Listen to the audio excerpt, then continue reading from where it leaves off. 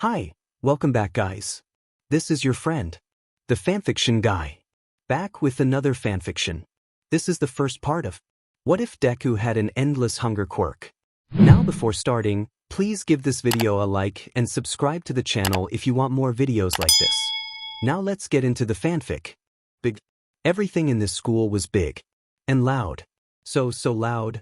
His home was always quiet unless he was eating dinner. Then it was filled with chatting so loud noises didn't suit him. In middle school, he could ignore it by using headphones, sometimes listening to softer music, and other times just wearing them to block out the noise. But he couldn't do so on the most important exam of his life, could he?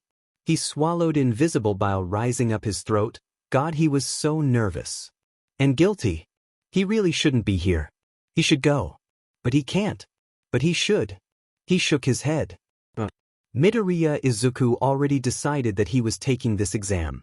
He had to follow through with it. One last time. It's not like he didn't practice. He had actually put quite the effort into preparing for this exam. He spent 10 months on this actually, and not a day went by that was put to waste. There was a hidden beach behind a forest that was filled with trash due to its location getting exposed a long time ago to tourists. No one went there anymore, its secret beauty was gone, and there were a lot more beaches around elsewhere with restaurants near them. The only people who went there anymore were private companies dumping their waste illegally, and even then, they had stopped coming due to getting their costing more than just paying the legal fees. But despite the odds, he managed to clean it up, all for the sake of learning. Funny how a power he had taken from literal trash ended up removing trash elsewhere. He had no one who could laugh at the joke though. He kept his head down. He didn't want to risk even a second of awkward eye contact with someone and frazzle his nerves more than they already were. Instead, he played a small game of trying to avoid stepping on the lines of the walkway, even if it was basically impossible with the path being made of bricks. It calmed his nerves. The moving around always seemed to do that. Keep his head down. Hands in pocket. Don't be a threat. Don't look around. Follow the crowd. Just ahead of him, someone else pushed the door open harshly, enough so that he could keep his hands in his pockets and maneuver around the closing door. He blinked a bit, trying to adjust to the somehow brighter atmosphere. UA was somehow even grander on the inside. The lights coming from the numerous windows almost blinded him, putting a spotlight on everyone. The crowd came pouring in around him, some nervous, and others confident. The sheer amount of people took all the oxygen out of the air, and he felt as if invisible hands were placing pressure on his neck.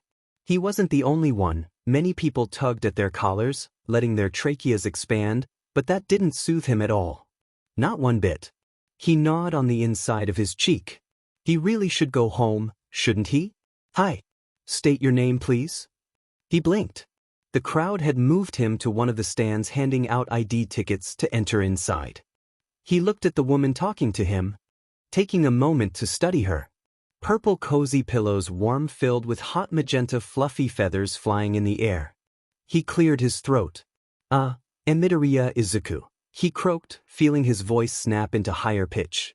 The woman just smiled, either out of kindness or amusement from his panicked state, a little bit of both, probably, writing his name down and handing it to him. All right, just peel it from the wax paper and stick it on your shirt. Then head through the metal detectors. Our reputation is quite formidable, so we have to be extra careful in case we get any unwanted guests. So sorry for the extra security. He nodded, giving a smile he didn't mean. Insincerely, he continued on his path, biting the inside of his mouth lightly as he walked through the metal detectors without trouble, checking for his name on the participant board and wandering around the halls to find his testing room. There were so many, it took people over 10 minutes to find. Walk in, sit down, keep his eyes locked onto the floor so no one could trip him. He'd been through the motions before at his old middle school. This was child's play when no one was targeting him. He settled into a seat, choosing the far left corner that was in the back but closer to the door than the right. The classroom was surprisingly full of chatter and conversation. Different types of people, loners, criers, the ones who thought acting normally until the very last second would calm their nerves. For some people the method actually worked, but he could tell that others were just faking it. Everyone could, but no one gave a DM in. He was a little more than surprised when a pro hero, Snipe, walked in, even though it should have been obvious. UA was a hero school, of course its staff was mostly licensed pro-heroes. White sharp snowflakes falling strong and fast cutting through the air like birds in the wind. The man was wearing his hero outfit, his cape wrapping around him like a blanket and blocking Izuku from seeing what was underneath. He had a giant S emblem on his cowboy hat, and a gas mask that reminded him of Chernobyl masks from hundreds of years ago. His eyes flickered from observing the powerful stranger to his desk, pointedly looking when Snipe was clearly not looking at him. No matter how much he wanted to ask questions, or maybe even get an autograph, he was far too shy to ever try and ask. Pro-heroes get asked for that stuff a lot. It was probably annoying to them at this point, and Izuku didn't want to bother them. He closed his eyes, taking a moment to breathe as his test was placed in front of him. He had crammed hard, he was so back and forth on attending that he waited until 2 weeks before the exam to start studying for the written portion. Training physically was different. 10 months ago showing up was more of an ideal than a possibility. Like everyone else, Midoriya Izuku had fantasies, and he favored them over reality. He dreamed of his hard work paying off in this very moment, every experience shaping him into a hero, helping people the best way he could, helping himself by running to his dreams. But practicing academics was more of a commitment. After all, studying's only purpose was to get into UA. Becoming a hero was make-believe, hero school was real. So he hesitated until he was forced to make a choice. And he still didn't know if his decision was right. What would his mom think if she figured out what he was doing right now? His heel was bouncing up and down silently. He didn't want to disturb anyone with rhythmic tapping, and his hands were waiting impatiently to turn the page. He breathed slowly, his pounding heart a metronome. At the end of the day, this wasn't the hard part. The practical exam was. He had trained and done all he could, which meant that all he had to do was apply it. That was it. Was that so hard? Probably. It's UA after all, they weren't going to make their practice exam simple. He really should leave, shouldn't he? Start. His mind went blank as he violently turned the page, eyes locked and brain focused as he began to read the questions. He kept chewing on the inside of his mouth, just to make sure he would go too far into the darkness of human conscious. He fell into similar motions once he had gone through all his life. Time? Ahead by 2 minutes. Go. Essay question? Prompt. Sources. Find the important parts, ignore the rest. Who wrote this? There's bias, easy counterargument. Thesis. Point 1. Point 2. Counter.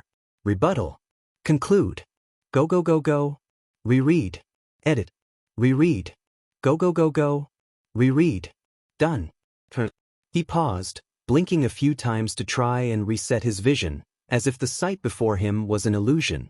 The page he had turned returned an empty stare, with bolded words in the center telling him that this page was left intentionally blank.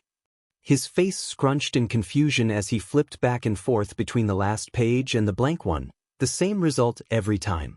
He flipped through the entire testing booklet, flipping through the pages until it finally reached the same blank page. He blinked. That's it? That was UA's written exam? That was easy. He apprehensively stood up. He gripped his testing booklet and answer sheet tightly, but not hard enough to bend the paper.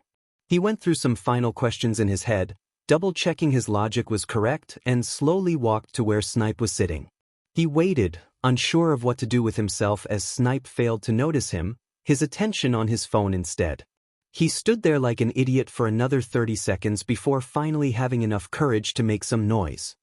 He cleared his throat, weakly but loud enough for Snipe to notice him. Even under the mask he could tell that the man was confused at the sight of Izuku, but not in a bad way. Sorry to bother you, sir, but I've finished. He managed to mumble, holding out his test. Papers so far from his body you would think he was trying to feed a starved tiger some meat without getting mauled. Snipes had just barely moved, but Izuku was observant enough to catch it. He looked at Izuku, then at the papers, then at Izuku again. Then at the clock, then back to Izuku. It's been an hour and 45 minutes, he said, stating the fact like it was some sort of grand secret. Izuku bit the inside of his mouth harder, looking at the clock and back at Snipe. Yes. Another pause, followed by a sigh. Look kid, if you're just giving me a blank test, I don't want it. It's better if you just go through the problems and guess then give up now. Don't just give me a half-hearted test and walk out of here without trying your best. Come back when you put answers for all of the problems. Izuku blinked, his face scrunching up into confusion at Snipe's words. He could feel a couple people's eyes on him, a few getting distracted from their test to watch the interaction at the front of the room. He took a deep breath, whispering loudly enough for only Snipe to hear. I did answer all the questions, sir. You can look through if you don't believe me. Snipe stared at him, though it was anyone's guess on what the man was feeling at the moment. He looked at Izuku, then at the papers, then at Izuku again. Then at the clock, then back to Izuku. You finished this in less than 2 hours? An astonished Snipe asked. He could feel his face turn red. Yes? I guess I did, he answered, his voice shifting into a high pitch near the end. Everyone in the classroom was looking at him now, though some still had their pencils moving even as their attention diverted elsewhere. He looked down, his favorite direction, at his red shoes and the beige floor tiles. There were no people to be seen if he looked down. Eventually, Snipe sighed, taking the papers out of Izuku's hands and leaving the boy stranded, awkwardly standing there without a purpose. All right, you can go then.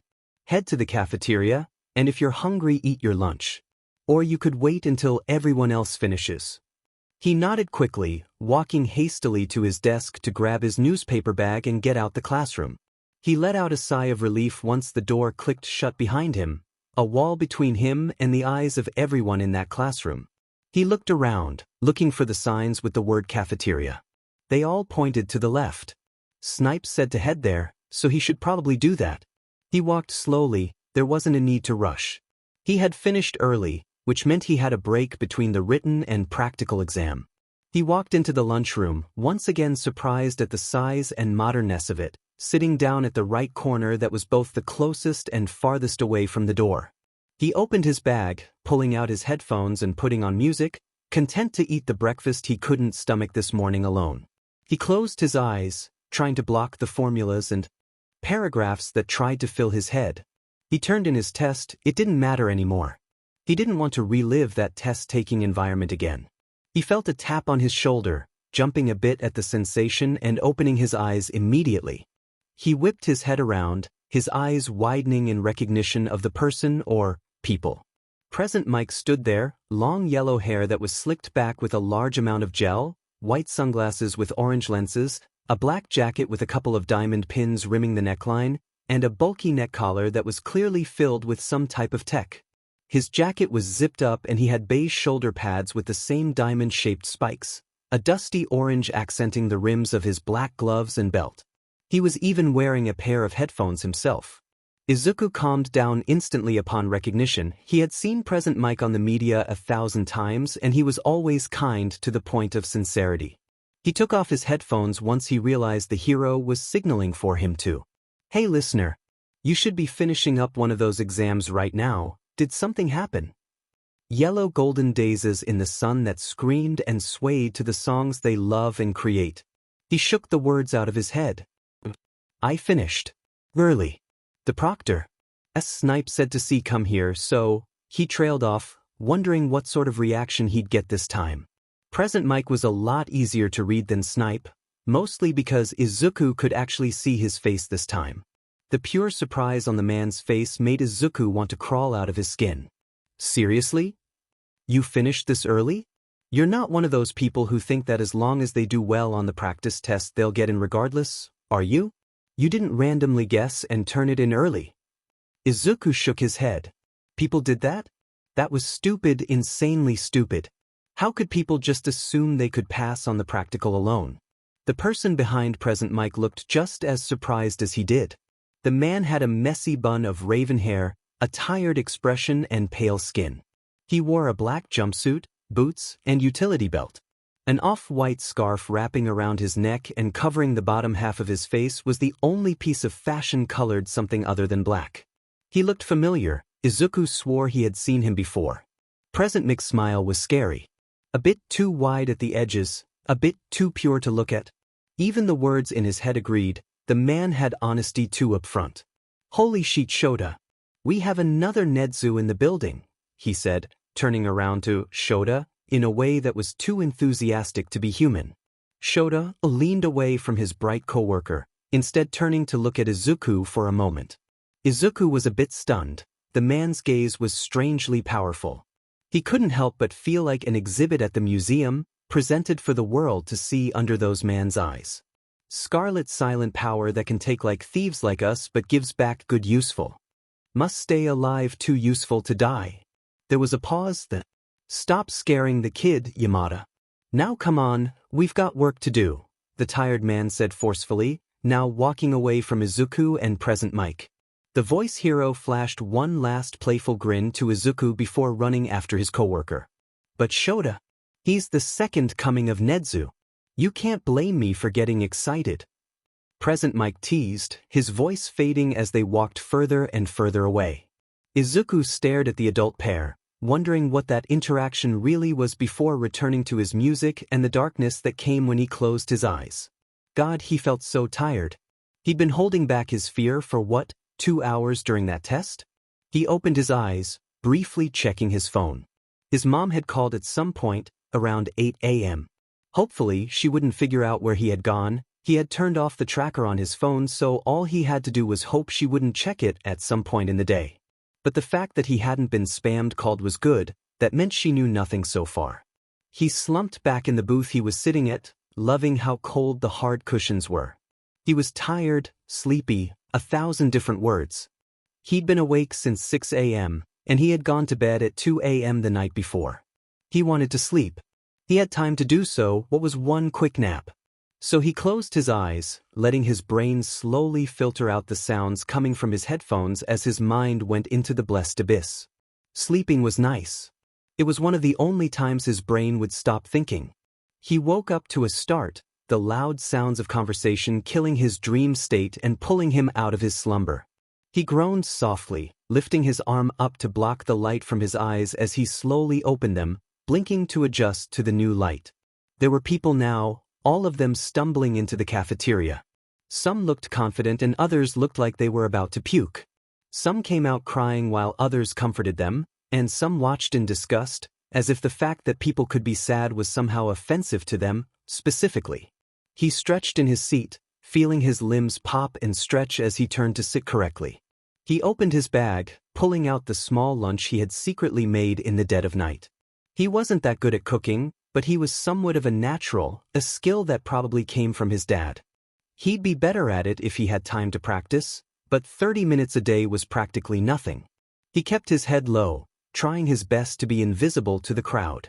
He knew that some people from his past schools were going to be here, specifically Kaken, and he really did not want to risk them seeing him. It's why he chose a booth facing away from the door, so he could hide behind the height of the seat and curl into a corner. Was it cowardly? Yes, absolutely. But he didn't come here to stop being a coward. He came for closure. So he ate his lunch silently and quickly, eventually, standing up to leave once it was time. He followed the crowd once again, ignoring how his heart jumped every time a person nudged him, all the way into the auditorium, which was unsurprisingly massive. He froze, though, once he saw who was going to sit right next to him in his assigned seat. His ex-best friend, the person who had time and time again banned Izuku from coming to Kaken, was sitting there, his spiked, light blonde hair sticking out as usual. Izuku instinctively stepped behind the back row of chairs, as if the boy had eyes at the back of his head, about to jump out and attack him at any moment. No. Of all the people who was assigned to neighbor his seat, did it have to be Kaken? What happened to his mediocre good luck today? The auditorium doors closed, everyone filing into their seats and waiting for the presentation to start. His eyes flickered from his seat to Kaken, to the front stage and back to his seat. He couldn't sit there for, well, obvious reasons. But he had to sit somewhere. There was no chance that a free seat was available that he could just take. They always max out the number of participants in the test, and there was no one in the world who would dare miss UA's practical exam. He glanced down, up, left and right, to the side where a large concrete pillar upheld the building. What if he just hid behind the pillar? He walked cautiously, hoping no one would notice his strange behavior as he quietly circled behind the back of the pillar. He stuck his head out, just enough so that he'd be able to see the screen, crouching down low to avoid being spotted. Well, as embarrassing and pathetic as it was a solution. He'd do what he'd have to do at this point. So he listened to present Mike, shocker, right? Explain the rules of the practical exam all while hiding behind the concrete pillar like a loser. There were 4 bots, a 1, 2, and 3 pointer, and a cryptic 0 pointer that barely any information was given on. It was within Izuku's expectations. UA was notorious for being so rich and over the top with its tests that fighting giant robots wasn't exactly out of the ballpark. He quickly walked away from his hiding spot just as Present Mike told everyone to leave, that way no one would see him creep out of the corner and judge him severely for it. He kept walking, ahead of the crowd this time. He wanted to put as much distance between him and Kaken as possible. There were locker rooms to put your stuff in, and Izuku reluctantly took off his newspaper bag and placed it and his phone inside, closing the locker door hesitantly. He had found a light blue tracksuit in the back of his closet, one that cupped around his neck. The neck covering was necessary, 1 because of his scar and 2 he hated showing skin because of the risk. Given the requirements, this was the only outfit he could move around well in, so it was the obvious choice to wear. His black gloves were velcroed on tightly. He shrugged at himself at the mirror giant hanging mirror, his eyes lingering to the small white spot in his hair, before turning around to follow the crowd to their testing sites.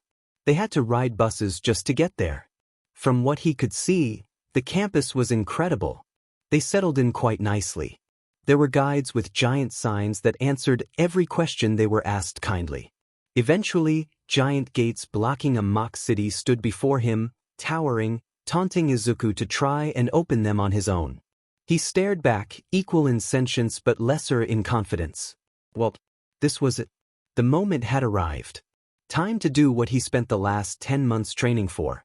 Time to finally use his power in front of other people. Time to turn something bad into something good. He glanced around, unconsciously comparing himself with the crowd. He wasn't in danger of making any eye contact with anyone. Everyone was far too busy staring those cocky gates down with their bloodlust and desire to get this over with. A girl with short, brown hair was shaking near the front. A short, bald guy who was shaped like an egg with a stupid smile was waddling around.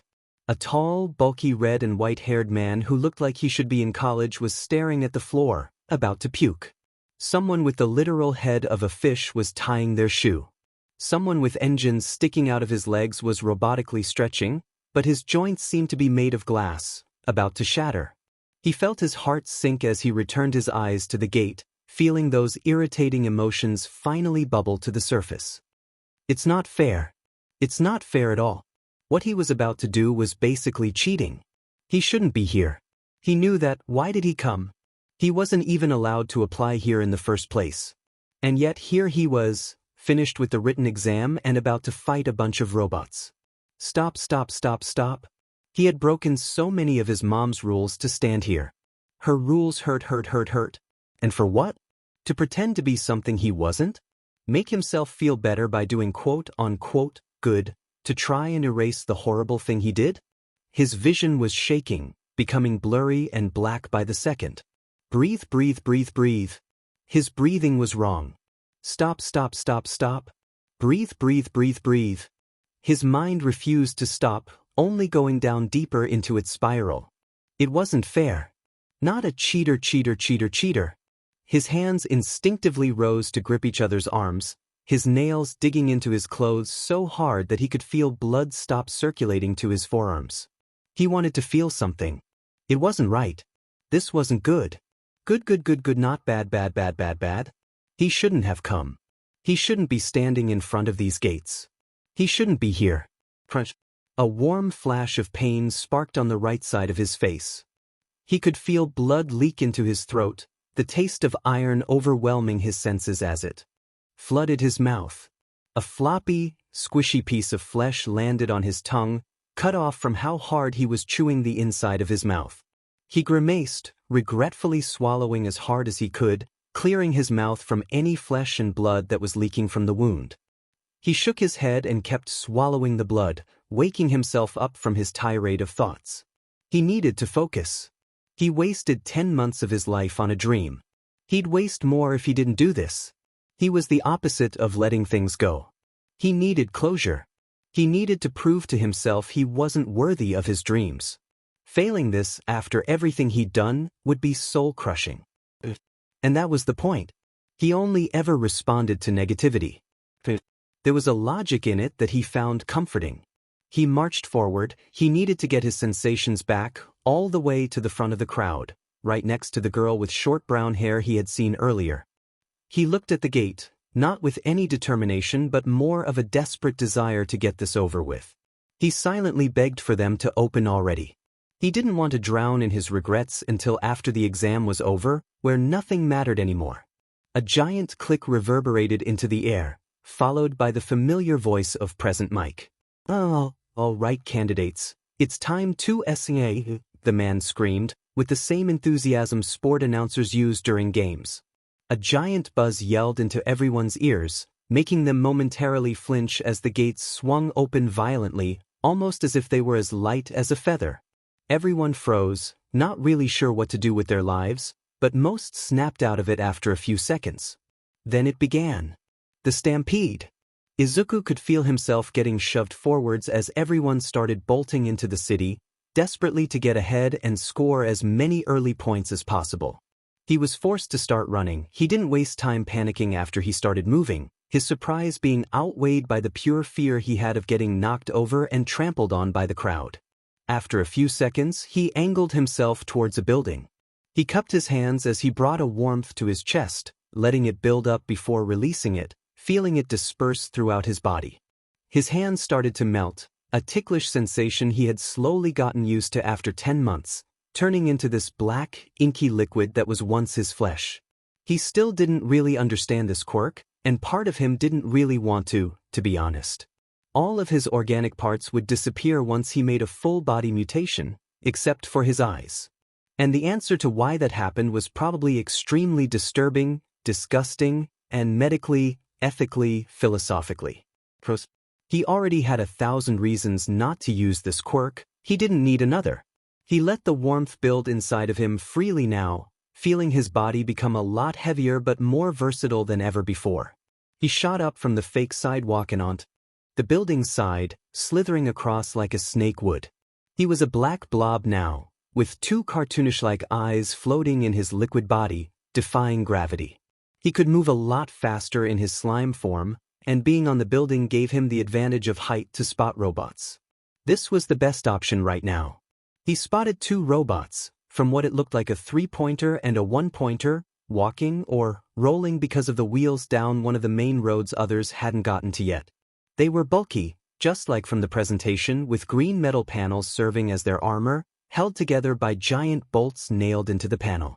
The first pointer had 1 wheel, a vertical body with a small head and 2 shield-like arms. The third pointer was more bulky, as if a tank and a spider had a baby, shuffling along at a slower pace with 2 machine guns strapped to its back. They looked very threatening. If that was the intention, then they succeeded.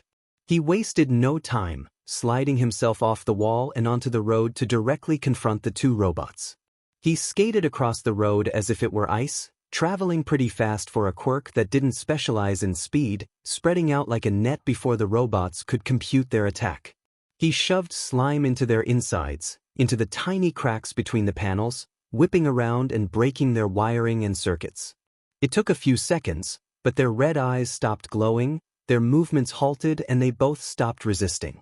Izuku stayed there for a few moments, stunned at the fact that he had actually succeeded in getting points before blinking, and shaking his metaphorical head that didn't exist right now. He needed to get a move on, so he continued to slither down the road. 30 seconds passed by. Another 1-pointer, this time in attack mode when Izuku found it, throwing its shield arms around and using them like shovels, pushing against the apparently soft concrete of the buildings and throwing the fragments onto the road. That was strange. Izuku narrowed his eyes. Why was it attacking before he arrived when no one else was around? He blinked as another person came into focus. Their spiky, lavender hair was the main feature of them. They had violet eyes, they looked tired with large, inconsistent movements, and they were scowling at the sight of the robot, as if its meaningless existence absolutely disgusted them. Izuku moved to turn around. He wasn't going to slosh in and steal their kill. That would just be rude to the other contestants. And he didn't want them doing it to him either. Best to leave everyone alone. Hell. Can't you just drop dead already, you stupid metal trash bin? The lavender boy screamed. Izuku looked back, now observing more carefully. God, he didn't have time for this, but if this guy was having trouble then there was a chance he'd get hurt. And he became glad once he saw how much this guy was struggling. The boy was just dodging, there was no attack in his movements. The only bit of retaliation given back to the robot was a look of murder and frustration on the kid's face. If looks could kill, the robot would have been dead a while ago. He stared at the lavender-haired boy for what felt like ages. Why wasn't the guy using his quirk? This was the hero's exam, the whole point was to use your quirk. So why wasn't he? This guy didn't have a physical quirk, did he? Well, that wasn't really fair. He didn't really think about the consequences of his actions. The wasted time, the possibility of breaking the rules, none of that really mattered to him. He just let his liquid body envelope the one-pointer, restraining it but nothing else. The boy yelped in shock at Izuku's sudden appearance, his surprise quickly turning into annoyance once he saw Izuku stealing his kill, but turning into confusion when Izuku didn't destroy the bot. Instead, Izuku just stared at the boy, his owl-like eyes picking apart every detail of the kid, including his quirk. Bright purple flames that scream and shout with insults, but they don't burn, they are cold and deceitfully freeze those in a question of their victim's creation. The quirk was bright. The color, aster flowers and the beetles that nestle on them, peaceful but a bit intense at first glance. Don't want to touch the bugs. Yeah, Izuku made the right decision. This kid was a good person. He could just tell. Well, are you going to hit it? He asked, his voice a little more bubbly and rasped than his human form. The boy just blinked, even more confused. What? Izuku gestured with his slime body over to some of the rocks on the ground from the robot's rampage. Take a rock and smash its head. The metal is probably really weak and easily breakable. Go on. The boy paused, only for a moment, before shaking his head, picking up one of the rocks and struggling to carry it over to Izuku and the robot. The one-pointer was easy to restrain. Izuku flooded its joints with his own inky body and restricted them from moving. He angled it a bit towards the lavender-haired kid so that it'd be easier to hit. The entire time, the kid was apprehensive, looking at Izuku as if he were an illusion or some type of evil monster. But eventually he stumbled towards the robot, taking a deep breath before swinging his arms up and down, the rock melting through the machine's head like butter. Izuku could feel the robot stop trying to resist, so he let go, moving his liquid body to its arm and pulling off one of its scooper shields. He floated it just above his surface, right in front of his fellow participant. He couldn't smile, so he could only hope his goodwill could be read through his eyes. This thing's pretty sharp, so you could probably use it to hurt the other robots too, he said, pulling back once the boy hesitantly took the shield. The boy paused, staring at it and then back at Izuku.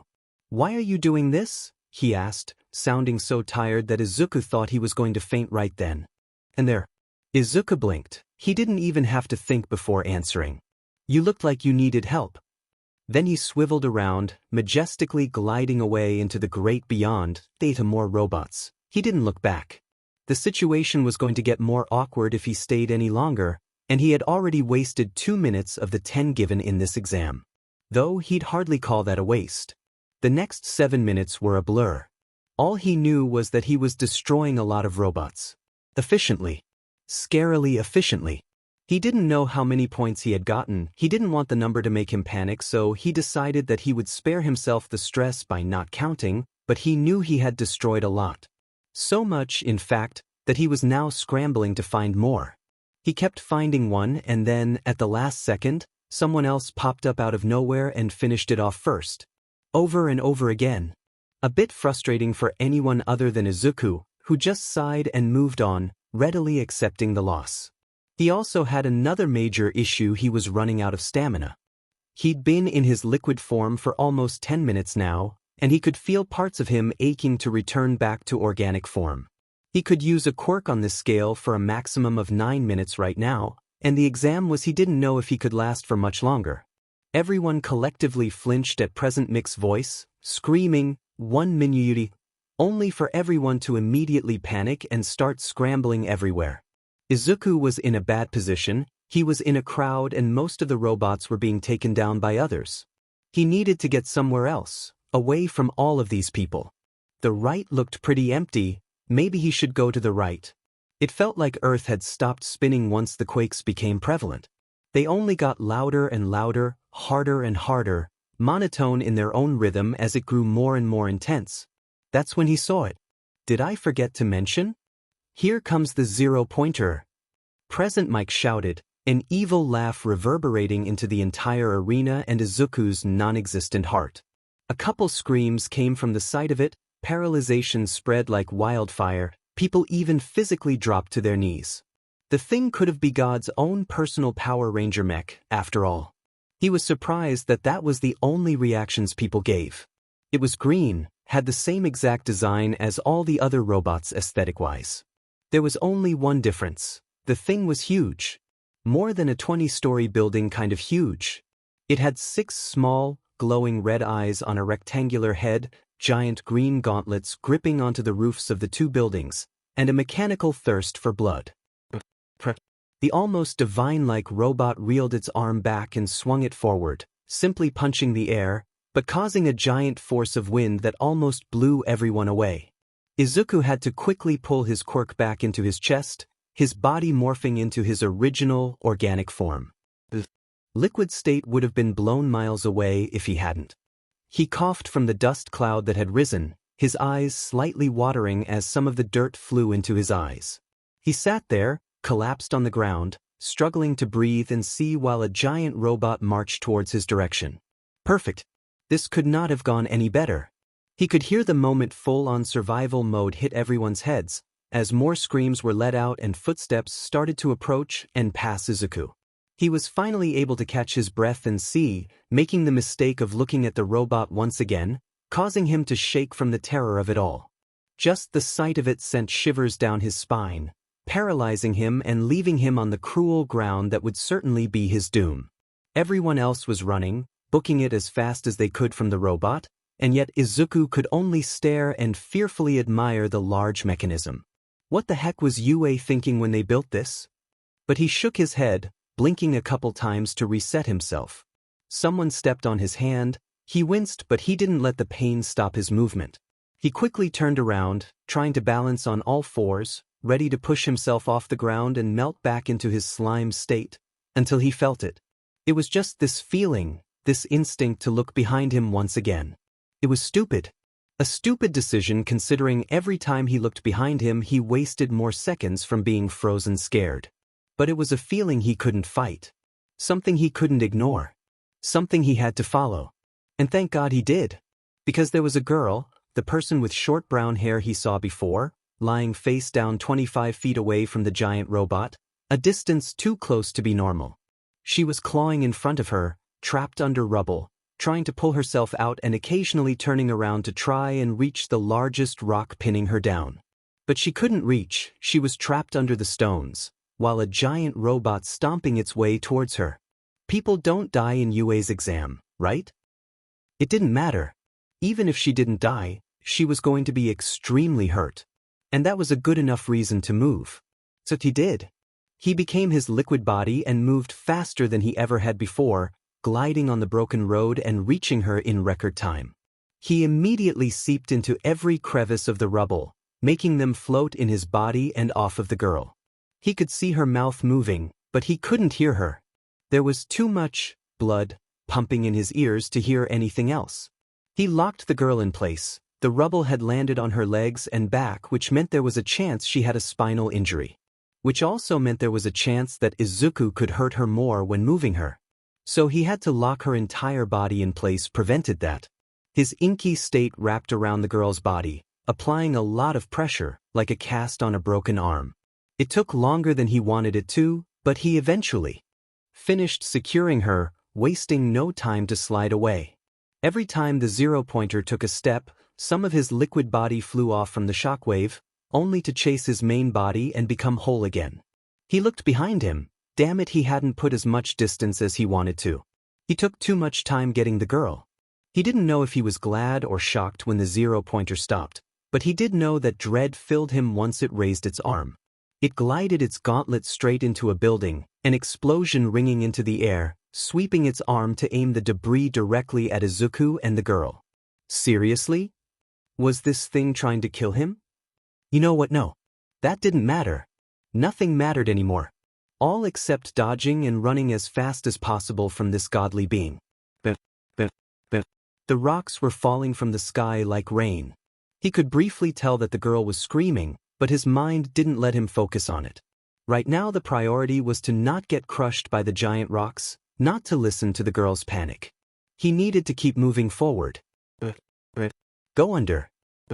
There was nothing he could do to attack, so just dodge. He simplified it to motions, to routine. It was easier to dodge if you thought about the attacks like a pattern. But even he couldn't dodge everything. A giant piece of concrete slammed directly behind them, releasing a shockwave that threw Izuku's liquid state into the air once again. His body split, his grip on the girl became completely loose as she too went airborne. Then his liquid state snapped together, quite suddenly even for Izuku. It melted back into the teal color of his tracksuit, his eyes were moved into their reforming sockets, his flesh and bone morphing from the ink. His time limit was up. Damn it, this was bad. Very, very bad. They both landed with a thud, Izuku avoiding a faceplant by using his arm, pain rocketing on his chest almost immediately. He stayed on the ground, breathing heavily as he tried to recover what little energy he could. He slowly opened his eyes, shaking off the shiver that went down his spine as he felt the earth tremor from another step by the robot. He looked for the girl, sighing in relief once he saw her doing the same, albeit coughing up a little bit of sludge. It looked like she wasn't too hurt, then. That was good. For now. He groaned as he tried to push himself up. His entire front side hurt felt like a giant bruise. But that didn't matter, he needed to go. He needed to grab the girl and freaking go. He tried to bring the warmth back to his chest, struggling to push it to the surface from his lack of energy and concentration. Damn it, now was not the time to be struggling. He stood up, taking a few shaky steps but ultimately finding his balance among the earthquakes. Fine then, if he couldn't use his quirk, he'd run. The robotic footsteps were even louder now, and he didn't even want to know how close the thing was to him and the girl, so he didn't dare look behind him. So he ran. Every breath felt like getting stabbed in the chest, but that didn't matter. His body ached at the notion of leaving the ground behind, but he didn't care. Get to the girl and run. That's all he had to do. Get to the girl and run. He didn't waste a moment, just grabbing the girl by the arm and running, intending to drag her to save his strength. He struggled to pull her along for the first second, but it became surprisingly easier in the next. He took a risk and glanced behind him, resisting the temptation to look at the robot. The girl was floating, being pulled weightless along by Izuku. Was that her quirk? That was amazing. If it was a turn-off of gravity, then the possibilities could be endless. Not now. Giant robot, remember? Hey, thank you so much for this, and I'm sorry to ask, but can you run any faster? The girl shouted, sounding almost embarrassed by the request. It was masked by the fear in her voice, but Izuku caught it. Izuku didn't respond. He didn't want to say a snarky comment back. That would be rude, and he didn't want to waste his breath on an, "I'm trying." He just dug his heel in deeper into the ground and launched forward, hoping that would be enough of a response. The ground's shaking was so intense that Izuku lost his footing, toppling to the ground again with the girl floating awkwardly. This time he fell face forward without a cover. He could feel his senses null for a moment as his skull collided with the ground. His hearing went dead. He tried to hear the muffled screaming of the girl asking him if he was okay and the loud creaking of the death machine behind them, all for naught. A high-pitched ringing drowned the sounds out. He opened his eyes. Why was everything so bright? He could make out the outline of the floating girl. She was on the ground now. Why was she on the ground? She should float away. Why wasn't she floating away? He tried to move, but the world spun so fast it nearly knocked him out. How hard did he hit his head? The entire ground, including Izuku and the girl, shook more violently than ever before. Even through the ringing of his ears, he could hear the girl's jaw snap shut at whatever monstrosity was behind them. He turned around, surprised at how pristine his vision had gotten all of a sudden, his eyes clearing up at the singular moment Izuku did not want it to. He didn't know what he felt first. Frozen? Adrenaline? Pure, unrelenting fear? Something of the mix. All for naught as numbness soaked in. He saw a giant panel of green, the bottom of the zero-pointer's foot, directly above him and the girl. It was obvious that the robot had brought its leg up, ready to slam the hero hopefuls onto ground and turn them into pancakes. People don't die in the UA exam, right? The answer was yes. Izuku was dead. So dead. He felt almost tranquil at the face of the end. His thoughts went to how to make it painless. He relaxed his body, controlled his breathing, and closed his. He didn't want to count the seconds until impact, he'd rather it happen spontaneously while he was in darkness. So he waited. Waited for the sound of metal creaking and the feeling of 100 tons of steel crushing him into the ground. Breathe in. Breathe out. Beep. And that's it, folks. Please return to the entrance and make your way back to the general locker rooms. Thanks for applying. You'll get your results in about 2 weeks. Good luck. That's it?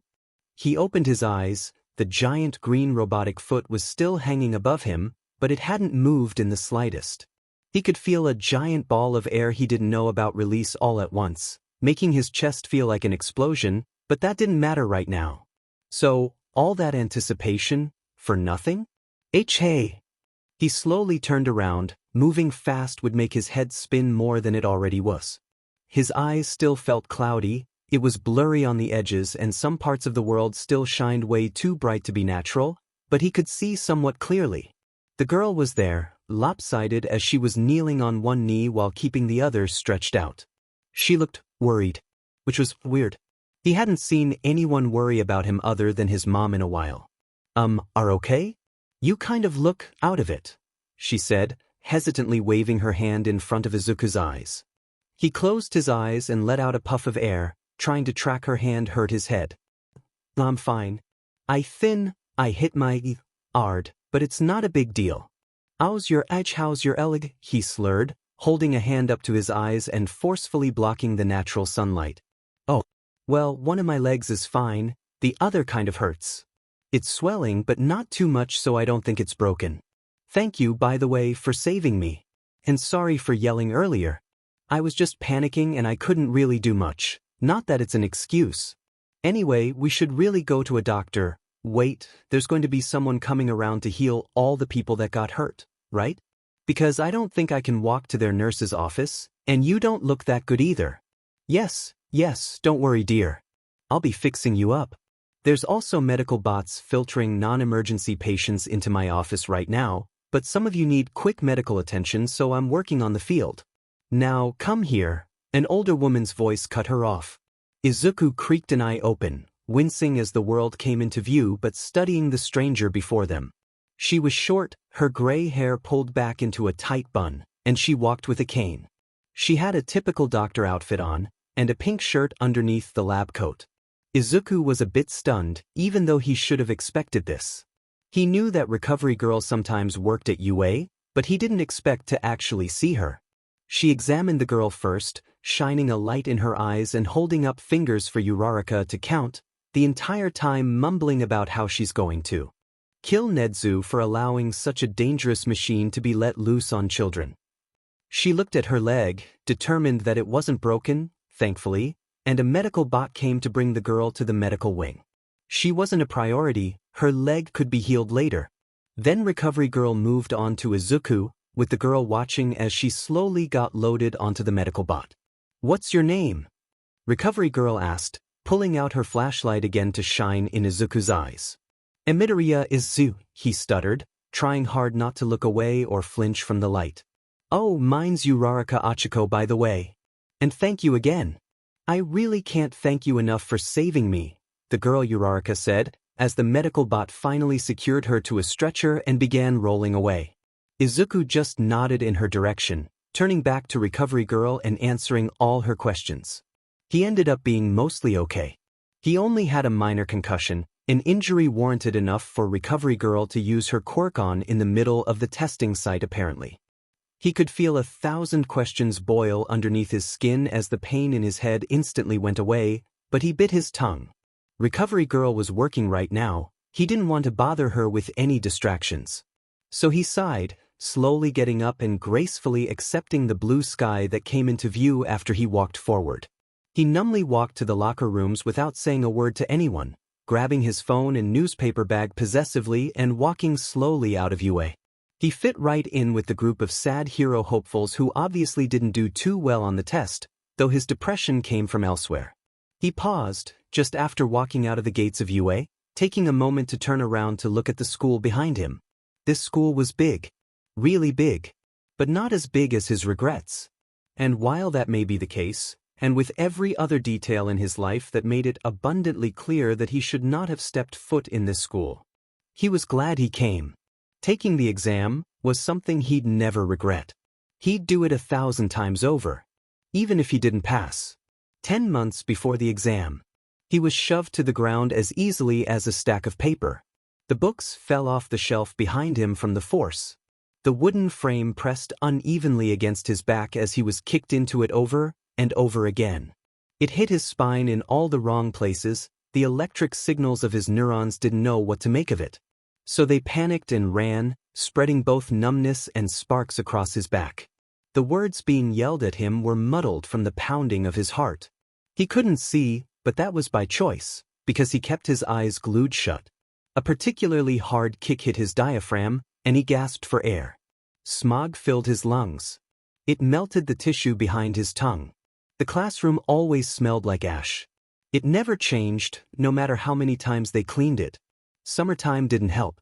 No one important was there to create a fire, but it didn't leave. Maybe the smell had traveled inside of Izuku. Maybe his lungs had become blackened, and that's why it felt so hard to breathe. His struggle wasn't from a lack of effort. He did try, he put more effort into breathing than anything else, just for the sake of breathing. But the world felt like it didn't have enough seconds in a minute.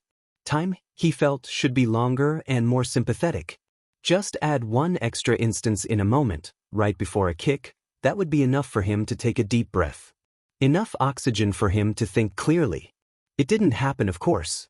He had to settle with a gasp, a cough, and a wheeze. There was graphite on the ground. One way or another, it found its way there. Someone would knock a pencil off his desk every day, and every time, the pencil landed on its sharp point. Another kick. He tried to brace himself by planting his hands on the ground so that his spine wouldn't dig so harshly into the shelf behind him. He tucked his head between his shoulder blades in a feeble attempt to defend himself. If he really wanted to, he could open his eyes and see every detail of the marks.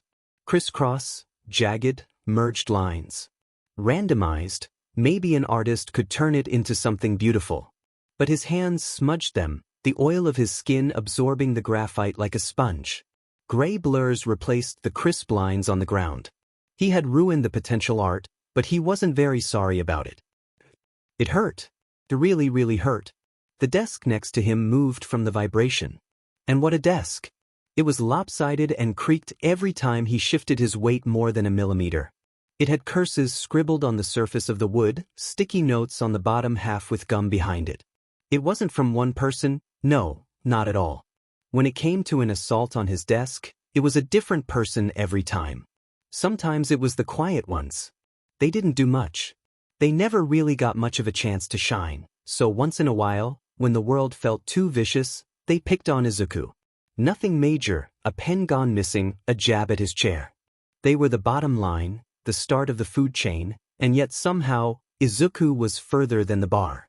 He was the only one that could make them feel like champions by sitting there, pretending to look gut-wrenched and miserable when he truly felt nothing, so they'd get the reaction they wanted. Good for them. They found an escape. They scattered when the sharks came though, and while that was a bit cowardly, Izuku didn't really have a leg to judge upon for that. The sharks liked the finer and larger pleasures in life. Izuku could live with everything else, but it was these people who made school such a taxing place. It had been like this forever, elementary to middle, same group of people. Horns, wings, he really liked looking at the wings, Not so much when they lifted him too high off the ground and pretended to drop him palms of fire. He was so familiar with it, and the words that popped into his head because of them, that he could recite it in his sleep. Well, assuming he had the energy, of course. Izuku usually passed out quickly during school nights. Tired of being on edge all the time, he supposed. Algebra wasn't exactly easy to get through. Sometimes he messed up and got himself into situations just like these. Today's mistake was being honest on the high school request form. He hadn't expected his teacher to read them all out. But it didn't really matter. His beatings never changed his routines. Every day he'd wake up, take a shower, pack his bag and go to school. His hands would shake as he walked, but he'd calm its twitching by writing in his notebooks. If a hero fight happened along the way, he'd sit there and watch. Sometimes he'd spot a stranger with an interesting quirk. It didn't matter as long as it gave him something to do. Something to distract himself with. He'd continue writing in his notebook the entire day. It covered the slurs written in permanent ink on his desk, so that he wouldn't have to see it. And he'd fight the twitching of his jaw too, coercing him to grind his teeth into powder. That feeling had plagued him ever since he was 5. Sometimes he'd wake up with his mouth sore from all the sleepless grinding he had done in the night. He broke 2 mouth guards before his mom gave up buying them. So to stop it, he'd sek the skin on his cheeks and tongue between his molars in the day so that his mouth couldn't fully close. But over time, chewing the skin became the new hobby. His mouth was now riddled in scars and canker sores from the years of damage. The end of school determined whether it was a good day or not. If he managed to run out before Kaken could catch him, it was good. If he didn't, then it was all right, he supposed. At least he'd have something to do when he got home. On those days, when the time was right, he'd wash the soot off his clothes, fix the holes in his uniform, and fall asleep quickly to get through the pain. Nothing ever changed. It never would. And he accepted that. He lurked forward at a particularly hard kick, coughing from the sheer strength of it. He tried to recover the air that escaped his lungs as he continued to look down. He bit the corner of his mouth, enough pain to distract from his stomach and chest. Just a little longer, just take it for just a little longer. Listen to me, shitty Deku, Bakugo growled. Don't you dare apply to you. I'm going to be the only student from this stupid school to get into UA, alright? This place is going to be my origin story, and I'm not going to have a useless rat like you ruining it. Understood? He bit mouth harder as he nodded yes, still angling his head to the ground and chewing harder, trying to block his cries from escaping. He knew he didn't have permission to speak in that moment. Izuku had learned long ago that compliant silence would end the beatings faster than anything else he could do. Fish was burning his throat, but he wasn't brave enough to try and clear it, so he just tucked his chin further into his chest and swallowed as hard as he could. He decided to stay like that to look even more pitiful. Maybe Kaken would be satisfied with that. Unfortunately for him, Bakugo didn't take his cowering state as enough of an answer. As he looked down, he missed the grin Bakugo sent his 2 minions, and the short nod they gave him back. He only felt as his arms pulled to the side, as if he was about to be nailed to a cross, scared out of his mind as he was forcefully stood up. He felt an exacerbated thought escape his mouth, though it was more air than voice. He struggled for a moment before remembering what that would get him, and fell limp to their hold, just preparing his mind to take whatever was about to happen. A hand barely hovered above his skin, halfway from his neck to his shoulder. It froze both his body and mind as he mistakenly looked Bakugo in the eye. Fire of lions of roars and screams from hell itself with a pride so powerful it could take the sun, but Andromeda is bigger and brighter and hotter, so the heat can't swallow the stars and planets and comets at once as long as he takes. If you really want to get into UA, there's a quick way, you know. Go take a swan dive off the roof and pray for a quirk in the next life. Pain. That was all Izuku could feel in the moment. Like a white flash of lightning had struck him despite being under a roof. What felt like hellish fire engulfed his right shoulder blade, burning and begging to spread to the rest of skin until Izuku was in pure agony. Even he couldn't hold back a scream, which was surprising since he could usually amount it to a whimper or a small cry. But this was different.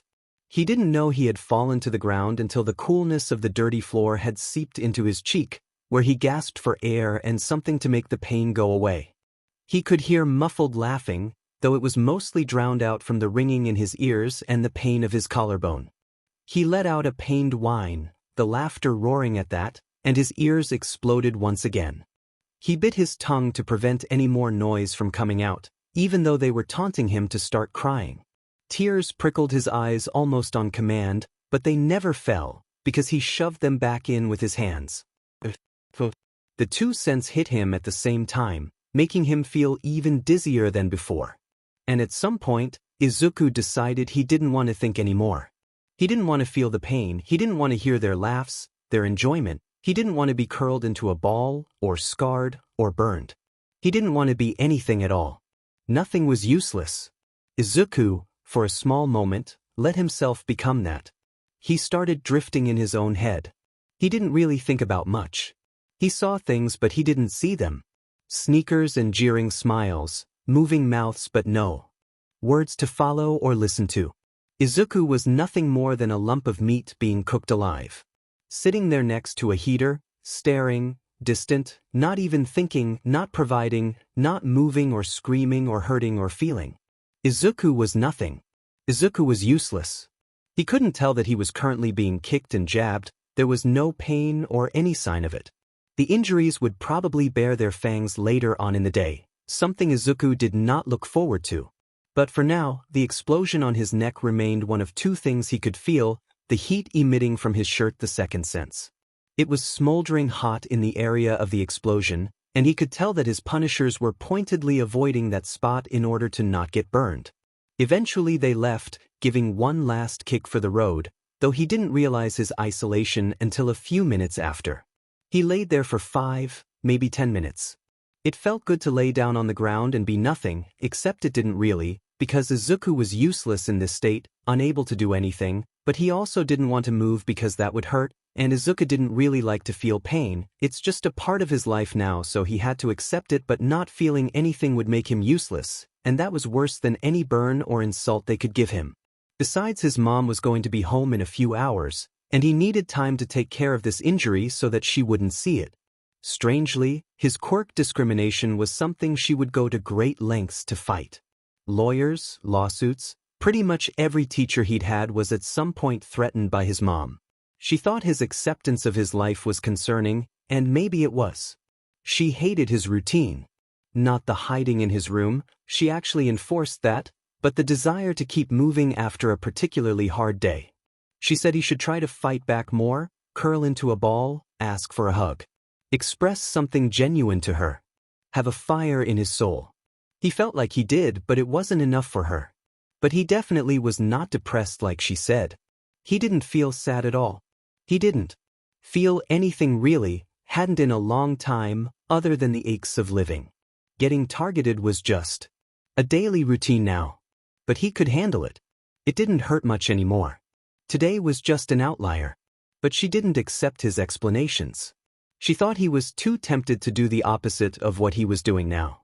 She was terrified that he was going to start avoiding his life and leave the world behind. Stay inside, do nothing and avoid all societal responsibility, become a lump of scarlet rot. He couldn't deny the urge to. It would probably be easier if he didn't go to Aldera, or anywhere, really. If he stopped trying, stopped thinking. So she tried, in her own special way, to fix things, namely lawyers against the superintendents. He was grateful for that, but it wasn't necessary. He feared being nothing far more than he did that. He stood up, making sure to flex his arms and legs in order to make sure nothing was broken, not that he'd seek treatment for it anyway. Once, he managed to hide a severe burn for about 3 weeks before his mother caught on. He was proud of that. She was shocked. She had a friend with a minor healing quirk patch it up, using the excuse of wanting to skip medical bills instead of taking Izuku to the hospital, where he most definitely would have been examined more seriously. He had paid extra attention during the whole process, asking his mom lots of questions so he could do it himself the next time it happened, and hopefully break his record. The questioning after wasn't pretty. His mother ended up dropping his aunt as a friend entirely once she found out what her unofficial nephew was doing. She tried to pay extra attention to Izuku after that, But her work was taxing and Izuku intentionally avoided talking to her about school, so the incident was left forgotten in the past. It was better to keep everyone in the dark about his life outside of home. And vice versa. Fortunately, nothing of his was broken, except for the items that were previously on his desk. They were scattered on the floor now, his notebook having a giant black spot signaling where Bakugo had released an explosion.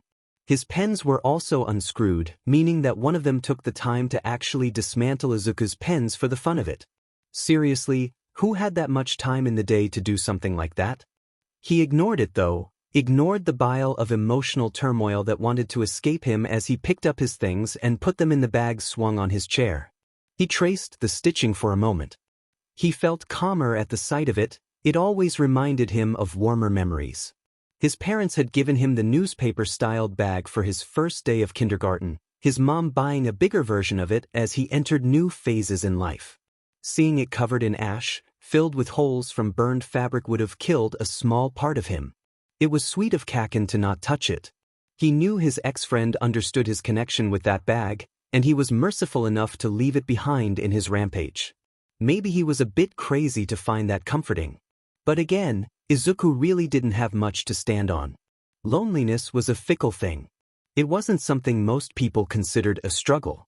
There were so many people in this world, so bright and audacious, and they all seeked connection, thrived on it, even depended on it, that it was hard to believe that you could ever be left out of something when there was always someone else on the corner to talk to.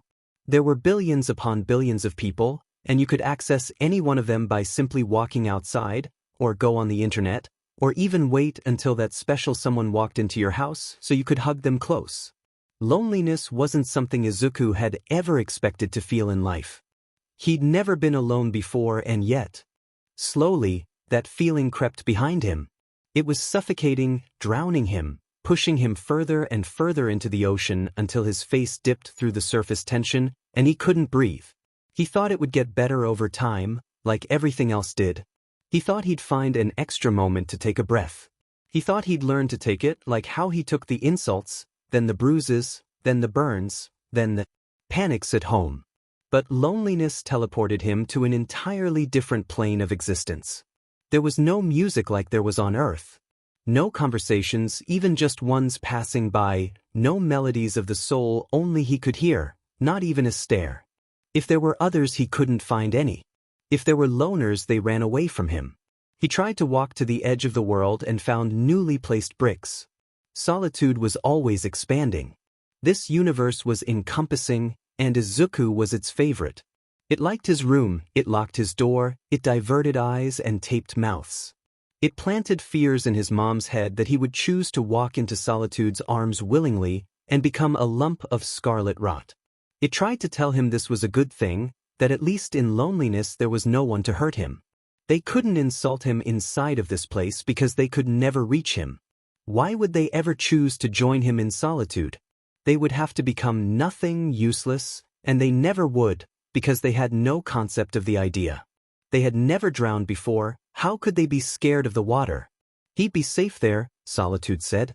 And it didn't smile or jeer or laugh or insult or slap or hurt or murder him, it just placed his broken body on the ground and walked away. It took his fear and senses, and left him to sit there uselessly, and Izuku would cry from relief in the fact that he could finally breathe, that one extra moment before a kick.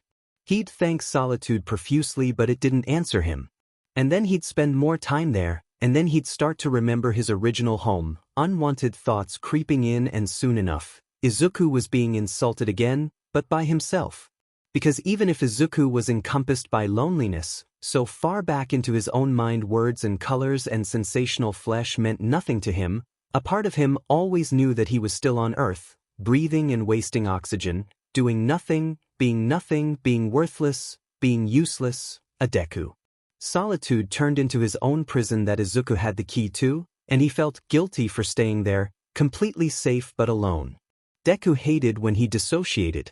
It was shame and weakness disguised as relief, a state of uselessness, of nothing. No one else ran from the viciousness, no one else entertained the gentle humming of loneliness, no one else would wake up choking on the blood he sacrificed to get away. How could something like him have the right to do that then? He who was lesser. The weakest link in the chain wrapped around his own neck, the one who barely had a purpose in this world, that he ran away from to sit in his own mind like a coward? And even without all the dissociation and lies, namely, being a quirkless freak, Deku was pretty pathetic. Even if he felt shame for it, he never made any moves, never strived to be or do anything that he wasn't already destined or told to do. But he dreamed constantly. It was another type of loneliness that kept him on a leash. He'd dream in class of heroism, the one thing he'd never be able to do, have fantasies of his grand life, if only he could achieve that. He'd be so happy if he wasn't himself, saving people, helping the world, putting smiles on people's faces, having the luxury and blessing of being the cause of that. And the looks people would give him. They'd like him. People would come up to him on purpose, they'd talk to him and be kind. They wouldn't hate him. He'd have a purpose, stupid useless Deku, and that was all he really needed. He'd have something to do in his life other than waste oxygen. How wonderful that would be. How fulfilling to do something that wasn't constantly for his own benefit. He wished that could happen with his entire. Then Deku's chair would get kicked, and Izuku would jolt up, snickers running across the room like buzzing flies. And Izuku would look at the sketches of himself he made in his notebook with shame, closing it with a desire to shred it when he got home. He'd stash it in the same place his mom put his other hero stuff in, a lockbox in the closet. He never had the strength to though. His dreams were really the only thing he had anymore. And yet, it was dumb of him to live for them. He knew, logically, that they were completely impossible to achieve, but he still talked and planned his life as if they were real. He'd get corrected, and he'd purposefully, blissfully ignore it. But still, even if he was constantly acting disillusioned, there was no effort to his words. If a stranger asked what he wanted to do, he said he'd be a hero. They would say he needed to start training then, learn some martial arts, train, do something towards that. He'd agree. A long time ago, he might have actually been inspired by that, and would come up with a whole workout plan, backups and all. He'd go to sleep excited to start. Then he'd spend the weekend in bed, nursing his bruises and the occasional burn, too hurt to even hold a cup, much less lift a weight. Someone always found out when he took it seriously, his mom, his peers, his teachers, canon. They were always quick to remind him otherwise. And that was what made him pathetic, really. The fact he had no desire to change, that he was all too accepting of reality, so much that he ran away from it. He understood that even if the life he was living was a lie, it wasn't necessarily untruthful. He was still useless in the traditional sense. His mind was so fragile he had to live in an illusion of his own dreams just to get through the day. He was weak, physically and emotionally. He was so quick to cry and beg and plead. The word sorry followed every sentence.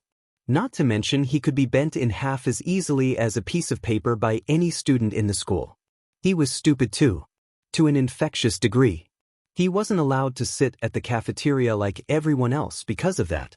He was a parasite on oxygen and addicted to the connection he used to have. He'd do anything to have it again. Even go to school, to be shoved and stared at and jeered and laughed at and hurt and bruised and burned and hated. Being hated was all he had now.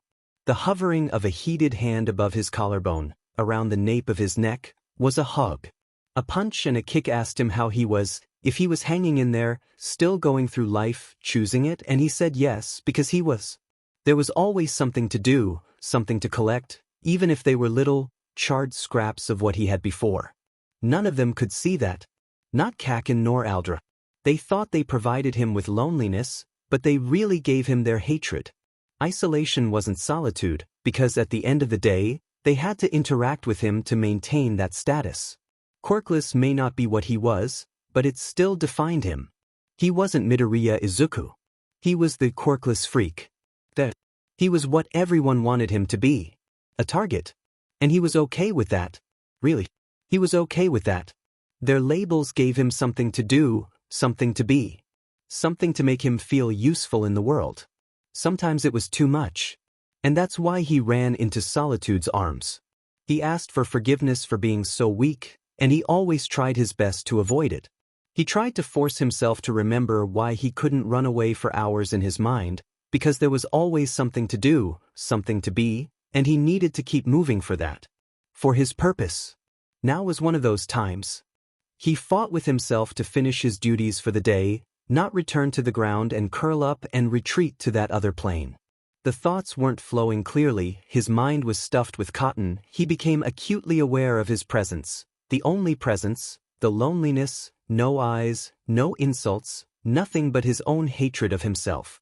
And he started chewing on his mouth to disturb the numbness, the new set of pain-shaking solitudes hold on his mind. It wasn't really enough. He started walking to the wall, paused, then banged his head as hard as he could. The pain made him feel something, and as long as he felt something, mostly pain nowadays, then that was enough to be fulfilled. For extra measure, he tried to remember.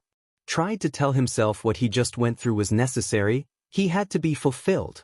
He looked at the wall again and then the window. If you really want to get into UA, there's a quick way, you know. Go take a swan dive off the roof and pray for a quirk in the next life. Izuku's breath hitched. What an order that was, from canon no less. Didn't really know how to feel about that. He knew it was sarcastic, but that hurt. He slowly turned, facing the window directly. He opened it partly, with noticeably shaky hands. The school's koi pond was just beyond his reach. It wasn't very far away, not nearly as much as a roof would be. He leaned over the edge a little more, daring himself another inch, another centimeter, his feeble hands holding onto the railing for dear life. He was shaking so badly, and yet he continued, until he practically folded himself over the ledge, and he would have to lift up his soles to continue going. The railing dug into his stomach uncomfortably, but he stood there, bent over, staring at the ground, staring at the beautiful water in the koi pond, and the fish, who would do nothing to save him if solitude pushed him there, if hatred grabbed his head and held it underwater, if hatred pushed him off a roof, even this ledge, because Izuku didn't throw himself here and now and disobeyed that order. And would hatred watch his brains splattered on the ground, the birds coming to feast, and think at least his body would be useful without the pain? Solitude called for him, again. It twisted the water into embracing arms and reached out, trying to pull him off. The beautiful, non-judgmental fish were swept away by it. And Izuku stood there silently, remembering, trying to stop remembering, because remembering his usefulness made him want to run away even more, because being useful hurt so badly he didn't think it was worth trying to fulfill it, but then Izuku would be nothing, a Deku, and that made him scared, and God, he was so scared and he didn't know what to do or how to take care of these awful thoughts or adapt or change or do anything but accept it, because that was always easier to do. If you really want to get into UA, there's a quick way, you know. Go take a swan dive off the roof and pray for a quirk in the next life. Deku ended up curled on the ground, again. He found himself repeatedly banging his head into the wall behind him while rocking back and forth underneath the window. The pain woke him up, reminded him to stay useful.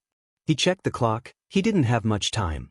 Get up, dust himself off, clean the classroom, leave.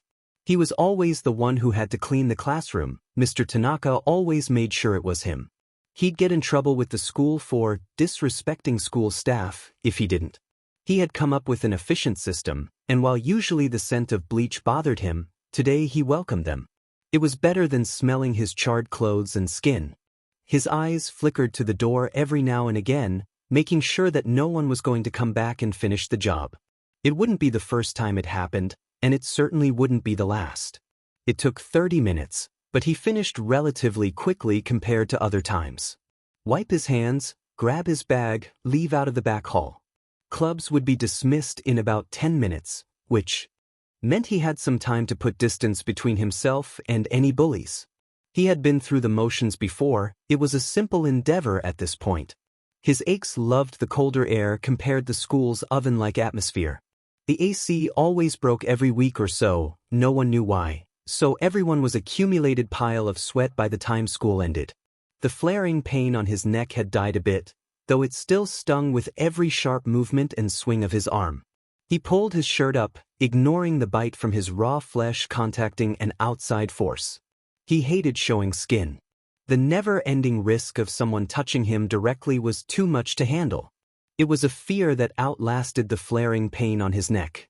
He just had to bear it until 6 o'clock when it was okay to go home.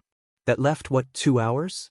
He didn't have an after-school job, despite bringing it up time and time again with his mom. He was always stuck on his own after school, and he thought it would be better to bring some extra cash to the household since he was doing nothing anyways. His mom was insistent though, telling him that he shouldn't have to worry about something like that at his age, and to enjoy his youth while he could.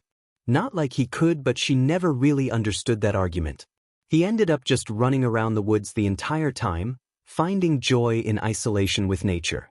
He knew no one at his school went there anymore, like they used to when everyone was 6 years old, and the only thing that mattered was getting that one action figure of All Might. If you knew where to go, and he certainly did, you could get to the thicker part of the woods, where one wrong step could lead you face planting a rock or a bug. He started going around there again when he was 8 or so, after he realized exploring the city wasn't safe once the incident occurred. The woods were on the other side of town compared to the school, not too far a distance, but it took about a 20-minute walk to get there. He'd even have to pass his home on the way there, which gave him the chance to change out of his school uniform into something far more comfortable by leaving a bag of clothes outside every day.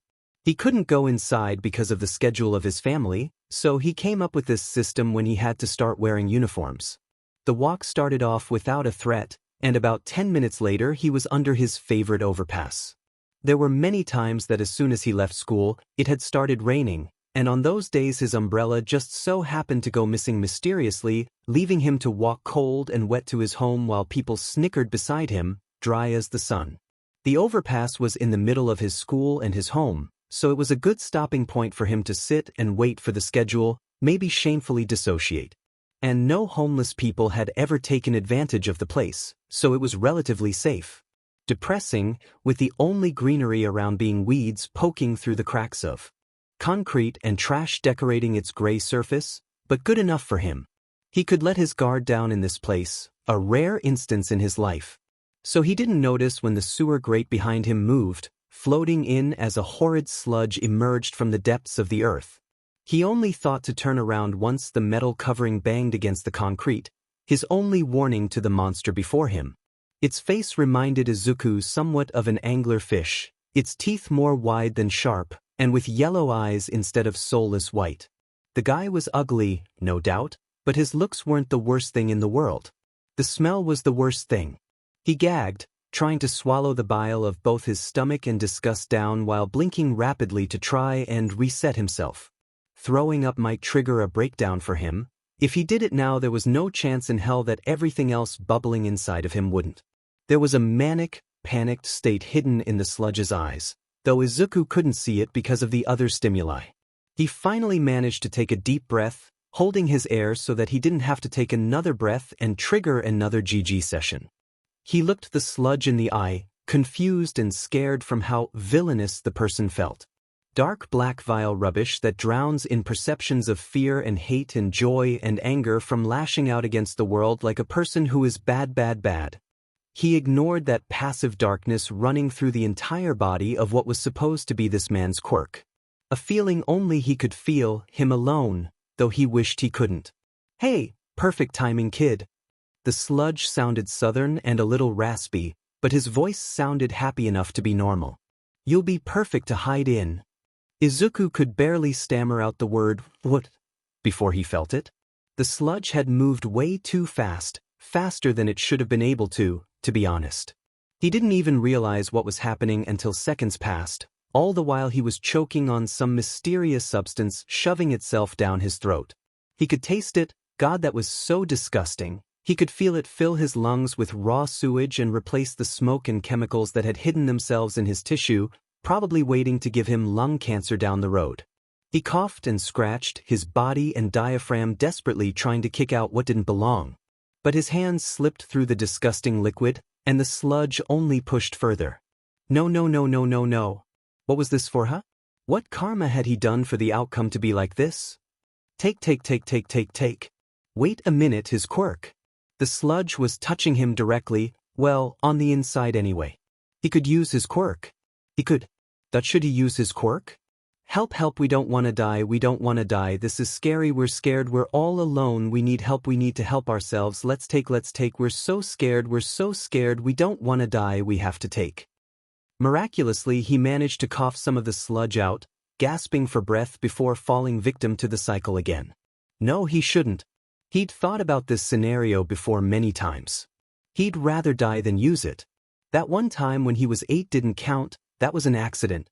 If he could go back and redo that, he would. Collector shrieked viscerally. No, no, no, no, no, no, no, no, no, no, no, no, no, no, no. His vision was going black. He tried to listen to see if anyone was around, but he only heard the sounds of his heartbeat and choking. No one was coming to save him, and if there was a hero around they would have done something by now. His entire body was locked in place other than his arms, but they couldn't do anything either. He was going to die if he didn't use it, wasn't he? He was going to leave this world behind, onto his next life, leave his mom and dad, whom he loved so much, because of his reservations. If you really want to get into UA, there's a quick way, you know. Go take a swan dive off the roof and pray for a quirk in the next life. Would that be so bad?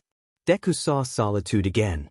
It carried him, his mangled body, so weak and pitiful, the skin flaying off, unevenly cooked. It placed him on a table to feast on once he bit the dust. He could move nor run. He didn't try to either. But the pain came back. Collector screeched and cried and pleaded and said it didn't want to die, and maybe he didn't want to die either, maybe he just wanted it all to stop, the pain, and oh God the pain, why could he still feel pain, why couldn't his death have been more peaceful? Maybe he should have followed the order from Kaken, falling off a roof would have hurt less than this. Maybe death was really an ear-splitting headache. Collector tried to force itself into the forefront of his mind and carry out its duty. All quirks just wanted to be used, to feel, to suffer and experience joy. They were truly alive, born with a purpose, and compared to that Izuku wasn't even close to living. How had he disguised himself for so long, assured his mom he was happy when he truly felt like this? A zombie who could do nothing but cry for others' laughs, be lectured and ruled over, and try to escape from it all, only to come back. Except he wasn't going back this time, he was going to die. Solitude tried to push Collector back, but the pain of Collector's rampage fought back against Solitude. He felt fear. Suddenly, Izuku realized he had things to do. He had to say goodbye to his mom, who fought so hard for him all this time. He owed it to her, didn't he? And his classmates, their hatred had fueled him for so long it was only right to say thank you, and he needed to tell Kaken he still wished they were friends, and good luck on the entrance exam, and he hoped he'd be an amazing hero, that he could never compete with the blonde, and what if Kaken finally accepted him, what if his classmates felt regret, and what if his dad finally remembered him today? And was waiting at home to hug him, and his mom would finally get rid of the rules? And that wasn't like him, he realized. Izuku had never, ever thought his life could change. Izuku didn't understand why he was so resistant to death, why he was still clawing at his mouth, why he wanted life to never stop. He didn't understand why he had to be thankful for the hatred and pain when he had no obligation to accept it. Even though he would be useless without it, a Deku, he could always just kill himself and prevent any waste or burden he would have. And letting himself die. It was the same really. Giving up. Rejecting the purpose he was given to be lesser, a target, entertainment for the strong. He never had the courage to do that, but he was so close to peace, he finally poked his head out of the fear, just barely. Deku wanted the pain to stop. Deku had given up on ever being useful some other way than being punched daily. Deku realized that this scenario was inevitable, that this path of being hated, his only purpose, was unsustainable. Because no matter how many years went by, he would never try to change. And the world wouldn't put any effort into him. And Izuku had accepted his life of misery. There was only pain stored for him. Death was the only option to escape. A choked cry came out, the one of comfort that solitude brought, and the fear that solitude failed to take away. Death was scary. He was about to abandon everything for the sake of relief. But what about his dreams? What about him becoming a hero? Well, some hopeless part of him whispered, willing to believe anything just to end it all. Heroes are supposed to do the right thing, right? They're supposed to make things better. And Izuku? Izuku did the opposite. Quirkless defined him, even if he wasn't truly that. He was a burden. His own mom could barely keep their household afloat. His classmates told him time and time again that they would be better off without ever seeing him again. And Kaken. If you really want to get into UA, there's a quick way, you know. Go take a swan dive off the roof and pray for a quirk in the next life. Kaken didn't care about him anymore. He was too far behind. He'd only slow his ex-friend down. Him dying would be the right thing. The heroic thing. The best option. So he stopped clawing, putting his arms down and reveling in the numbness that was taking over. Solitude was happy. In the darkness that had started to fill his vision as everything stopped. He pushed Collector down as hard as he could until he lost all sensation. His aches didn't hurt anymore. His chest felt heavy, but there was no pain. Drowning didn't feel good. He wished he was dying in some other way, but right now he didn't have the energy to care. The world was slowly going back. There was a point in his chest, like a switch had flipped, and suddenly he was very calm. He knew he was going to die now, but he didn't care. He accepted death. With warm embracement, the universe took him in like always. He woke up to a hand slapping his face, not the first time it happened but the least thing he expected to feel right after he... Wait, what happened again? He opened his eyes. The world was hazy and the only thing he could see was dark gray and a figure standing over him. His breaths felt labored. He slowly sat up, the figure moving but his vision was blurred. He was covered in something. He brought his hands up. He smelled awful but it felt familiar. His eyes went wide, which just made his head hurt more. The sludge. The sludge. Where was it? Was it inside him now? Oh God, please don't let this be a parasite or an alien situation. The thought of that made him want to puke. He was puking. Sewage and whatever the hell was in that stupid slime came out. The taste in his mouth was awful, even worse than the rotten apple taste that was stomach acid. He didn't even mind the fact that he was vomiting his guts out. Anything was better than keeping that sludge inside of him. He could tell someone was talking to him and patting him on the back, encouraging the barrage of vomit coming out of Izuku. He couldn't hear what the person was saying. The sound of his heartbeat and the taste in his mouth was too loud and awful to sense anything else. Eventually, he was able to take a moment to finally breathe. Other senses were finally coming in, and he could understand the voice of the person who had been comforting him this entire time. They had a deep tone, one of optimism even though this was literally the worst time to be hopeful, and they were still patting his back while he breathed. God, could this person stop freaking touching him? He froze for the third time today. All Might. Freaking All Might was comforting him. The #1 hero in Japan was patting his back. Oh no. The #1 hero was patting his back. He scrambled away from the large man, not out of fear of the hero but fear for him. He knew he had a layer of fabric to protect the man from Izuku, but that still didn't make his anxiety go away. Confusion flashed on the #1 hero's face. This was probably the first time he'd seen someone actually afraid of him that was a victim. But Izuku was a strange, cursed kid. And he wore it like a goddamn badge. All Might had a fairly simplistic look, a giant body with a blue skin-tight suit, red and white stripes moving continuously throughout the costume. He had golden hair that stopped just before his shoulder, moving up in a way that defied gravity. He looked just like he did in every news outlet. Powerful.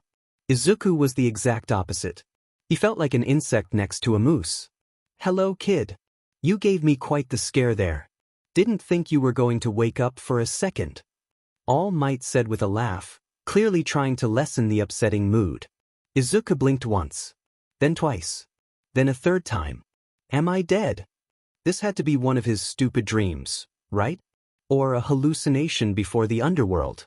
He was about to drown to death, and all of a sudden the #1 hero, the man he'd been idolizing ever since he could think, just appeared in front of him? No way. Not possible.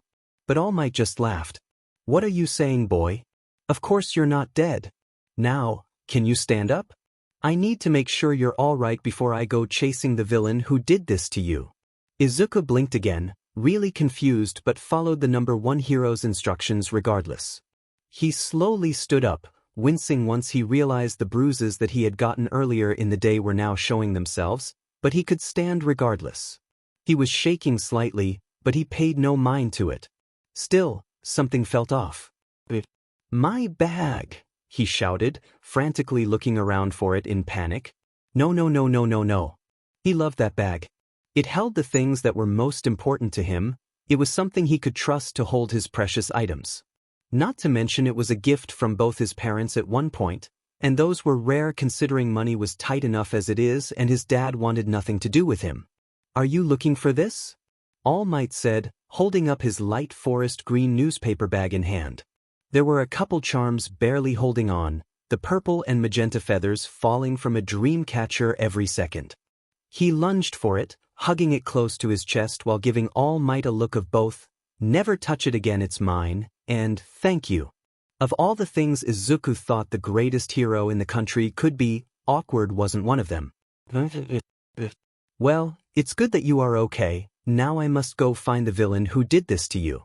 So I will be going," he finished, ready to launch himself into the air and away from Izuku. Izuku opened his mouth in protest but quickly shut it. All Might was probably busy. That made sense, he was the #1 hero after all, he probably had no time to sign a stupid notebook. Even though this was literally Izuku's dream moment, All Might was in front of him, the All Might was in front of him. Oh, Kaken would be so jealous he shouldn't be selfish and ask the man to stop for the sake of him. He was going to be a hero anyway, so maybe he'd meet All Might during his career at some point. If he became a hero, his dream in life. The dream he had tricked himself into believing that he could simply will it into reality. Which he was sticking to, no matter what everyone said. Right? "Wait!" Izuku screeched, in such a desperate tone it even made All Might flinch. He flinched when All Might turned back to him, confused and a little shocked at the strange cry Izuku just made. But he shook it off, he needed to ask this question. "I'm sorry.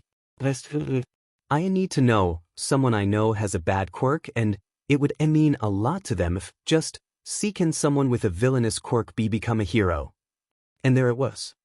He looked down at the ground, expecting All Might to scowl and say no as if it were obvious.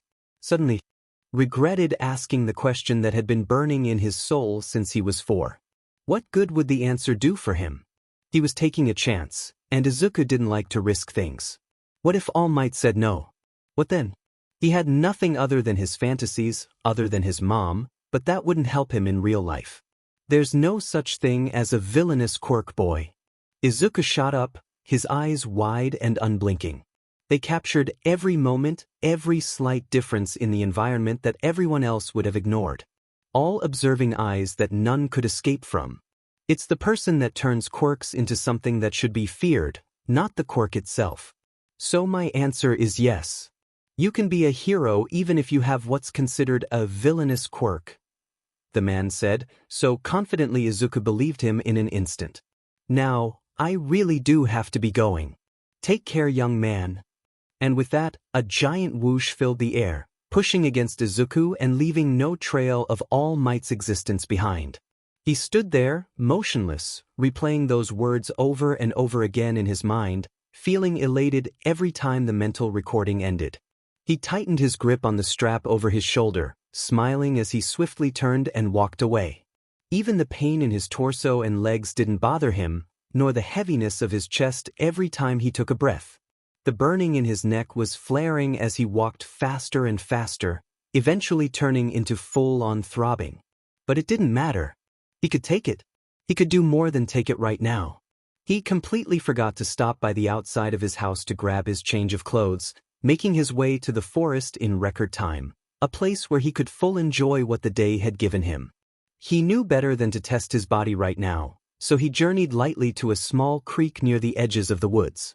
The memories of this place were good, painful to reflect on but made him happy regardless. He hummed happily as he sat down on the bank of the creek, slowly as to not disturb his aches any further. The water in front of him was crystal clear even after all these years, a light tangible blue tinting the hidden rocks below. It always made him smile, even more than he already was. And honestly, how could he not? That question that had been plaguing his mind ever since he was 4 had finally been answered. By his idol nonetheless. After nearly a decade of waiting, all he had to do was almost die to get an answer. And it came with the best result he could have ever gotten. He should have quote-unquote died sooner if he knew that was going to happen. He dipped his hands into the creek, feeling the coolness of the water clash against his hot skin. It felt so good, the small pressure of running water massaging his tired hands. He ran his hand through his hair too, pushing back his curls from his face, feeling it slip unnaturally. He smelled like a dumpster fire, a corpse killed by mustard gas in the First World War even, so he tried to clean the odor off his skin. It was fine if he wasn't successful, he'd just take a long shower when he was allowed to go home. He dipped his head into the water, feeling his curls try to flow away along with the current, but they remained anchored on his head. His white streak became white again, not mud-colored. His neck stung like 1,000 wasps as it bended, but he ignored it readily. He'd been through worse, and it hardly mattered in the long run. He ran his fingers through his hair once again, feeling any residue slide down the stream to the great beyond, wherever the river creek ended. He felt bad about polluting the creek with literal raw sewage, but it's fine. It's only a small amount, anyway. And he really needed to clean it up before it dried on his scalp.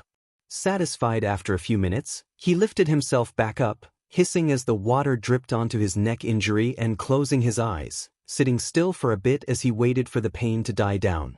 He looked back down, the water still clear as ever, directly into his reflection. He grimaced at the sight of his collarbone. A red handprint of scarred tissue had formed there now.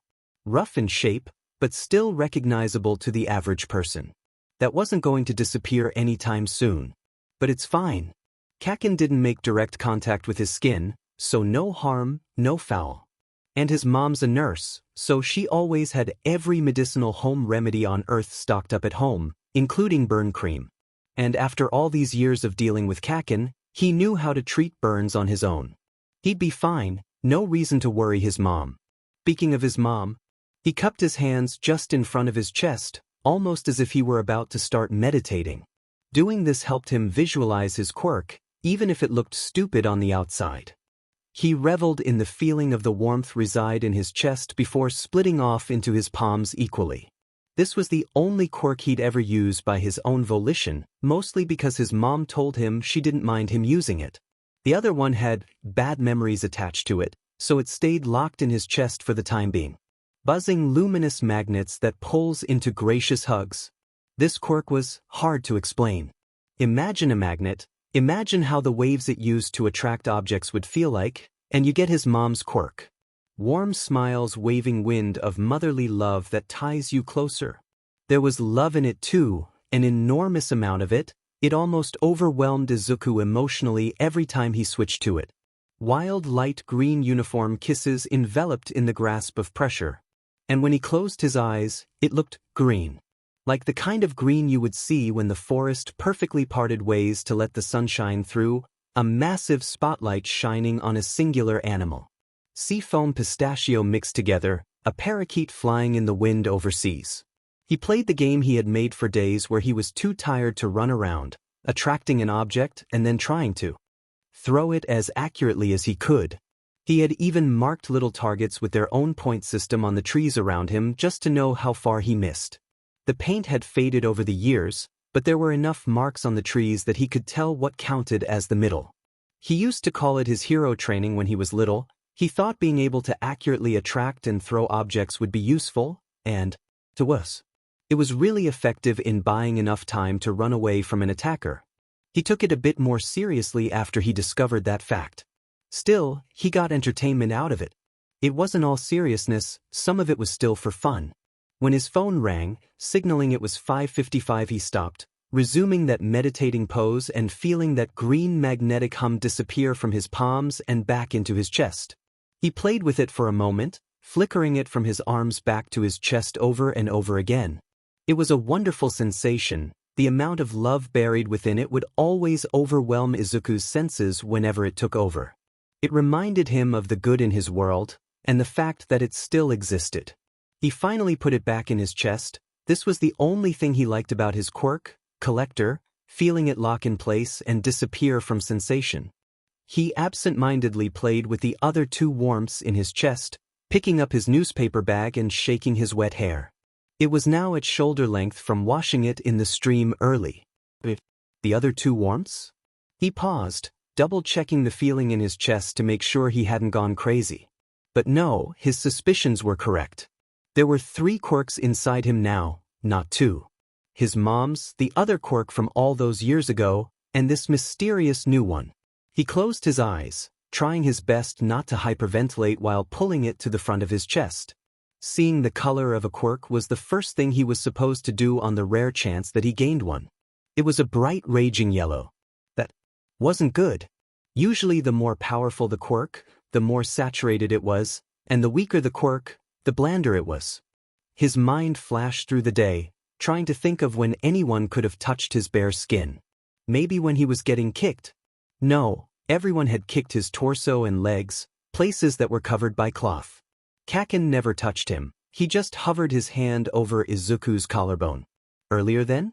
No, there wasn't anyone who bumped him on the train, and he was wearing gloves the entire day, so he certainly didn't touch anyone. So after school? He froze. No, he couldn't have taken the sludge quirk, right? But All Might said that he was going to go chase the sludge villain. Didn't that mean that the sludge had gotten scared and ran off at the sight of All Might? It had to be, he didn't take. If he did, then where was the man's body? Unless his quirk was his body, then that means Izuku was a... No, don't assume the worst. There could be another logical explanation to this. There had to be. There had to be. He closed his eyes, putrid yellow taking over his vision, bronze lemon dipped in motor oil, letting the warmth rise just beneath the surface of his chest again, and holding it there for a moment before letting it go. It was almost a painful sensation, almost, but it was probably because of how sudden and strange everything felt. Within milliseconds his body collapsed, spreading out like ink across the once beautifully green grass. It was like his body had melted, taking on the properties of water itself and writhing in gravity. It was green and trash-filled, half sewage and heavy. Where was his organs? Where were his limbs? His bones? His heart? He couldn't feel them, couldn't hear his heartbeat no matter how hard he tried. He opened his eyes, surprisingly much harder than he expected. All he saw was trees trying to reach the skyline. He stayed there, not really sure what to do before letting the panic sink in. He tried flailing. He could tell that his liquid body was trying to respond to it, but it only bubbled and flew in certain directions. No, this needed to stop. He couldn't do anything in this state, much less panic properly. He couldn't use his hands to visualize pulling the quirk back, so it took longer than normal. But eventually the liquid that had splashed away came crawling back, eventually taking the form of a body before turning back into skin, flesh, and blood. He closed his eyes. He could feel them moving across his body in order to fit back into their sockets, an extremely uncomfortable sensation. He didn't open them until he felt grass underneath his fingers, and the aches on his legs, torso, and neck returned. He'd never been so glad to feel pain in his life. He looked up, only to find the exact same sight as when he was a sludge moments before. What else was he expecting? He could feel tears prick at his eyes. He didn't stop them from coming this time, letting himself silently cry. His hands wrapped around his hair, and he felt the urge to pull until his scalp was bleeding. Maybe then he'd feel a fraction of what the sludge man had felt. He didn't understand. What the hell happened? He was supposed to die back then. He was letting himself die back then. It didn't make sense. Why would he take the sludge's quirk? Why would he try to save himself? No collector did this. It had to have. It disobeyed him like it always did, and went out and took a quirk yet again. He hated collector. How could it do this to him? He had accepted death. It didn't make sense. Nothing made sense. He shouldn't be alive right now. He didn't deserve to be alive right now. The fact that there was no body meant that this quirk was the sludge man's body. He knew biology. His mom was a freaking nurse. The subject was in his blood. Full body mutations were a part of people's vital systems. You can't just walk away with the mutation and expect the original quirk holder to live. What he had done was the equivalent to chopping off a head and walked away with the body. The only thing his quirk wouldn't have taken would be the man's mind. And you can't have a conscience if you don't have the rest. Which meant he just killed someone. His sobs grew a little louder when he admitted it to himself. What did he do? What the hell did he do? How could he let this happen? And he thought he could be a hero. Wasn't that a little funny now? What was All Might on about? He just murdered someone while trying to kill himself. No matter how much he wanted to do good, he'd just end up doing bad. Good, not bad, no bad. And he hated that. He hated himself. Shitty Deku. Wrong.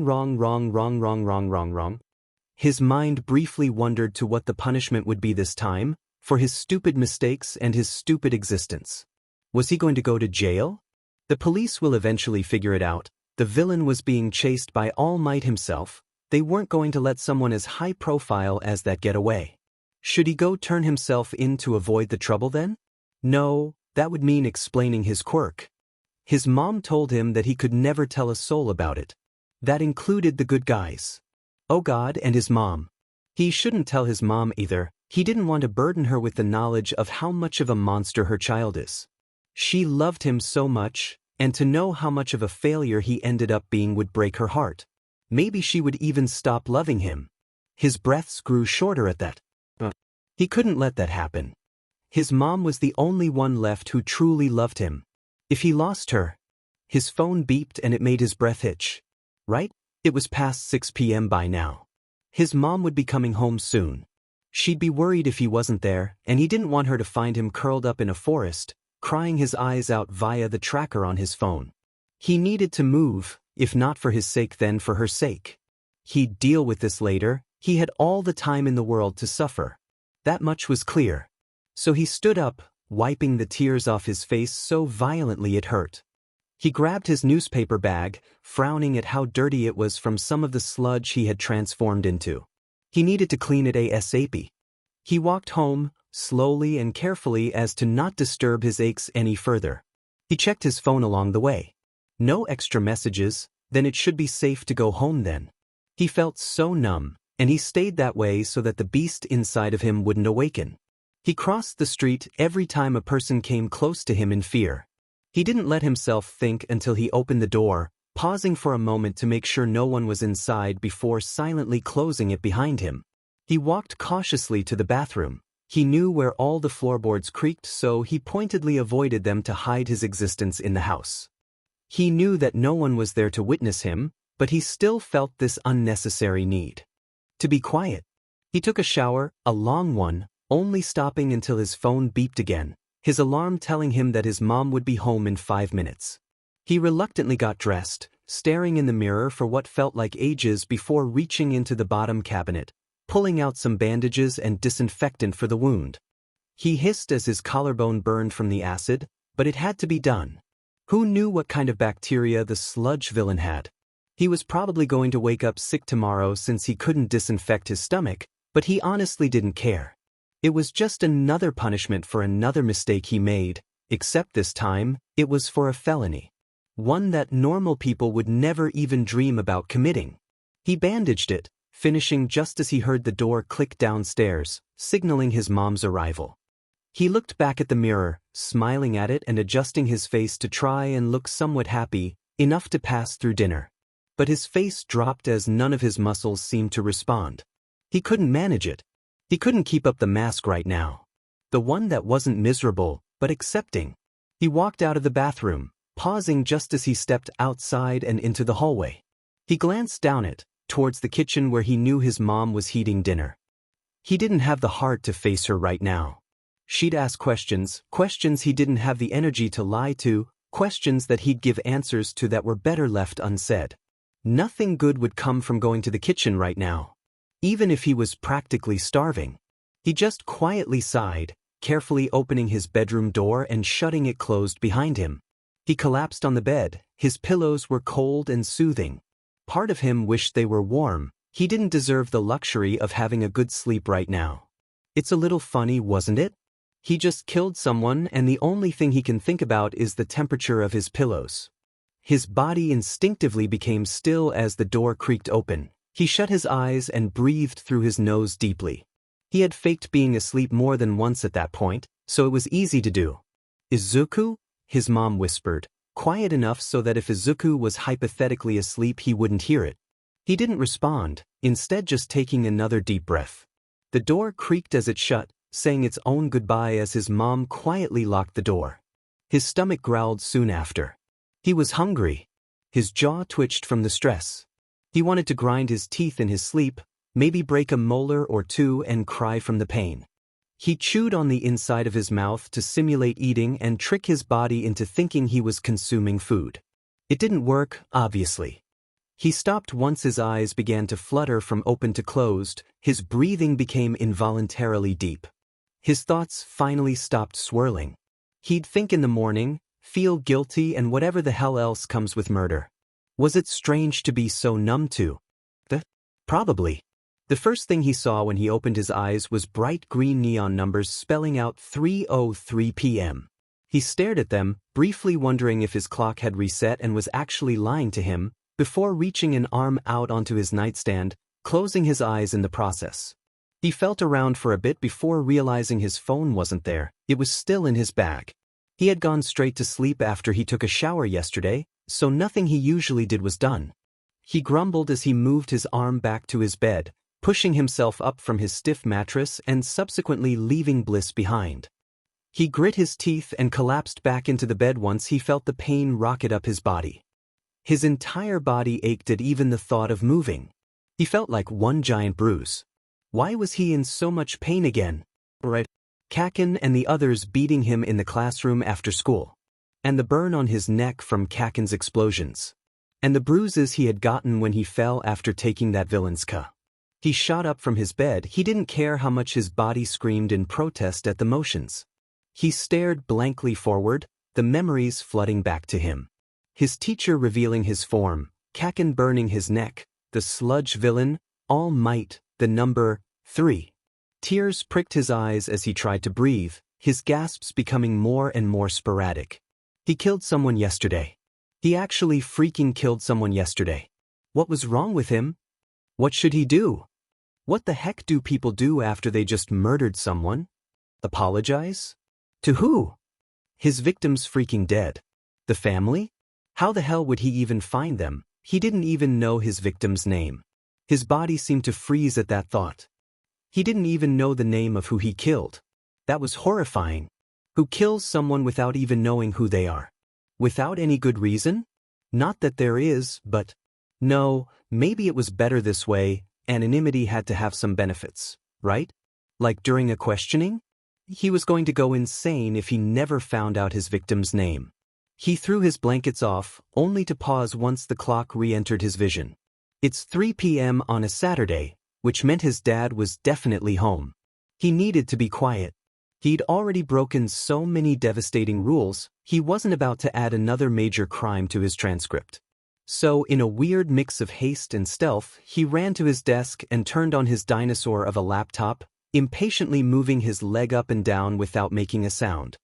He bit his lip, clenched and unclenched his fists, panicking at the sheer thought of yesterday's existence.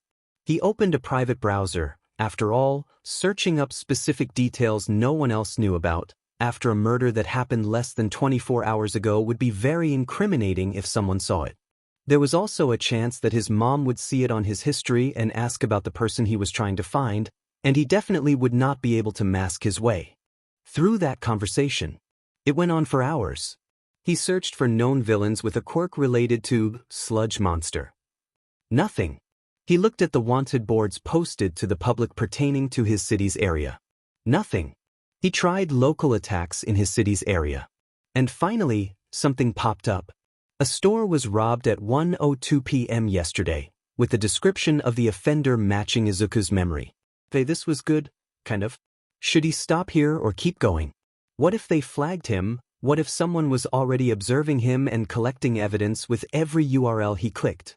He was getting distracted. He should search for a family. To apologize or something, he was thinking about that before, and it might be a good idea. Maybe it was a family of sludge. That was, honestly, anatomically interesting more than anything. But he didn't have time for that. He clicked another link, finally finding a picture of the man with a black bar covering his facial features, which wasn't much, from over a year ago. He scrolled down to avoid seeing it for even another second, reading the article for any significant details.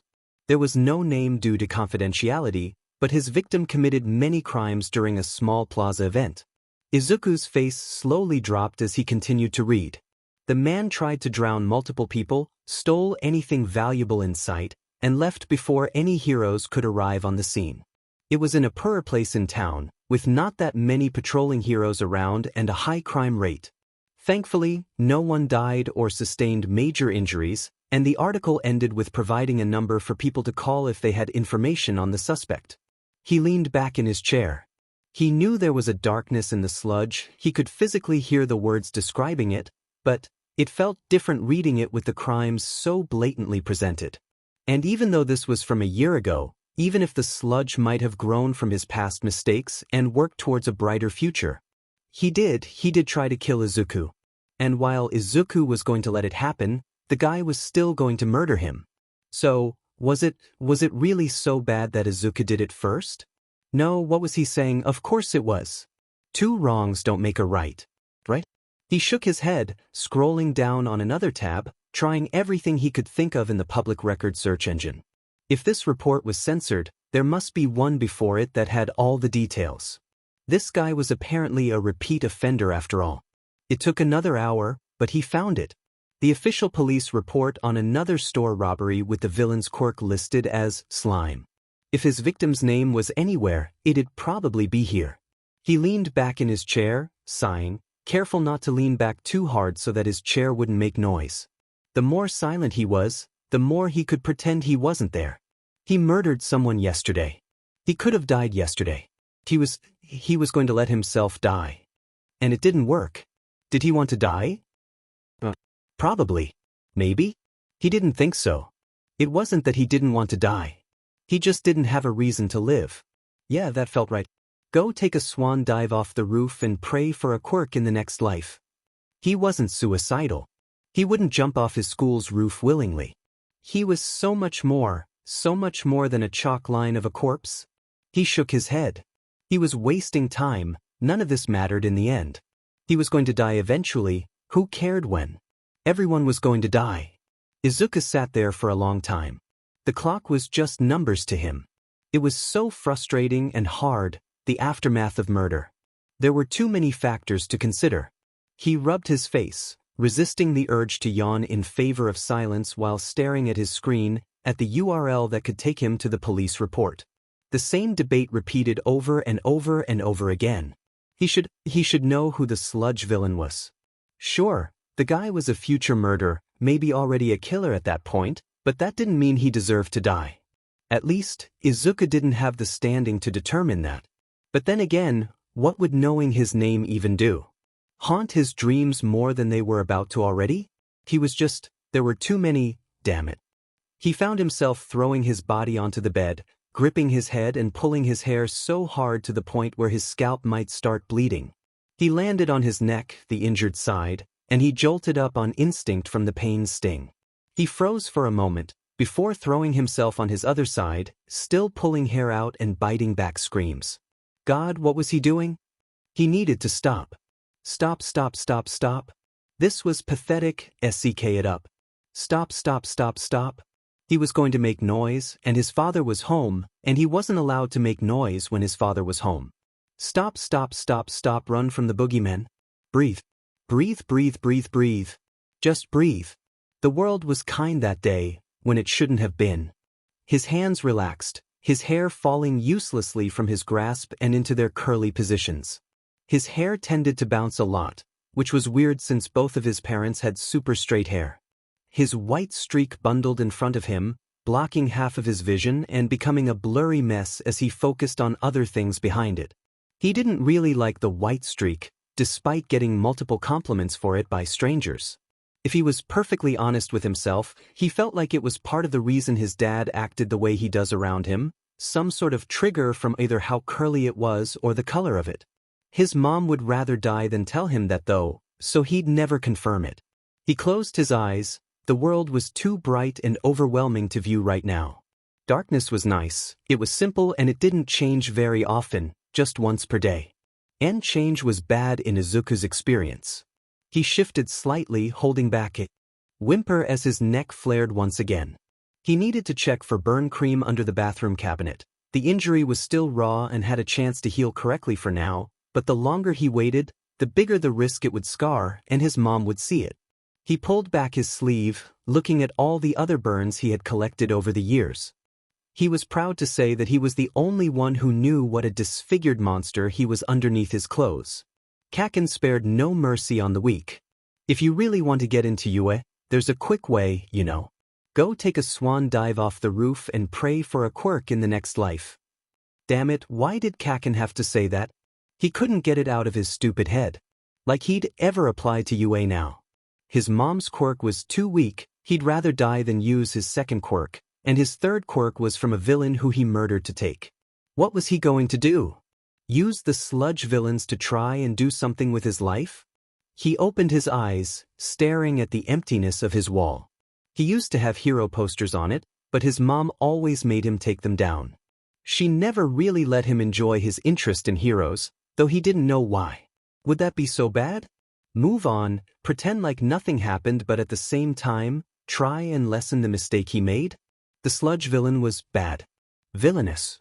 Evil. Collector gave him that knowledge. He could physically feel the sludge's quirk brimming with a selfish hatred of the world, angry and resentful for whatever past reason. He felt a lot from quirks. The color, the strength of it, and some of the more finer details. He didn't know what the quirk was until he actually took it and used it, but the feeling always told him a lot about the holder. And the quirk in his chest made it clear as day to him. The sludge villain was not a good person. But what if he could change that? Not the sludge villain, that person was gone. There was nothing Izuku could do for him now. But his quirk? He still had a part of the man. What if he used it to try and redeem the villain and himself, in some weird twisted way? Was that weird? Was he being stupid again? His alarm beeped. He quickly glanced over to it to try and avoid answering the questions in his mind. 6:50 p.m. It had already been 4 hours? He slowly pushed himself up from the bed, remembering the existence of his injuries in a rather painful way, just in time to hear the lock on his door click. His mom was home now, unlocking the door, and he hadn't eaten anything in over 30 hours, so he had no choice but to eat dinner with her. He needed to act normal for a bit, he could panic some more later. His face tightened into a pained smile as his mom opened the door, her figure being illuminated by the hallway light. She studied him with her equally green but softer eyes and glanced around the room. She turned back to him, speaking sweetly as usual. "Did you just wake up? Yesterday, you were already asleep when I had gotten home. You must have been exhausted to collapse that early. Come on, you haven't eaten anything for a bit, have you? I really wish you would eat more, Izuku, you're already too small for your age." He pouted slightly at the short comment, puffing his cheeks out playfully. "Mom," he complained, though he was glad to hear her teasing. He needed a break from all of his internal struggles, and joking around with his mom would help do that. She smiled, turning away and walking back to the kitchen. Izuku sighed, slowly standing up and moving carefully, trying to hide his pain from the rest of the world. He stumbled down the hallway, his smiling becoming a little more real once he saw that his mom was in a good mood. She had taken leftovers out of the fridge and was now heating them up in the microwave. His favorite, katsudan. Not that he deserved it, but he couldn't really tell his mom that, could he? "How was work?" he asked quietly. His voice was tired from nothing. The microwave finished with a beep, and she moved to take the food out. "Oh, you wouldn't believe the mess that happened at work. You know, there was a patient that said he hadn't been able to see for about a week. And we were all super confused because who doesn't go to the doctor after not being able to see for the first day? Then when we asked him to walk, he said he couldn't. We asked for how long, and you know what that guy says? 3 years. Apparently he just bought a wheelchair and kept going. I mean, why didn't he come in earlier? I don't understand some people, Izuku. I mean, the guy didn't have that good of an insurance, but come on." Izuku just nodded along silently. He liked listening to his mom's ramblings. He needed it after the past few days he had. "But enough about me. How was yesterday, Kiwi? I never got to ask," she said, serving leftovers on 2 plates and placing one at the table where Izuku was sitting, giving a playful ruffle of his hair on the way to her seat. He bit the inside of his mouth, trying to swallow the 1,000 words that boiled under his skin in response. "Good," he croaked, stuffing his face full of food to avoid talking. He stopped chewing for a moment, letting the flavor hit his mouth and reveling in how amazing it was. His father was an incredible cook, and he'd do anything to eat his dad's food all day, every day. It was one of the only ways he could connect with him, in a sense. His mom would always push his father to cook extras for leftovers, but in reality, it was just for Izuku to eat. Though he wished his mom didn't have to push his dad to make extra in the first place. He sighed, slumping his posture and immediately regretting the action. His neck burned. It really didn't like the disinfectant he had poured over it last night, and it clearly wasn't over giving Izuku pain. But he could tell his mom was catching on to his sour mood, and sharp movements would only add to the paranoia. He had to keep his movements slow. He grabbed his water, looking at it closely. A clear liquid. Liquid like sludge. Sludge like the villain he had just ruthlessly murdered. "Izuku? Are you okay?" his mom asked, staring at him concerned. He blinked rapidly, his eyes shooting up from his cup to his mom. He instinctively smiled, even though doing that made him want to puke all over again. His breathing was off. Why couldn't he breathe right when he was just fine before? "Everything's fine, Mom," he said through gritted teeth, quickly taking a sip of his water before placing it back on the table. His mom narrowed her eyes, not believing a word. "Izuku, you know you can talk to me.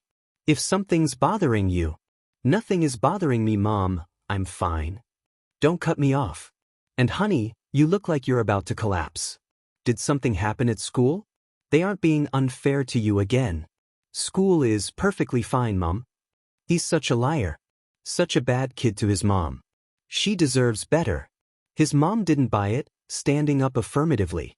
"That's it, I'm calling the school. You've been getting worse every single day and I need to make sure no one is doing anything." "Okay, wait, don't. Please.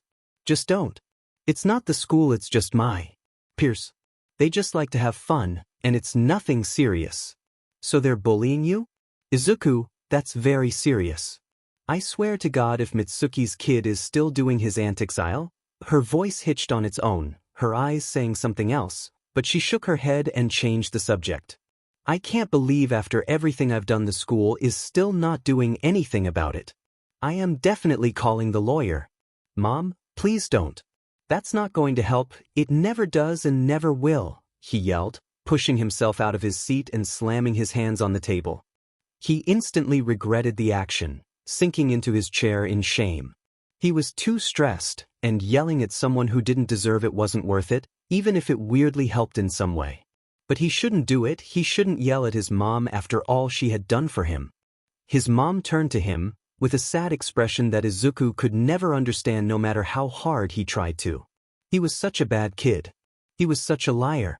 Bad liar, liar, liar, liar, but it's deserved. His mom looked hurt, sighing as she gripped the table harder while staring at her food. He started to apologize. "I'm sorry, I didn't mean to, I shouldn't have yelled, it's just." His mom cut him off. "No, it's okay. You've had a stressful 2 days, I'm not going to hold it against you," she said with a sigh. She continued to look at her plate for a moment before looking up, walking closer to Izuku and giving a lopsided hug. "I love you so much. You know that, right?" she whispered in his ear, clutching him like he was about to disappear from his arms. He wasn't in a position to hug back, his body relaxing almost instantly as she wrapped him in her arms. He leaned his body onto hers almost instinctively, nodding and humming a yes, feeling even guiltier than before. God, and he was going to let himself die a few hours ago. How could he be so selfish? His death would break his mother. And she didn't deserve any more pain than what she's gone through already. She finally let go of the hug after a few minutes, solemnly walking back to her seat and sitting back down, staring at her food but not touching it. Izuku could only watch her, he didn't care that his food was getting cold. His only concern was making sure his mom was okay. His mom sighed, pushing and playing with her food but not taking a bite. "I'm sorry, Kiwi, that you have to go through all of this. That you have to pretend to be quirkless when you're really not. Izuku blinked, his face morphing into some kind of forced neutrality. He knew showing his opinion on the topic would only lead to guilt-trip speeches. He shrugged. It's okay, I know why I have to do it, he said quietly, taking a bite of his food to try and silently encourage his mother to do the same. But his mom only sunk into her seat further, staring at her food as if it were alien to her. I'm sorry. I don't know what else to do but apologize. It's just, this world is so dangerous and having your quirk exposed, it'll end badly for everyone. People will hurt you because they'll assume you're going to take their quirk, someone might even try to use you and God. The thought of some creep out there forcing you to do things is just, I don't want you to get hurt. She sobbed, tears falling onto her lap as she kept her head down in her own sense of shame. He didn't have anything to say, so he just silently stared and listened. He'd heard this speech about 1,000 times before, he knew his mom just needed to let it out again. He wasn't expecting the speech to change this time, however. But you being quirkless, you're getting cast out and punished just like if your quirk was exposed. It's not. I'm sorry, Kiwi, for everything that you've had to go through. I wish I could change it, but maybe it's not too late. Maybe I can. I'll talk to your father about lessening the rules, and maybe we can have you pretend to be a late bloomer and things can work out. I'll make things better, sweetie, I promise. I swear I will. Okay. She gave a smile at the end, the same comforting smile he's always run towards when he was sad. How could he betray that now? So he smiled back, nodding and going back to his food while his mom took a moment to recover before digging into her own. It was still tense, but the conversation was fine, his mom rambling about some new and old cases from the hospital she worked at and Izuku just listening along.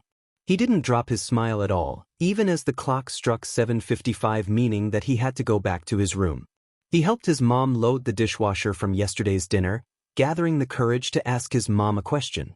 So Mom, he began, talking a lot quicker than usual because of the limited time frame. His mom responded, her back turned as she was putting away some cutlery. If I am allowed to show a quirk, does that mean I can go to UA? He asked, hesitantly. He didn't know why he was still so hung up on becoming a hero. He was the exact opposite of that. He was practically the embodiment of villainy from the day he got his quirk. Today was only a milestone in his villainous journey. But it was still so hard to abandon his hope for some stupid reason he'd probably never figure out. His mom froze for a second, before returning back to organizing the cutlery once again. I don't know, Kiwi, it's probably not a good idea. Becoming famous and going to UA, there's a chance that your quirk might be exposed. It's just not worth the risk, sweetie. He could feel his heart sink at those words as his smile dropped. His only indication of hearing those words was the blink that followed after. Right? He mumbled, finishing up with his chore and walking away, down the hallway and finally into his room. A few minutes later he could hear his door click, signaling that his mom had locked the door right after the front door opened. He sat, curled on his bed, listening to the distant voices of his mom and dad talk happily in the kitchen. He closed his eyes, squeezing his body into a tighter ball, just focusing on their conversation. His mom probably wouldn't talk to his dad about revealing a quirk just yet, waiting until after dinner and they were in their bedroom.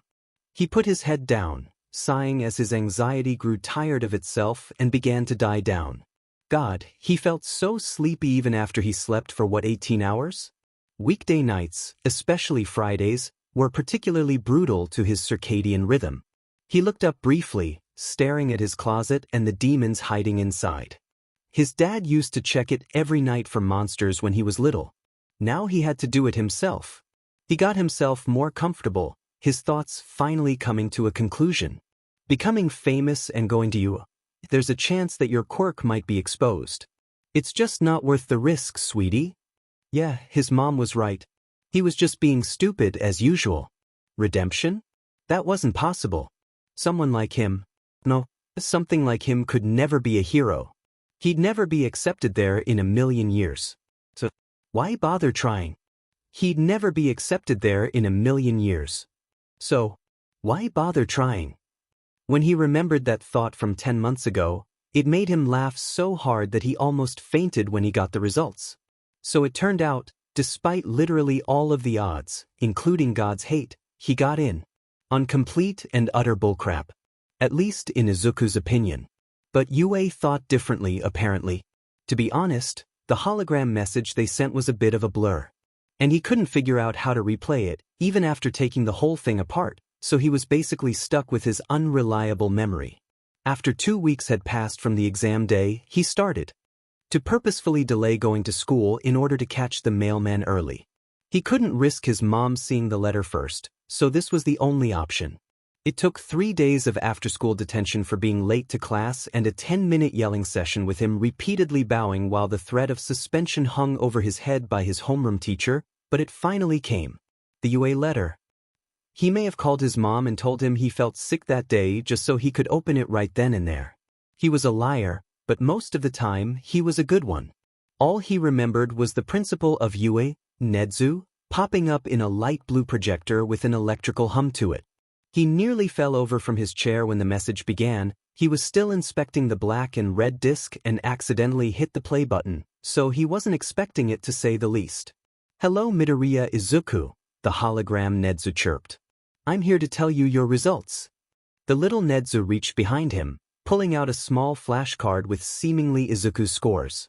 "I am very pleased to inform you that you got a 94% on the written exam, the newest record for this test, beating the previous 89%. And wow, if that didn't make Izuku's jaw drop right then and there, then the next part did. Now, about your hero exam scores, you unfortunately only got 55 villain points, which is not enough for the 70-point requirement of the exam." He could feel his heart sink as those words were spoken, his eyes immediately looking away from the hologram. He felt a bit dumb for that. With a crank he turned his head back at the animated Nedzu. Why was he trying to avoid it? This was the result he was expecting. Why was he mourning something he'd already mourned for? But that's not all the points you got. That made his head JRK back up to the tiny figure. "You see, we added a secret little system to help people without destructive quirks out, something we call rescue points." The holographic Nedzu moved to the right, and another image appeared, this time with a chart that read villain points, 55, and rescue points, 60. "We looked back on the footage and you were quite charitable during your exam. You helped this boy." The holograph flashed into playing a video of Izuku holding a one-pointer in place for that lavender-haired kid, finish off a robot and even gave him a weapon. But I'd say that Endeavor is greatly outshined by this. The hologram then pictured him rescuing that girl trapped in the debris Uraraka if he remembered correctly. You were the only one who went back to save her from the zero-pointer, despite having no obligation or interest to do so.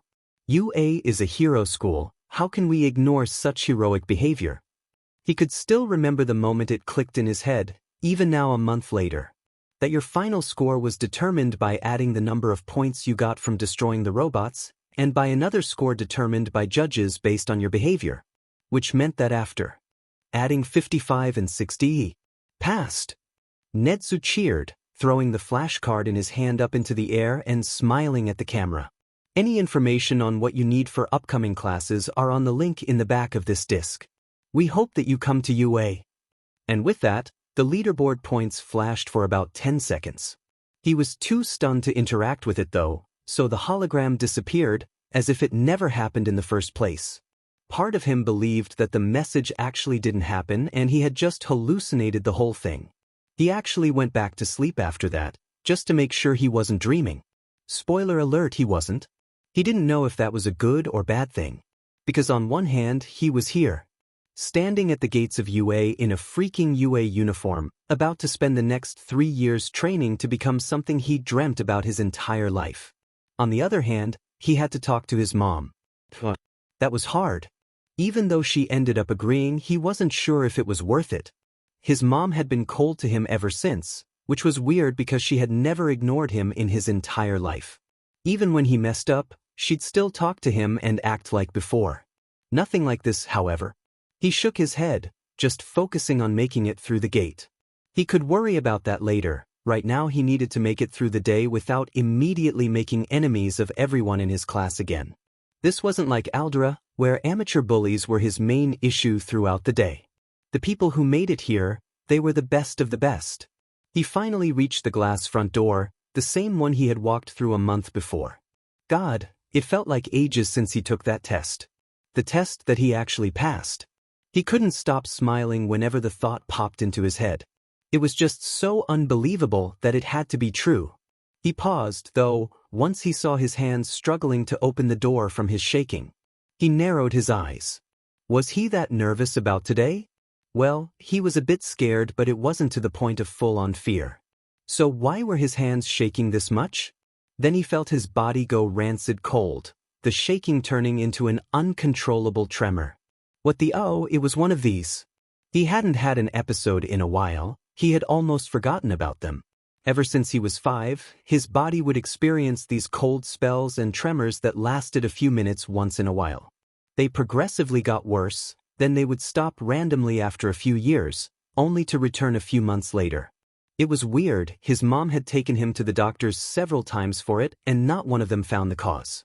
Eventually, his mom both ran out of patience and money with their pediatricians, so he had learned to live with it instead. It was easier that way. He hadn't actually found a foolproof method to make it stop, so he just had to wait for the shaking and the cold to go away on its own. He stared at his hand, trying to use all the mental power he could to end the episode, but it just kept shaking. A great start to his first day of class. Nervous. He whipped around, coming face to face to a taller kid with lavender-spiked hair and tired eyes. This guy looked familiar. Wait. He was from the entrance exam, right? The guy he helped by giving him one of the robot's shields. So he made it in? Good for him. A little bit. Izuku said, glancing away at the half-fly. He was nervous, technically, but his shaking wasn't from that.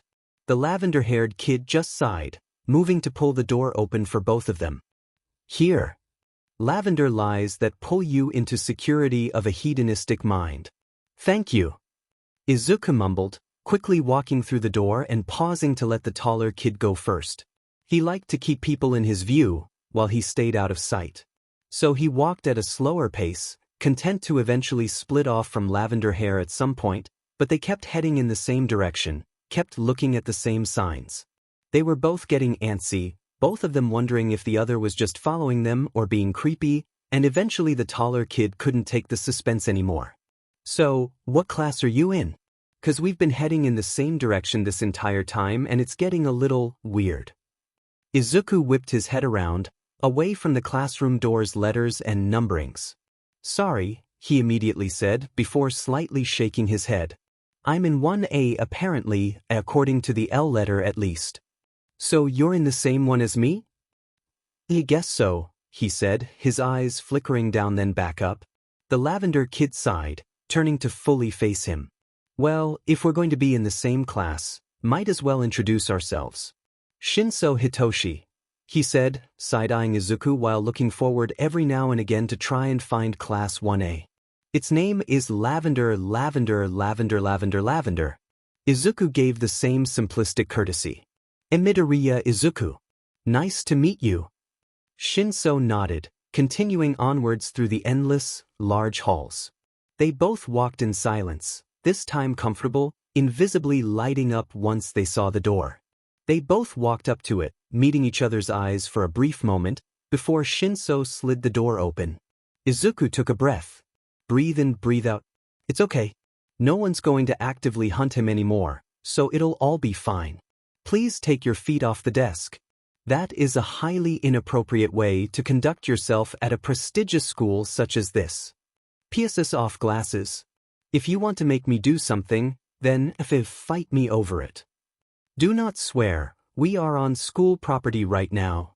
A basic level of respect is a simple requirement here. Oi, shut up already. Goddamn, where the hell did you grow up that made you become such a hardbutt?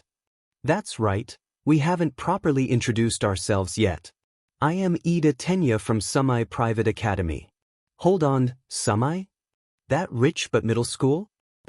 Wonder you're such a studious BSD, you came from the land of rich dickheads. How can someone as unprofessional as you be accepted into this school? Crap. Adrenaline shot up almost immediately upon hearing that voice. He was numb, paralyzed, couldn't move, couldn't truly breathe. Smoke. Those scents that he had become so familiar with hit his senses despite lacking a source. No. Why of all people did he have to be in this class? Sitting there with his feet up, getting yelled at by another student was Bakugo Katsuki. Spiked blonde hair and raging red eyes, his undershirt collar lifted up like a gangster as usual. The smell of fire seemed to float around him no matter what he did. Giant ball of fire that hurt, that destroy, and scream and shout with the sin of pride coursing through every flicker of the flame. DKU? Breathe. Breathe. Breathe. Why can't he breathe? He does it every second of every day, just freaking breathe. Andromeda is bigger. Andromeda is bigger. No. Stay still. If he moves it'll only be worse. Just take it. He needs to calm down so he doesn't react as badly. It could be over faster if he just took. You FBSD. Hey, what the hell, man? Darkness. Still. Stay still. He waited for what felt like years, but nothing came. Actually, he was still cold. Like really cold. No, wait, why wasn't he feeling pain? He blinked. It was like his vision blanked out on purpose in order to shield himself from the fury in Kaken's eyes. He knew for a fact that he hadn't closed them. Maybe it was just his brain's way of protecting him. It wouldn't be the first time it happened. But no, that didn't matter. Kaken 100% would have jumped Izuku the moment he walked in the door. So why wasn't he getting hit by bombs right now? He blinked again, the scene appearing almost instantly like a flash, lavender covering his view. Why was there lavender? What's hair? Oh, it's Shinso. It's Shinso? Why was Shinso in front of him? Why was the F dash? Get out of my way, dirtbag. Bakugo angrily shouted. He could feel another shot of adrenaline run up his body instinctively from the sheer rage in his voice. But to his surprise, Shinso didn't move. Instead, the kid only raised an eyebrow. Seriously? Dirtbag? I don't even get a creative insult. He swore he saw the Grim Reaper appear out of the corner of his eye. And its victim was undoubtedly Shinso. Did Shinso just sass Kaken? Was he asking to die? Even Bakugo looked taken aback, as the room fell silent for a few moments. But it quickly melted into ash and heat, a boiling pot of fury. Which I'll show you creativity UF. It was really weird, to say the least. To see Kaken's face so expressionless. He blinked a few times to reset his vision, just to make sure he was seeing it right. But no, his vision was correct. Bakugo Katsuki, for the first time in his life, looked like he had no emotion. Walk to your seat and sit down. Shinso? What was he doing? Did he really expect Kaken to just do something because someone else told him to? But to his absolute shock, Bakugo turned around, silently walking to his seat with the blank expression on his face never wavering, sitting down and staring straight ahead. Was he high? Because there was no other explanation for what just happened.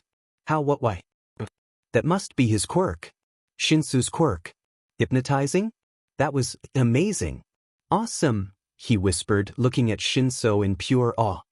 He didn't even notice how quick the boy whipped around upon hearing that absolute shock painted on his face. That was such a cool quirk. The possibilities for that in heroics were endless. Was it verbal or was it on sight? Did it require touch? How many could he hypnotize? Was there a limit? Are the commands limited? Bright purple cold deceitful flames that conquer so easily but die out at the slightest disturbance, so much lying but kind and thoughtful but tired and sleepy. It made sense now. Deceitful and tired. His quirk was probably based on his power to lie, and the kid looked like he was about to pass out just from his eyes. If Izuku took it, what would change? A lobe of his brain? Or maybe his vocal cords if it's based on verbal cue. Hey. Hello. Geez, you talk fast. Mind explaining what just happened? He blinked, immediately snapping out of his analytic state and snapping to Shinsu's eyes. Sorry, he instinctively replied, before shaking his head violently to wake himself up. Kaken. That was the bigger problem here. He almost got killed by Kaken, who was still sitting there, weirdly spaced out. He still wasn't quite over how amazing that whole thing was.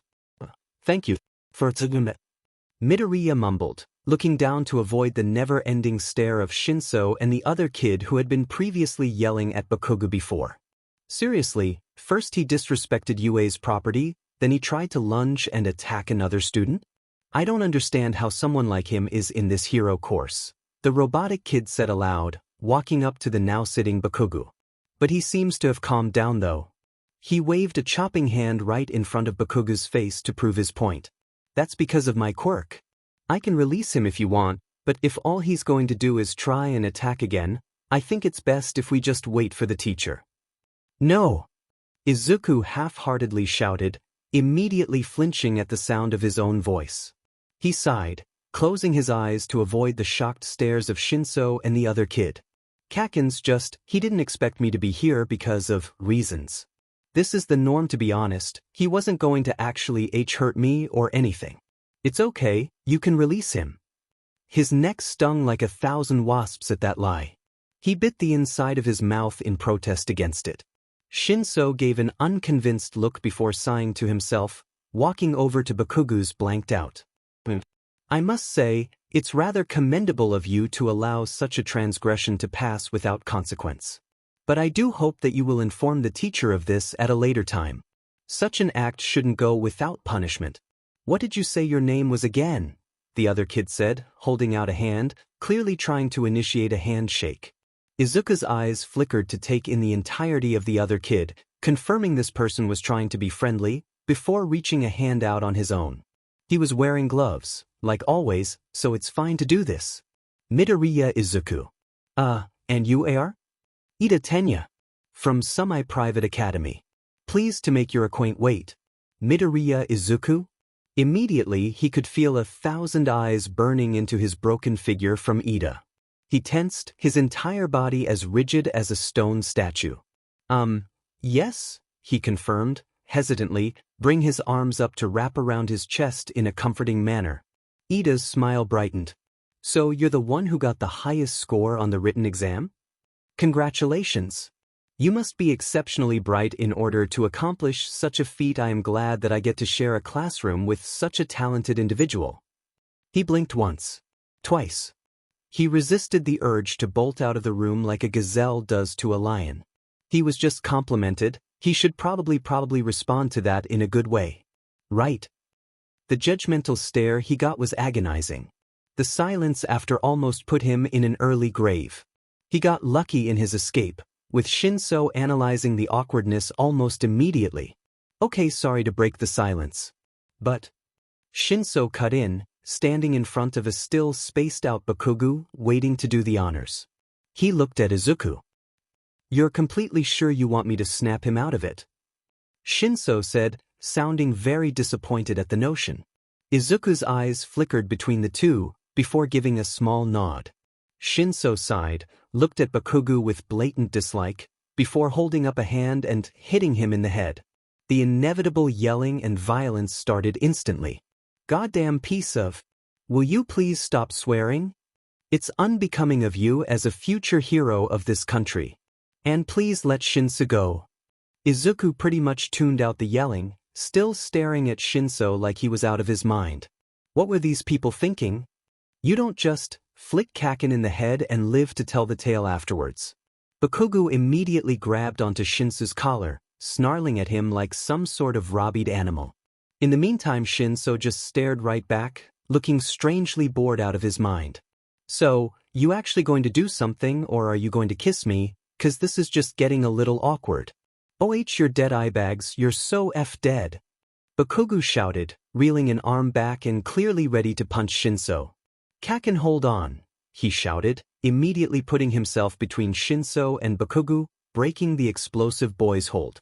He was terrified, yes, but he wasn't going to let someone else get punched for him. Don't you think this is getting a little excess? Oh, don't you think you can tell me what I can do, stupid D? And don't think I haven't forgotten about you. Why the hell are you here in my school? Didn't I tell you that you're not allowed to apply here? Will you all stop shouting? Everyone whipped around to see a pink girl, black eyes with orange pupils, glaring at them angrily. You too, she pointed an aggressive finger at Izuku and Shinso before sighing and relaxing, You guys are fine, actually you haven't done anything wrong. But you too, pointing to Bakugo and Ida, will you both just shut the F up? Ida looked defeated from that while Bakugo only grew in even more rage. Got anything else to say to me, Pinky? The girl just gave an equally violent glare. What? Not weird eyes? And do you have a FING brain? What do you think is going to happen when the teacher comes and hears you cursing like a sailor? You're going to get punished. So shut the F up before you get us all in trouble. At that moment, Bakugo froze, still seething in fury but not saying anything to the pink-colored girl. But he glared at her dangerously, trying to burn her just from the intensity of it. She just pouted, arms crossed and sitting on a desk, staring right back, with almost no regard to the obvious tension in the room. He looked around, surprised at the sudden amount of people there. Were they always there? What was wrong with him today? He should be noticing these things. He was lucky that his perceptiveness wasn't necessary right now, otherwise he'd be in deep trouble. This class wasn't out to get him like all of his other classes yet, which meant it was fine to be more relaxed in his day-to-day life. But it's not fine to be so close to Kaken. He took advantage of the temporary stillness of Bakugo, walking away slowly as if he were trying to back away from a bear. Shinso copied the same strategy, backing away equidistant to Izuku. Eventually, and to his utter shock, Bakugo simply scoffed, turning around and sitting in his seat, looking at Izuku as if he were planning to stab him to death later. Izuku looked down. It was just now he could feel the 1,000 eyes of everyone in the room burning into him. So much for not getting attention on the first day. He exhaled, holding in a breath he didn't know he had. That was, at least it's over. He shouldn't dwell on that too much. It's the morning, anyway. He still had the rest of the day to go through. Besides, that pink girl seemed to have handled it. He should say something to her, like thank you for de-escalating, or something. It was only right. He looked up, opening his mouth to thank her, but she beat him to it. She had moved away from the desk she was sitting at and was now in front of Izuku, her hand outstretched. Ayo, I'm Ishido Mina, but I go by my given name. So you're Midoriya, and you're Shinso? She asked, sweetly looking at the pair. Shinso just gave a half-hearted nod while Izuku forced a smile. She looked like she was about to continue saying something, but Ida cut her off. I thank you for dealing with that situation. I am ashamed that I was not able to deal with it in an appropriate manner. And I also apologize for my ignorance as well, since I was contributing to the yelling. Between the two of us, I must admit you are the better student. You seem like the type of person who would read a dictionary for fun. Shinso physically covered his mouth in order to hide a snort, and Izuku had to turn away and cough, pretending not to hear a thing. Breathe, let out your laugh through controlled breaths. He dared to look back for a second, and quickly had to force another cough. Ida was standing brightly, arms at his side like the military would, smiling like a kid on Christmas. Thank you, he said with such a genuine voice. It was obvious he thought Mina's comment was actually a compliment. Mina seemed to have caught on to that, as she had to stifle her own laugh before placing a hand on Ida's shoulder. Oh man, you're a special person, aren't ya? Ishido Mina, like you heard me tell the other two. I'm sure we'll have a lot of good memories in the next 3 years, she said, patting his shoulder before walking away silently laughing. Ida's smile only grew wider, and Izuku and Shinso struggled greatly to not start laughing immediately. They were failing though, as stifled cackling started escaping them, and even other people in the room who had witnessed the silent roast began to join in. Ida turned to them, true dumbfounded confusion on his face. What's so funny? Nothing. Shinso and Izuku both said, still trying to hide their smiles as they slowly broke down at the glorious scene they just witnessed. Luckily, they both got saved. Exam boy, a voice from the door shouted, and most of the people in the classroom including Izuku turned to see who it was. His eyes widened in recognition. What was her name again? Uraraka? So she made it in. And it looked like she healed fine too considering she was walking. He dropped his wide smile into a smaller one, giving a casual wave as he leaned on the wall. Hi. Glad you managed to pass. Shinso turned to look at him, still trying to calm down from his laughing breakdown earlier. Wow, So you just know everyone in this room, huh? Well, not everyone. Just Kakin and Uraraka. And you, I guess. Shinsu's face scrunched up in confusion. We've met? I don't remember seeing you before. Izuku just blinked. Oh god, this was going to be awkward, wasn't it? Well, kind of. I guess you wouldn't recognize me in this form. I was Thistle. Are you all just going to keep talking, or can I actually start class? Everyone jumped at how deep and sudden the voice was, all eyes immediately snapping to the door. Uraraka made an eep sound, physically jumping away from the doorframe and whipping her head around. Well, this was something. The voice in question came from the floor of all places, specifically a man in a yellow sleeping bag. He had pale skin and raven, shoulder-length greasy hair, black onyx eyes and eye bags that were even bigger than Shinsu's. He looked scruffy and oddly comfortable. As bland as he was, he looked strangely familiar. It racked Izuku's brain for answers. Where did Izuku see him again? Scarlet, silent and blind, dry as the sun, to refute the water is a need, not a want. This was Shota from the cafeteria. But there was something else that Izuku was forgetting. Everyone watched as the man unzipped his sleeping bag, stepping out and stretching silently as he walked towards his desk. They all took this as a cue to sit, Izuku being forced to sit the furthest away from the door, much to his anxiety. Still, no one looked away from their teacher as they navigated to a seat, watching him as he pulled a jelly pouch out of nowhere and start eating it.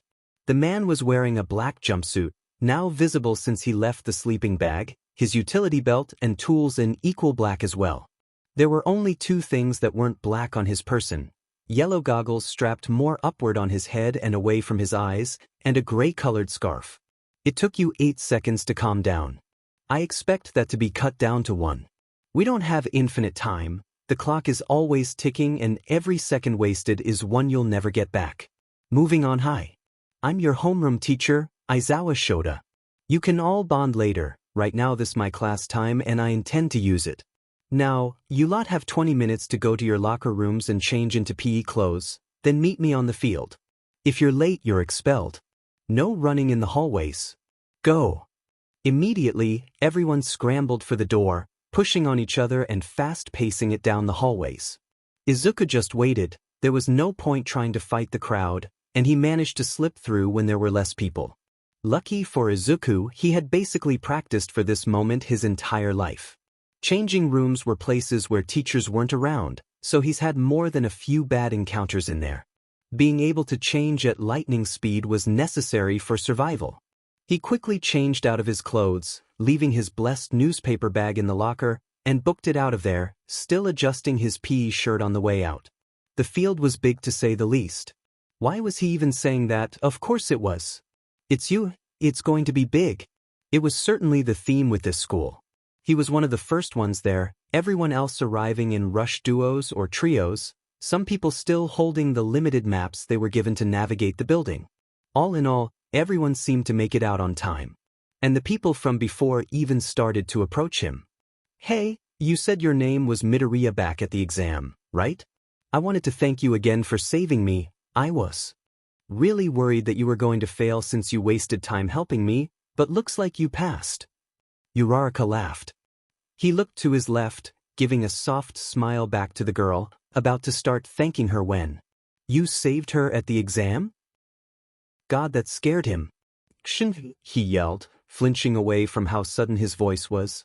The boy just stared confused while Uraraka giggled. What the hell was the sound you just made? Don't ask questions you don't want to know the answers to. Uraraka jokingly added.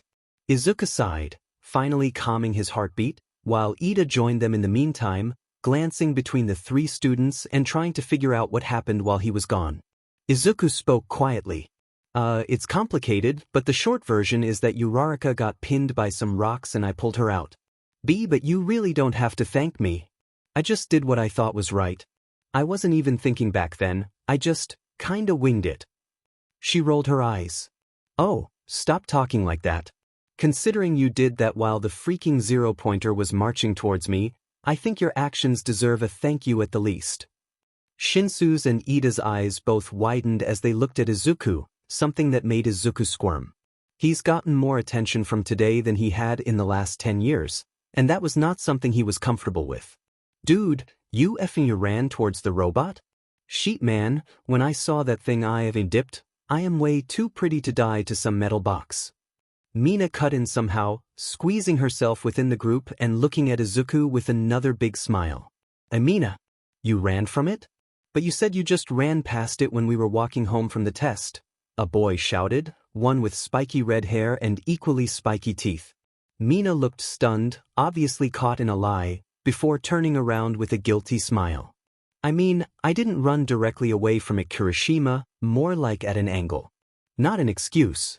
Come on bro, that's not manly at all, the boy, Kirishima, said, slamming his fists together right in front of his chest as a sign of strength. Me personally, I'd rather be a coward than a pancake. That thing was way too big for any person whose quirk isn't mountain ladies. A girl cut in, long navy hair with red marks tracing her eyes. She had strangely long earlobes that turned into headphone jacks. Mina pointed excitedly towards the same earphone-jacked girl. See, this girl's got the right idea. Yeah man, what were people without physical enhancement supposed to do? Punch it in the foot? Oh no, it got a dent in its bumper. Whatever will it do? A yellow-haired boy yelled dramatically. He had a black lightning streak on the right side of his head. It was hard to tell if it was natural or dyed. He looked back at Izuku with simple awe. Still man, you actually had the courage to run towards the freaking thing? Gotta say, that takes some guts and some idiocy to pull it off. Glad you're alive to tell the tale. Kaminari Denki at your service. Kaminari said with a slight bow, and Mina even added a whistle and a clap to help with his devolved. He looked up, grinning with a joking smile, expecting Izuku to be doing the same. But he ended up just staring in confusion at the lost expression on Izuku's face, who had started breathing heavily in a quiet manner. They were bright. They were all bright. Everyone's quirk was so freaking bright. Whenever Izuku truly focused on someone, his quirk tended to as well. The feelings of that person's quirk, little highlights of their personality, and the color burned into his head, screaming so loudly that he had no choice but to pay attention to it. The information became less loud over time, once he had gotten used to the feeling and being around said person. But with strangers it was always just loud. This had its own benefits, yes, but it also had its cons. Like crowds. Specifically ones where multiple strangers are talking and he needed to change his attention constantly. Collector screamed, and no matter how much he told it to shut up, it wouldn't. Stupid Quirk never listened to him. So he suffered. So much information, so much screaming, it was hard not to get overwhelmed. Like right now. They were all just so unique and so freaking loud. Pink bubbles writhing in deceitful flames, no, not flames, water and bubbles, but ones that melt concrete and stone where buildings fall because of armor, because of spears, no, yes, no, not that, elements of yellow and clouds where lightning strikes the ground, no, it's speed where blue wind chases you but can never catch up. Midoriya. Midoriya. Landing on his but was not one of the things Izuku planned for today, but it seemed fate had its own story. Everyone just blinked, still confused, the silence only being dissolved through Shinsu's sigh. I knew it. He's an introvert, guys. I think you broke him through the power of conversation. Shinso cut in, reaching out a hand that Izuku hesitantly accepted, pulling him up from the ground. He's right, Karo, the way you guys crowded him made me feel like I had to run, and I'm not even part of the conversation, a girl cut in. She was hunched over, arms dangling in front of her with big eyes, not as all-seeing and green as Izuku's but still viridian in their own way. She had long green hair, more forest and emerald than Izuku's as well. Mina shot a pouting look. Yeah, we get it, Sue. Sorry, Midoriya, we'll keep in mind of your shyness next time, she dramatically said, giving a playful small salute. He blinked once. Twice. Pink was flooding his vision, then purple, then green. He just gave a nod, not really sure how to respond. Mina's smile dropped. Oh shit, you were right. We really did break him. All right, settle down. Aizawa-sensei's voice cut in, a clipboard in hand and staring daggers at his class. Everyone immediately pulled an Ida and straightened themselves, not wanting to get yelled at by a teacher on their first day of high school. You all got out in time. Good, we can all do basic functions then. Now before any of you ask, no, we are not doing the orientation. It's a waste of time, we'll be doing a quirk apprehension test instead. Uraraka raised her hand, getting called on by only a nod. Sir, isn't the orientation required by all students to attend? Aizawa-sensei nodded again.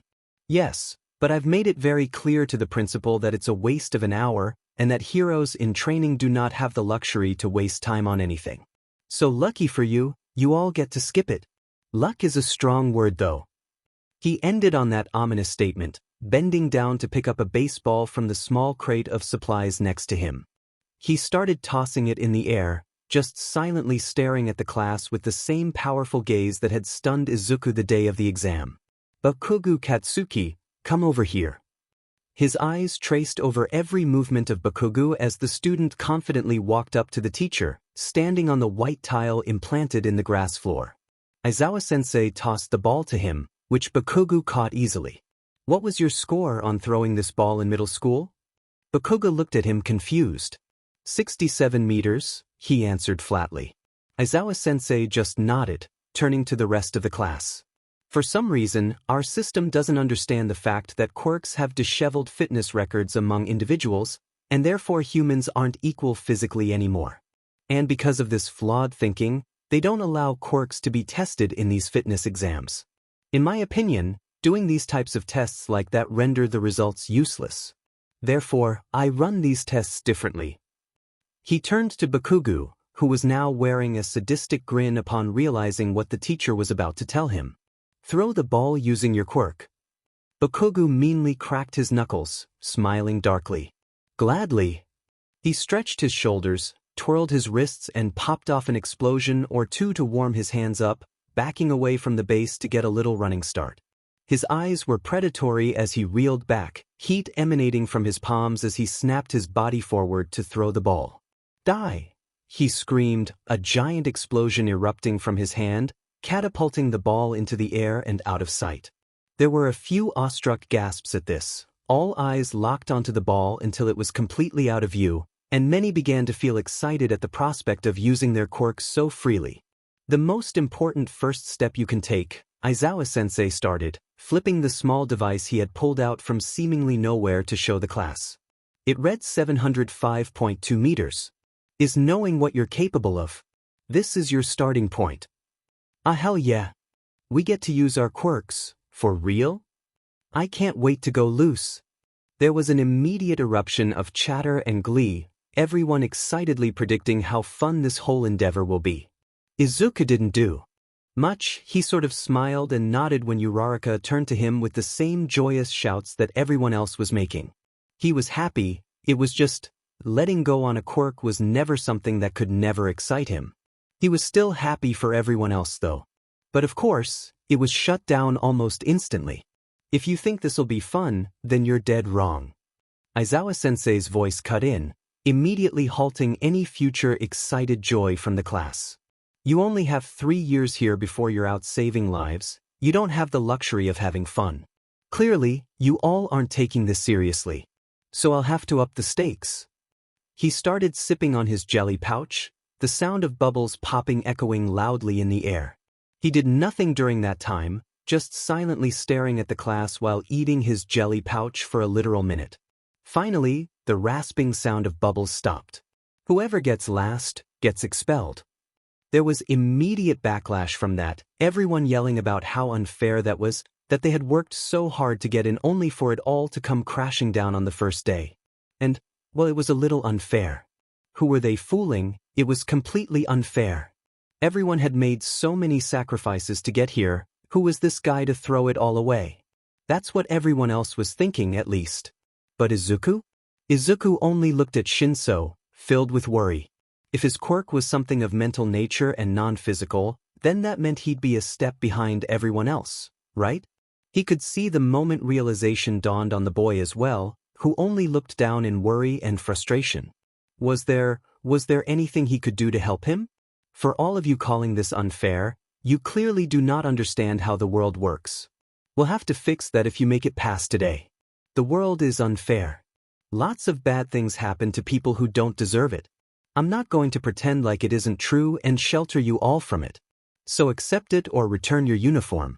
Now, Aoyama Yuga, you're up first. And that's how it went. Classmate after classmate anxiously walking up to the white tile in the ground, throwing the ball as hard as they could before returning back to the crowd. Izuku stood there, his mind racing with ideas, not for him but for Shinso. This wasn't fair at all, at least for Shinso. He kind of understood Aizawa-sensei's point, but the expulsion thing was a bit too far. Midoriya Izuku. Crap. He hadn't been thinking about a plan for himself. Crap, think. He walked hesitantly to the base, grabbing the ball from the hand of Kirishima, who gave him an encouraging nudge that felt like a brick had been thrown at him, and faced his teacher. Then he looked at the ball. All right, 2 choices. Throw it normally, or use his quirk. Well, the answer seemed a bit obvious if you put it like that. He's noticed a few things about the sludge villain's quirk, slime. The villain who had it before just never expelled the trash or other things from its body, so foreign objects aren't part of the actual quirk. And when he used the quirk or turned it on more accurately, his body mass ends up being a lot smaller than the sludge villain was, which meant it was proportionate to his own body growth. He also figured out the viscosity change depending on how hydrated he was, becoming thicker when he was dehydrated and more water-like when he was overhydrated. He had figured out long ago the perfect amount of water to drink to balance his quirk, and he'd stuck with that amount ever since. Right now, he was at the point where he could freely move objects inside of him quickly, but also restrain anyone if he had to. But even then, using his quirk would only hinder the ball's momentum. Spinning it around his chest and launching it using the momentum built up then wouldn't do much, since doing that in water was a lot more resistant than doing it in air. Which meant he only had one option. Combine the two. He tossed the ball up and down a couple times before rolling his sleeve and closing his eyes. He didn't cup his hands around his chest since that would be a bit weird to any onlookers. Instead, he slowly brought the warmth up to his heat mentally, ignoring people's sighs at how long this was taking. This was hard, okay? He'd never done a partial body transformation before. But slowly, he sectioned off a warmth and sent it to his right arm, which instantly began to melt into black, dripping onto the floor. He SCKD the ball into that part of his arm, making sure it was thoroughly coated before placing it in his other hand and returning the warmth back into his chest. He could feel confusion ripple across the class, amplifying when he reeled back to throw the ball normally. This was another thing he learned. When his body turned into slime, it tended to overcompensate.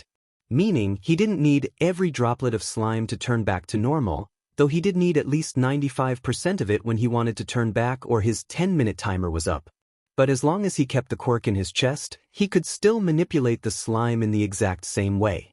So yes, he simply tossed it as hard as he could quirkless. But he waited until the exact moment it hit its peak before he took control, using the slime slathered on the baseball to push it midair, sending it rocketing up even higher. He could hear gasps of shock ripple through the crowd as they all watched the ball. It didn't go out of sight, but it did manage to go pretty far, definitely farther than others. He looked at Aizawa-sensei, who was holding the small reading device out for him to see. 100.4 meters? He'd take that. This was going better than he thought it was going to go. Oh no. Oh, he hadn't thought this through enough, had he? He'd been thinking about this all morning. He should have freaking known. These people didn't know him, but Kaken knew about his past. His very quirkless past self. Turned, paralyzed with fear for the second time today as he witnessed Bakugo charging him. His neck burned. There was that same sense of superiority radiating off those eyes from when Bakugo had grabbed his neck, but this one was far more dangerous. Murderous, even. Oh, he was screwed. He was dead. Mina couldn't save him now. Kaken was going to hit him, burn him, and he's going to have to go home and lie about the whole ordeal because it's not like UA would be any different than Aldra. At that moment, gray bandages instantly entered his vision. He blinked, unsure of the reality in front of him but confirming it once he saw it again. Gray bandages gripping Bakugo, holding him back from tackling Izuku. The hell? Bakugo winced, clearly using all his physical strength to fight back against them, but they were unrelenting. A voice cut in with it. They're made of a special carbon fiber woven together with a special metal alloy, along with some neuron technology. Aizawa-sensei grumbled, pulling harder on the scarf and making Bakugo growl. As for your quirk, I erased it. Which brings on my next point. His raven hair was flying straight up, dancing in the small breeze of the wind as he glared into the depths of Bakugo's soul with red. Cherry, bright red. Scarlet silent power that can take like thieves like us but gives back good useful must stay alive too useful to die. I have FING dry eye. So stop making me use my quirk excessively and get back in line. If you try to attack another student unwarranted, you're expelled. Go.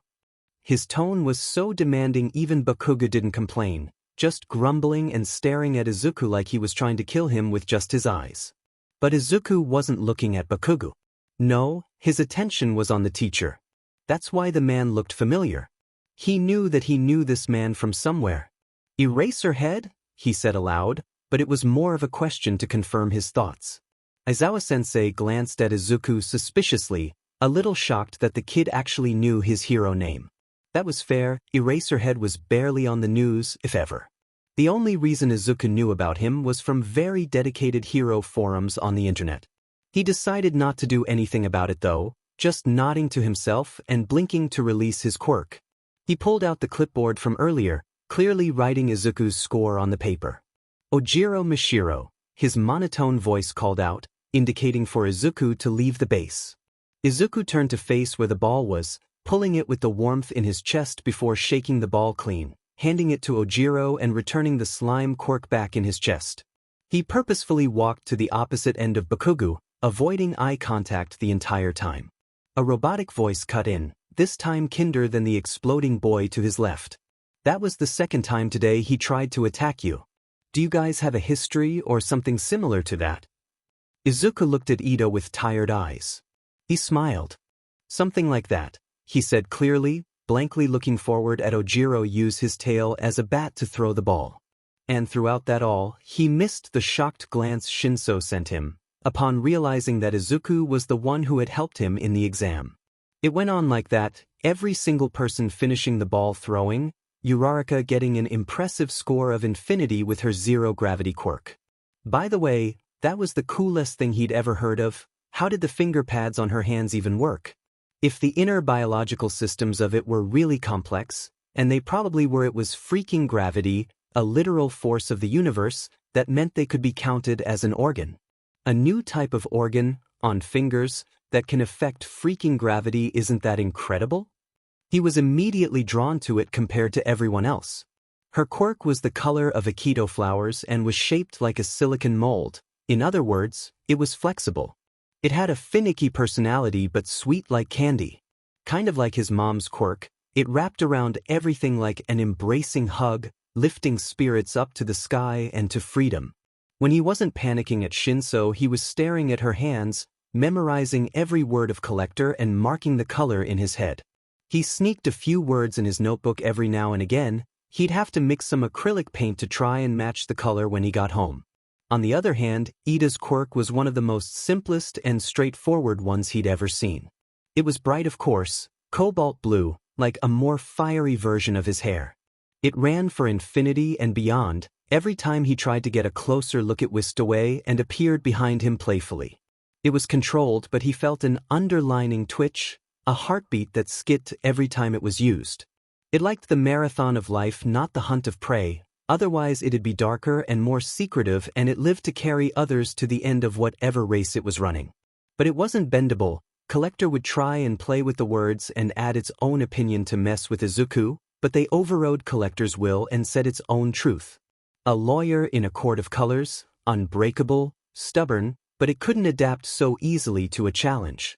He supposed that was a metaphor for Ida's weaknesses, since sharp turns were proving to be quite hard for the boy to follow through. It was easy to run straight ahead, to turn right was another matter. Hence, an aversion to change adaptation, but in direction. The rest were a spectrum among the two. The boy that had introduced himself as earlier, Kaminari, was a golden hour cloud that struck lightning twice a day in the same spot. Collector was quick on its words, like rapid spitfire, almost as if the boy himself was thinking that fast. After a while of observation, Izuku realized that he was. Kaminari had a unique ability to change a conversation to any topic in an instant. Luckily, he found people receptive to that, namely Mina and Kirishima. Their quirks were fond of each other, the words in his head had the same vocabulary and inside jokes, almost responding to each other, crazily enough.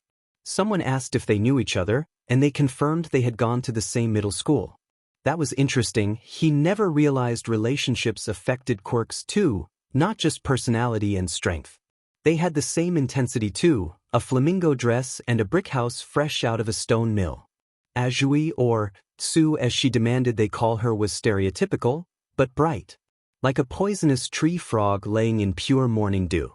Her words were calm and serene, but bold in tone.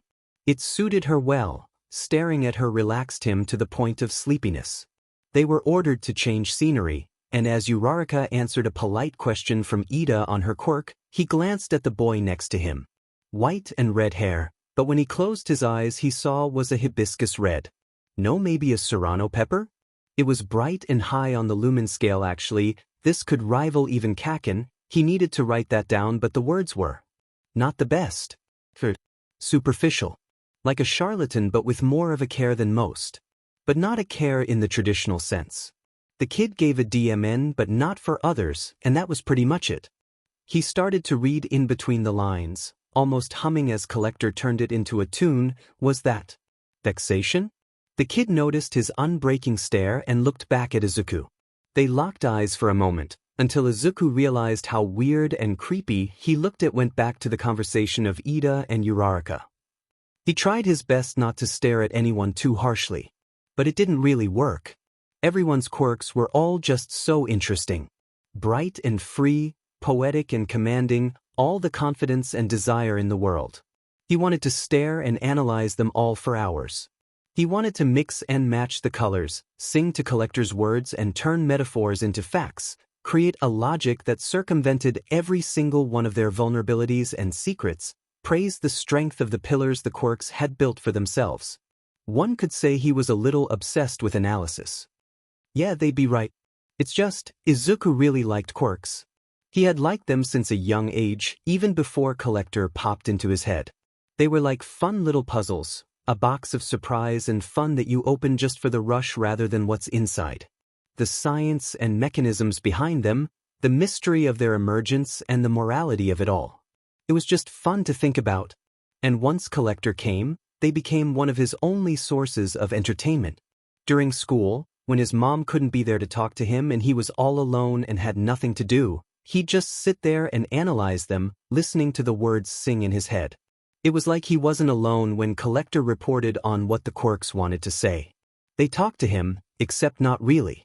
They were talking to their owners, and Collector just spied and reported on what they were saying. At least he was pretty sure.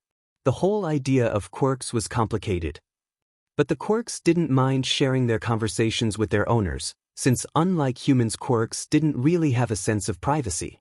And he knew that because Collector didn't care. It was always invading his privacy and insecurities. It was annoying, since whenever Izuku tried to do the same, it was always an open book when it came to its own secrets. But other quirks were just representations of personality and soul. A connection between the mind and the physical world, for one individual, their owner.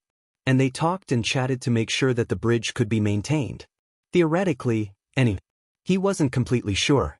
Which might sound strange, since Izuku was probably the only one in the world who could answer the question, what actually was a quirk? And he'd been studying them practically his entire life, so he should know the answer by now. But he really didn't have an answer. They were all so different from each other, and yet so similar. They each had personality, a color, a poem or tangled web of words, but they were always honest. But couldn't the same be said about a person? A person had personality, something to say, a favorite color, a style that expressed themselves perfectly. So then, was there truly a difference between the two? And a quirkless person, if indeed a quirk added to a person's humanity, did that mean a quirkless person lacked that? Or do quirkless people differ in that they have a natural version of personality, not tied or shared to a separate being? And what about his mom after he took her quirk? Did she lose something important that day to her very being, or was everything she had in her own mind and not rooted in her quirk? He shook his head. He was getting sidetracked. Anyway, in previous schools, the quirks were nice to let him inside their conversations, but it didn't really help all too much. The words were always addressed to him grammatically, but that was because Collector had to translate it for him. They weren't really talking to him. And he couldn't even talk back unless he physically touched the person, and one, absolutely no way was he risking that, and two, he'd get punched so hard by the person that he'd have to get replacement teeth. So he was still alone most of the time. Just with words no one else could hear. He was always alone, except when his mom came home. And he was used to that. But listening to quirks helped kill time. And like most things, they genuinely interested Izuku. Because he was the only one who could see and hear them, and as much as he hated that fact, it gave him access to something no one else had. That was special in a way, an evil kind of way, but Izuku was stuck with it. He might as well use the harmless affects of Collector's blessing. He'd sit there and wonder about the changes he would have. Biologically, if in another life, pray for a quirk in the next life, he was born with that quirk. If he took it, they were all so cool. Especially Kaken's. As much as he was afraid of it, he couldn't deny its beauty. Flickery and bright, it danced around like it was about to perform a ritual sacrifice. Usually that sacrifice was Izuku, but his pain couldn't make him deny how spectacular of a quirk explosion was. Like Collector said, it was just under Andromeda, powerful in an awestruck glee that came from nothing but itself. Like a perpetual motion machine, its source was non-existent, completely self-reliant, and creating the light of the universe. It was inspiring in a way. Izuku could never hope to become that bright in his life. So bright. So pretty. Take. Of course, Collector always ruined his fun with that line. He always looked away whenever it started going on its tangents as a way to punish it. To starve it. But that also punished him in a way.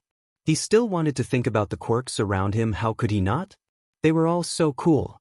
So if he couldn't stare at the person, he'd look at his notes about them instead. Thus began a collection.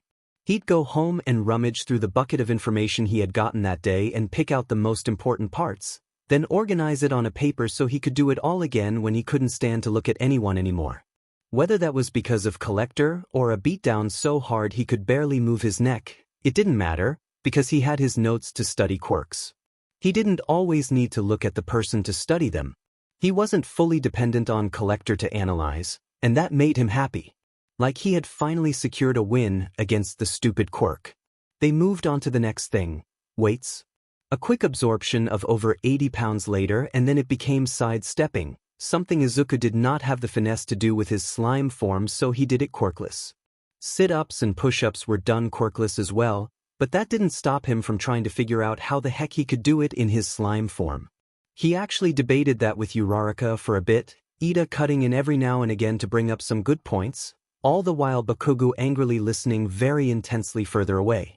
He tried to ignore it. Tried to ignore what felt like a red dot from a sniper pointed directly for his forehead. He should be happy. No one other than Kaken had insulted him or tried to hit him yet. But every time Shinsu's name was called, his smile flat-lined. He'd been thinking about it, and the only way to really help him would be to use his mom's quirk. But attraction to small objects was really hard to use when most of this stuff was physical testing. He considered using it in the weight part, but he couldn't figure out the logistics, and unfortunately, watched from the sidelines uselessly. It wasn't until the running track that his fears died down. There was a girl, he learned, with possibly one of the most versatile quirks out there, creation. She could literally create anything she wanted with her fats and lipids. And for the running track she expertly chose to make a moped. Was that cheating? Technically no. Did it feel like cheating? 100% yes. And as such, everyone in the class immediately pointed it out, only to get sour once Aizawa-sensei reminded them of the rules. It was only then that Izuku noticed the sly grin that appeared in Shinsu's face, the first time the boy had looked happy in the past hour, as he casually walked up to Yaozu, malicious intent on full display. Uraraka had noticed Izuku's sudden shift in focus and stopped talking, staring at Shinso as well. They both watched as Shinso lightly tapped Yaoyorozu on the shoulder, giving her a dry smile when she turned around. Hey, what kind of fruit makes you the most uncomfortable? Yaoyorozu blinked, utterly confused. What are you? The same type of state that Bakugo was in back at the homeroom. Hand me your moped, he commanded, a toothy grin spreading even further across his face once Yaoyorozu did it. No one else in the class seemed to notice, not until Aizawa-sensei said start. Oh come on! Kaminari shouted as Shinso sped past him, looking slightly ridiculous but also glorious at the same time. Uraraka had erupted in a laughter so powerful, she looked like she was dying, red-faced and clutching onto Izuku as she struggled to keep herself standing. Yaoyorozu snapped out of it at the end, looking around completely confused as to what just happened, only to get a sincere apology from Shinso for doing that to her moments later. Luckily she took it well, even laughing a bit on her own and making sure that there were no hard feelings between the two. Eventually, Uraraka managed to stop laughing, coughing a bit before looking up at Izuku, expecting the same joyful look she had. But all she saw was an all-seeing, observant stare in Izuku's eyes, as his pen glided across the small notebook he had pulled out, his mouth mumbling intangible words. Since he asked a question this time too, it's probably based on question and answer, which means that he'd either have to get really good at insulting people to the point of response or be able to get them to laugh kind of like Miss Joke. But how does it stop? Wait, it breaks at the slightest disturbance? That's what it says, so the connection is definitely easy to break. Does that mean he can't control multiple people, or is it unlimited, or maybe it's based on how many he can simultaneously? Which would be a bit more complicated to incapacitate enemies if that's the case, but it shouldn't be that hard since it would require the same principles. You're scaring everyone, stop Karo. A strange noise came out of Izuku as he physically jumped. Crap, why did he do that? He always looked like a creep whenever he did that in public. Why did he do that? He had half a mind to hide his notebook, but he knew it would be useless to do so. So he stood there, unsure of whether not to make a break for it. Sue, I think you broke him again, Uraraka said, poking Izuku in the shoulder, testing to see if Izuku would respond. And he did, luckily. Sorry, he immediately blurted out, looking at the floor, slightly red from embarrassment and hugging his notebook. It still had a large black spot from an attack from Bakugo few months ago. He looked up at Shinso, hoping he hadn't heard it, disappointment raging through him when he found lavender eyes staring back at him in confusion. Did you just analyze my quirk? Shinso asked, hesitantly. Izuku just nodded quickly. He didn't want to ruin this anymore by talking. There was a pause, then. How the F did you think of that? You've literally only seen my quirk twice. Twice. Shinso half yelled, walking quickly over to Izuku. What? Let me see. Shinso said, moving closer to look at the page Izuku had open. Oh, me too. Uraraka chimed in, scooching closer to Izuku. I'd like to as well. Yaoyorozu said, walking over along with Shinso. Why not, Karo? Izuku didn't really know what to do but hold the book flatly, still confused as to why he wasn't getting punched yet. He only turned redder once the compliments of all things started to flow in. Seriously? All of that in less than 5 minutes? Holy shit, there's more. How the hell do you have a full page on everyone already? When did you even take the effing notes? I've been standing next to you the entire time. Oh, you have 3 pages of Aizawa-sensei. Though this is written in pen, not pencil. Did you do this before? Yaoyorozu asked sweetly, and he could only give a stunned nod. Oh wait, there's you added more notes on the next page? Uraraka's jaw was dropping further every second. You've only seen his quirk once. How have you already written a full description on how his quirk looks like? Uraraka said the sentence a little too loud, because Izuku had the pleasant surprise of Aizawa-sensei whipping around to stare at him, signaling that it was time to stop this so as to not expose his stupid habit any further. Okay, he said, slamming the book shut and hiding it back in the infinite void it came from. Thank you for the compliments, but this really isn't the time to talk about this. Izuku half-whispered, trying to ignore the still ever-persistent confused glare Aizawa-sensei was giving him. They all looked confused, but once Aizawa-sensei entered their vision, they all made an oh noise, and started talking at normal conversational levels. Eventually, the day ended, and the students gathered in front of the board displaying their ranks to see what they got. Everyone could feel their blood pressure instantly spiking, their anxiety levels rising to inhuman numbers as they all stared at the screen with nothing but fear. "You know what? You tell me what I get, I don't want to know," Mina said, defeated. "Don't make me do all the work, Mina. Man up and figure it out yourself." "But I don't want to, I'm too scared, Kiri. Please save me from the emotional turmoil I am and do this small, simple task for me, please." "You're in butt. And you're AD-. Enough." Aizawa finally cut in, growling at the excessive cussing. "Alright, here's the scores. Hey, this is it. Time to see if he was a failure once again." "You failed, Mina." "What? How? Oh, you lying piece of... Don't tell me you don't deserve it." "I don't deserve it. You're such a meanie, Kiri. So mean." Their banter continued to move on like that, which was a nice distraction for everyone to listen to as they impatiently looked for their name. Izuku found his relatively quickly. He got freaking 8th place. He got freaking 8th place in a quirk test. The supposedly quirkless freak got 8th in a quirk test. He started laughing in relief and in the irony of it, laughing so hard that he fell to the ground. The rest of the class cheered, either chatting excitedly for their success or succumbing to the contagious laughter that had started to spread. It died down quickly though, once everyone remembered what's supposed to happen with last place. Izuku's eyes snapped to the board. He had almost forgotten. "Please don't be Shinso, please don't be Shinso, please don't be." Shinso was last. He didn't bother looking at Shinso. He didn't want to add to the already overwhelming amount of eyes locked on the boy with a look of pity. He didn't need to look to know the kid was destroyed. "By the way," Aizawa-sensei started, a dry and raspy voice, "I was kidding on the whole expulsion thing. Just wanted to push you guys as hard as I could." "Oh, you don't swear at a teacher." "Shut it, car parts. I'm going to yell whatever the F I want after getting put through that guy's death game, my entire life." Shinso let out an exasperated sigh of relief as the rest of the class devolved into full-on anarchy, Yaoyorozu adding a very privileged, "You guys didn't realize that?" into the mix, but no one seemed to care. Izuku just stared, smiling wildly as he looked at Shinso with the same amount of relief.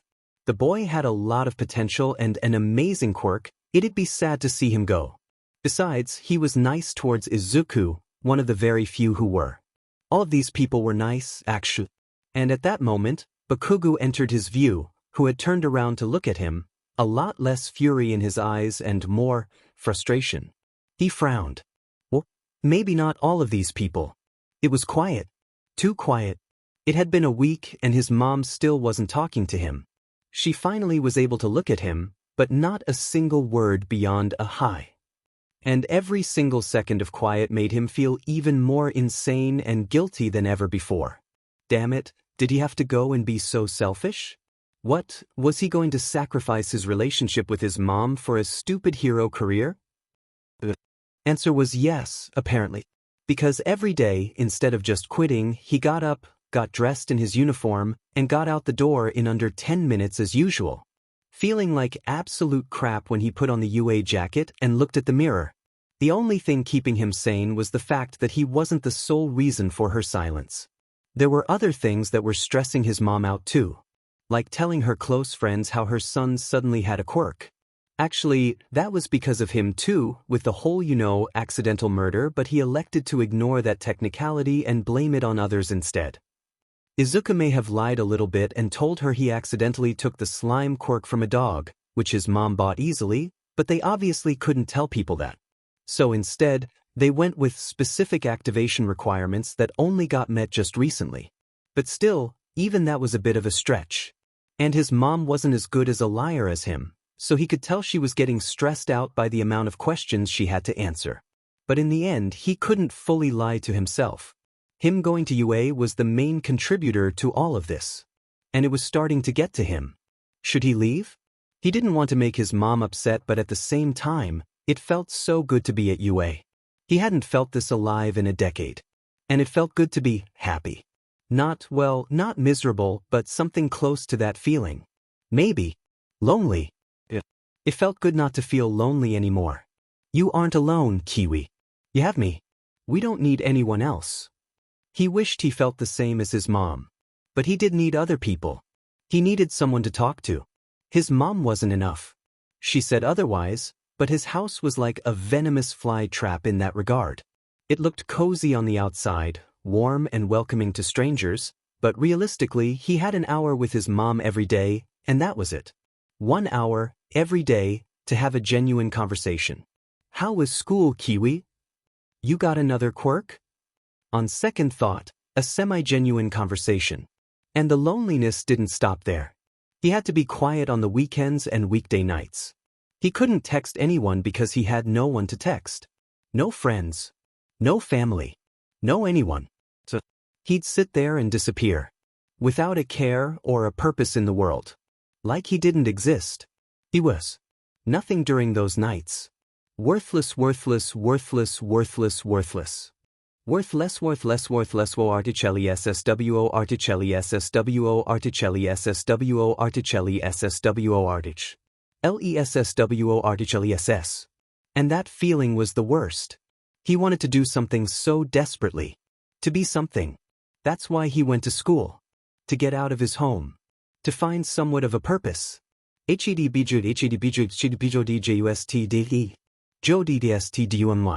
But Aldra wasn't very fruitful, and it was also dangerous. There were interactions, but few. His purpose there wasn't how could he fit in, it was how he could benefit the rest. And with every ask or favor, a punch followed suit. But UA was the opposite of that. It was like a nuclear missile attack of sociability. People came up to him.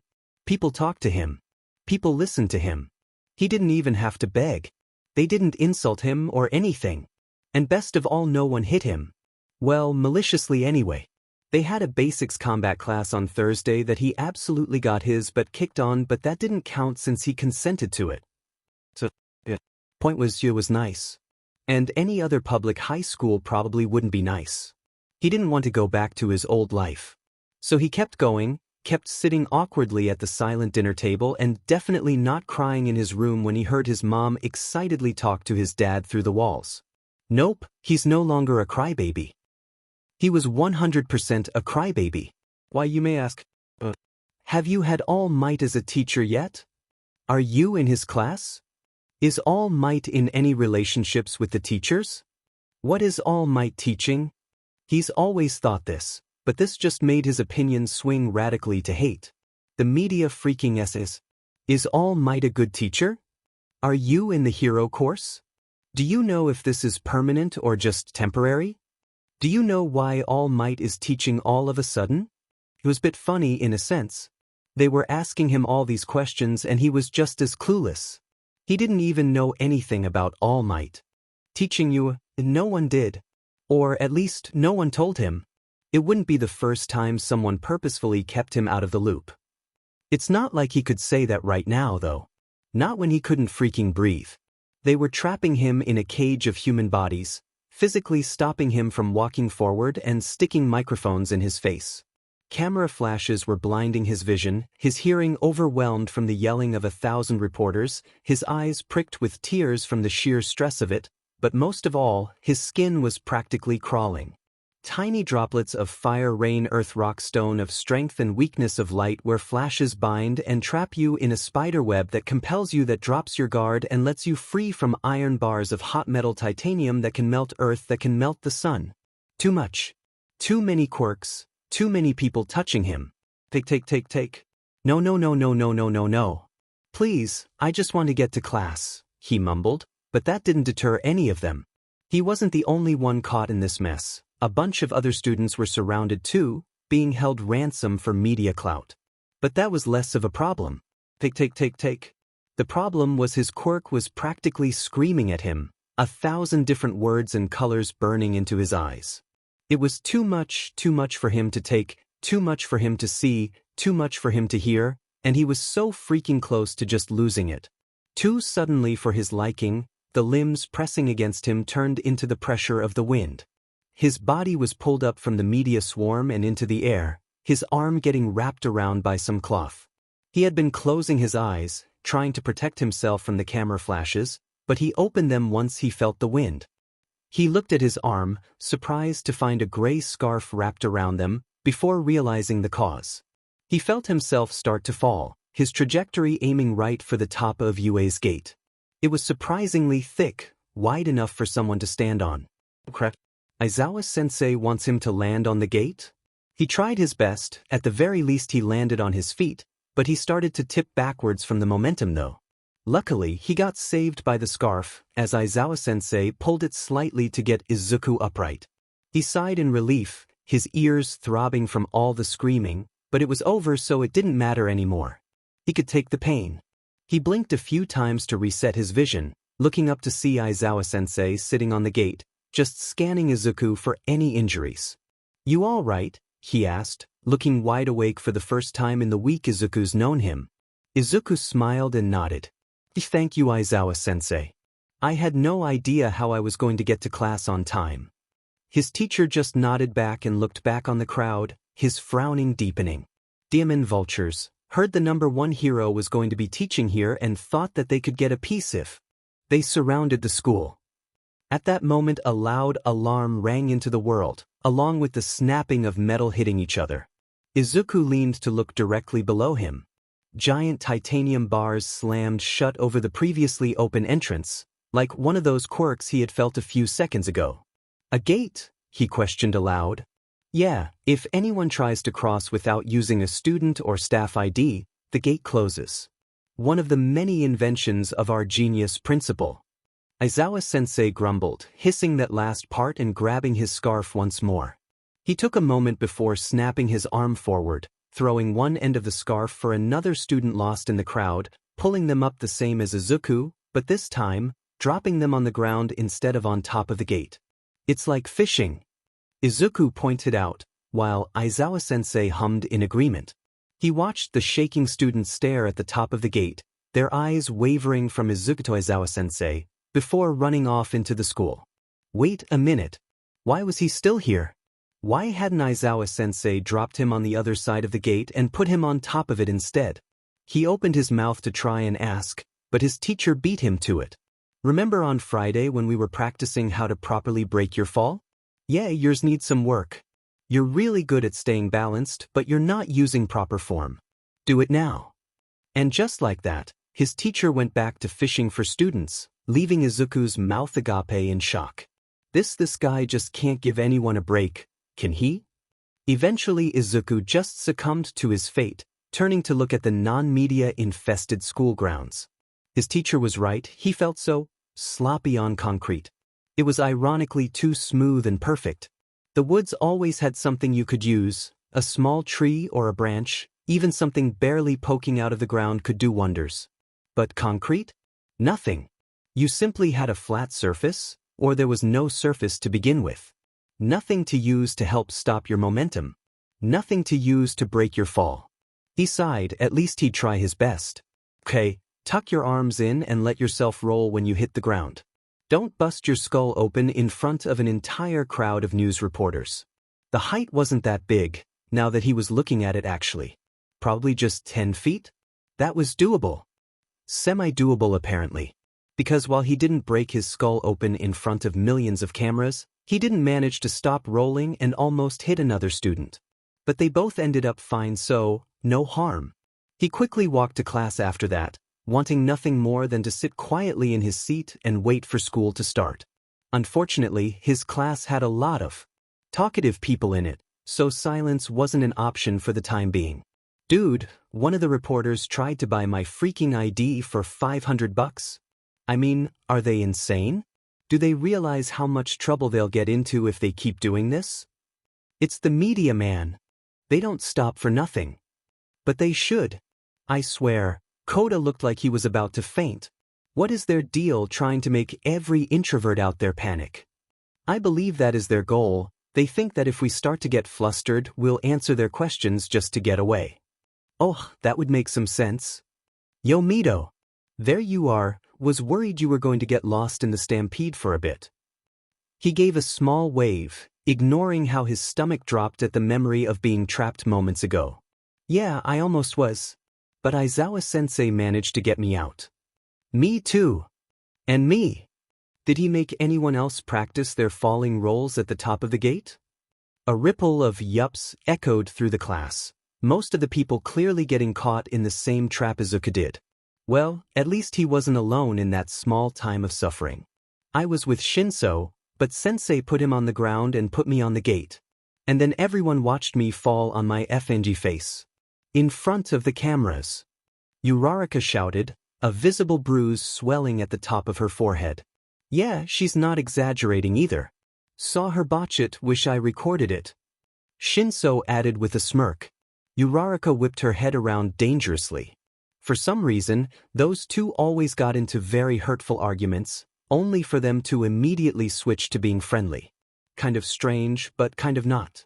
Oh, you shut up. It's the freaking morning, I couldn't even concentrate. Isn't your literal brand the opposite of falling flat on your face? You literally have a whole quirk dedicated to it. How did you still manage to eat concrete? And isn't the whole point of night to sleep, Shinso? Yet how the F, are you so goddamn tired all the time? Hey, that's different. Oh really, Shinso? Your whole brand is to basically put people in a dreamwalk. Why can't you FNG do it to yourself, you incapable piece of? A lot of people hissed at the flurry of insults that were said back and forth in that moment, but went right back to talking about how crazy the media was being and whether or not what they said about All Might teaching was true. Izuku just shook his head in disbelief at the events of the morning, the realizations dawning on him. This was not how he was expecting his day to start. All right, quiet. A shout came, Ida standing at the front of the room in the same rigid military pose he does daily. Everyone please return to your seats, class starts in 2 minutes. Ida, you're the only one standing, bud. Might want to take your own advice. Ida whipped his head around the classroom, immediately realizing that Hagakure was correct. His face flushed with embarrassment as he robotically walked to his seat, sitting down in shame. Uraraka patted him on the back to try and comfort him, all while silently laughing at how ridiculous the scene looked. Okay, shut up. Aizawa-sensei shouted as he entered the room, looking a lot more mean than usual. First off, sorry about the media, but you're going to have to learn to get used to it. Unless you dedicate yourself to being an undergrounder, the rest of you future limelights are going to have to get used to saving people while a news reporter clutches onto your arm and shoves a microphone in your face. Demon vultures, he grumbled, very obviously showing his hate on news reporters to the class. And honestly, no one could blame him. Now, I was going to make an announcement, but unfortunately, we're running a little late on time here, so I'll make it at the last 10 minutes of heroics class. By the way, you're doing heroics with All Might in 3 days, your first battle training session of the year. Surprise! It got ruined by the media, but oh well. Don't disappoint me, All Might won't threaten you with expulsion, probably, but keep in mind that I am still reviewing the tapes. Get ready for English. He finished, and on cue the door slipped open to present Mike Yamada-sensei, their dedicated English teacher. Izuku was more than surprised when he first found out, but he quickly got over it and started to enjoy the class more and more. It was just taught in such a fun and interesting way, but it was still normal. Last week and today were very similar, in that sense. It was normal. Aside from the media, obviously. The classes were just like middle school, math, history, science, Japanese, and English. The only thing that differed was the last PRD, heroics class. Speaking of which, are you guys excited? We're having a hero class with FNG All Might. All Might. Uraraka shouted, visibly shaking in excitement. Ida turned around, clearly about to reprimand her for shouting foul language once again, but Shinso cut him off. Let's just hope he's as good as a teacher as he is a hero. I don't doubt that the guy is good, but I do think that maybe all the praise might have gotten to his head a little. Ida looked aghast. Shinso, you shouldn't make such assumptions when you haven't even met the man. After all the people he's saved, he does deserve at least some basic respect. Shinso sighed, picking up his now filled tray and walking away from the line. Yeah, I guess you're right. I just kind of expect disappointment at this point. I mean, I really doubt that it's possible to get disappointed by the number one hero completely. At the very least, he has to be an amazing hero. He single-handedly brought the crime rates down after all. That's gotta mean something. Izuku added, rushing a bit to join Shinso side by side. Shinso just gave a nod and shrugged to himself, not saying much any further. They all walked to the table they had chosen on day 0, which Izuku was still getting used to. Normally, eating in the cafeteria was a guarantee to getting hit with the unwanted bits of people's lunches, so he usually ate in the courtyard behind a wide tree that blocked him entirely from view. Now though, there wasn't a risk of that happening. Midoriya, I think it's time. Been a week, and I have to ask. Uraraka drawled on, staring at Izuku with a strange seriousness while he sat down with his lunch tray. Izuku hummed, his eyes flickering over to Uraraka while Ida and Shinso sat down in front of them. His heart fluttered at the seriousness of her voice. Did he do something wrong? Was she mad at him? Was she? Uraraka pointed at him, more specifically, his water bottle. Why do you have such a big water jug all of the time? You're like the most hydrated person I've ever met. He was overthinking that a bit, wasn't he? He turned to face her completely, Ida watching carefully while Shinso just started eating, sleepily. Oh well, my quirk is actually dependent on how much water I consume, so if I'm dehydrated, my slime becomes thicker, and it's hard to control my body when that happens. So I make a point to drink a lot throughout the day. Ida chimed in. Does that mean the opposite will happen when you drink too much water? Izuku nodded. I actually start to get translucent, and the slime resembles more of water than anything else. That's also hard to control, and it's hard to restrain people too, since I'm all just, he wiggled his arms to demonstrate, floppy. Can you even call liquid floppy? Izuku shrugged. That's what it feels like. Yeah, speaking of which, how does it feel like? Because from what I've been hearing, it sounds like you just aren't solid anymore. Shinso asked, taking a break from his food to look up at Izuku. He took a bite before answering. It's like melting. But it's instantaneous and there's no pain. It's, how do I say this okay look? The only things that don't turn into slime are my eyes and mouth, and I guess my clothes. Mouth? Uraraka asked. I don't remember seeing your mouth at the entrance exam. Just your eyes. Izuku nodded. Yeah, I hide it in my body. If I don't then I look really creepy, so I just decided hiding it would be better. It wasn't exactly a lie. He did looking freaking terrifying when he looked in the mirror. But it wasn't the main reason. He looked too much like the sludge villain when he showed his mouth, and he didn't want anyone to make the connection. Oh, that's disturbing actually. Uraraka said, puzzled and putting a hand up to her chin while thinking about it. Izuku just kept nodding. Yeah, the first time I used it, I freaked out because I couldn't feel anything. Like I couldn't hear my heartbeat or feel my arms, 'cause they were all ooze. It was super uncomfortable. Alright, that's it. Everyone snapped their attention to the right, shocked at the sudden yelling, and watched a storming Bakugo march over straight for Izuku. He felt his heart drop. Oh no. It's happening. Kaken must have been listening to Izuku describe his quirk. The quirk Kaken didn't know about. Kaken had been strangely quiet of all things this past week. Well, he was still raging and cursing at everyone here and there, but he left Izuku alone for some reason. He didn't even do his daily slamming of Izuku in the wall at the end of the day anymore. He just outright refused to look at Izuku and walked away whenever he came too close. And, it sounded wrong, but Izuku was kind of enjoying the peace of not being hit every day. Being yelled at was fine, he could handle that. Getting beaten, that was the hard part. And even though he could handle the pain of beatings just fine, really it's fine, he found himself wishing this would last forever. But it was just another fantasy. It wasn't real. Yo Baku bro, where you going?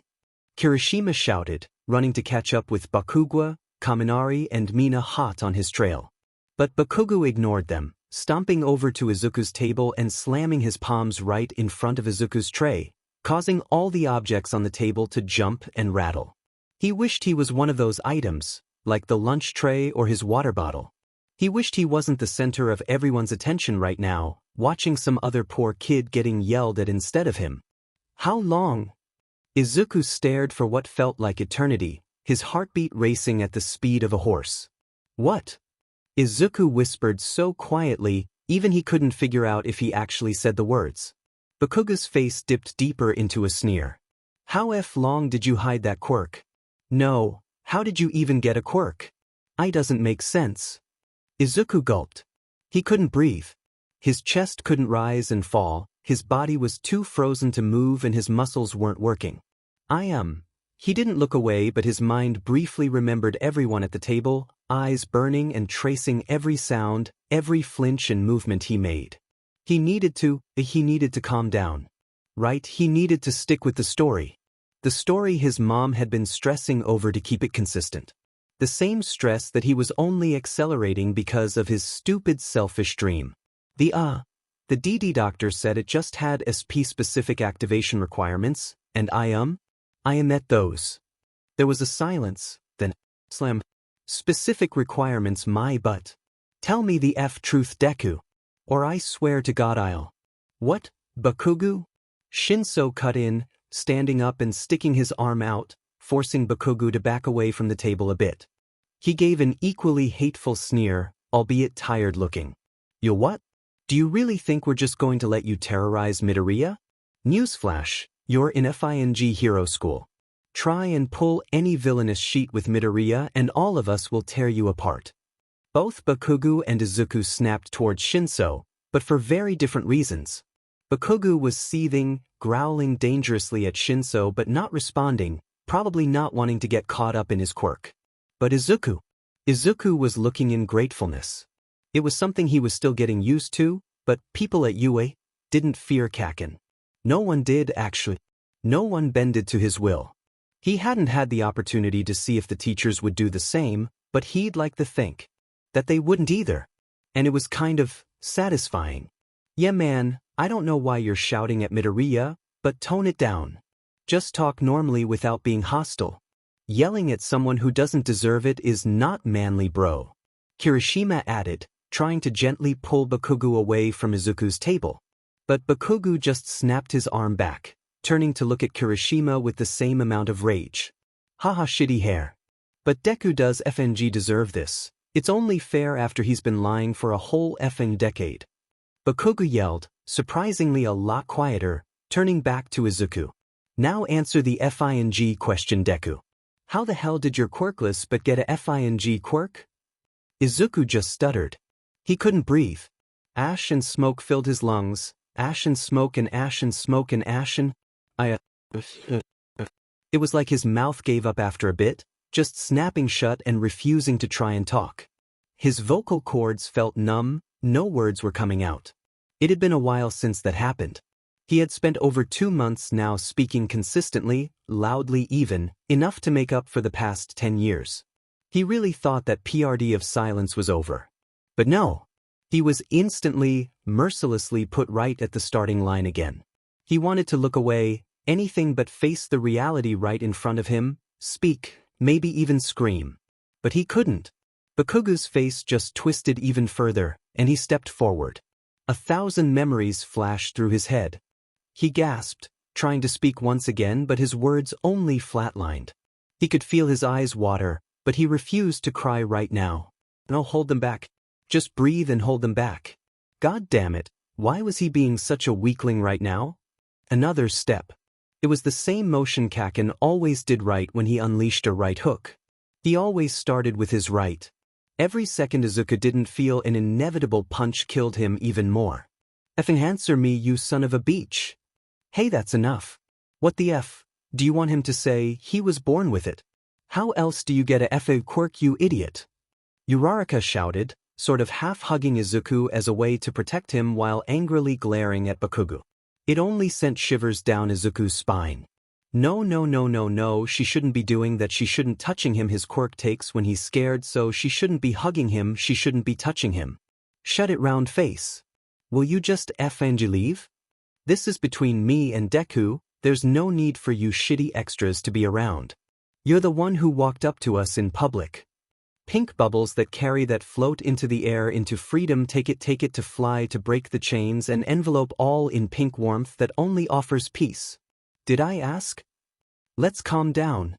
This is not an appropriate manner to address each other in. Let's all. Oh, stop trying to make this look like you aren't responsible for all of this. You're the one who marched up to us in public, you're the one who's yelling, and you can't just try and avoid responsibility. Can you? Quiet. Oh, you're asking for it, round face. Just wait, I'll turn you into a FNG balloon and blast you so far into the sky, you'll never see the light of day again. Stop yelling. Whoa man, threatening people is not manly. Please just calm down, we can do this later and everyone is staring. Then walk away, shitty hair. I'm not leaving until shitty Deku stops hiding behind you extras like the weakling he is, and tells me how the F he got into you. Level 3 alert. Villain attack. Evacuate. This is not a drill. I repeat. Level 3 alert. Villain attack. Evacuate. This is not a drill. I repeat. Oh, don't think you can distract me with that. Seriously, man? How in the world would Midoriya even cause that? Come on, let's go, aren't you hearing the alarm? Kirishima started pulling on Bakugo more aggressively, Mina and Kaminari joining in and shouting their own complaints. Bakugo fought back for a moment, but logic briefly flashed in his head, and it dawned on him the meaning of the alarm. He gave one last sneer, a promise that this wasn't over before turning around, following his group towards the exit. The students left behind sat there, frozen in shock at how aggressive their classmate was, and not being able to properly think from how loud the alarm was. It took them a bit to recover. That was... Listen up. We need to evacuate like the alarm says. Let's just ignore what Bakugo did, we'll definitely go back to it but it's far less important. For now, let's... Ida started, but immediately froze when he turned around to face Izuku. Shinso and Uraraka did the same, looking in the same kind of fear-filled shock. Not for them but for him. He was perfectly still. As if he was a stone statue in a garden, hidden behind flowers and all the good people in the world, but still there, his presence small. His eyes were wide but they were looking down, unblinking and dazed, his breathing quiet and small. His mouth was slightly open, and they could all see what looked like a little bit of blood leaking from it, but it was hard to tell from the angle they were looking at. He just looked so scared. Midoriya? Ida said, hesitantly, trying to be quiet but it was kind of hard from how loud the alarm was. Midoriya? Uraraka copied, softly putting a hand on his shoulder, hoping to wake him up from whatever daze he was in. The way he flinched up made 1,000 alarms go off in their heads, even louder than the one screaming through the school speakers. I'm sorry. He immediately blurted out, a little more blood leaking from his mouth. Izuku noticed it immediately, closing his mouth shut, swallowing another piece of flesh tissue and the large amounts of blood in pooling into his mouth. The consequence of biting the inside of his cheek too hard once again. They all tried to soften their expressions, but it didn't really work. Hidden emotions never really got past Izuku's eyes, so all he saw was pity. You have nothing to apologize for, Ida affirmed, slowly but with a strange gentleness to it. Bakugo is the aggressor in that. He should apologize after this is all sorted. But Izuku tried to start, but he immediately got silenced by a hand that Ida put up. Not now, we can all talk about this later but we must evacuate. Though, this will be hard considering we have to get through it. He gestured towards the cafeteria, the exit swamped with panicked students and even more shouting. It was like the media outside, though instead of bright flashing cameras there were simply gray jackets blurring together as everyone ran for their lives. Izuku gulped, both out of nerves and the need to swallow more blood leaking into his mouth. He took a napkin off the table to wipe the blood visible on his face. Can we just hide under the table instead? Shinso asked sarcastically, though everyone wished the answer was yes. Unfortunately, no. We must follow UA procedure. Let's go. Ida regretfully said, silently giving a look to both Uraraka and Shinso that screamed one thing. Stay close to Izuku. They didn't know if he'd go into another panic, and in a crowd that would be bad to say the least. So, Hesitantly, they all stood, quickly walking to the swarm of students elbowing and pushing each other out of the way. All staying unnaturally close to Izuku. Uraraka was still holding onto his arm, and God was that not helping. But he wasn't in the position to ask them to stop, not after they defended him from Kaken, probably. His mind felt fuzzy and the last few minutes were just gone. He didn't have the mental strength to try and remember what just happened either. Instead he looked down, trying hard not to focus too much on anyone, even resisting the urge to look up when someone elbowed him in the chest. He didn't want Collector to overwhelm him and cause him to freeze. But Demon, was it hard to keep moving and not pay attention at the same time? Okay, breathe. Swallow the blood and breathe. It's okay, focus on Uraraka's quirk. Yeah, that will do. That way Collector could stop buzzing underneath his skin, hungry to feel the quirks of every single kid in the school.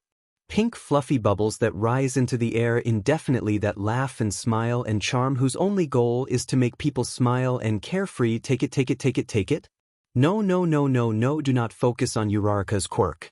Whenever he panicked, Collector writhed, trying to get a quirk Izuku could use to defend himself. And he's panicking right now, which means he absolutely 100% cannot focus on anyone right now. Shinsu! Uraraka shouted, trying to reach behind her but immediately getting pushed back.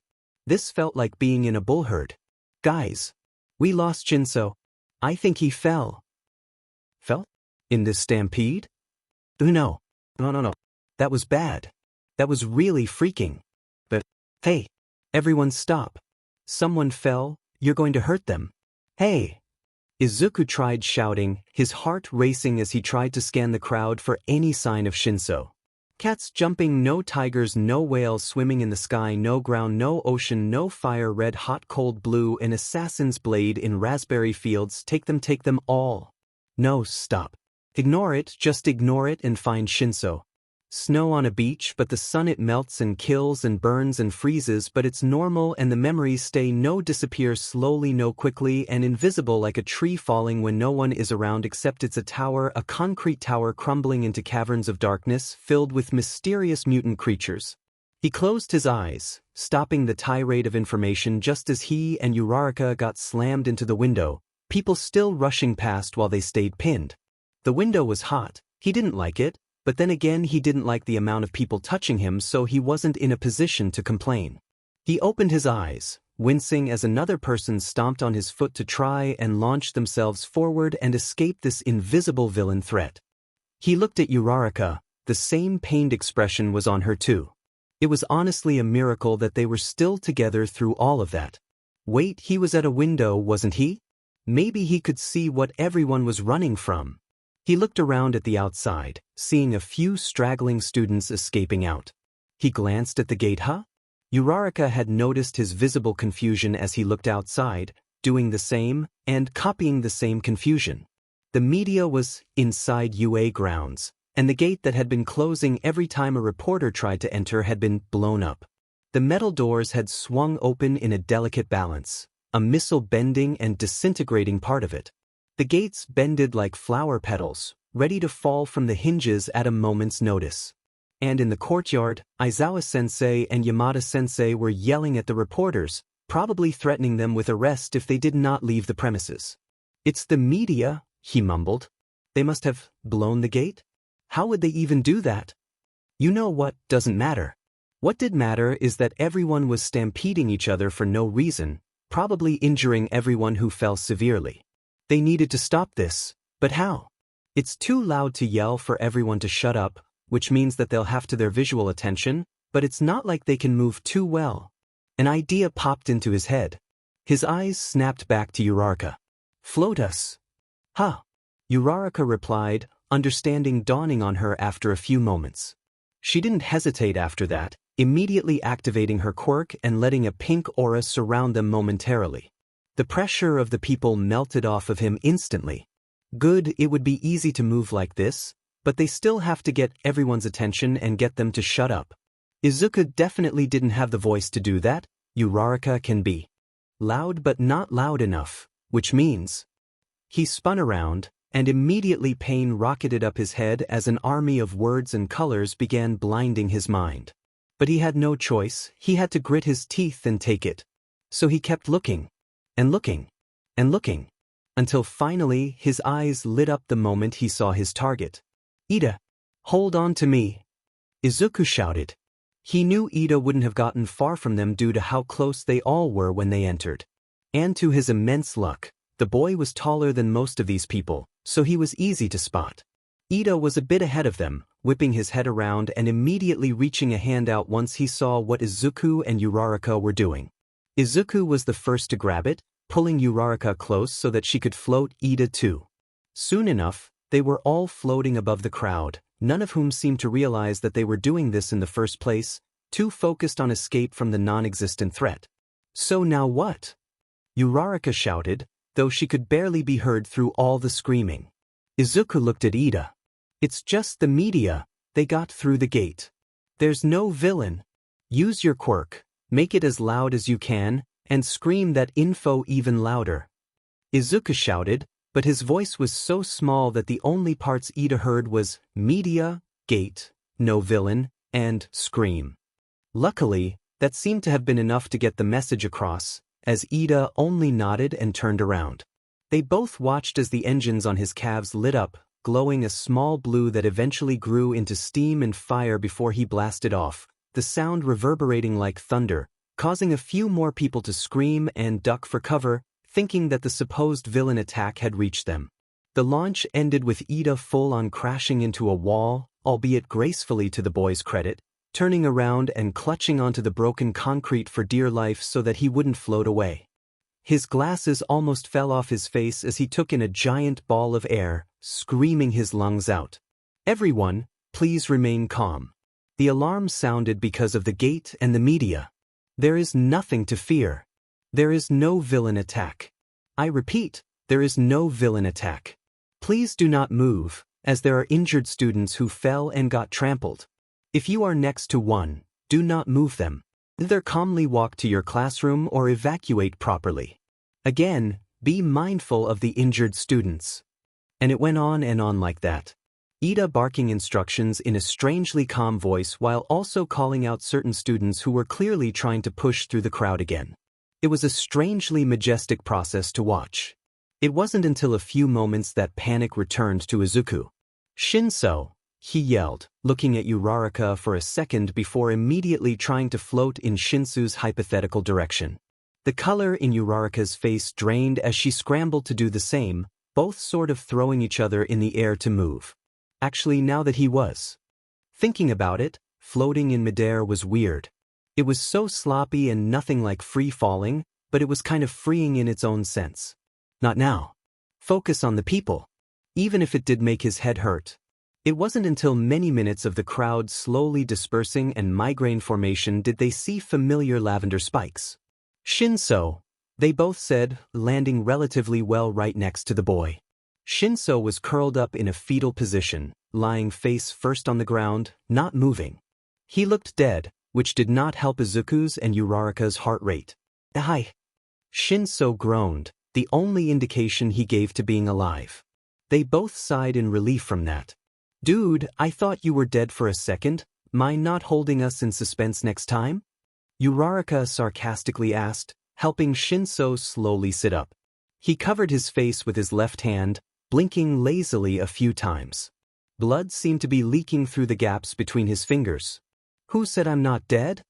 Shinso answered dryly, clearly in a lot of pain. "Hey," Uraraka began, but was immediately cut off by the blankness that took over. Shinso brought a bruising right arm to her forehead, giving a strong flick to wake Uraraka out of his brainwash. She reeled back, blinking a few times in shock before realizing what just happened. "Hey, what was that for?" Uraraka pouted, clutching her forehead and glaring at Shinso with a joking fury. "That's for not saving me sooner. You guys are going to be future heroes. Remember what Aizawa-sensei said about wasted time? Oh, stuff it, you big baby. You're going to be a future hero too, remember? And do you remember what Aizawa-sensei said about the worst thing that could happen to a hero?" Shinso didn't respond, just looking down and closing his eyes, trying to distract himself from the pain and the comeback. Getting injured on the field. Izuku hummed, clearly lost in the memory of that lesson for no apparent reason. Yeah, I get it. God, I think they broke my nose. And my ribs. And my soul. Shinso groaned, finally lowering his hand for Izuku and Uraraka to see the damage on his face. They both frowned, not deeply, but enough to cause a little worry. Izuku spoke up. Your nose is bleeding, but it doesn't look broken. What happened? When I fell, someone effing kicked me in the face. I remember who it was too, so after this I'm going to go kick them in the ball. It probably wasn't on purpose, everyone was panicking so no one was really paying attention. The dude literally turned around and winked at me. Okay, never mind, go kick him in the ball.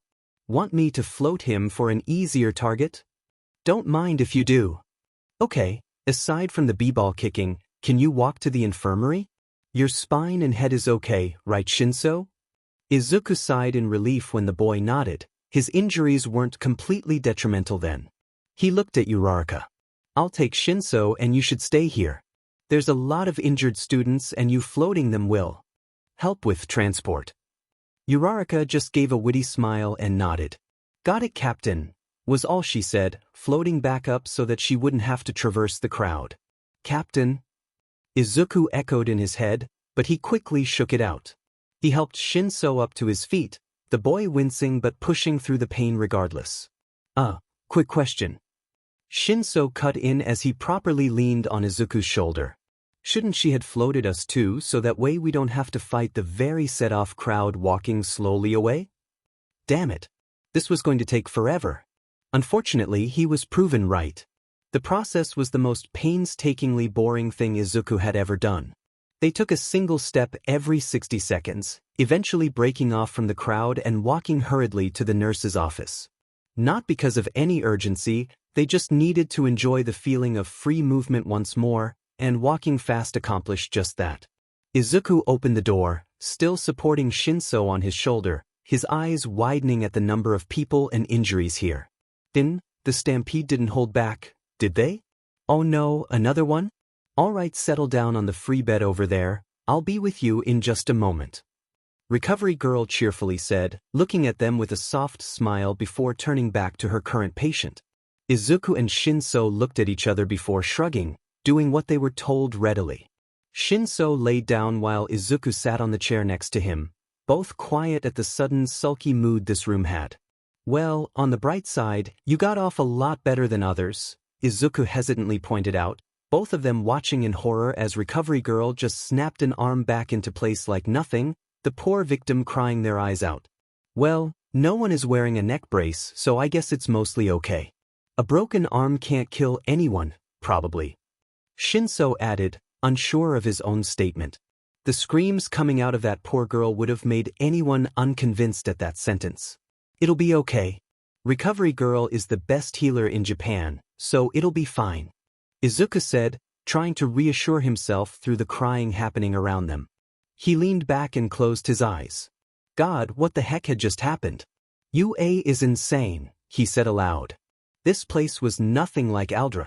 Shinso just hummed in agreement, and they both just sat in silence thinking about that, purposefully looking away from all the other patients. But eventually, Shinso spoke. Yeah, it is weird, he said again, clearly about to link it to something. Izuku just stayed quiet in response, opening his eyes and looking at him. I've been meaning to ask you, but I haven't really had the chance, but are you okay with my quirk or something? The way Izuku's face twisted into utter confusion made Shinso flinch. What? Shinso hesitated but continued. It's just that most people tend to view my as bad but you, and actually most of UA haven't said anything about it. Izuku blinked blankly. That was so out of left field he never saw it coming. Why would I say anything bad about it? Your quirk is amazing. Izuku said, speaking nothing but the truth in his eyes. But Shinso only sank further. Right, but aren't you afraid of me? That I'll control you and make you do stuff? Nope. Izuku responded, sweet and simple while shaking his head. Why would anyone be afraid of him? Shinso was an amazing person, he'd never do such a thing. But that was apparently logic beyond Shinsu's capabilities, as the boy simply nodded and leaned back on his bed, a little lost. Either that or he had a concussion. You were right, Yue is FNG insane. He grumbled, albeit sounding happy. Recovery girl. The doors snapped open and slammed against the wall with a bang. Clearly too much force was pushed onto them. Oops. Sorry, don't know my own strength. Anyway, special dough. 3 more people, a blonde, blue-eyed boy said, saying that sentence with way too much optimism for the situation at hand. 2 other people walked in, each leading a floating victim inside the office, one with long, silvery blue hair who was flying with yellow rings underneath her, and the other a dark purple, shoulder-length hairstyle, his hands replaced by tentacles and keeping the floating patients grounded. Uraraka must be helping them. Good, it was right for Izuku to tell her to stay then. You wouldn't believe these first years, ma'am. One of them crashed into a wall, made a whole scene, started yelling to calm everyone down, and another girl was floating the injured to help with transport. There seems to be a really good pattern of thinking skills in this year's crop. It's exciting, the boy said ecstatically, helping the blue-haired girl with bringing the injured into cots. Shinso just casted a glance at Izuku, to which he looked down to avoid. He didn't want any more compliments, it felt weird being called good. Oh, I'm glad. But we're definitely doing evacuation training tomorrow, Mirio. I refuse to let this many injuries happen ever again. Recovery girl curtly replied, finally coming over to Shinso. Now, let's get you healed up. Soon after, they were walking back to the classroom, Shinso practically dragging himself from how tired he became, but awake enough to be thankful that the halls were clear now. They opened the door and were immediately ambushed by the rest of the class, all relieved that they were both okay. Okay, go back to your seats. God, you're going to injure them in another stampede at this rate. Aizawa-sensei yelled, and everyone begrudgingly letting go of Izuku and Shinso to return to their seats. Now then, I apologize for the alarm. The media somehow got in and triggered it, leading to the mobbing and injuries. We'll be doing evacuation training soon, so get ready for that. But until the hallways are completely clear, all classes are to remain with their homeroom teachers, which is perfect because of the announcement I missed. Sorry to spring this all on you right after that, but we need a class president and vice. I don't care how you do it, just choose before I have to leave. Everyone immediately sprang up out of their seats, raising their hands and immediately declaring all of their bullcrap reasons on why they should be leader. And in the corner, no one saw Aizawa-sensei slip into his yellow sleeping bag, scrunched up behind the desk, trying to go to sleep amidst the yelling. Out of my way, extras, I'm the strongest, so therefore I should be in charge. Bakugu shouted, implanting his foot on a desk and doing a standard heroic pose. No way, you're too loud and people will think we're all like that. Me on the other hand, I'm hot and a liar. Whoever's in charge should be the manliest. Only 4 students stayed sitting down, Izuku, Shinso, a white and red boy and larger, quieter boy, who hadn't said a word since the start of school. They didn't even share a glance, but they could all tell that they were thinking the same thing. Everyone. We should put it in a democratic vote. That way, everyone will have an equal opportunity to be picked. Ida declared, standing in his usual rigid military pose. Most of the class hummed in agreement, but Kaminari stood up, facing Ida. But we don't know each other very well, wouldn't everyone just vote for themselves? Kaminari pointed out. That is true, however, that would just mean the person who's picked is even worthier of the role. Since that would mean the admittance of saying that the person is better than oneself. Ida expertly countered. The classroom buzzed with agreement once again, and Sue went to a cupboard and found note cards and a bucket for everyone to use. Izuku didn't even hesitate when he got his card, writing Ida and immediately walking to the front to put it in the bucket. The guy was practically made for the role, with his seriousness and commanding skills. The media break-in only confirmed it. He rested his head when he sat back down, enjoying the relative silence the class and his mind had now. There had been so much screaming in the past hour, so it was nice that it was finally over. And now he can finally sit in peace. How the hell did you win? His head snapped up, looking at the board where Ida had written down the numbers. He had won with 3 votes, and Yaoyorozu had tied with Ida, getting 2 votes each. Did no one else see how well Ida carried himself in the media outbreak, or was that just him? Ida was the obvious choice. Why would anyone vote for him? No thank you. Izuku blurted out, jumping out of his seat then immediately shrinking back once he realized how loud his voice was. God, his throat hurt. He hadn't talked this much in the past 2 weeks than he had in a decade. Really? Midoriya? I mean, he doesn't really give off the leadership vibe, you know what I'm saying? Ida is way more commanding than him. Did anyone else see stop sign Ida during that stampede? It was so freaking manly, Kirishima said, flexing his arms with praise. And the class basically flourished in agreement to that point. Izuku just kept staring down, but his body relaxed once he heard that. At least someone in this room was thinking logically. Not true, Uraraka said, shooting up and getting everyone's attention almost immediately. His heart sank at those words. The only reason Ida was able to do that was because Midoriya told me to float him. He figured out that the media had broken in and told Ida. And he was the one who told him to go and shout it to everyone. Damn it, Uraraka, you had to go and compliment him, didn't you? Really? In Midoriya, you're like a badass leader who hides in the shadows. Mina hissed ominously, holding out her arms to further drive in the point. Ida just nodded along. Yes, I must admit that I was fully panicking in the moment. I wouldn't have been able to do that if Midoriya didn't have the idea first. It's why I voted for him, he said, with nothing but humility in his voice. There was a sigh from the back as Yaoyorozu slowly stood up, facing the class with hints of sadness. If that's the case, I would like to drop out for vice, since I voted for myself. And since Ida got 2 votes from other people in the class, it's clear he's wanted more by the vote. Yaoyorozu said, a little disappointed for obvious reasons but still keeping up a smile. Alright then. Class President Mido and Vice President Ida. Serve us well, champions. Mina shouted dramatically, striking her own military pose. Izuku just slammed his head on the desk. He felt someone touch his back, sending shivers down his spine. There, Midoriya. There. Shinso said, patting his back. Damn it. Yue was so freaking insane. And he absolutely loved it. It was quiet. Too quiet. Quiet didn't belong at the dinner table.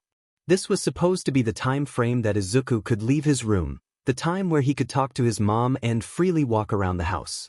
But it wasn't anymore. Not after he ruined it. Now it was just quiet. Lonely. Eternally silent for the years to come. Clang. They both flinched at the noise of the dishes clanging together in the sink, succumbing to gravity and falling from their stack. They locked eyes for a moment before looking down once again, 1,000 thoughts swirling in their heads as they just continued the meal. Izuku's eyes kept flickering from the plate to his mom, then back down again. Won't she just say something? Anything? Selfish. Good. No, his mom wasn't being selfish. He was. He was chasing a stupid dream and putting all of their lives in jeopardy because of it. He wasn't the only one at risk if Collector got exposed. Imagine what people would do to the people who gave birth and housed a monster like him. No, this was his problem. He created the issue just like Blues. Clang. That meant he'd have to be the one who to fix it. I got voted for class president today. He watched his mom physically pause, only to sigh heavily and continue looking down. His frown deepened. Normally, she'd be ecstatic at such a thought. Yue's really great too. Everyone's super nice, and no one is treating me in a bad way or anything. I even made friends. Still nothing. That's okay, he can keep talking. He had something substantial to say for once. At least, I think they're friends. We do everything that friends typically do, but I don't really know since I've never really had any before high school, since no one wants to be around the quirkless free. His mom took a huge breath at that, clearly trying to hold back a sob. That's not your fault, he quickly replied, reaching his hands out to try and drive in his point. God, he was messing this up. He should just get to the point. It's not your fault, Mom, that I haven't had friends before. And what I'm doing, it's not because of you. I'm sorry. I'm sorry I lied to you and broke a rule. And I know I'm not supposed to break a rule, but I want this, Mom. I need this, he emphasized, looking down in shame.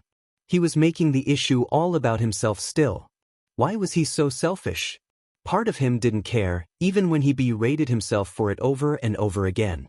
I'm being selfish when I say this, but I want to become a hero. I want to risk it all. Because if I don't, Mom, I don't know how much more I can take. He sobbed, tears falling down like raindrops on windows. And I want to help people. What? I want to make people smile. I want to make you proud. He looked up, surprised to find his mom's gaze, tears starting to flow on her as well. You want to make me proud? She repeated weakly. Izuku just nodded vigorously. When I got voted, my first thought was about how much of a responsibility it was, and how much I didn't think I could handle it. But my second thought was about how excited you would be when you heard about it. I want to make you proud, Mom. And I don't want you to worry about me anymore, he said, trying to smile as gently as possible. His mom copied the smile, but it quickly flat-lined, as whatever troubles she had before instantly came to mind. But sweetie, I'm already proud of you. And going to this hero school, it's making me more worried than before. I understand why you want to go, but can't you just make me proud in a different career, Kiwi? It's not too late to drop out. We could even switch you to general if you still want to go to UA. Izuku just looked down, ashamed of his answer. I want to make you proud in my own way, Mom. And being a hero is what I want to do, he whispered, trying to bury his answer in the grave of silence. There was a pause, a deadly one. You're such a guilt trip sometimes, you know that, Kiwi? Izuku shot up, the table bouncing from how hard he flinched. Crap, he didn't mean to manipulate his mom. He wasn't trying to. I still don't agree with what you are doing, but I'll support you regardless. But his mom ended on a happy note, walking over to Izuku and giving him one of her classic lopsided hugs. After a few moments of comfort, she stayed next to his seat crouched down, wiping away the tears from his eyes. His quirk didn't writhe when she touched him. She didn't have anything to take anymore, anyway. If we have to this, what you want to do, we'll be doing this my way, okay? Izuku just looked into her eyes. He felt like it had been ages since he clearly saw them. A lighter green, but they were bright and wide like his. He gave a smile, reveling in his mom's voice. He hadn't heard it in ages. He missed it. Hey, Mom. I trust you. Drags. His mom's way of doing this is with drags. He felt like an Olympic athlete who takes an enhancer before the game, only to get caught in the standard drag test they knew they had to take, and for some reason is still allowed to play despite the obvious cheating. But his drags weren't enhancer-type pills like those type of athletes. No, his was more of the opposite, actually. So when his mom said that they were doing this future hero thing her way, she meant it. And her way started at that very moment. She immediately went to her bag, holding her emergency nurse package in case she forgot her normal one. What did she do with that, you may ask? Stab him with a needle. Wait, that sounds bad, wait. Blood samples. She took blood samples. This wasn't necessarily out of the ballpark for Izuku. He'd done this before, a lot of times. His health was a bit of a tricky thing to upkeep, since doctors weren't allowed to know all the details about him.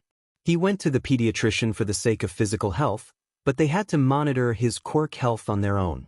So once or twice a year, his mom would run a few generic tests, just to make sure everything was fine. Maybe it'd tell them a little more about Collector and how to stop the more dangerous parts of it. They never figured that out though, or if they did, his mom never told him her theories. But this time was different.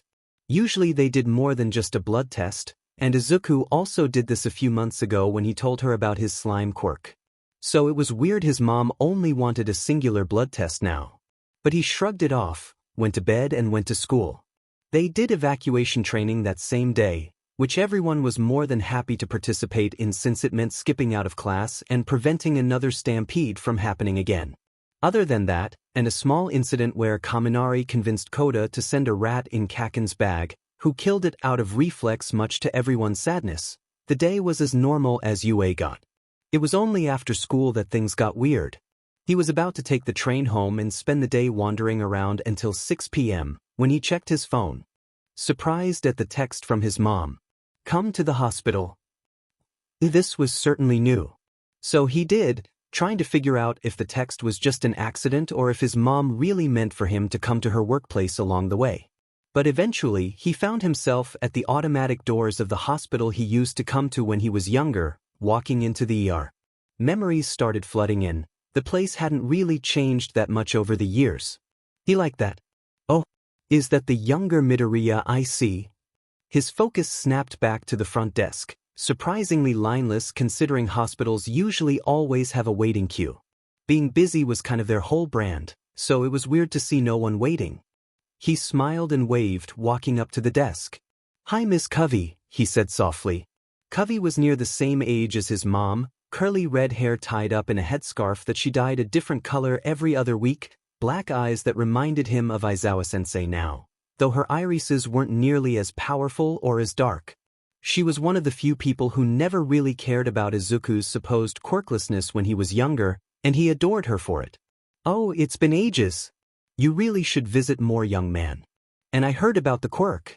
Congratulations, sweetie. I'm so glad things are finally looking up for you. Thanks.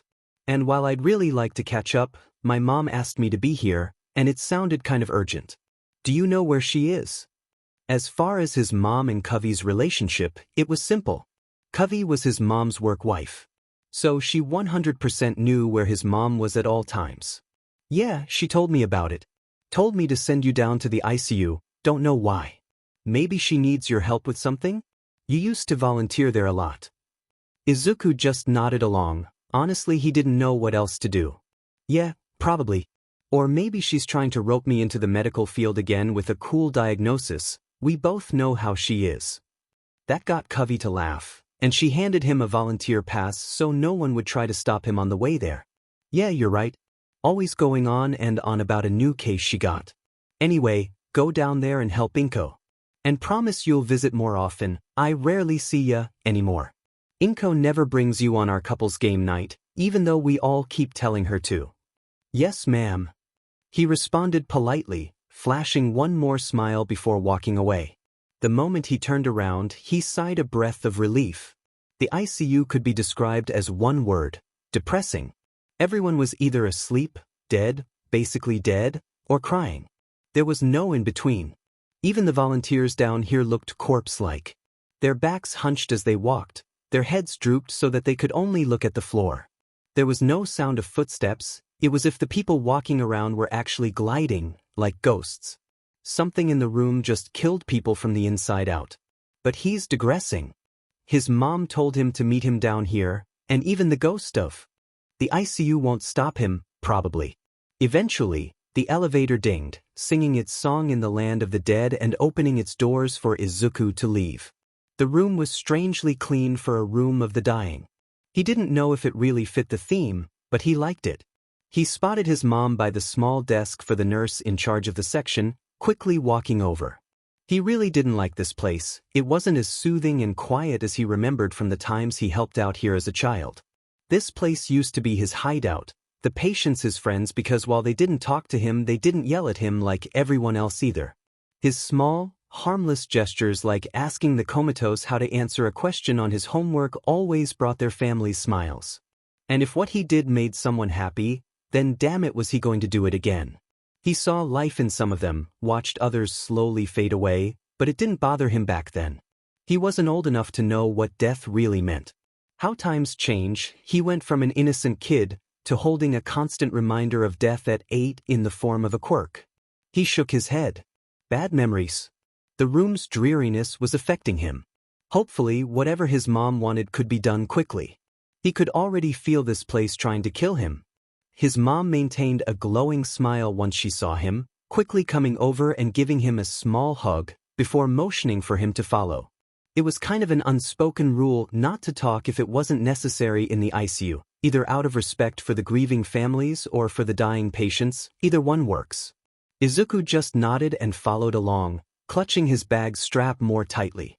He really didn't like this room. Eventually, his mom sat down, right in front of a comatose patient, an elderly woman Izuku recognized from the last time he was here, all those years ago. That wasn't good. His eyes flickered between the old woman and his mom, utterly confused as to what was going on, but eventually relented and sat down, relaxing slightly in his seat. This is Soma AI. You used to read her bedtime stories. Do you remember her? His mom whispered, still softly smiling.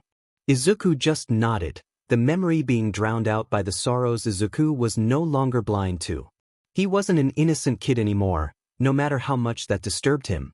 His mom's smile disappeared in an instant as her own memories clouded her mind. She got rear-ended by a drunk driver, her whole family was in the car.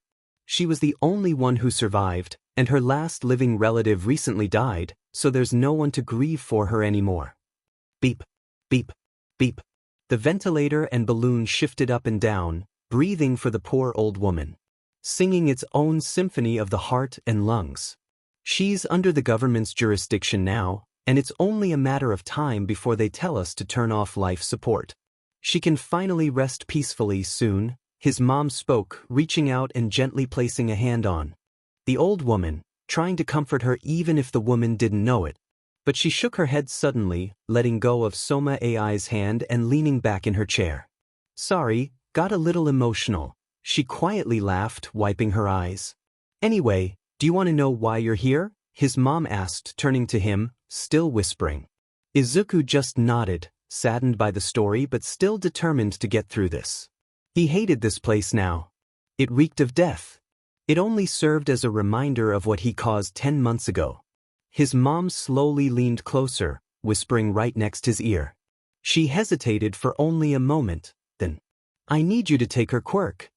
Beep, beep, beep, beep, beep, beep. No. Take. Just no. No, he wasn't going to do that to this poor old woman. What was his mom thinking? Kiwi, she's going to die soon, so she's not going to miss it, and in order for us to move on I need to run some more tests after you use your. Mom, I can't just do that. That's wrong on so many levels. I'm not going to take something that isn't mine, he yelled. Take. Shut up. My quirk is bad, Mom, it should never be used. Even if he choked on air, bad memories flooding his mind. Even if no one will miss it, he hissed, determined to keep his eyes on Soma AI. Beep, beep, beep. No one will miss it. Just like no one would miss the sludge villain, right? Because who would miss a killer? Your quirk isn't bad, Kiwi. Okay? Never say that again. It's just, you need to be careful with it more than others. And you've done so well in doing that. But I just need you to. Mom, he said, finally looking away from the comatose patient, lying in bed eternally. He was so confused. Bad things happen when I use my quirk. I lost Dad the first time, we both know what happened in the second, and I hurt the dog when I took the third. I don't want anything bad to happen again. Not anymore. And I don't want you to be caught in trouble again because of something I did. He hated the sob that came out at the end of his sentence, as he curled in on himself and looked down. Looking at his mom only made him feel shame. After all, he was the reason she was doing all of this. Eons passed before she spoke. I know, Kiwi. I know that it feels like your quirk is a bad omen. But trust me, it isn't. No matter what happens, it isn't. And I need you to trust me and take her quirk. I promise nothing bad is going to happen. I promise, okay? His mom pulled him in closer for a hug after that, slowly rocking back and forth while resting her head on his, lightly ruffling his curls every now and again. He stared at Soma AI, stared for what felt like ages, watching the ventilator expand and contract, watching the heart rate monitor beep a steady rhythm. He could feel his spirit break as he sighed and closed his eyes, just enjoying the warmth of the hug instead of the pain in his thoughts. What's her quirk? He whispered. The information he got from Collector was fuzzy. The words that used to be crisp whispers were nothing but mumbled nonsense with comatose patients. It's always been fuzzy, at least for the ones that were too far gone. Those were the ones whose brains had been destroyed beyond help, where there was absolutely zero chance of a comeback. The personality paired with a quirk can't exist in a brain like that. So the most he could tell from Soma AI's quirk was the color dark orange. It wasn't very bright. It's called craving. His mom whispered gently. She could tell what a person wanted the most. Kind of like those movie tropes, don't you think? She half laughed, not letting go of the hug for even a moment. He stared at Soma AI for what felt like another eternity, thoughts swirling uncontrollably. He didn't want to do this, he hated this, he wanted to run away, back into his forest and cry on the soft grass, away from society where no one could hurt him. I don't understand why you're okay with me doing this. I thought you hated my quirk. His mom hesitated for a second. Kiwi, if I hated your quirk, that would mean I hate you. And I could never do that. He looked at his mom, but no colors or words flashed into his head. He closed his eyes to avoid the reason why. You're not scared? I'm not. I am. Why aren't you? Because you're my son. I'll never be scared of you, I promise. You need to trust me, Kiwi. He wanted to run. It hurts, it hurts, it hurts, it hurts. I won't hurt her. No, you won't. She can't feel any pain. But he didn't. I trust you. His mom said to trust her, and he does. That's all there is to it. Take. It was like taking candy from a baby. There was no resistance. No humanity involved. Robbed a corpse. What the hell did he just do? What the hell did he just do? What the hell did he just do? What the hell did he just do? What the hell did he just do? He didn't really remember much after that, only having a brief memory of his mom doing another blood withdrawal when they got home, and him immediately passing out on his bed. He woke up the next day sad, but he managed to shake off the guilty feelings in his soul throughout the school day. He smiled and no one figured out that something was off with him. It was another semi-normal day. Of course, it didn't stay semi-normal. Drags, remember? On Wednesday, he was immediately sat down in the living room when his mom came home, who started pacing back and forth in front of him excitedly. His mom started to go off on a whole tangent of explaining how his quirk worked, getting into some probably really cool medical stuff, but here's the thing. Izuku wasn't a doctor. So he had no idea what his mom was talking about. Mom? Hey, Mom? Sorry. I don't mean to interrupt, but have no idea what you were saying. Can you just what exactly are these pills for? He looked at the white bottle in his hand, unmarked and bland, a clever disguise. His mom stopped dead in her tracks, her rambling coming to an end. He didn't know why, but it wasn't clear to him where he got his mumbling tendencies from until just then. But clearly, it was his mom, and it was weird to see the process on the other side. Was that really what he sounded like when he was analyzing quirks? No wonder he used to get punched for it. Oh, sorry, sweetie, I guess I got a little caught up in the whole thing. His mom laughed, scratching the back of her head before continuing. Okay, sorry, I'm just so excited. I figured out how your quirk works and how to stop it. Izuku just stared, not really sure what to make of that. He blinked once. Twice. How do you stop it? He repeated blankly. It was fairly simple actually. Once I compared the blood work samples I got from before and after you took a quirk, the pattern was abundantly clear. Your quirk factor is your blood, there's something foreign in it that doesn't show up on the normal tests. Which opens up a realm of possibilities, including my new theory. Your quirk doesn't necessarily take quirks, it's more like a copy and damage type thing. I'm just guessing, but I think when you touch someone, you send tiny sensors that spread across the target's body and finding their quirk factor. I think your body copies that same quirk factor, encodes it into DNA for you to manually pull up and use, but at the same time, those little sensors destroy all of the target's quirk factor DNA, essentially making them quirkless. The only problem is the speed, considering you can take a quirk in under 5 seconds, but the rest is at least biologically viable. His mother's jaw snapped shut, she even comically slapped her hands up to her face covering her mouth. He simply sighed, sitting back down. Sorry, but you're getting sidetracked. He sighed. To be honest, the explanation his mom just gave him made him hate Collector even more. Please. Explain these, please, he said, shaking the bottle in his hand. His mom waved his sour mood off with a laugh. Sorry, Kiwi. Right? The pills. I want you to take them. I've already added this to your official record, got a friend to diagnose it, no questions asked, so you won't get bombarded with questions if someone tried to poke their nose in someplace that doesn't belong. Izuku stared at his mom. Then at the bottle of pills. Then at his mom. Then at the pills again. He spoke lowly. "They're quirk suppressants," he sighed. His mom's smile dimmed slightly. "Yes, they are. But these ones have been medically tested to not interfere with full-body transformation quirks, so it's your only option if you want to keep using that slime quirk."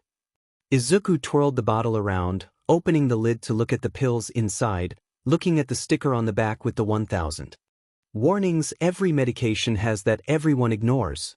These ones felt different though. May cause dizziness, drowsiness, nausea, addiction, breathing problems, stunted growth for people under 18, death? Mom, are you sure? Because this sounds really bad? I know, Izuku, I know it sounds bad. But all medication sounds bad, and most of the time it isn't. And besides, I don't want you to take these every day. No, that would be crazy. Just, when you know you're going to fight someone, or when there's a chance that you might accidentally take someone's quirk. I want you to have the option to guarantee it won't happen. And also, she walked over, her footsteps oddly quiet while she sat right next to him, looking solemn. She sighed, taking a moment to breathe in fully and collect herself, speaking a lot quieter than before. "I'm scared. Scared that you may accidentally use your quirk and expose Collector. You are surrounded by heroes now, Izuku. Constantly. There's no chance to hide your quirk anymore if you mess up. And this can guarantee that you won't. So, please? Can you trust me, Kiwi?" He looked up at his mom's loving eyes, then back at the pills. Then his mom, then the pills. "You said you weren't scared of me," he said lowly. "I'm not, Kiwi," she said, shaking her head.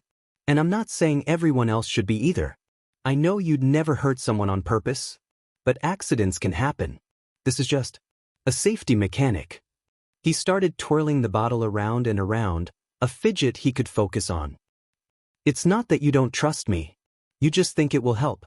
That's what you're saying, right?" His mom paused before answering. "Yes. You can't. You need help, Kiwi. I'm trying to help you. By making me a pill popper?" That was the wrong thing to say, and his mom became red in the face. "By making sure nothing could happen, even in the worst-case scenario. And remember, you don't get a choice here, young man. You're either taking this, or you're dropping out of that course. That's final, okay?" He closed his eyes and let out the longest sigh he could. Yeah. Drags. Not the worst thing that could have happened, though certainly not the best. But it's fine. He trusts his mom and she said it's fine. So it had to be fine. That was the point of the rules after all.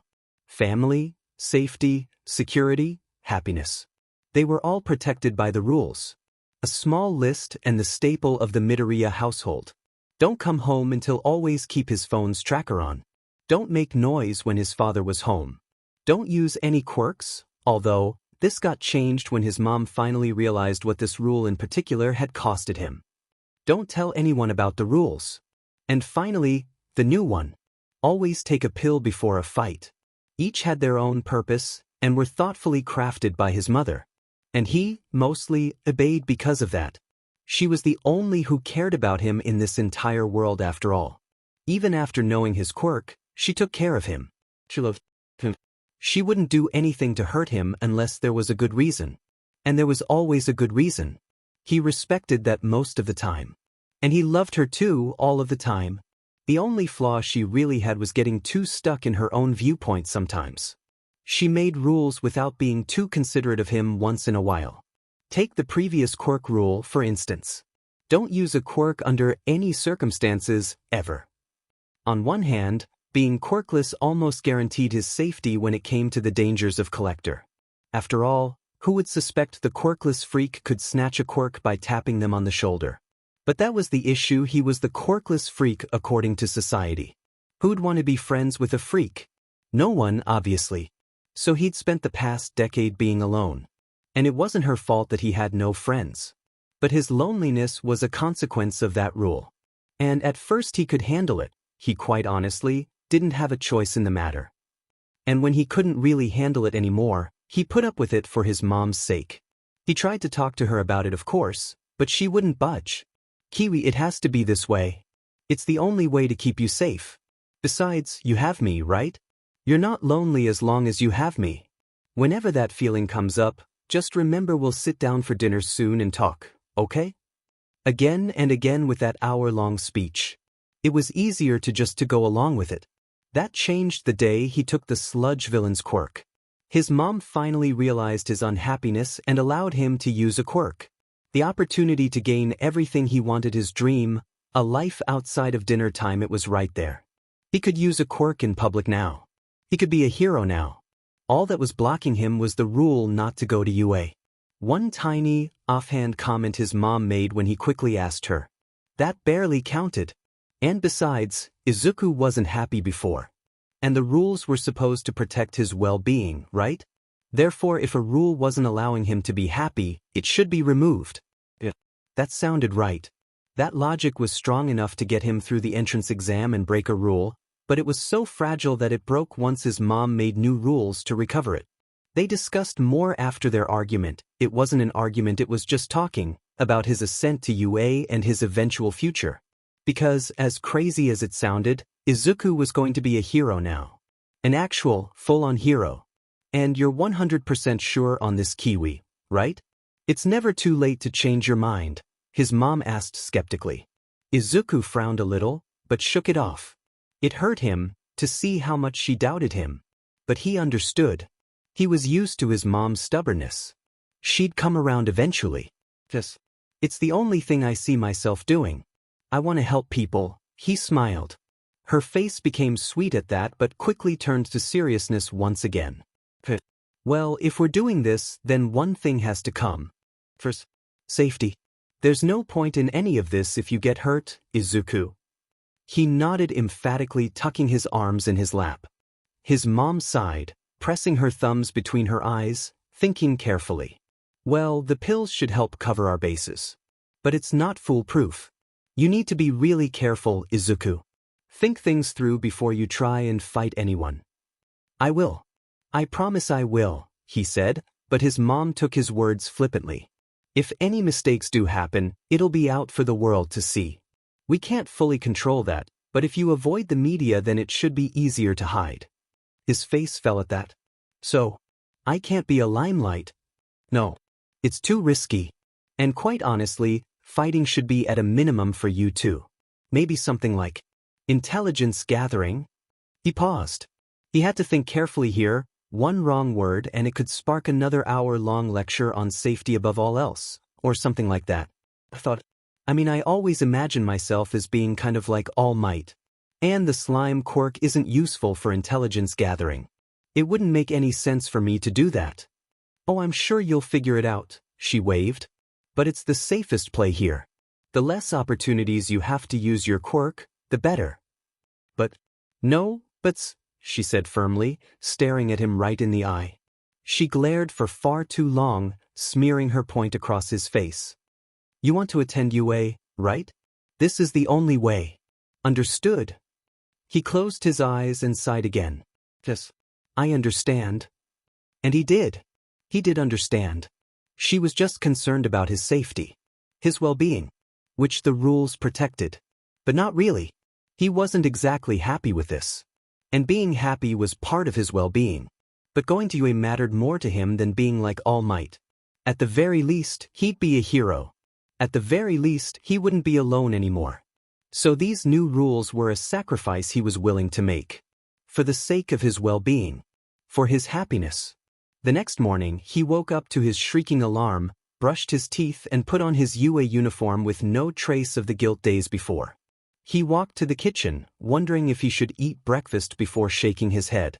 Eating in the morning always made him feel sick for some reason. He was out the door in under 10 minutes, ready to start the day, to which he promptly remembered the night before and quickly headed back inside, to the bathroom. He opened the pill cabinet, slowly grabbing the pill bottle and pressing down on the lid. It was the type of bottle that was tricky to open by design so babies couldn't accidentally eat them. Somehow those type of lids always seemed more adult-proof than kid-proof. The pills were a bright blue, way too colorful and happy than they should be, but at the very least, small. At least they weren't those horse pills that looked impossible to swallow, and disintegrated when broken into smaller pieces. He sighed, looking at the warnings as he twirled the bottle over again. Addiction, stunted growth for minors, death. He'd have to be careful. He did some research and almost all the sources said this drag was strong and must be taken seriously. But it's fine. Poor his mom, he only had to use them on days where he had to fight, so not that often, right? Purposefully ignoring the fact that he was in a hero course, a course for fighting, he swallowed the pill, gulping down a cup of water before leaving once again, putting a bounce in his step. He should be excited. Today was finally the day after all. All Might would be teaching his very first battle class, the #1 hero, the same guy who saved him from the sludge villain. Today was supposed to be a day of STMLTN, not the dangers of drag use. He walked into the classroom, sitting down and saying hello to his friends. Probably, he's still getting used to not being alone and he wasn't 100% sure if his group could be considered friends. It was almost trippy walking in. Every time he blinked it was pitch black. No light, no colors, no words. It was semi-freeing, the conditional silence. It was a little lonely too. The day went semi-normal once again, the only weird thing being a student crashing into the window during math, clearly having a Quirk malfunction and thankfully not breaking the glass considering Izuku was right next to it. Everyone sort of paused on their work, watching them awkwardly slide down as gravity began to take over and eventually disappear. They never really got an explanation for that, and everyone just sort of shrugged it off and moved on after the student went out of sight. Then came 7th PRD, something he was both dreading and desiring at the same time. It was conflicting to him, but oh well. At least it started off with a bang. I am here. Coming through the door like a normal person. It was dead silent for only a moment, everyone reeling from the shock that immediately went through their systems. All Might. Freaking All Might was standing right in front of them. Wasn't that just incredible? Of course, all the professionalism that Ida had talked to the class about right before the man entered went out of the window. Immediate cheers and the buzzing of questions rippled across the classroom, adrenaline pumping through every student. Even Ida didn't follow his own advice completely. The entire class had gone completely ballistic. As for Izuku? Well, he was excited, but he was also a lot calmer than the other students. This was his second time seeing All Might after all, and while the amazingness of the whole situation was still there, it was a lot more passive to him. As such, he didn't look at All Might for too long, preferring to look at the joyful expressions of all his classmates, his own happiness growing at the sight of their smiles. His eyes flickered to Bakugo, who was sitting still and not even cheering. A frown formed, one of confusion. That's weird. Kaken had been declaring he was going to be the next. All Might since he was, why wasn't he singing praise like everyone else? Or at the very least, looking somewhat surprised? He shook his head. You know what? Doesn't matter. None of his business. Kaken clearly doesn't care about him anymore, he's made that very clear since kindergarten, and Izuku's just been too stupid to accept it. He's moved on from that now. He's at UA, he's gotten useful, he actually has friends of all things, probably, and he didn't need Kaken anymore. If you really want to get into UA, there's a quick way, you know. Go take a swan dive off the roof and pray for a Quirk in the next life. Tears pricked his eyes almost instantly as that mantra echoed in his head. He roughly wiped his face, pretending something had been caught in his eye. Would his brain stop making him remember that stupid line? It didn't matter. Kaken didn't actually mean it. And why did he even care? It wasn't like they were friends or anything. Related to fighting will be covered in battle training. All Might said, the entire class erupting in another round of joyous cheering. His head snapped up and instantly locked onto the powerful being at the front of the class. If All Might was talking, he should probably listen to that, since not doing that would be rude. He went back to listening to the probably wise words of the #1 hero. Like he had told Shinso before, the man was a living legend for a reason. An incredible quirk, and an incredible career. He must have some useful advice. He still looked around though, it was exciting to him to see everyone else's reactions. But he almost forgot. He didn't get a chance to focus on it the last time he saw All Might, but he'd been wondering about his missed chance ever since then. What did the #1's hero Quirk feel like? He stared intensely at All Might, all observant eyes watching his every move, waiting for the flood of information to come. But his mind remained empty. Quirk suppressants. That was a bit anticlimactic. Now, we asked you to submit a form detailing your hero costumes, and I am proud to say here they are. On cue, 2 giant sheets of the wall popped out, revealing case racks filled with briefcases numbered 1 through 20, clearly for every member of Class 1A. There were a lot more cheers that came from it, everyone's blood pumping as they began to hype up. Please change in the locker rooms, then meet me at ground beta. All Might shouted, before zooming out of the class, everyone bolting for their own assigned briefcase the second he was out of sight. Izuku waited a bit until the area was clear, grabbing his case, number 18, sweet, and walking out of the classroom instead of running like everyone else. This was an Aizawa-sensei's class, so there wasn't a need to rush. People got there even faster than they did on day 0, and back then Aizawa-sensei had threatened them with expulsion if they didn't hurry up. The locker rooms were practically empty by the time Izuku got there, and the few who remained booked at the moment he walked in. Goes to show which teacher they cared more about. Then again, everyone had gotten much more familiar with the campus since then, but honestly Izuku doubted that was the reason. The promise of seeing All Might was the greatest motivation one can have. So he changed in his lightning-fast speed. It was a hard habit to break from Aldra days.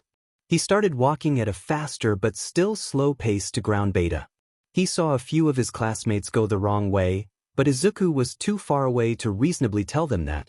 So he watched at least 5 take a right, disappearing down the hallway while Izuku took a left. They'd figure it out eventually. Midoriya, he looked up, not changing his slow pace as he walked through the entrance of ground beta. His eyes flickered at the clothes the lavender boy was wearing. Oh, so Shinso and him both chose to go dark, huh? One look from Shinso told him that the tired kid was thinking the same thing as he studied Izuku's costume. Do you ever get the feeling that you're unoriginal? Shinso asked sarcastically, earning him a laugh from Izuku. Oh, all the time. Izuku replied, taking the moment to look more closely at Shinso. He was wearing all black, a thin coat that buttoned diagonally from his left shoulder to his right hip, silver buttons shaped like diamonds. His left sleeve was layered, showing 2 stripes of white where the cloth ended and began, clearly meant to let him literally hide a trick up his sleeve. On his right arm was a mechanical glove, with what looked like a dart machine stuck on the top, purple accents tracing it instead of silver, probably filled with tranquilizers. His utility belt, pants and boots were all black too, each with their own silver stitching as a small accent. The coolest part was his eye cover, a dark purple that shined neon in the light, giving a futuristic look to the whole outfit. Are you done checking me out? What do you think? I'm hot, right?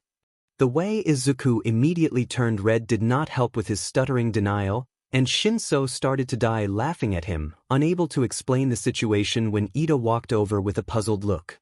Calm down, I'm just joking, he cackled, flipping his eye cover up so that he could look Izuku directly in the eye. I was supposed to have this mask too, but there was a note in my case that said that they needed more time with it, since what I requested was a lot more complicated than they thought. Shinso said, his voice sounding a little strained and disappointed, but ultimately pleased. You look amazing, Shinso. It is a very practical costume that will undoubtedly prove its use in today's training, Ida said, chopping a hand in the air while speaking. Izuku and Shinso both did a double take upon seeing Ida's costume, a bit confused but ultimately shrugging it off. It was just so bulky. Thanks, my knight in shining armor. Shinso joked, cracking a smile. Shinso's joke wasn't that far off actually, as Ida really was covered in a white, knight armor. It was a lot more modern than medieval though, exhausts running up his back for flair and his Quirk's calf engines sticking out of the suit perfectly. He was clearly wearing a navy blue bodysuit underneath, and he reminded Izuku of a transformed car. But that was probably what Ida was going for. Though none of that was the reason Izuku was surprised. He just cracked a smile at the obvious reference Ida had based his costume off of, holding back a laugh. You look a lot like your family member, was all he said. There wasn't much to say beyond that. Ida looked surprisingly shocked at Izuku's inference, leaning down and whispering slightly. You know. Of course I do, your family name is the same as Ingenuum's. Besides, this is a hero school. It's not uncommon for famous heroes' kids or siblings to come here. Like Todoroki Shudo, he said casually, lowering his voice since Ida did it first. Shinsu's face scrunched up in confusion. Wait, you mean the white and red guy? Who's he related to? Izuku just blinked at him. Endeavor, he blatantly said, as if it were the most obvious thing in the world. Shinso and Ida's eyes both widened comically. How did we miss that? Shinso asked to no one, just staring at the sky as if he were waiting for God to answer him. Eventually, he shook his head, Ida spearheading the conversation as usual.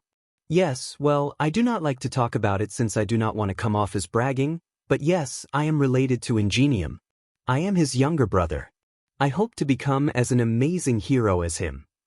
Izuku just smiled and nodded along. He hadn't been in this type of atmosphere for a while, a positive one at least. Guys! Uraraka shouted, running up to them in heavy footsteps. Izuku turned around and her costume was actually really cute. She came screeching to a halt, perfectly positioning herself next to the three boys. Alright, you guys look awesome. What about me? I was trying to go for a space theme because gravity and all, and I think it came out pretty well. She ended, questioningly. She had a greenish-black bodysuit on, giant pink boots that went up to her knees that looked really heavy to walk in, pink cuffs around her wrists and shoulders, no gloves on to maximize her quirk activation. She also had a pink space helmet and breastplate that connected to her utility belt, which was also unsurprisingly pink. She must really like pink. Or it had something to do with the pink glow her quirk gave off. Either or works.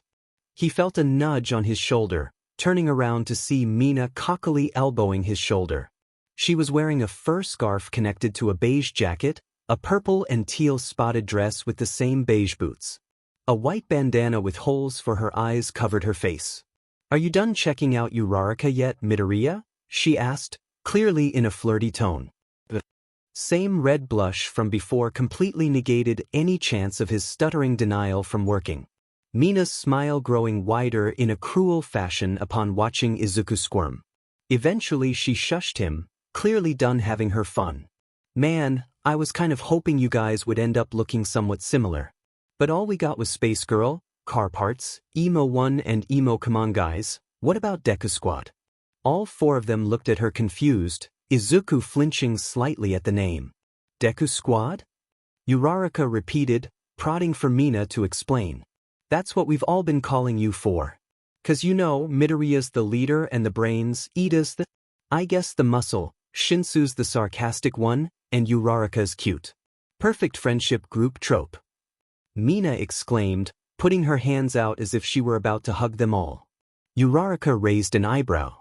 Just cute? That's it? That's all I get. Izuku's eyes just narrowed, not even hearing what Uraraka said before. Okay, but why? Deku? Mina just looked at him, her smile never wavering. 'Cause Bakubro calls you that? It's a cute nickname, you should go by it more often. His expression tightened, just nodding and looking away. He didn't really want to spoil what nickname actually meant and ruin her mood. It didn't really matter, anyway. He was used to it. An echo reverberated from the great beyond, everyone but Mina flinching at the sudden calling. You talking about me, alien freak? Mina didn't miss a beat, immediately snapping around and yelling, "Oh, shut your a-hole. PNG Pomeranian," muttering that last part. It should have been impossible for Bakugo to hear it, and yet.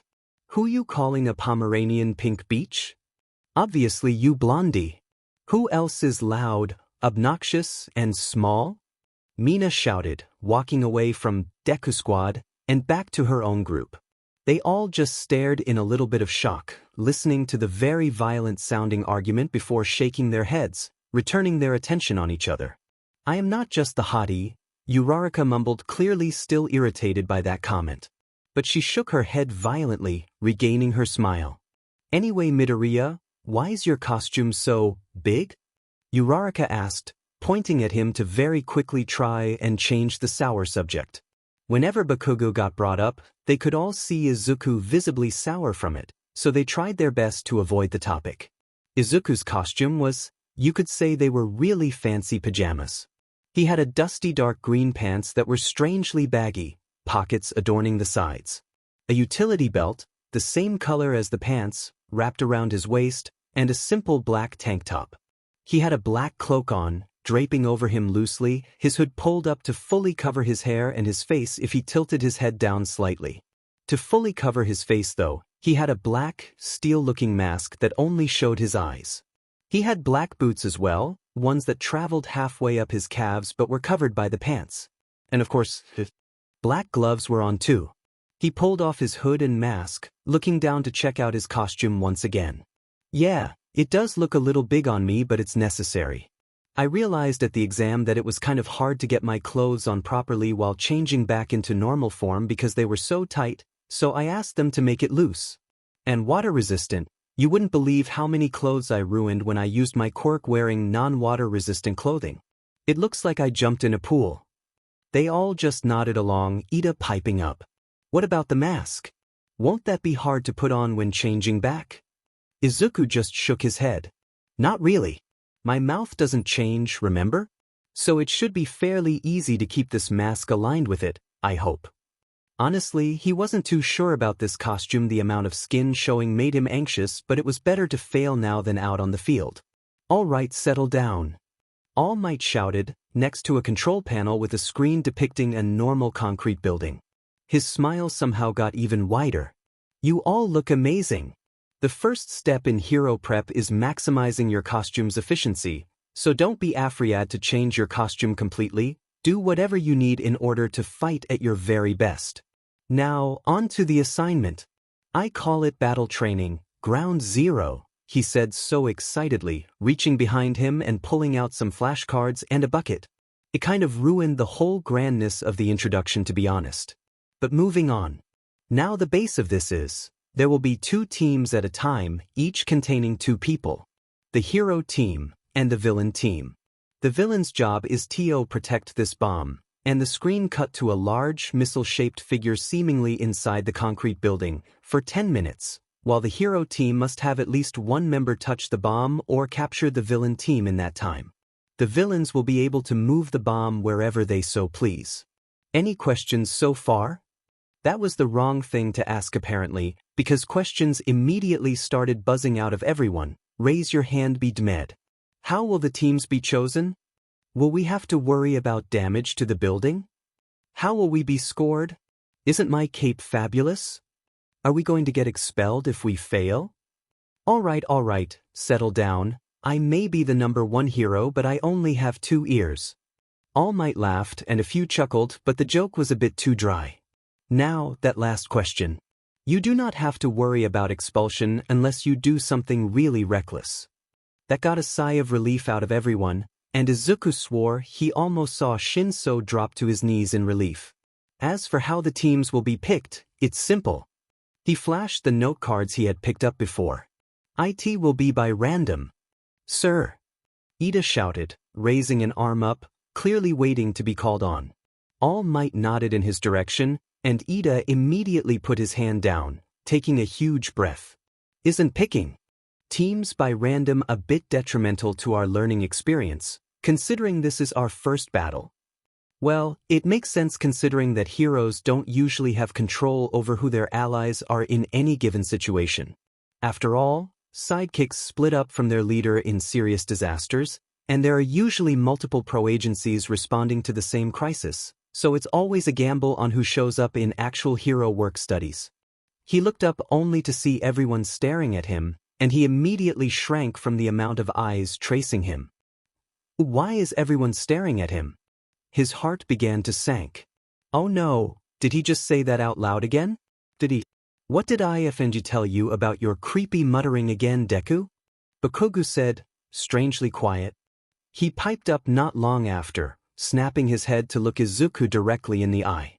Oh yeah, it's effing creepy, he snarled, earning him a playful slap on the shoulder by Mina. Ahem. All Might coughed, clearly trying to regain attention on him. Yes, just as he said, heroes don't have control on who they team up with at any given moment. We'll be simulating that here. I see. Pardon my interruption. Ida said with a bow, looking straight forward with all the determination in the world but clearly a bit thrown off at the simple explanation, probably frustrated at the fact that he didn't think of that himself. Shinso just patted his back, mumbling, "It's not your fault, you're the bronze of the group after all." It earned him a playful glare from Ida, to which Shinso glared right back with a cruel smile. "Now let's draw the teams," All Might declared, tossing the note cards and scrambling them together in the bucket. Lots of cheers followed, along with silent boos. The teams didn't seem too overpowered, at the very least. It was hard to tell, since none of them had ever really seen how well their classmates could use their quirks. But eventually, all the teams were called out. Team A, Hanta Siro and Aoyama Yuga. Team B, Ida Tenya and Shinso Hitoshi. Team C, Todoroki Shuto and Jarikyuka. Team D, Kaminari Denki and Kirishima Aijuru. Team E, Tokoyami Fumikage and Shoji Mezu. Team F, Midoriya Izuku and Ishido Mina. Team G, Hakigura Toru and Sata Rikadu. Team H, Azuitsu and Uraraka Ochako. Team I, Kuji Koda and Ojiro Masher.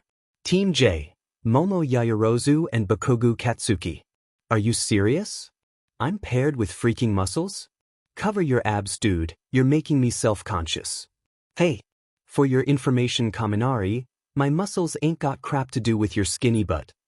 Oh, the brawn and the sarcastic ones, what will they do? Oh, shut your trap hole, Uraraka. Go have fun with the frog and be hot. I will eye bags, don't even worry about it. Yay, Midoriya. I get the brains of the squad. Thanks. Nice to meet you, Shoji. You too, Tokoyami. So, what exactly is your quirk, Todoroki?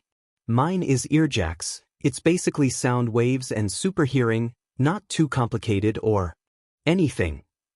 Off ponytail. I'm going to grind these extras into dust on my own. Come at me, beaches. All Might said we are a team, we should at least act like it. So, can you talk or do sign language? Or am I just going to have to I'm just going to have to carry the conversation? That's fine, respecting boundaries and all is fine. Wow, you're really big for a high schooler. Oh, thanks. Hagakure. And, are you, sorry to ask, but, are you naked right now? What? Of course not, I'm wearing my gloves and boots. Okay, now that you've talked with your group a bit, it's time to see who's facing who.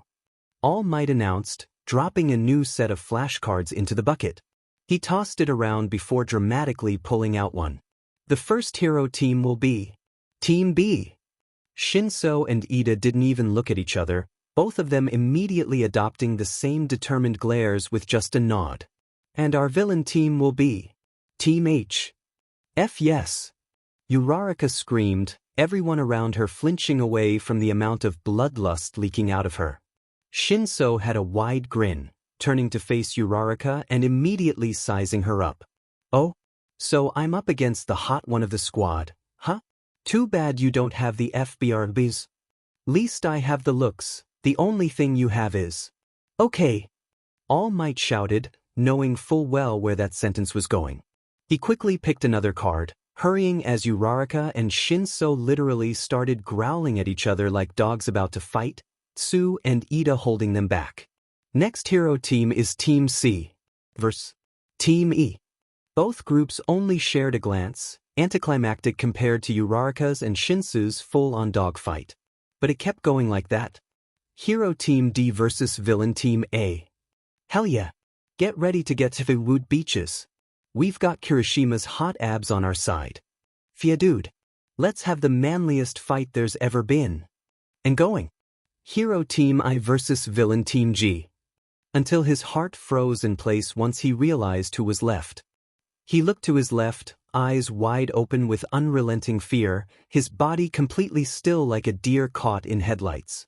His breathing stopped working. Every time he tried to force air into his lungs, his body froze in the action. No. Just breathe. Just breathe. Can't he needs to. Hero Team F. No. This he can't. Did All Might really expect him to fight Kaken of all people? Versus Villain Team J. No. He can't, he just can't. He's not going to. He tightened his fists, gripping as hard as he could and gnawing the inside of his mouth the way a dog does to a bone. No. Breathe. He can't breathe. Why can't he breathe? What's wrong with him? Why does this always happen? The world was spinning. It was always spinning, but it felt like it had gotten faster. His body swayed, he was standing still, but he felt like he was walking, stumbling drunkenly to somewhere safe to pass out in. Dizziness, drowsiness, nausea, addiction, breathing problems, stunted growth, death. Was it the pills? It could be. He'd like to think it was the pills. He'd like to think that he's grown these past few days, moved past his overarching fear of canon, given up on the small hope inside of him for the return of his friend. I'm not leaving until shitty Deku stops hiding behind you extras like the weakling he is, and tells me how the F he got into you. He'd like to know the answer too, Kakin. How did a coward like him ever get into the freaking death trap? He rubbed his hands together. They weren't cold, but it was the absent-minded tic he's always had. Shifting his weight back and forth, staring at the building a few seconds and back at Ida. He was nervous. He didn't want to be scared nor acknowledge his fear, but the subtle truth always seemed to come out in the end. He didn't really know why he was nervous. Actually, no, he did. He didn't want to disappoint himself. He could do this, he knew he could. The issue is, Uraraka and Tsu are both extremely difficult in close quarters. Tsu can easily back away while Uraraka can simply float her opponent. If we were to try and use the capture tape, we might be able to overcome Tsu's agility with my speed, but Uraraka will be difficult and very risky. Therefore, we should stick to a touch-the-bomb strategy. He stared at the white capture tape in Ida's hand, pondering the logic only for a moment. He shook his head. Yeah, and to be honest, it sounds like a much bigger hassle to capture than to touch the bomb. The question is, how the hell do we look for the bomb? He said, turning to look at the 5-story building. It did look like just a regular office building, small windows evenly spaced out every now and again. Well, the map of the layout doesn't reveal that many options. Ida said, unraveling the paper All Might had given them earlier. There's only the main stairs. Uraraka and Tsu will probably be able to trap it extensively since moving the bomb would be easy for them. But at the same time, using the main stairs will give us more space to move around in case of battle, which will be helpful to me especially. As for how we search, let us adopt a simple strategy of floor by floor. We do not have quirks that will allow us to quickly pull off any other option, so for time's sake this is best. Do you agree? Shinso just hummed, nodding as he looked at the same blueprints Ida was reading. Mina was wrong, Ida wasn't just brawn, he was pretty smart too. A different kind of smart than Midoriya, but still a brain in his own sense. We also have to worry about Uraraka and Tsu themselves. The smart thing to do is hide the bomb, and with Uraraka's quirk, they could take it anywhere. The bomb's pretty big, so that limits closets and stuff, but that's still a lot to search. And if we do find the bomb, how do we fight them? Ida put away the blueprints, holding a hand up to his chin as he thought. A few seconds passed before anyone spoke. Uraraka is dangerous in close quarters. She will probably use that to her advantage and go on the offensive. You are by far the easier target than me, as I have super speed, so I believe the better option would be to use a bait and attack method. No offensive, Shinso. Ida immediately rushed out, not realizing how insulting his words sounded during his rant. Shinso just shook his head, waving him off. It's fine, it's true anyway. She won't be able to touch you, but she probably could with me. I'll be fine, depending on what training she's done. I started taking a self-defense class about a year ago, so hopefully I can do something in the dodging department. What about Tsu? You will have to trust that I can dodge. As soon as we see the bomb, I will dash straight for it. In the meantime, you should try to put one of them under your brainwash. Succeeding will help immensely. Although, I don't know how you would be able to, considering Uraraka probably told Tsu how to avoid falling victim to it. Shinso just let out a sigh, drooping forward and letting his arms hang. Ida was right, and like hell did that annoy him. His mind briefly flashed to the note in his suitcase saying his support item wouldn't be ready. Damn it, he really needed it right now. Especially with his element of surprise thrown in the FING trash. Boom, Shinsu. Take that, you twig-looking motherfucker. Oh shut it Uraraka. One more second and you would have been space dust. Ida was about to touch the F-bomb. And who was the one who got brainwashed even after knowing the F requirement? Uraraka just stuck her tongue at him, continuing her playful dance as they walked back into the observation room. They were both right in some way. The villains barely secured a win, but everyone could tell that the villains didn't take it as seriously as they probably should have. Uraraka and Tsu decided to adopt the riskier but more fun strategy of hiding the bomb on the 5th floor and going to hunt the hero team. They blasted Ida into a wall, leaving him open for Uraraka to float him, which basically doomed him for the rest of the match. Or so, everyone thought. Shinso ran as soon as Ida was off the ground, causing both Tsu and Uraraka to chase after him all the way up to the 5th floor, where he was inevitably pinned down. And just as everyone thought the match was over, Shinso let out a sly question to which Uraraka answered, but not after officially capturing him with the tape. She let her guard down too early, causing her to get brainwashed, and by Shinso's command, drop her quirk's effect on Ida and attack Tsu. Which worked for about 20 seconds until Tsu inevitably woke Uraraka up with a light kick, just in time for Ida to come crashing through out of nowhere. Cue some desperate but obviously playful fighting from both the villains and heroes, frantic searching for the bomb by the hero team, and the climatic point of Ida finding the bomb. Time eventually ran out. But the plot twists, plot armor, the almost cinematic experience of the fight made everyone go ballistic with excitement in the observation deck, so it was hard to say that anyone really lost. It was a great start for everyone to say the least. Well, that's what it should have been. Come on Mito. You just missed the whole freaking fight. It was so effing awesome. Uraraka was like Bim and Shinso was all, I don't think so beach. Hey, are you even listening? Hello Mito. Mina started waving her hand next to him, which was clearly useless as he was clearly not looking at her. He was curled up on the farthest bench away from the crowd, staring into the blank void that appeared when he closed his eyes. He had blocked out most of the cheering from his class to wallow in his regrets, so when Mina spoke to him it caught him off guard. She practically bounced into the seat next to him, still giving him her signature dopey smile. He sighed and curled himself tighter. He really did not want to talk anyone right now. Is this about fighting Bakugo? You're seriously still caught up on that? Stop looking so effing depressed. We effing got this. Why the hell are you so worried? He didn't look at her, but he did raise his head. He only spoke in a deadpan voice, though, all while watching the floor. She wanted to know why he was worried? Then she'll get a freaking answer. I'm gonna die, he gulped. Whoa, what? She drawled.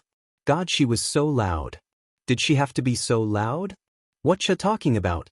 We effing got this. I get that you and Bakugo have this whole we don't get along rivals thing going on, but, like, it's not that intense. He didn't say anything, merely tucking himself back into a ball while All Might asked questions about the fight in the distance. He felt bad. He should be paying attention to class, but he did not have the mental strength to exist right now, much less listen. Like, I get it. Bakugo's supposed to be super talented, or some shit like that, but you're FING smart man. Brains over bronze type sheet. You set a new record on the entrance exam. That was just luck, he mumbled, tilting his head away from her. That was not just luck. That was the opposite of luck, mind you. Get up and stop moping, dude. Think of a way to beat them. Use that brain of yours. You got this deck. No, no, no, no, no, no, no, no, no, no, no. Don't call me that, he growled. A million emotions spiked at once. He turned to her to further drive in the point. Part of him wanted her to see how serious and angry he was. Maybe then she'd finally leave him alone. But his face turned sour into immediate regret when he saw how hurt and confused Mina looked. God, he was so rude. And sensitive. It was just a freaking nickname, it didn't matter. Nothing to get angry over. Nothing to make a big deal out of. She was just trying to cheer him up and he yelled at her for it. What was wrong with him? Why would he do that? He didn't mean to snap back. Yes, he did. No, he didn't. He would have much preferred to just bite his tongue and leave it at that. He was just so tired. His head hurt from the lack of oxygen. He couldn't lie when he was tired.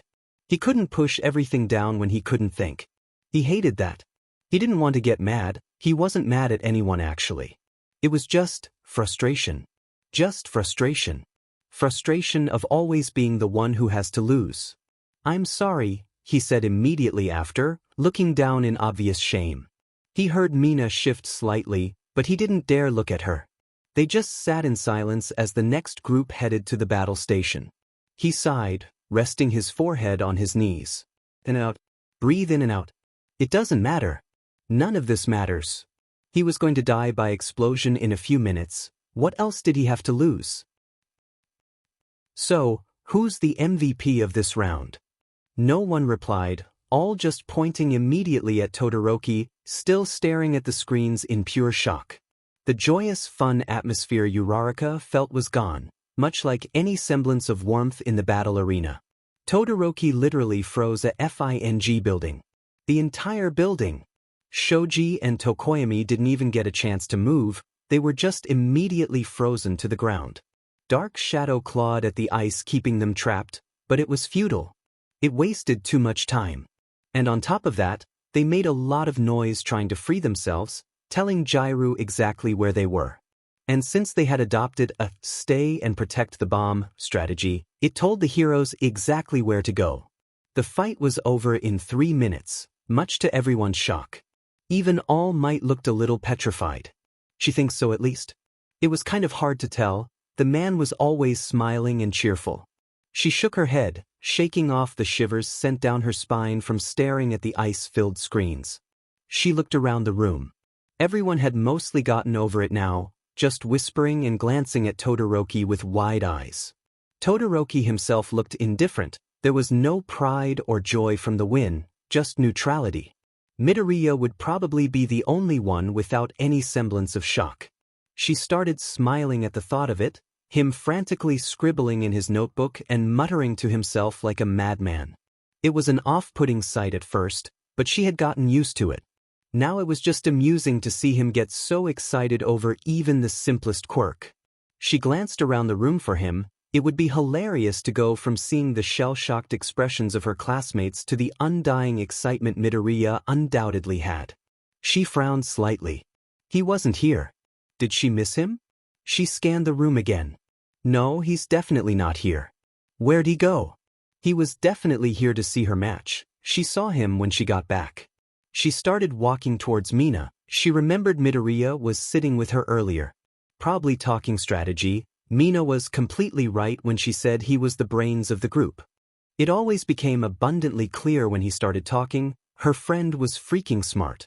Hey Mina. Mina turned, smiling playfully as usual. Where'd Midoriya go? I didn't see him that long ago. She was caught off guard when Mina frowned. Sadness didn't really fit a person like Mina. Said he had to go to the bathroom. That was a bit ago though. Like a minute after you came back. Either he's taking a monster sheet or he's doing something else. Uraraka just smiled at the joke, waving it off. Hey, thanks. I have to go to the bathroom too actually, so I guess I'll check if he's there. She started walking towards the exit, but paused when Mina's voice broke through the other voices all around her. Hey, Uraraka? She asked, hesitating at first. Uraraka hummed, turning around. You're closer to him so I just thought? Mina trailed off, looking away sheepishly. Uraraka narrowed her eyes. That was weird too. Shyness didn't suit Mina. Eventually, Mina just shook her head, going back to a smile. Nah, forget it. You'll get it when you talk to him, was all she said, before walking deeper into the crowd of fellow classmates. Uraraka stood and stared for only a moment, then shook her head, walking away as well. She'll get it if she just talked to him? What does that mean? The walk to the bathroom stalls lasted a few minutes, but it was nice outside so she couldn't really complain. If there were fake birds in the fake city, they would definitely be singing. The stalls became within her sight. They were just like park restrooms, a small building divided in half for one singular bathroom. And just as she was opening the bathroom door, the male one flipped open. She recognized the green hair almost immediately, looked like Mina was right. He did come here. So she paused, waiting for the doors to close to talk to him. Her eyes went wide once her friend fully came into view. Midoriya looked sick. Not normal sick either, Just bad. He was clutching his stomach, body sagging as if all his energy had been zapped away. His eyes looked sad. Was he feeling bad? Was he just tired? He didn't seem tired this morning. He was his usual quiet, bubbly self. He jumped when he saw Uraraka, staring in confusion, not knowing what to do. They both stood frozen for a time, neither one daring to make a move in fear of scaring the other. She sighed. She was going to have to break the cycle of staring, wasn't she? She put on a smile, maybe that would encourage him to do the same. Hey, you okay, Midoriya? You look ill. That was putting it lightly. He didn't respond immediately. She could practically hear the gears turning in his head, computing his next statement. Then a smile painted on his face, and she saw him turn from a lifeless doll to an expressive being. He shook his head and hands frantically, a habit she noticed from him. Of course I am. I feel fine. I'm fine. She looked with skepticism and a little bit of shock. How'd he do that? It's like he pressed a button and instantly turned into the exact opposite of what he was before. Hey, if you're feeling bad, you can just say so.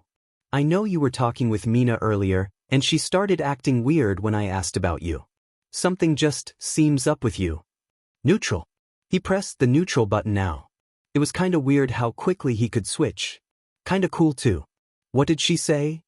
Oh, nothing bad, she immediately blurted out, which only put more doubt on Midoriya's face. It was actually the opposite.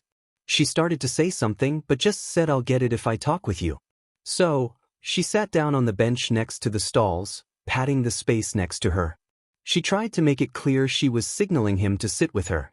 What's up?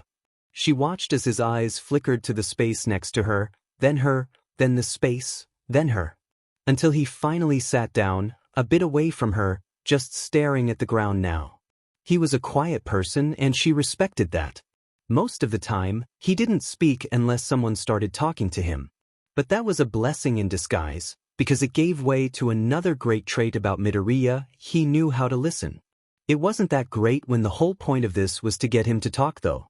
Okay, I know you were fine this morning and you were fine until all the way up to the last PRD, so did something happen this class? The way his body tensed told her she was exactly right. There were a few more seconds of quiet, then, I have to fight Kaken. Her eyes widened. God, the fear in his voice was just so potent. Why was he that scared? She knew Bakugo wasn't the most kind person out there, but he wasn't that bad.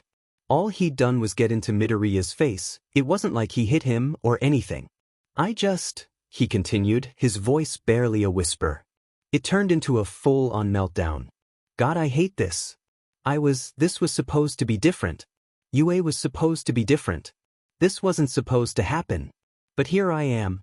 I'm going to lose because I'm too weak, too much of a wimp to try and defend myself, and it's not going to be anyone's fault other than mine. And His breath hitched and he sunk further in on himself. I thought this was the part where I get to win. Uraraka blinked once. Twice. But you haven't lost. You haven't even started. You can't just give up because you found out an old classmate is going to be your opponent. You have to at least try. All he did was shake his head. No, you don't understand. Kaken always wins. His quirk is amazing, his fighting skills are pro sidekick level. You saw him the first day of class. He launched that ball more than 700 meters.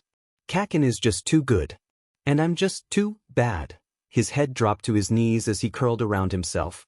She didn't like how much sadness suited Midoriya.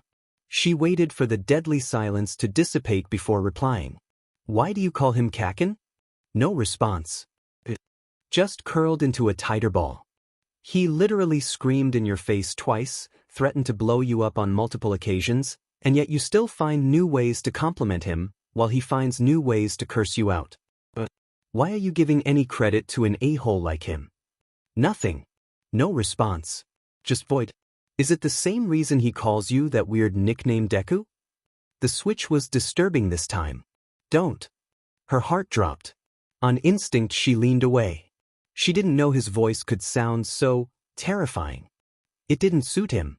He must have noticed her fear as he quickly shot up from his position, relaxing and looking down in shame.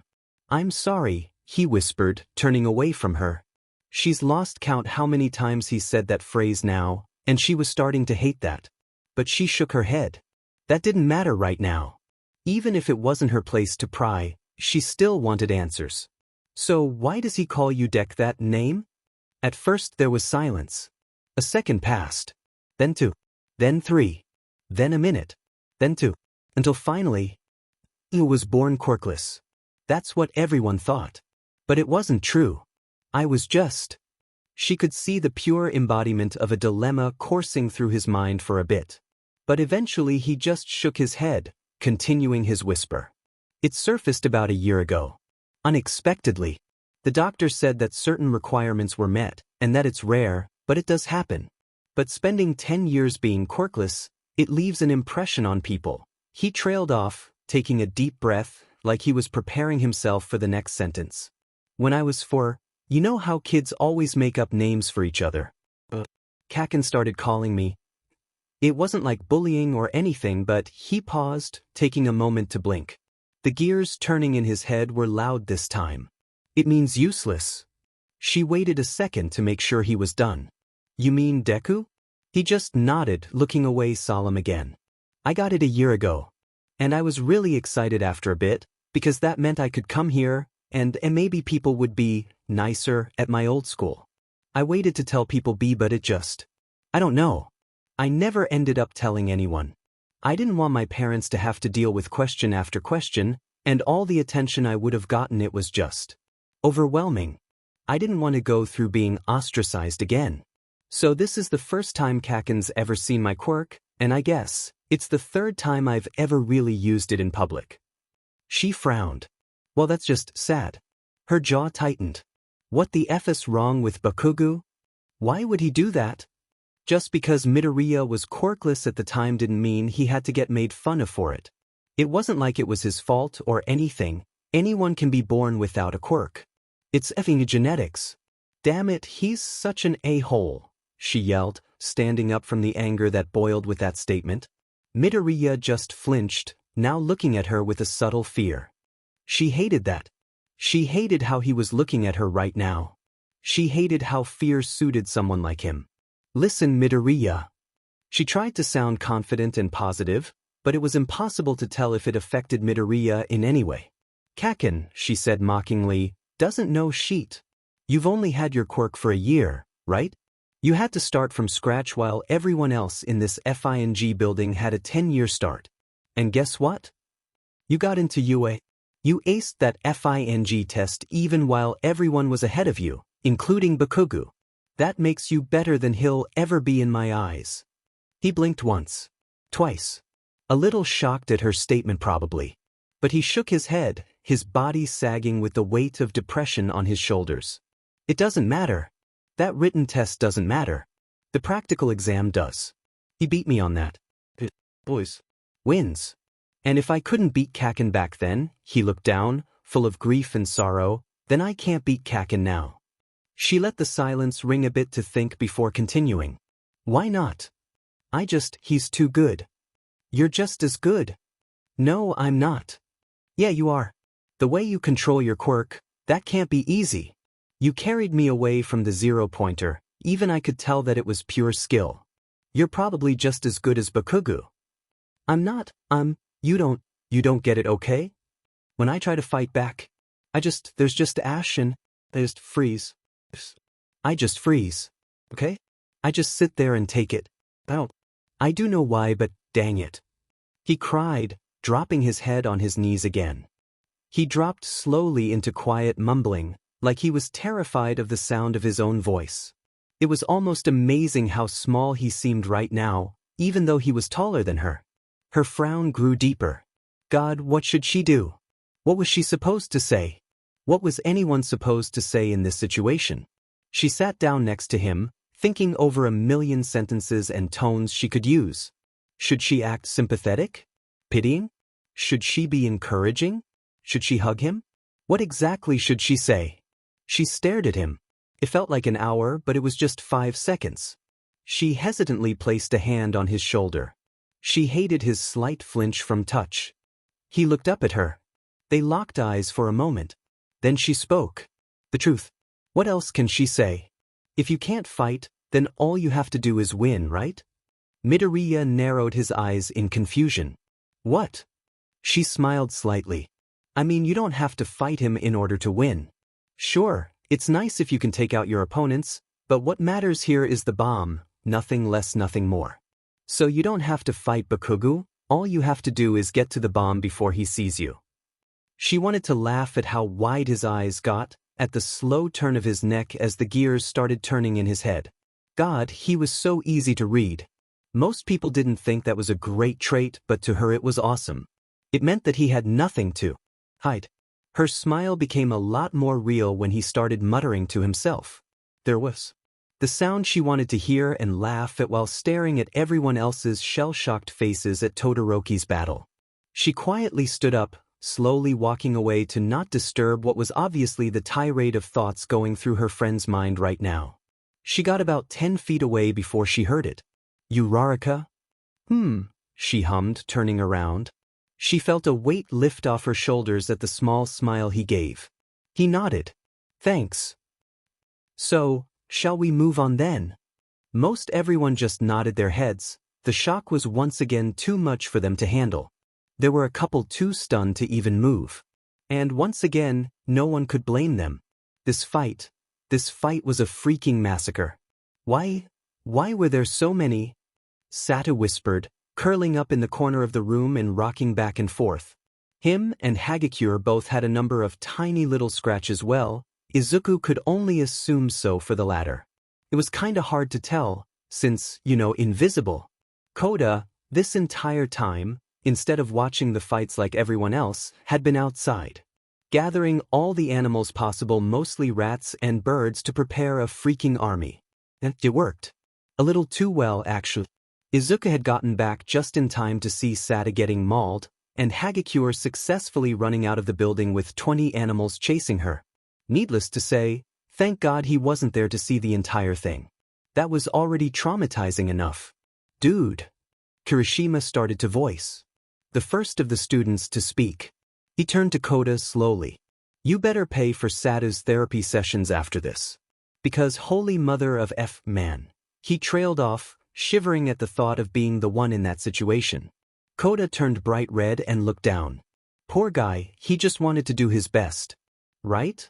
All Might coughed, clearly trying to move the situation along. Last teams head towards the building. It's safe to go now, right, young Koda? He asked, almost apprehensively. Koda nodded quickly, then returned to looking down in embarrassment. All Might didn't bother responding, just nodded as well. Right, well. He clicked his tongue. Young Bakugo and Yaoyorozu, Midoriya and Ishido, please head to the building. And grab the blueprints on your way out. The prep time starts when you get there. None of them really had anything to say to that, so off they went. This was it. The final battle of the day. He's either going to win, or he's going to die. And there's no in-between. He'd been getting away with far too much the past 2 weeks, and there was a 100% chance that this is where Bakugo will try to get revenge for it. There was no possible way his ex-best friend wasn't thinking along the same lines. He wasn't exactly calm. He could feel his panic slowly rising every single second, but it was a lot mellower than before. Uraraka had helped him see the light in this, and he was clinging onto it as hard as he could.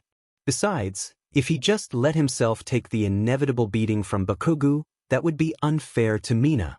She clearly wanted to try her best, try to win, as crazy as it sounds, so shouldn't he at least try for her sake? Probably. Or maybe he was being stupid again. Well, speaking of Mina. Mido, you still in a moping mood, or you finally pull your head over your butt? He turned around to see a smiling Mina, clearly looking apprehensive from before but trying to stay positive regardless. He gave a smile back, even though the action made him want to puke. His nervousness was steadily rising, and faking confidence made it worse. But a fake smile was the least she deserved, after he'd been so rude to her before. His smiling made her eyes light up. That's good. At least he's doing something right. Cool. So what's the plan, boss man? She rhymed, running to catch up to him. He was walking quickly, Bakugo and Yaozu were behind them, and he did not want to give them the chance to catch up. Mina struggled to keep up with his brisk pace, but she managed. He talked at the same speed too. Well, I didn't see any other entrances on the cameras other than the front one, so that seems like our only option.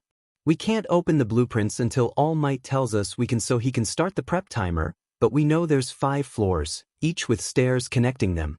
The only logical plan for the villains to take is to move the bomb to the highest floor and hide it there. But since the bomb is medium-sized, it'll take a large chunk of their prep time, which means Mito. But considering we're going against Kakin, that likely doesn't matter. He's going to want to pulverize us on the first floor and get the match done within 2 minutes, which means our only option is to stealth it and hope for the best unless Mito. He whipped his head immediately to Mina. He resisted the frown trying to form on his face. What? Well, now. She was blunt and to the point. I have no effing clue what you just said, she deadpanned. He blinked. Oh, did he start to mutter again? Oh, me bad. Sorry. It's cool. I just tuned you out so you could think it out. But we're here. And All Might's about to start the timer, so you need to say you're ready. He blinked once. Twice. He looked around. Oh, they were at the building already? That was fast. He didn't know if dread was building inside of him or not upon realizing it's about to start. 'Cause on one hand, part of him was screaming to run away as fast possible, and on the other hand, part of him just wanted to get it over with. And on the other hand that was formed by a quirk, a small part of him actually wanted to win. And he didn't know how to feel about that. Oh, right, he chirped, putting a hand up to his ear to turn on the comms they were all given. He didn't hesitate. I'm ready, sorry for the wait. A click, then a booming. All right then, everyone is ready. You all have 10 minutes to prepare. Start. The comms buzzed, and with a click it was silent once again. All right. Mina smiled, ripping open the blueprints they were given. He kept his eyes on the front door of the building, where Bakugo and Yaozu were undoubtedly behind. He was expecting Bakugo to make a declaration of Izuku's future death on the way here, but surprisingly nothing happened. Or if it did, he didn't hear it. He shook his head. It doesn't matter. Well, it does, but it doesn't. Right now, he needed to confirm something really important, not think about his possible future murder. He needed the answer to the question he'd been asking for the past 10 minutes. How many entrances were actually in this building? Because if this is supposed to simulate real life, then shouldn't there be 5 floors? We already knew that, but at least we can completely confirm it. What does this say? Oh, look at this. Mito? Mito? Mito? She asked, looking up from the paper. She spun around until she finally saw him, surprisingly a large amount of distance away. She cupped her hands around her mouth to make her voice louder. Hey Mito, where you going? We should be looking at the blueprints right now. He just simply turned and waved a hand for her to follow, giving her a small smile. This one didn't turn his stomach upside down though. I have an idea, was all he said, walking towards the back of the building. Mina looked at the blueprints, then back at him, before shrugging and following along. The building was facing a normal street, so it was tucked pretty tightly between the other 2 buildings besides it. Nothing they couldn't fit through. All Might? Are there seriously no cameras at the back of the building? So, I'm sure they'll show up again at some point. Eep! Mina screamed, a rat darting by into the infinite void that's called shadows. She scowled. God, if Inkoda didn't just give Sada PTSD, he gave it to all of us, she angrily voiced, stomping her foot and growling at the rat running away. Izuku didn't answer, just continuing to snake his way through the alley, checking the building thoroughly. He was on the right side for now. The only things on the building that could be seen were some windows and AC units. Nothing they could use to climb. Or for Mina to use to climb. He couldn't climb walls per se in his sludge form, but he was very close to being able to as long as he had enough momentum. But if he alone went to the top, leaving Mina at the bottom, she'd be crushed by Bakugo, leaving him alone against 2 enemies. It was by far the safer option to stay together, given the information they had. He reached the end of his alley, his options either to turn left and snake around the back of the building or check out the buildings surrounding it. He took a left and immediately a smile formed. Jepa. Mina, look. This alley was a lot wider than the one before, wide enough for two people to walk side by side comfortably. Probably for the fire escape bolted to the wall, with doors attached to every single floor. AKA their way of avoiding the first floor. AKA their way of avoiding Bakugu. Oh cool. The fire escape. Sweet. Why are you excited about that? Mina asked, curiously staring at the big smile that painted on Izuku's face. Usually he hated staring, but he was too happy to care right now. Because this gives us full control. Kaken is going to go to the first floor because he thinks that's the only entrance to the building. And he wants to win this by crushing both of us himself. Which means this gives us the chance to skip him entirely and go directly for the bomb, which is most likely on the 5th floor. All we have to do is head up and take out Yaoyorozu as fast as possible so that Kaken doesn't have the chance to get there, then we touch the bomb. His heart was pounding, but this was different than all the times before. This wasn't fear, this was excitement. He was almost glad that this was happening now. He almost wanted the battle to start as soon as possible. No, he did want it to start right now. His blood was pumping, he felt lighter. Was this adrenaline? Was this an adrenaline rush? It felt good. It felt really good. God, this was so. Okay, two things. That's awesome, but those stairs look really old. You sure they won't immediately collapse? Mina pointed out. She looked like she was putting serious thought into what he said. It was the most serious he'd ever seen her. He breathed slowly, he was too excited. Breathe in. Breathe out. And out. High emotions meant more mistakes, and he can't afford to mess up right now. I mean, we should probably test it before making any plans, right? Mina asked, walking over to the first steps of the fire escape. He followed along. She waited for him to get closer so that they could both step onto it, to test if it could handle both of their weights. She looked up at him. Okay, 3, 2, 1 ages. The sheer loudness of the creaking was enough to scare them off. Okay. Definitely can't stand on that at the same time. Nope, nope, nope. Mina shouted, walking in circles before spinning around to face Izuku. But Izuku simply paused, waiting a few seconds before stepping on it again, this time alone. There was a much softer creak, but nothing too worrying. He climbed the second step. Then the third. It wasn't too loud, so Yaoyorozu or Bakugu probably wouldn't be able to hear them. He climbed back down. It seems fine as long as only one person climbs it, which means all we have to do is head up individually. It's a simple fix. But he trailed off, another problem forming in his eyes. But what? Mina asked, walking back to the fire escape. She flinched when a rat scurried by them, probably running from the deafening creaking too. Well, on the cameras we both saw, there were so many rooms on all the floors. The bomb could be anywhere. I just don't know if we'll be able to find it in time. If we take too long, Kaken might assume we somehow slipped past him and head up early. So if we both use this entrance, we're limited on how much we can explore efficiently. I mean, it's much better to have someone search the first half while someone else does the other half. Instead of starting at the same point like we are. But if we do that, then someone has to go through the front entrance or cut through one of the other floors, and that makes the risk higher of being caught by the other team. Mina followed along, holding a hand up to her face while she thought. They both sat and thought for a while, Izuku looking around at the wall. Maybe there was something else. There were windows, none that could be opened without breaking them and making a sound. AC units, not much you could do with those. Vent outlets, wait. Mina, could you give me the blueprints for a second? She didn't hesitate, immediately tossing over the giant piece of paper rolled into a scroll. He opened it, pressing it flat against the dirty wall, eyes scanning the entire paper until he found it. His eyes followed every path laid out in the drawing, every crevice marked with white on blue, his smile growing wider as he found the route. Okay, he said, positioning himself so that Mina could see. That vent right there, he pointed at one just above a couple of boxes, leads to a vent on the other side of the 5th floor.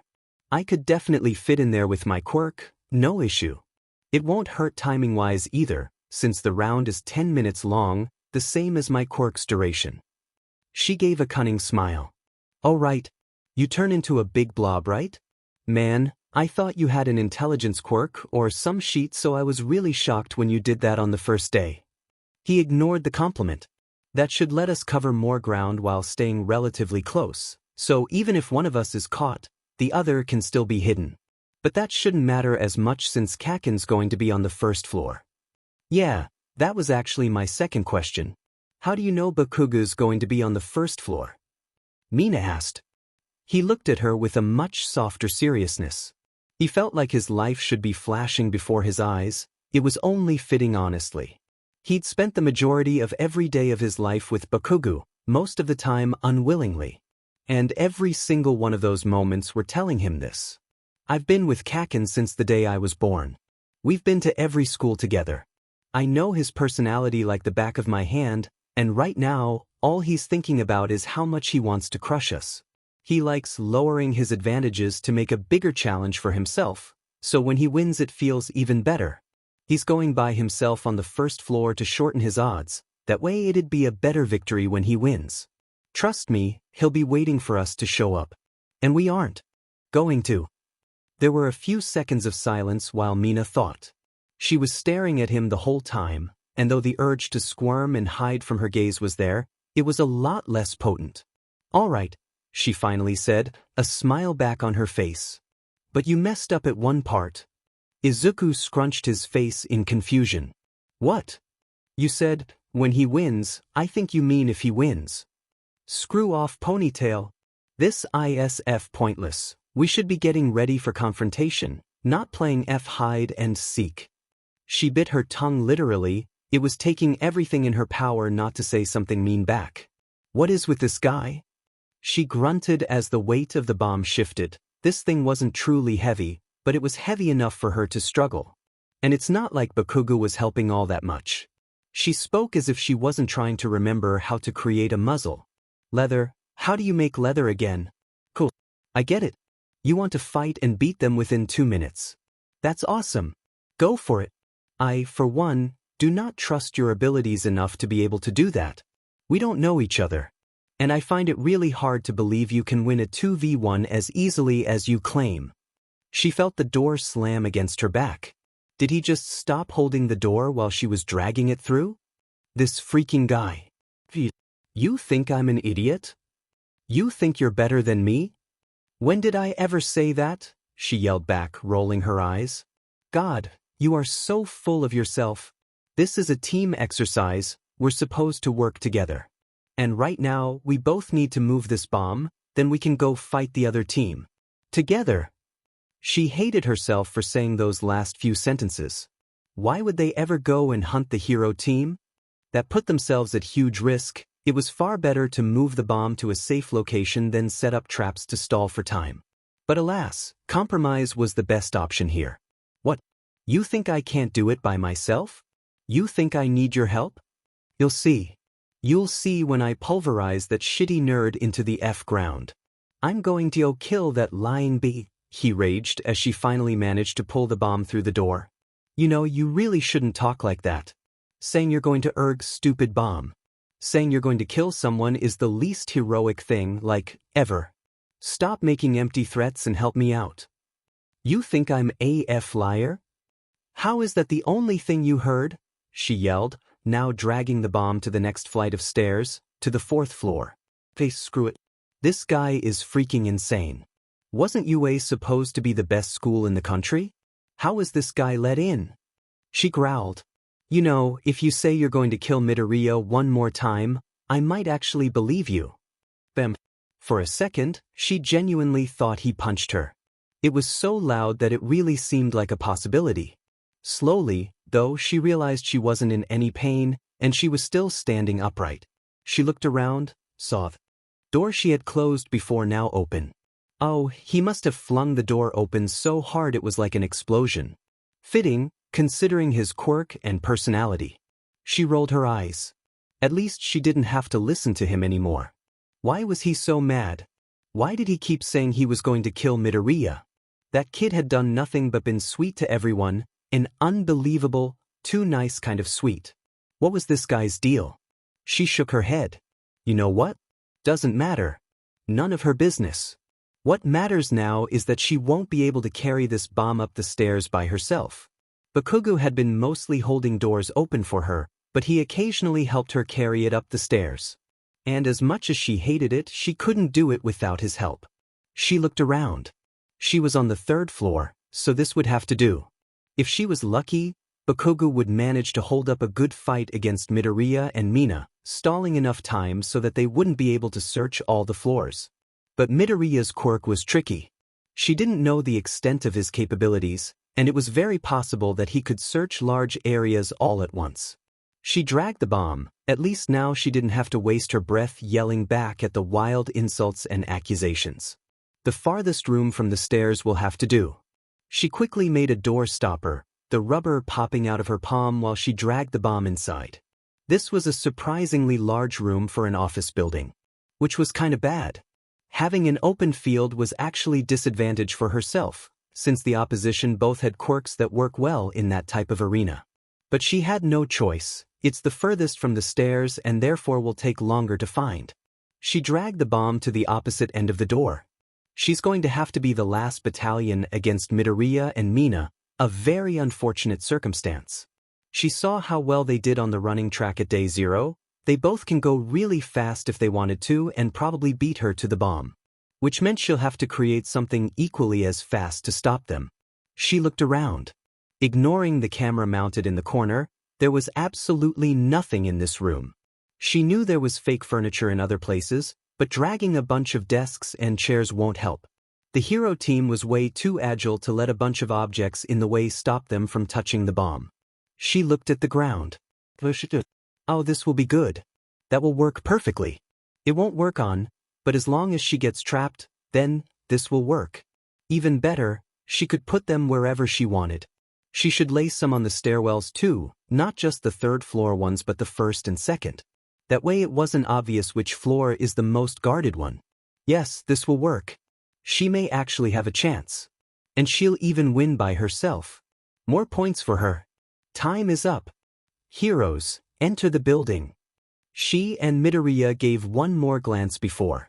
Smiling at each other, giving a nod. She watched as his body melted, ink enveloping his already black clothes and into a large liquid mess. The dark and slimy mass snaked and coiled up the wall, bubbling at the vent's grate before slipping through. The building groaned at the change, the vent cover fall off from the pressure of the liquid. The slime was able to move faster, and Midoriya disappeared in a matter of seconds. Alright, that seemed to work fine. Time for her to move too. She apprehensively took one step, sighing a breath of relief when the thing didn't go crashing down immediately. One step after the next. 1st floor. She peeked through the window of the rusted door. No one was there, but considering this was at the back of the building that made sense. Bakugo was probably hiding to ambush them near the front of the building. She smiled. God, he was going to get so mad when he realized they weren't coming in. She'd pay every dollar she owned to see that. She kept climbing, slowly as to not make that much noise. The farther she went up, the louder it would creak, so Midoriya told her to be careful. They didn't know if anyone could hear it from the inside, and she would much rather not get ambushed from above. Thank you very much. 2nd floor, nothing in the window. She kept going, her pace slowing down with every step. 3rd floor. She peeked through the window for fun once again. Just in case, you never know if someone might actually. She had to physically slam her jaw shut to keep herself from acting out her surprise. She ducked down slightly, keeping herself out of view from the window. Was that Yaoyuzu? She took a second before peeking up again. Okay, she wasn't crazy. Yaoyuzu's here. She was crouching down near the entrance of the inside stairwell, placing something on the ground. What was that? She squinted, but it was no use. She had terrible eyesight. The only thing she was seeing was a gray blob in her hand. She watched as Yaoyuzu draped something over the floor before quickly walking back down the hallway, surprisingly towards Mina. She ducked down, pinning herself against the rusty door and praying to God Yaoyuzu didn't see her. But eventually she heard a door click open from inside, and a small boom signaling it had shut. She let out a sigh of relief. She hadn't been caught. Still, what was that about? Why did Yaoyuzu go into a random room? Shouldn't she be on the 5th floor protecting the bomb? She put a hand up to her ear. Mito? Think we have a problem. She heard weird squelching sounds for a moment, then a normal voice. Her body shivered at the disgusting sounds coming from the earpiece. She had to lower the volume in order to avoid ripping it out of her ear. What was that? She asked, not really knowing if she wanted an answer. Oh, sorry, I have transformed back in order to respond. His voice was quiet, and of course it was. He was in the vents, his voice could be carried out anywhere. In the FING building if he was too loud. What's the problem? I just saw Yairazu enter a room on the 3rd floor. But shouldn't she be on the 5th? That makes the most sense to hide the bomb, right? She questioned aloud. There was a pause, then the earpiece crackled back to life. That's weird. Maybe they thought we would realize they would hide the bomb on the 5th floor, so they decided to be unpredictable? It's probably not a trap. They don't know we're using the fire escape, unless they heard the sounds during prep time. He trailed off. It was quiet, then. I think it's still worth checking out. What room did she go into? I don't know, I had to hide so that she wouldn't see me, but it's definitely a room near the fire escape entrance. Alright, go for it. See if the bomb is there, if not, run to the 5th floor to meet me there. You're definitely faster than Yairazu, so you should be able to put some distance if she sees you. But I'll change my path so that I'll be closer to you just in case the bomb is actually there. Got it, bossman, she cheerfully whispered, lowering her hand and hearing the audible click of the comms turning off. She stood up, carefully placing a hand on the rusted doorknob. But she paused. This thing is really rusted, so if she opens it, she'll probably make a lot of noise. Maybe she should. A giant ball of a clear, gel-like substance immediately leaked out of her hand, the sizzling equivalent to a steak cooking on a frying pan. A devilish smile appeared on her face. God, there was nothing better in this world than melting locks to doors you're not supposed to open. Dude, it's been like 10 minutes since we last saw Midoriya and Mina. Where are they? The round literally already started and they aren't even in the building. Kaminari drawled, swaying side to side to dramatize his annoyance. Yeah, when are they going to fight? Hiding away is not manly, dude. Kirishima added, practically jumping on Kaminari for fun and staring intensely at the screens. The only two who were clearly visible were Yairazu and Bakugo right now, which was even more boring than not seeing anyone at all. Yairazu was busy incredulously setting up her traps in the stairwell, a really boring process to watch, before running back to the bomb room and shutting the door with barely a sound. Bakugo was pressed up against a wall on the 1st floor, looking angrier at every passing second the hero team didn't enter. It's not like they could though, since they were clearly not at the front entrance. Or in any room of the building. Jairu piped up. I mean, it's a good strategy in general. To hide and wait for the perfect moment to strike. But the villain team isn't on a timer, the hero team is. So I don't know why they would be using it. You are correct. Ida added. Guerrilla warfare tactics have consistently proven to be the most effective type of strategy in most cases. However, that's only if you have time to. And in the hero team's case, they only have 10 minutes. Waiting for the villains to get bored and put themselves at a disadvantage is a foolish strategy indeed, he finished, crossing his arms on his chest. It was similar to the way a father would to their child when they are disappointed. Bro who cares about strategy? Kaminari continued. I just want to see Mina get punched in the face. You're only saying that because Mina made fun of you for getting one-shot by the French guy earlier. Shinso cut in, pointing at Aoyama who immediately struck a pose. He was clearly doing it for attention, and literally no one batted an eye to it. And what if I am? It'd still be funny. Kaminari pouted, crossing his arms and turning away from Shinso. The lavender-haired kid rolled his eyes. Why did I even bother saying anything? He mumbled to himself before walking away.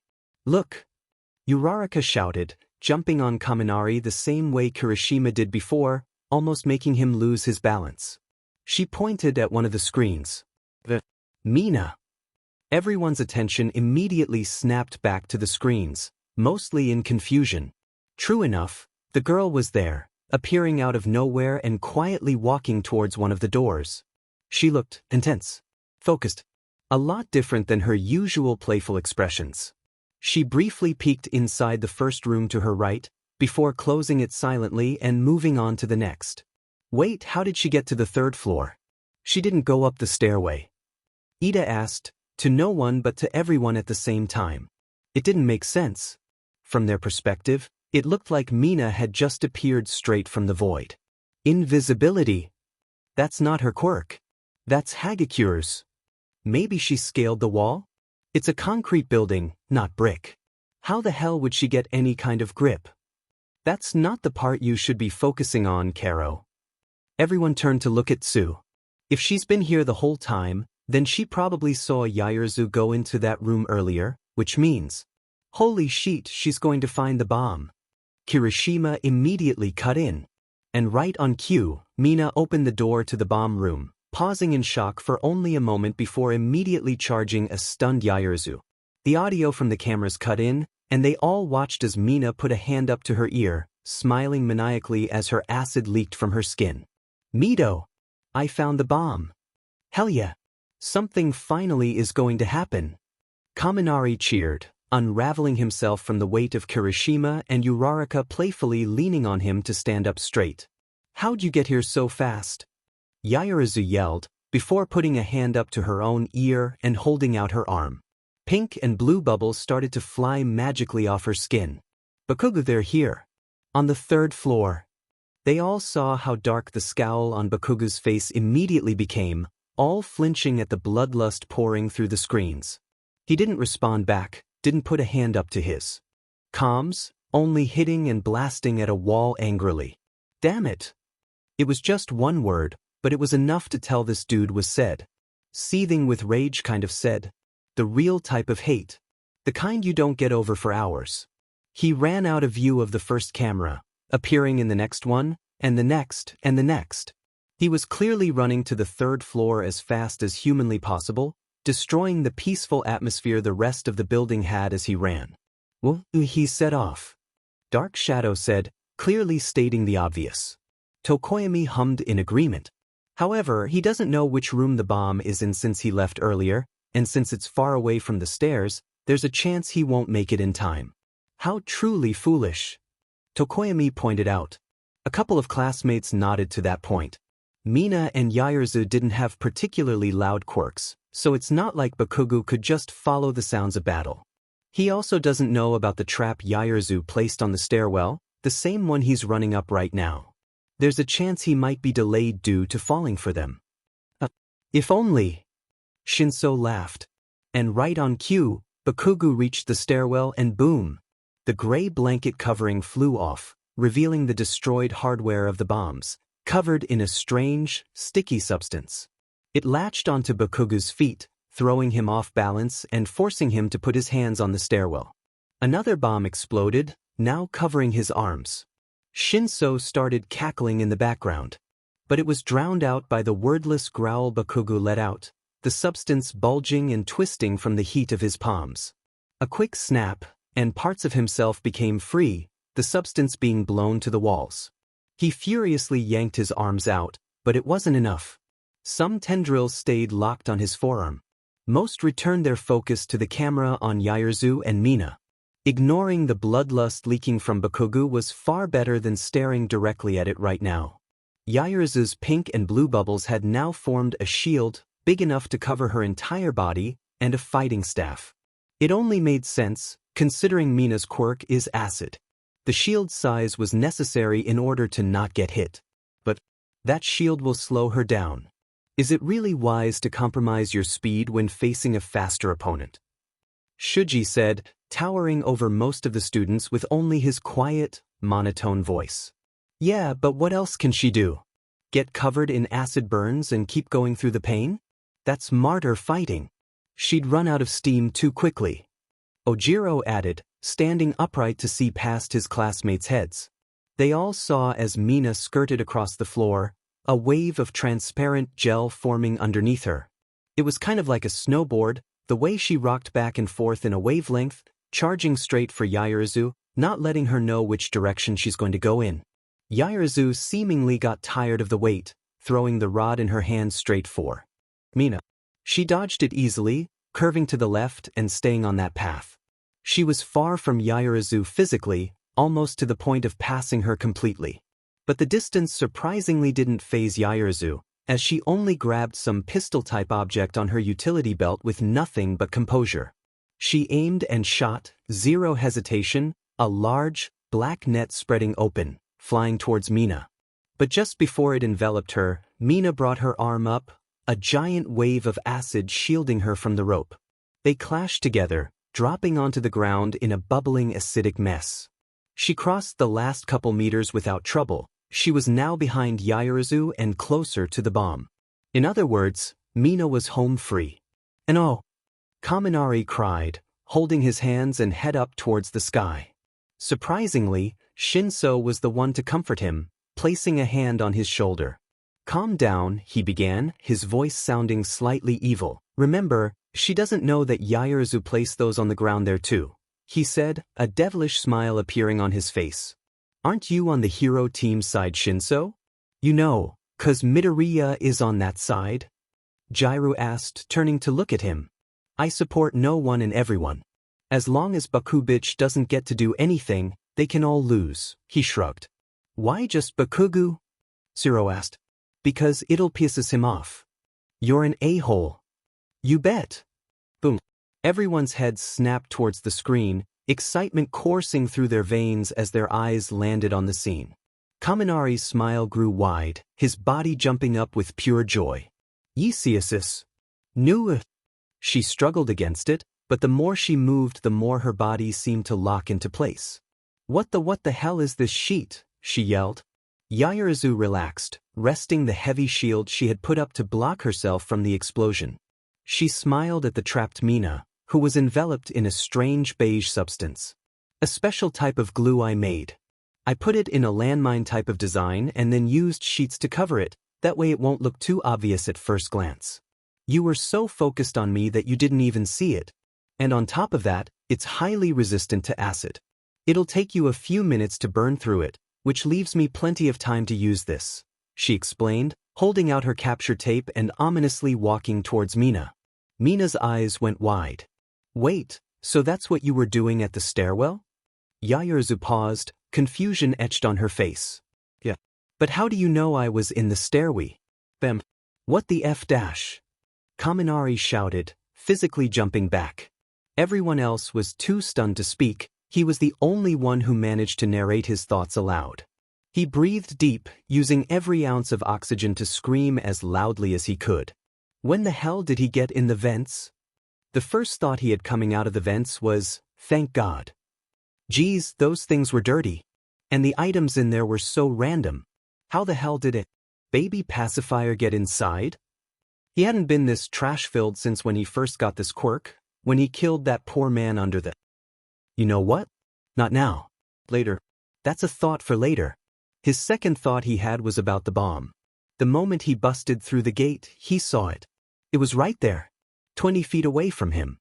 All he had to do was go in that direction. Then he looked around. Mina was on the floor, covered in a beige sticky substance, clearly trapped. Yaoyorozu had a giant shield in front of her that was covered in said substance, visibly shocked at Izuku's perfectly timed arrival. He blinked at them awkwardly. His third thought was, "It's finally time to fight. Go go go go." The vent he came out of was directly in front of the bomb on the opposite side of the room. He'd have to get past Yaoyorozu if he wanted to get to it. Something Mina tried and clearly failed to do. "Mido! Watch out, she put freaking landmines on the floor. They're filled with some type of sheet I can't melt through." Mina shouted, still struggling against the sticky substance holding her captive. He only glanced in her direction as a response, shaking his head slightly. "Go go go go." Yaoyorozu shook off whatever surprise she had left, immediately pulling out a pistol and shooting at Izuku. A black net appeared, aiming directly for him. Damn it, she had good aim. He swerved to the left and kept going, now turning to the right. Yaoyorozu shot again, another perfectly timed shot, to which Izuku had to backpedal. He could easily slip through the net, but that would take longer than to just simply dodge. "Go go go go. Come on." Yaoyorozu muttered, pink and blue bubbles forming across her arm as some white capsule popped out. She stuffed it in her gun and fired again, hitting the wall while Izuku barely managed to dodge. That bullet was faster than the nets. It immediately bursted open into a white powder, falling like snowflakes in the first signs of winter. He gritted his teeth. This wasn't going as well as he hoped. Clearly, that was meant to disable his quirk somehow. Yaoyorozu was really good at chemistry. She directly told him that she had to know the molecular structure of every object she wants to create. It'd be no problem for her to come up with a way to stop his quirk. What she did to Mina only served as evidence to that. If Izuku got past her, he wouldn't be able to use the floor as a running ground. It's covered in landmines and he doesn't know what will happen if he touches that substance. And the room isn't that tall, so if he rides on the wall, he won't have a lot of options to dodge a well-aimed shot. He needed momentum to glide on walls, so his dodging choices were limited to up or down. And that's pretty easy to predict. Go, go, go, go. He turned suddenly, charging at Yaoyorozu full speed. He had no choice. He needed to disable her somehow so she didn't hit him with whatever was in those capsules. Every time he got close, she fired, and he had to dodge again. And again. And again. His teeth formed a malicious scowl behind his slime. Damn it, he's just wasting time. Kaken definitely knows that they're here, which means it'll only be a matter of seconds before he showed up, and he needed to get to the bomb before that happens, except he's not doing that, which means Kaken will show up, which means he's going to hurt him, and there's going to be pain and blood and ash and smoke and ash and smoke and ash and... Hey Yaoyorozu, watch where you're stepping. His heart skipped a beat when he heard shouting, but he quickly realized it was Mina who yelled, not Bakugo. The momentary fear went away, but his relief quickly turned into confusion. Why did she shout that? Was Yaoyorozu about to step on a bomb? Why would she warn her? Why would she? He blinked. Wait, that's why. To do exactly what Mina did to him. 'Cause doubt.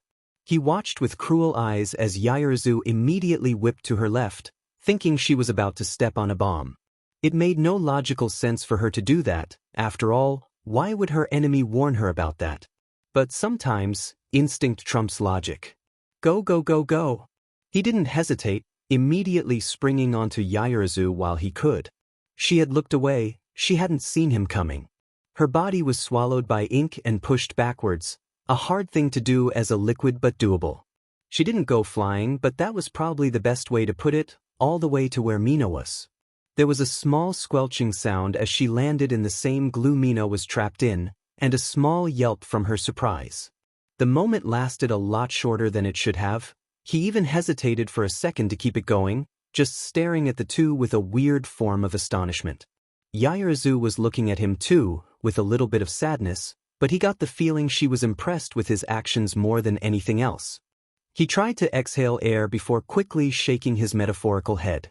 No lungs, he can't breathe. Actually, how was he able to talk if that were the case? Because you need air in order to speak. Boom. Boiling hot, red. Cruel smiles. And ash. There you are, Deku. Jiru was the first to speak up in a while. Her voice was quiet compared to the explosion that just happened, a stark contrast indeed. Is it just me, or is Bakugo taking this a bit too seriously? She asked, turning around with wide eyes. Maybe he's just really hyped about our first battle training? Kaminari suggested, but even he knew it was wrong. This was just different than any typical reaction everyone else had. More specific. Tsu chimed in. Well, he seems to be focusing mostly on Midoriya, Karo. Maybe they've got a history? Shinso cut in quickly. Well, apparently they went to the same middle school, at least, that's the kind of impression we got from Midoriya. Whatever's between them, they don't like to talk about it. Shinso said, adding that last part to try and end the conversation. He didn't like talking about a person's past when they weren't there to hear it and set boundaries. The whole thing was kind of invasive to him, and to be honest, Midoriya didn't seem like he wanted to talk about it, ever. He respected that. Kirishima cut in. Well, that's just straight up not true. Remember 3 days ago? Bakugo basically screamed it for the world to hear. I mean, he's being really FING weird about it, But I get why he's hyperfixating on Midoriya. They've clearly known each other a while. I would get freaked out too if someone I knew for a while just suddenly showed up with a quirk. I don't get why he's effing growling. He pointed at the screen showing Bakugo running like a goddamn panther to the bomb room, but I get why he's mad. I mean, why would someone hide a quirk? The rest of the class sort of mumbled to themselves after that. Half of them didn't even hear the whole cafeteria screaming match Bakugo started right before the break-in incident, only knowing about it through misleading rumors. A few seconds passed until Midoriya didn't hide it. It just came late. Really late. And he didn't know how to tell anyone, so he just didn't. Uraraka looked away as she spoke, a shadow falling over her eyes. Everyone stared at her with confusion, mostly wondering why she knew that. But she shook her head, turning to them.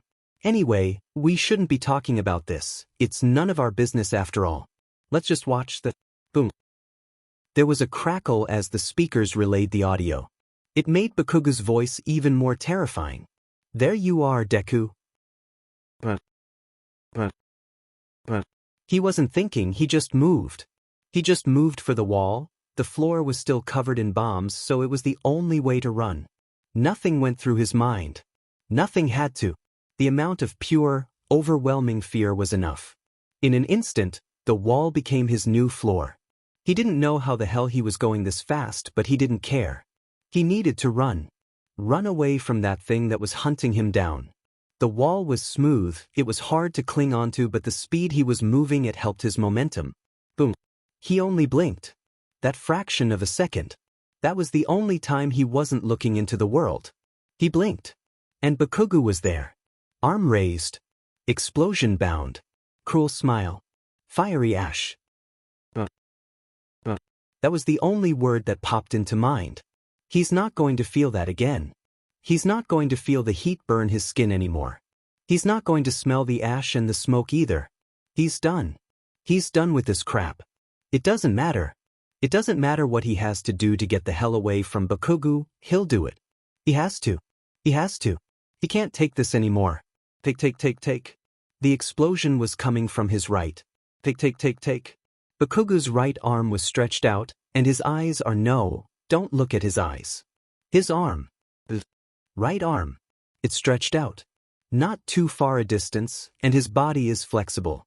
He could grab onto it. Take. A liquid tendril shot out, ink secured itself on the giant grenade-shaped gauntlet Bakugo had. Take. The echoes of Collector, a voice that wasn't there, that he couldn't hear, yet was influenced all the same. Grab onto him and fling him into the wall and use him as that one last push he needed right now, or even better to take. He blinked. What was he even thinking right now? No, it doesn't matter. Kaken's in front of him. He has to run. He was halfway into the movement from before, an inky blot keeping Bakugo in his grasp while momentum slowly pulled the two together. This was bad. He needed to keep his distance, not get closer. Kaken was so unbelievably good at close combat, and Izuku's quirk is more suited to ranged attacks and quick takedowns than anything else. But he's halfway in midair, and he can't go back to gliding on the wall. The change in momentum would make him slide off. So what should he do? He's never tried this before, but if he's dying anyway, might as well try something new. Squelch. Separating was hard, okay? He didn't know how to navigate when his liquid body was apart. It was like trying to go left and right at the same time. It just didn't make sense. It's why he never does it. Well, it's why he never did it. He wasn't in the position to see it, but Bakugo's eyes went wide with absolute shock as his body split open, leaving the perfect avenue for the explosive blonde to keep rocketing forward. As soon as Bakugo had passed through, the ink snapped back into place, still flying in the direction of the bomb. Wait, the bomb. The match. He'd forgotten about the match. This'll all be over if he just ended the match. His liquid body melted, retracted, flesh, skin, and bone could be seen as the mess got smaller and smaller. Bits of human started to appear. He needed to in order to touch the bomb. Green hair. White streak. Dark clothes. Dark gloves. Green eyes. No smile. The fight is completed. Midoriya Izuku touched the bomb. Hero team wins. And ash and smoke was no more. Holy shit dude, that was sick. You guys did awesome. Yeah Mina, how'd it feel to get one shot? Oh shut your trap taser face. What did you say to me alien freak? Everyone in E. Ida's voice was a lot more distinct than everyone else's, so it was easy to hear. The chatter immediately stopped as everyone turned to look at him. I know we are all very excited about the fight, but please, remember, this is a class. We must discuss this in an orderly fashion. Izuku blinked lazily. It was the only thing he could do. He felt exhausted. All Might cut in. Ahem, well yes. Young Ida is correct. Now is the time to discuss the fight strategically. All right, first order of business. Who is the MVP of that round? He blinked repeatedly to try and wake himself up. Oh, an easy question. He could answer that. He pointed at Yaoyorozu, while everyone else pointed at him. Are you freaking kidding? His eyes widened. He didn't really know what to say at first before he shook his head in disbelief. What no, just no. His mumble turned into a shout. She clearly carried the entire villain team. She was the one who hid the bomb, she was the one who made the traps, and she was the one who defended it. Solo. And she almost won. He felt crazy, waving his arms around like a madman when he spoke, but he didn't care right now. Because he was not about to let himself steal a title someone else clearly deserved. Okay. Settle down. Would anyone like to explain why Midoriya is the true MVP? Several students raised their hands, and to his utter shock, Yaoyorozu did as well. Yaoyorozu? She put her hand down. Well, I'm only assuming this since I was obviously not there for it, but he managed to communicate to his teammate while I was not able to. Bakugo was being difficult and I lowered myself to his level.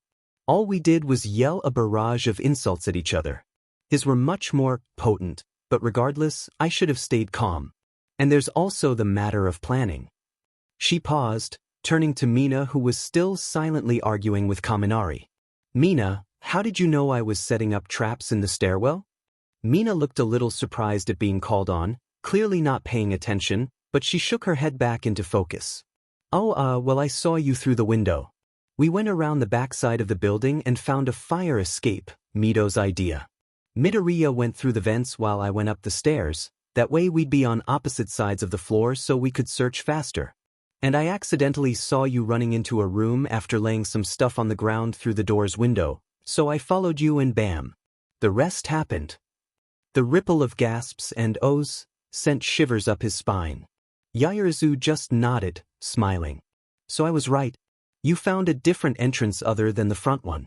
You would have had to in order to avoid Bakugo who had stormed off into the first floor. No one else in the other battles thought to survey the area before looking at the blueprints, except for Midoriya. And of course, there's also the matter of him beating me, getting past Bakugo, and him being the one who actually touched the bomb. All of that, I would say, makes him the MVP.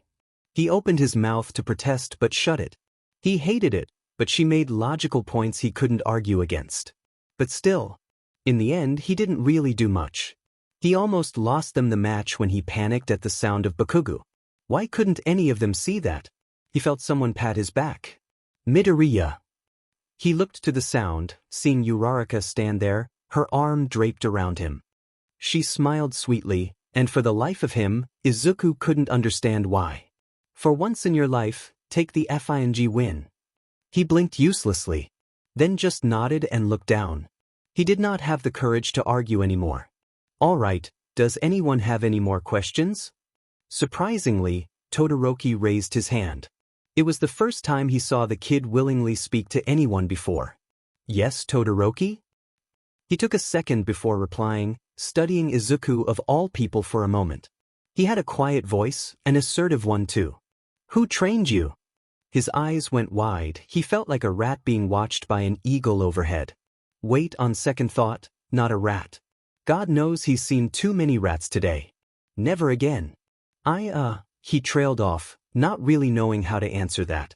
Everyone in the room had suddenly gone quiet, and he could feel eyes burning into him again.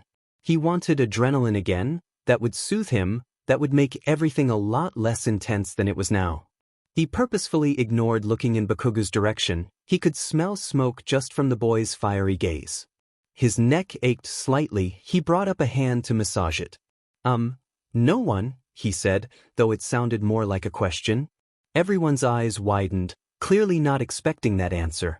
Todoroki's eyes narrowed. There was a PRGNT pause. Are you lying? What? No, he said, flinching at his own voice. He said that too loud. Why did he do that? He looked so suspicious now. No, I'm self-taught. I just worked really hard, and no one taught me or anything. He bit the inside of his mouth harder. Again, Todoroki just looked confused. It's just, you have incredible balance and control over your quirk. You split in half and came back together again midair. And while I don't know the details of your quirk, even I could tell that it takes a lot of skill and experience to do that. So I just thought. He could feel himself turn red from the compliments, and he looked down to try and hide it. He failed miserably.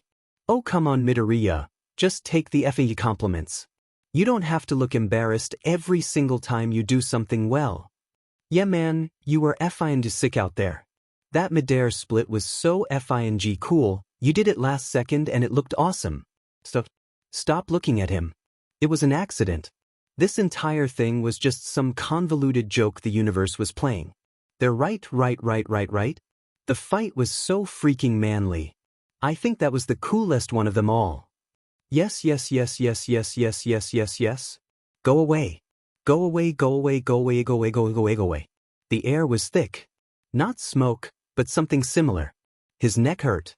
The scarred tissue twisted and pulled, as he tried to find the best angle to rest his head in so that he wouldn't have to see them all. Their eyes became too much. It hurt. Hurt. Too many eyes. He felt paralyzed. He started chewing his tongue.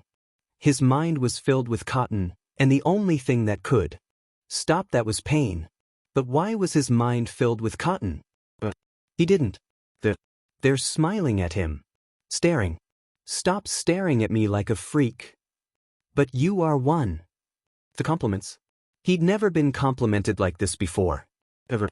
They branded his skin, his desk, filled with sticky notes and curses and scribbles, condolences for his pathetic existence, out to make everything worse. But those were insults back then, and these were compliments. And compliments were a good thing to have.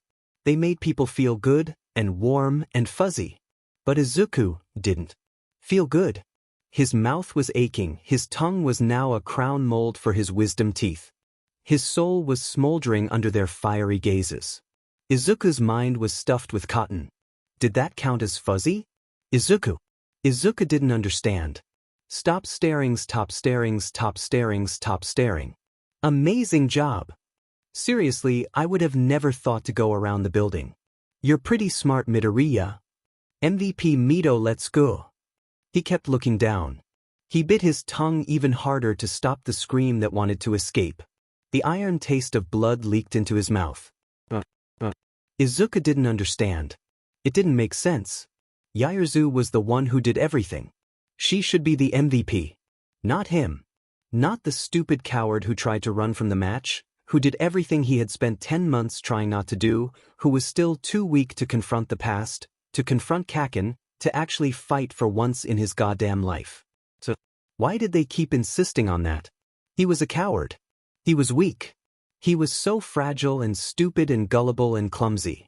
Izuku didn't deserve a single ounce of their praise. Of their attention. Of their eyes. They all knew that, didn't they? How pathetic he was. Was that why they were complimenting him? Were they mocking him? Laughing? Smiling? Lying to him through gritted teeth and stares he would give anything to have on him always. This was all just some sick joke. Because he couldn't possibly be praised right after that miserable performance. Izuku understood now. They were all in on it together. Making the delusion that Izuku had done something good. The entire class was against him. The entire world. Just like Aldra. His heart skipped a beat at that. Bullying. Hey, look who just walked in. I was just looking for something to wipe the floor with. No. But Yue was different than Aldra. He sacrificed so much to get here.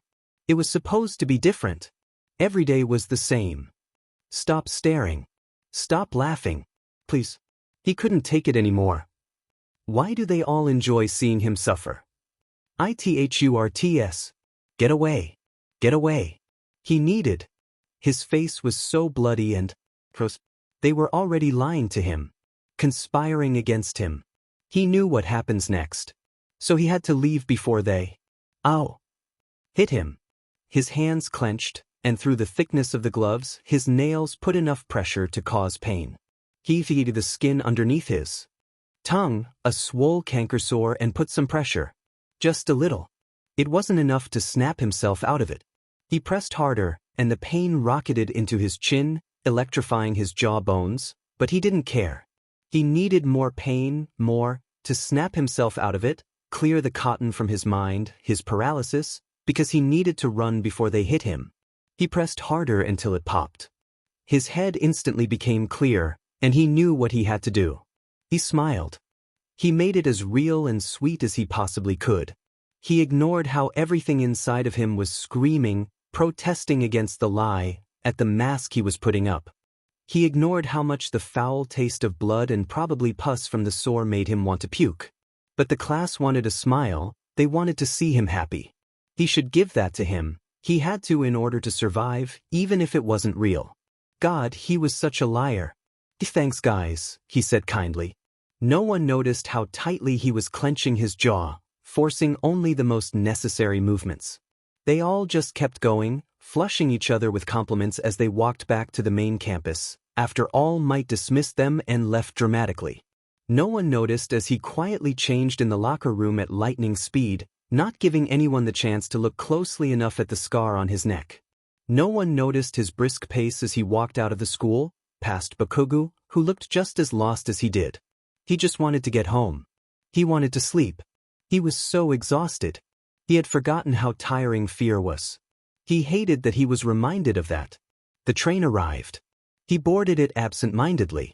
He didn't take a seat. Trains were always crowded at this time, and there were a lot more people who deserved a seat more than him.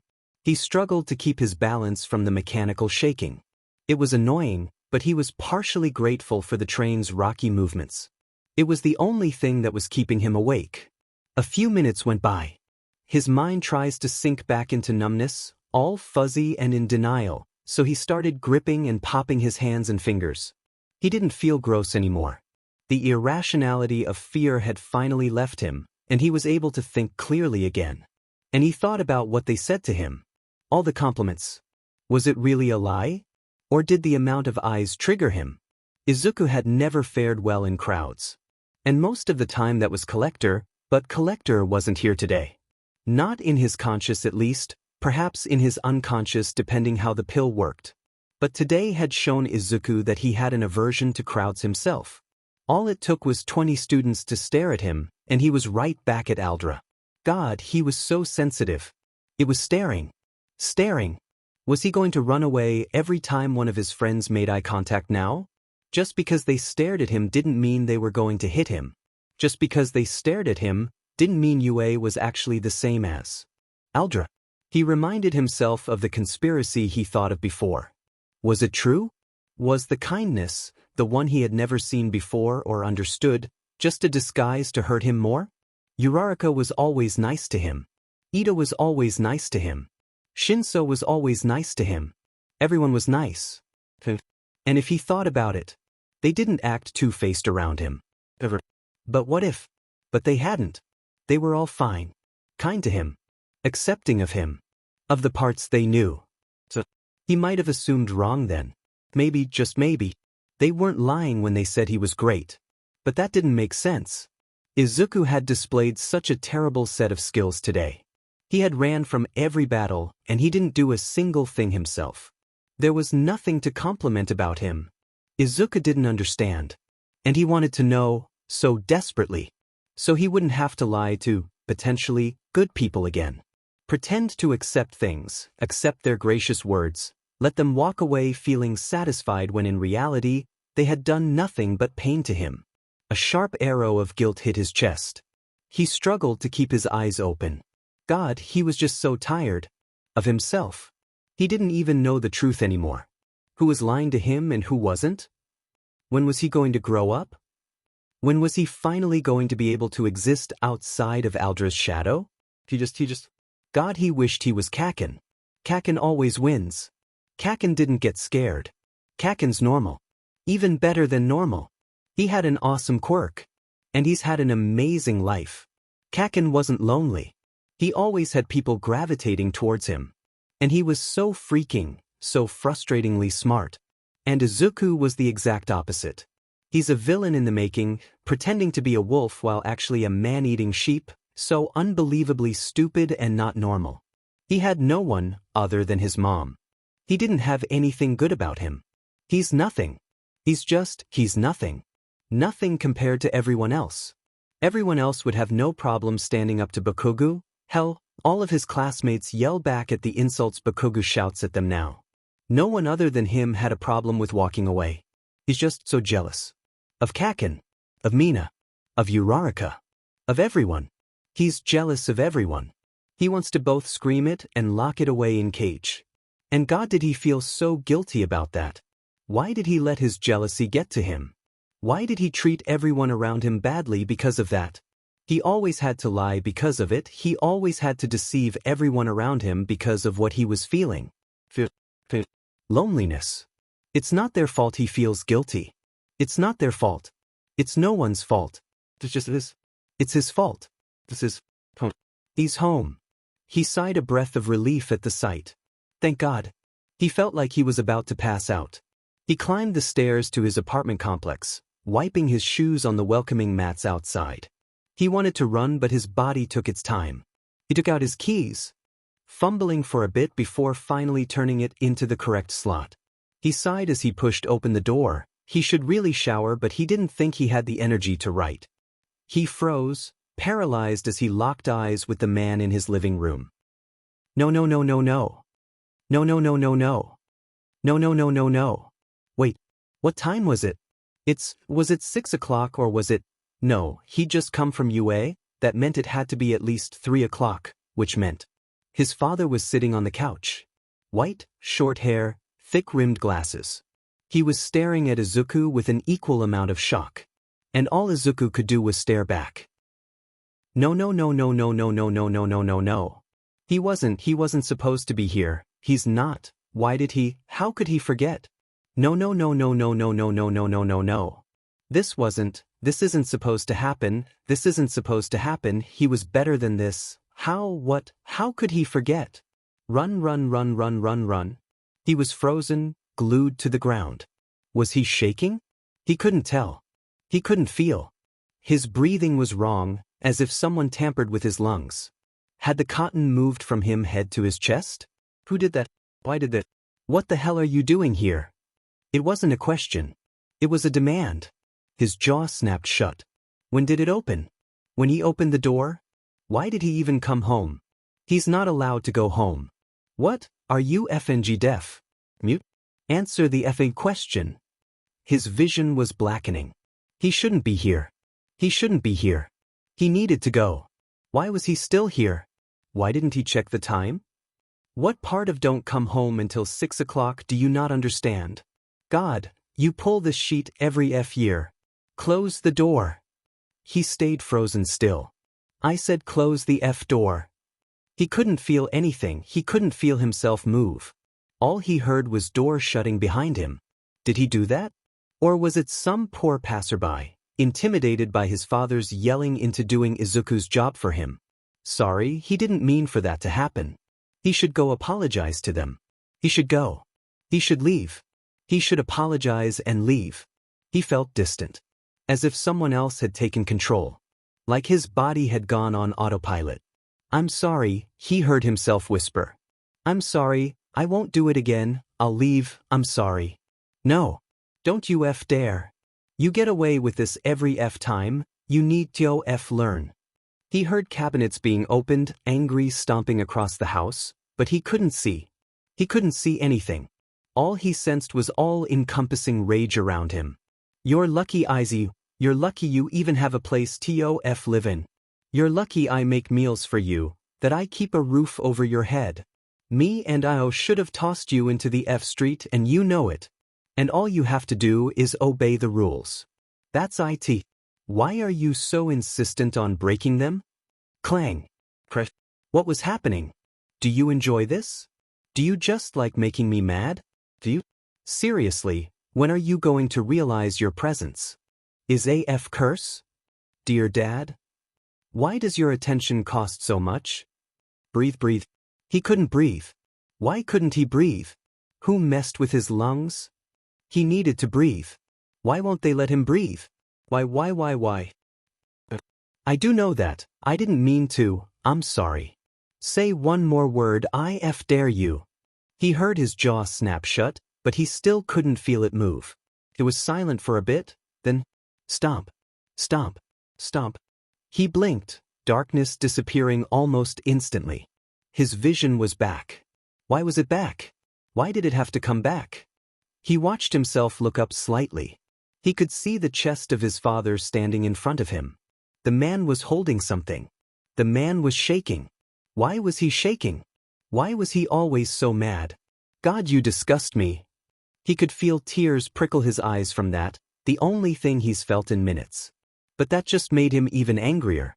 Why the hell are you crying? I haven't even done anything to you yet. He could feel the tears almost triple, his non-existent breathing slowly morphed into hyperventilating. No. He shouldn't be crying. Crying always made his father act worse. This was bad. His shaking had become violent. His heart was pounding out of his chest, like he was having a seizure. Look up. It's okay, sweetie. It's okay, I know. You made a mistake, that's okay, sweetie. It's okay to make mistakes. Just don't do it again, okay? And if you do, next time just do what he says, okay? He'll calm down if you just do what he says. Sure, it's okay. Just do what he says next time and you'll be okay. He needed to look up. He needed to look up. Just move. Just do something. Anything. Just look up. Why couldn't he look up? Why couldn't he look up? Why was he repeating himself? Why couldn't he look up? I'm trying, he heard himself whisper. Was he actually saying that or was he just hallucinating? Oh wait, why was he focusing on that? He needed to look up. He needed to look up. Why couldn't he look up? I said look up. Pain. There was. He needed that. He needed pain. It snapped him out of whatever state he was in. It always did. He woke up to his head slammed against the wall, a hand pulling his hair so tightly he thought it was going to rip it off. It hurts. It hurts. Good. The smart part of him whispered. I deserve this. We deserve this. He deserves this. For being so stupid. So stupid that he forgot to check the time. So stupid that he just walked home from school like a normal kid. He was so stupid. He just wished his dad wouldn't have to suffer because of it. You look just like him, you know. Hand on his head, trying to make him bleed. How long had it been since his father physically touched him? Why can't we hug like normal people? He watched silently as the man before him slowly start to break down, the man who still managed to grip his hair tighter than ever before. I bet you like this, huh? Do you like doing this to me? Do you like reminding me of all my shit? I hate hurting you. I hate seeing you now because you're always so mean to me. He didn't answer. He's not supposed to answer. His mom said to stay quiet and do what he says. That's all he has to do. Calm down, it wasn't that hard. It was simple. It was easy. Just do what he says. Answer me. What am I supposed to say to get you to love me again? He felt himself get pulled forward, then slammed back on the door. He didn't mind, he welcomed pain right now. It was the only thing keeping him sane. He tried to talk, stutters falling out like raindrops. He needed to answer. He needed to do what he says. He needed to answer. And no, I don't. I promise I don't. I didn't mean to. I'm sorry. I won't bother you again. I'm so sorry. I bet you hate me, don't you? Bet you wish I would drop dead. His breath hitched. Yes, hate. And no, I don't hate you. I love you, Dad, I love you, he lied. He didn't feel love upon sight, only fear. I promise, I swear, I love you, I didn't mean to hurt. Why? Shut up. You want to kill me, is that it? You're waiting for the perfect moment to strike, that's why you keep breaking the rules. Just tell me the truth. What, did you walk in here then chicken out? Well, guess what, you can't kill me. You can't do anything. You can't hurt me anymore. I'm not there anymore, I left, I'm not there anymore, and you died so you can't hurt me anymore because I'm free, because I won, because I'm not there anymore. His father kept rambling, his pale blue eyes shaking maniacally as he pressed Izuku into the door harder, to which Izuku suppressed a wince. He couldn't move. He couldn't take a breath. He couldn't look at anything other than his father's eyes. He'd forgotten they were blue. He hadn't seen them in over 2 years, despite living in the same house all this time. He'd forgotten they were blue. The calm part of him, the one that was used to this, listened closely. After all, it was times like these that he got answers to any questions he had about the man. He listened and watched his father's face with his eyes, so he didn't see what the man had gotten out of the kitchen. What was his father talking about? He never hurt him. Well, he never tried to hurt him. Wait, did he ever try to hurt him? No, he didn't. Did he just forget? How could he forget something like that? No, he definitely didn't do that. I know, honey, I know you miss him. He misses you too, you know? He's not in the right place. He needs time to get over some things that happened in the past. It's not your fault, okay? You just remind him of certain people. The way you look a lot like the person who hurt him. It's nothing to do with you though, Kiwi, nothing at all. Was this about that? He didn't know much about his father. He didn't know his quirk, if he ever had one, where he was born, who his parents are, his hobbies, his favorite food, but in essence, his past. His mom never talked about his past. All he knew was that it was bad. His past had something bad in it. Something bad enough that it justified his anger. Something bad enough to be a good excuse to hate his son. Dad, he mumbled. It did nothing to stop the manic ramblings of his father. Dad, look at him. Please. I didn't do whatever happened to you. I would never do that. I love you. I'm sorry. So please, look at me, just look at me please. Shut up. He felt pain. Something sharp traveled up his neck in one swift motion. There was a flash of metal. It was a knife. When did his dad get a knife? From the kitchen? He cried out in reflex. The pain was searing, not scorching like he was used to. He regretted it instantly though. He's not supposed to do that, scream or react, be loud in any way. He was a quiet mess and he understood that. It was his role given by his mother and he graciously accepted it, his purpose in life, so he could take the pain without a noise. He'd been through far worse. This was nothing compared to that, so why did he cry? It's just going to make everything worse. Just shut up. Shut up, shut up. You don't get to talk. You don't get to say anything after what you did to me. After what you did to Shira. I'll kill you, I swear to God I'll kill you. Bang. His mom's a liar. Doing what he said didn't make things better. It just made it far, far worse. Kaminari. You alien freak. This is revenge for last week, so you don't get to complain. Of course I get to complain. You just dumped an entire bottle of glue on me, you son of... They were running rancid around the classroom, Kaminari and Mina, yelling about God knows what when Uraraka and Shinso walked in. There was no reaction from the pair at first, just the silent stare of disappointment, followed by the occasional glance around the room. Everyone was sitting down, the same expression painted on their faces. It's like everyone in the room collectively agreed, it's too early for this sheet. She waited until Kaminari and Mina were safely arguing on the other side of the room before she walked in. No way was she going to risk getting in the path of those two wild animals. She headed directly for her seat, coincidentally where Ida was observing the situation. "Morning," she said, her voice expertly conveying the amount of sleep she got yesterday. She had arrived at her apartment way too excited to sleep from the battle training yesterday, so she spent the majority of the night going over the fights in her head. She looked back at the pair of energy freaks in the front of the class, one covered in glue and the other gleefully boasting about it. She let out a sigh. Is every Friday going to be like this? Ida just shook his head. Seems like it, he mumbled, staring with pity and a strange amount of fear. Aren't you like, the VP or something? Shouldn't you be the one to break this up? Shinso said.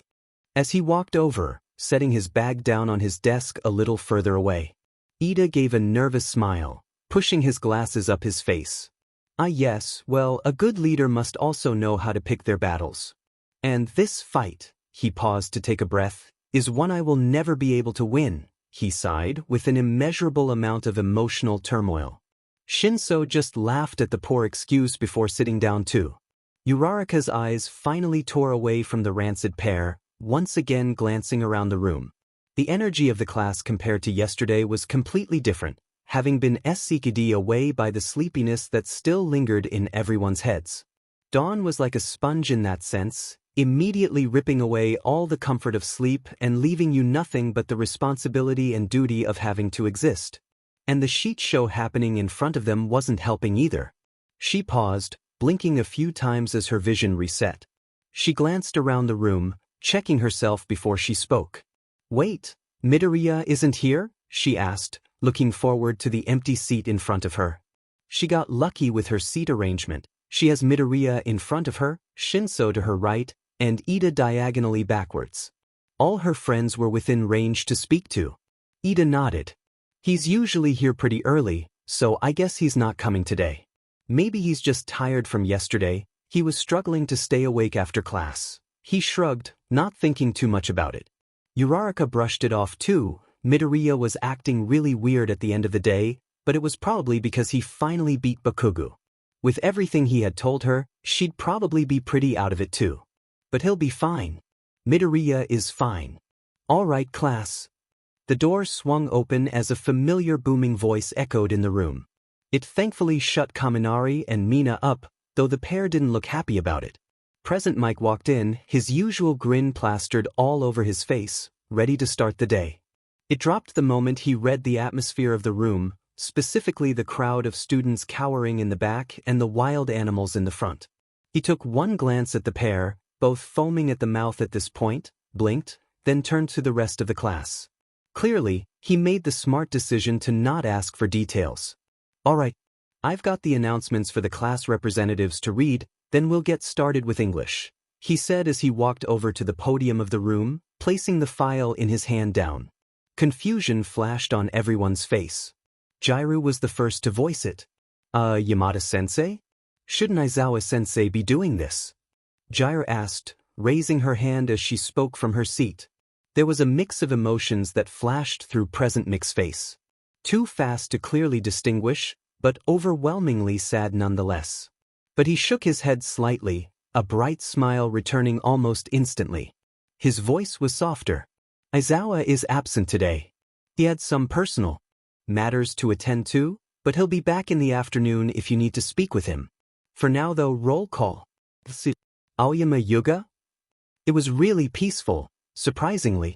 Usually his day-to-day activities were hectic and chaotic, but right now it was just quiet. Well, there were birds chirping and cars passing by, but you get the point. Those were sounds that could be ignored. He looked up. The sky was good too.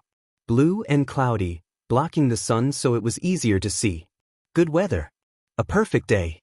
A perfect day for a shitty day. Well, it wasn't exactly a shitty day. Just a bad one.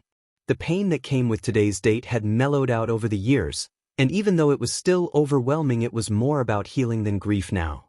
Or maybe tradition was the better word. He didn't know. He didn't welcome it, but he didn't mark his calendar for it anymore either. It was weird. Solemn. Maybe that was the word. He shook his head. He felt air build up in his chest, clearly waiting for him to yawn, but he held it down. God, he was tired. Night shifts weren't the best for an underground hero like him. But it didn't matter. He'd drag his tired body here 1,000 times over for this day. He turned the corner, finally seeing that old charming house he had been walking towards for the past 15 minutes. It was out in the suburbs, so there wasn't really a direct train leading to it, but the walk was still worth it. Compared to the other homes on the block, this house was a delightful old mess.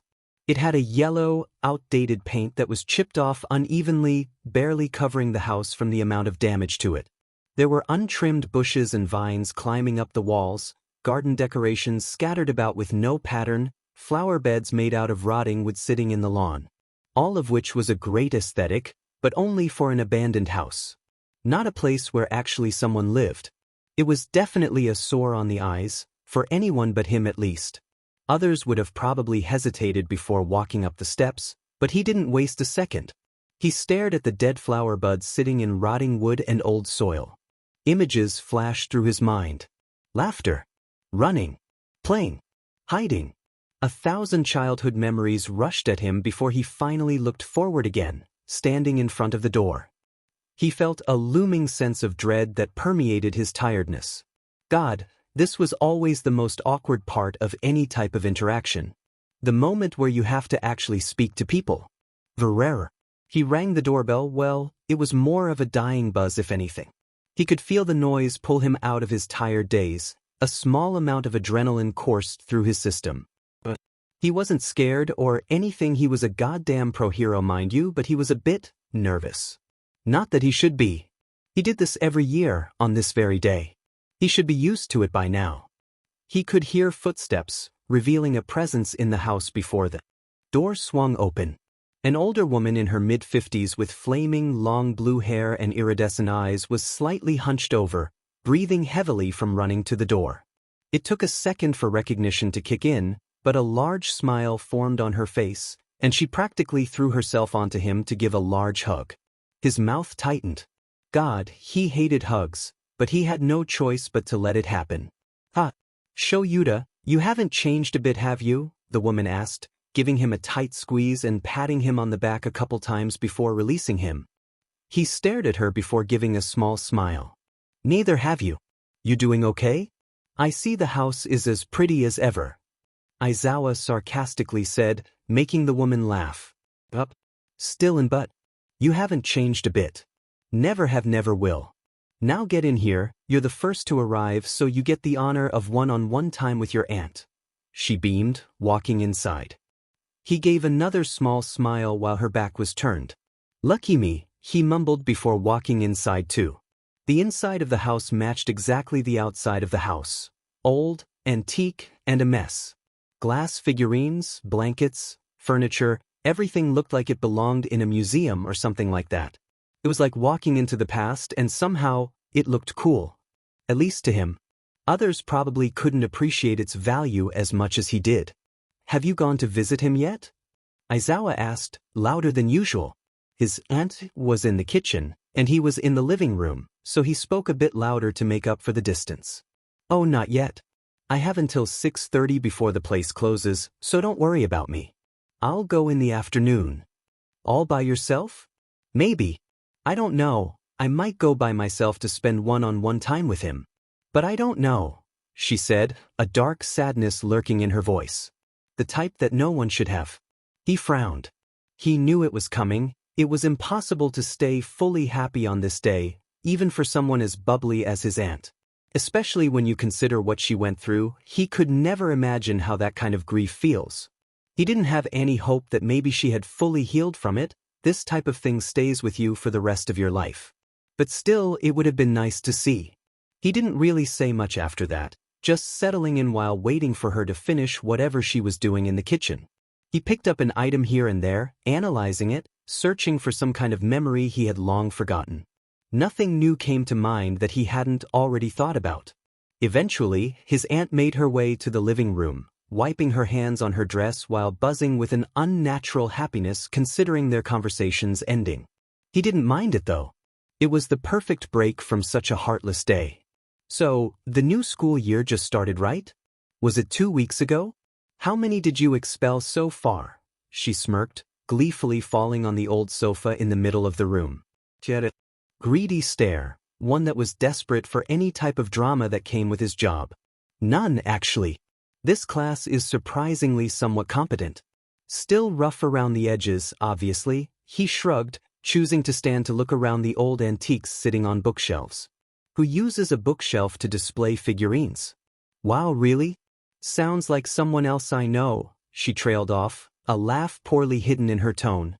He shot a playful glare before turning back around, purposefully keeping his back to her even as she spoke. Come on, Shoyuta. You've got to give me details. Which are the ones making it to graduation, which ones aren't? I want to know, she sang, sounding a lot like Nedzu when he gets into one of his phases of dangerous excitement. He sighed, a long, painful one. That's the thing, they're all very different from each other. There's one that is a prodigy at combat, is far from an idiot, but doesn't know how to shut the F up. There's one with this frog quirk, very logical and calm, an all-rounder and honestly the one I'm betting on so far. There's this kid that seems like they have a lot of potential, their quirk control is astounding, but they're too freaking nervous to do anything. Oh, and I'm teaching Endeavor's kid, so cross that off my non-existent bucket list. He finished, listing off the most interesting ones off the top of his head. He had more thoughts obviously, he was still developing a profile of every kid in his class, but naming them all would take too much time and effort that he didn't want to use. His aunt's eyes widened in surprise. Endeavor's kid? Really? How good is he?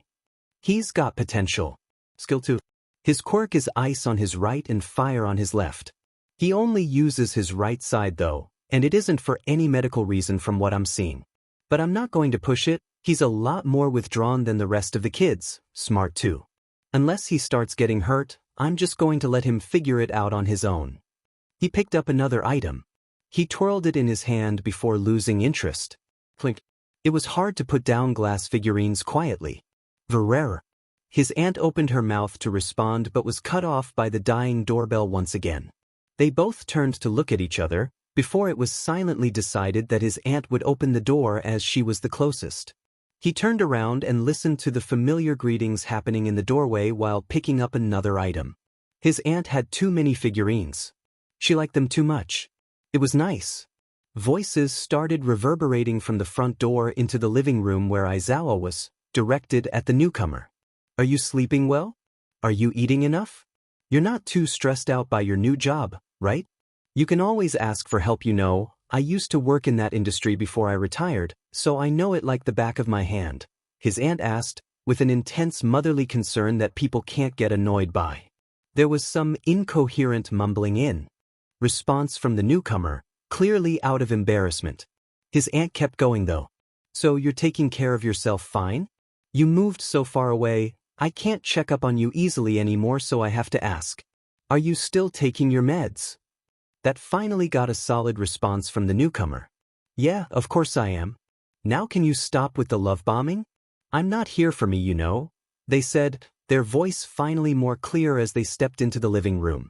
There was a pause where only footsteps could be heard, probably the moment where they saw Izawa standing by, then. Surprised you beat me here. He turned around to the source of the voice. A younger woman in her early 30s who looked like a carbon-cut copy of his aunt, though she had longer blue hair and midnight eyes instead of iridescent. He blinked. Syra was here now. His cousin. Quotation marks because, well, he's not technically related to them. But he's known them for practically his entire life, so his aunt started the whole aunt-cousin thing.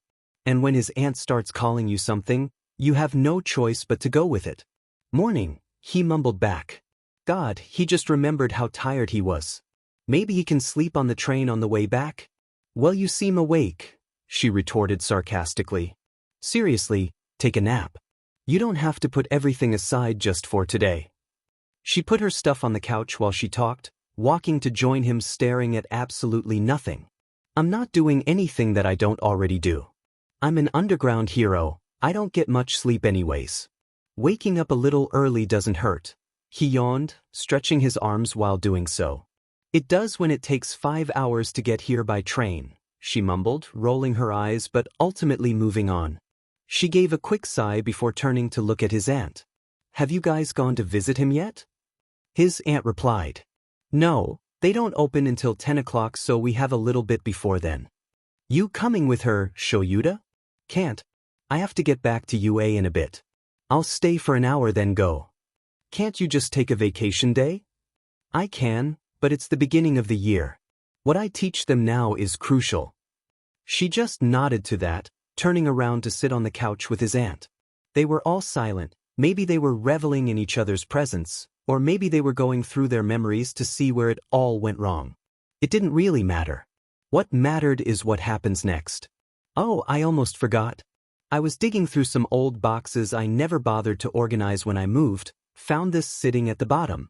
I figured you guys would want to see it, considering the day and all. She ended, her voice getting considerably quieter the more sentimental she got. They were alike in that sense, Aizawa and Saira. But only in that category. His aunt immediately scrunched up next to her daughter on the sofa, while he walked to join them. They both watched as Saira dug through her purse before pulling out a folded, old piece of paper. She unfolded it, careful not to tear it. It was just a photo, 3 kids standing next to each other. It was old, the colors were worn out and the image was scratched, but it was so much more. The moment he saw it, his heart stopped. It was just wow. And he thought he didn't have any more memories to add to his list. I can't believe it, his aunt whispered, breathless from the shock, taking the photo in her hand as if she was holding a baby bird. Her hands were slightly shaking. Where did you even get this? Like I said, the bottom of my moving boxes. They were just filled with old toys I used to play with when I was 4 or 5, so I wanted to donate them. So I was going through them, and I found this at the bottom of the pile. Saira said with a shrug. He could already feel the onset of tears his aunt was undoubtedly about to have. She was the type to make family photo albums and cry when showing friends. Just look at you all, you're all so happy. I can't believe we still have pictures of you all back when you were in those little leagues for baseball. She sobbed, her voice cracking as emotion overwhelmed her. Aizawa reached out and took the photo. He didn't want his aunt to get her tears on it. When she cries like a freaking faucet.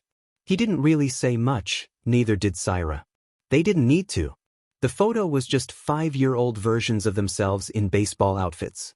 He had a pouty look. He never really liked the sport but endured it for the sake of his friend. Saira looked really excited, clutching onto Kid Aizawa tightly while buzzing with excitement. Back then, she absolutely loved baseball and anything remotely related to it. Now not so much. His eyes moved to the 3rd child in the photo. They were dangling their arms over a baseball bat, flashing a toothy grin straight at the camera. God, he'd forgotten how blinding that smile used to be. His aunt spoke up. You know what? I bet that's what Oboro is doing right now. Playing baseball with his dad in heaven. It would be so like him too, she remarked, smiling at the image she had made in her head. He tried to imagine it, really tried, but that type of thinking doesn't work on him. He's a realist, not an idealist. Yeah, that seems like something Dad and Nichan would do.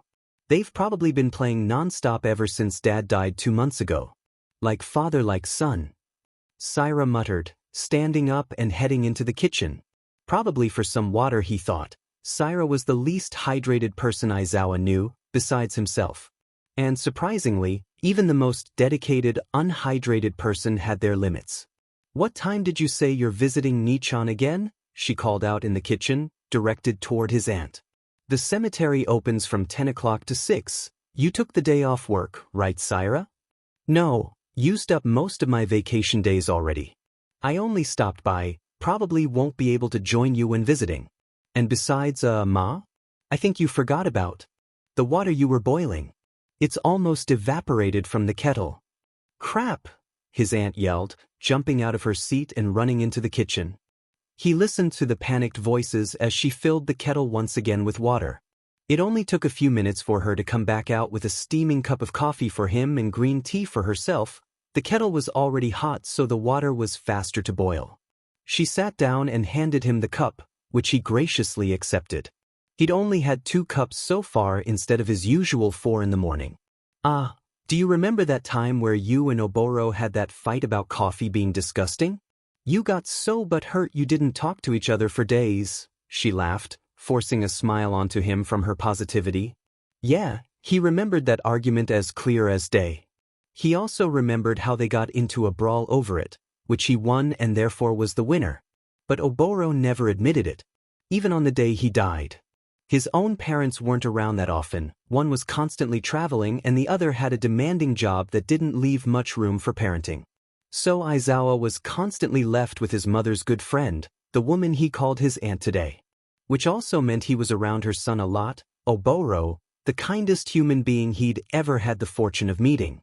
And the rest of the story is fill in the blank. There wasn't much left to say. Saira walked in with her own steaming cup, sitting down on the opposite end of her mother. Aizawa was sandwiched in the middle. Yeah, well, Oboro was right. Coffee tastes awful. I'm not getting into this again, Aizawa immediately said, before downing his coffee like a starving tiger presented with a meat platter. Saira gave a small laugh. You know some types of tea have caffeine too, right? Like what I'm drinking, black tea. You could switch over no problem. Continue your addiction without having to taste something as awful. Saira, what are you doing? The weird tone his aunt had caught him off guard. It was a dramatic shift from the positivity she had just a few moments ago. Saira looked up, equally confused. Are you making a good point? She asked, questioning herself. His aunt waved her answer off. No, not that. Why are you drinking caffeine? The doctor said to stay away from caffeine, it will interfere with your medications, his aunt said, sounding more worried by the second. He could see panic run through Saira's system, her mind searching for any excuse that wouldn't be immediately shut down by logic. It took her 5 seconds to respond, 5 seconds too long. I know. But I looked it up and lots of people with the same medications said they can drink black tea just fine. So I started drinking it again, she said sheepishly, looking away and taking a sip while she spoke. Everyone pretended not to feel the tension in the room thickening, but they all knew it was there. Especially him. Why did he have to be the one sandwiched in the middle of all this? Shouldn't always trust what people on the internet say, sweetie. They could be lying for all you know. It was quiet, but Aizawa was close enough to hear it. A mumble from Saira. I could say the same about you. What was that young lady?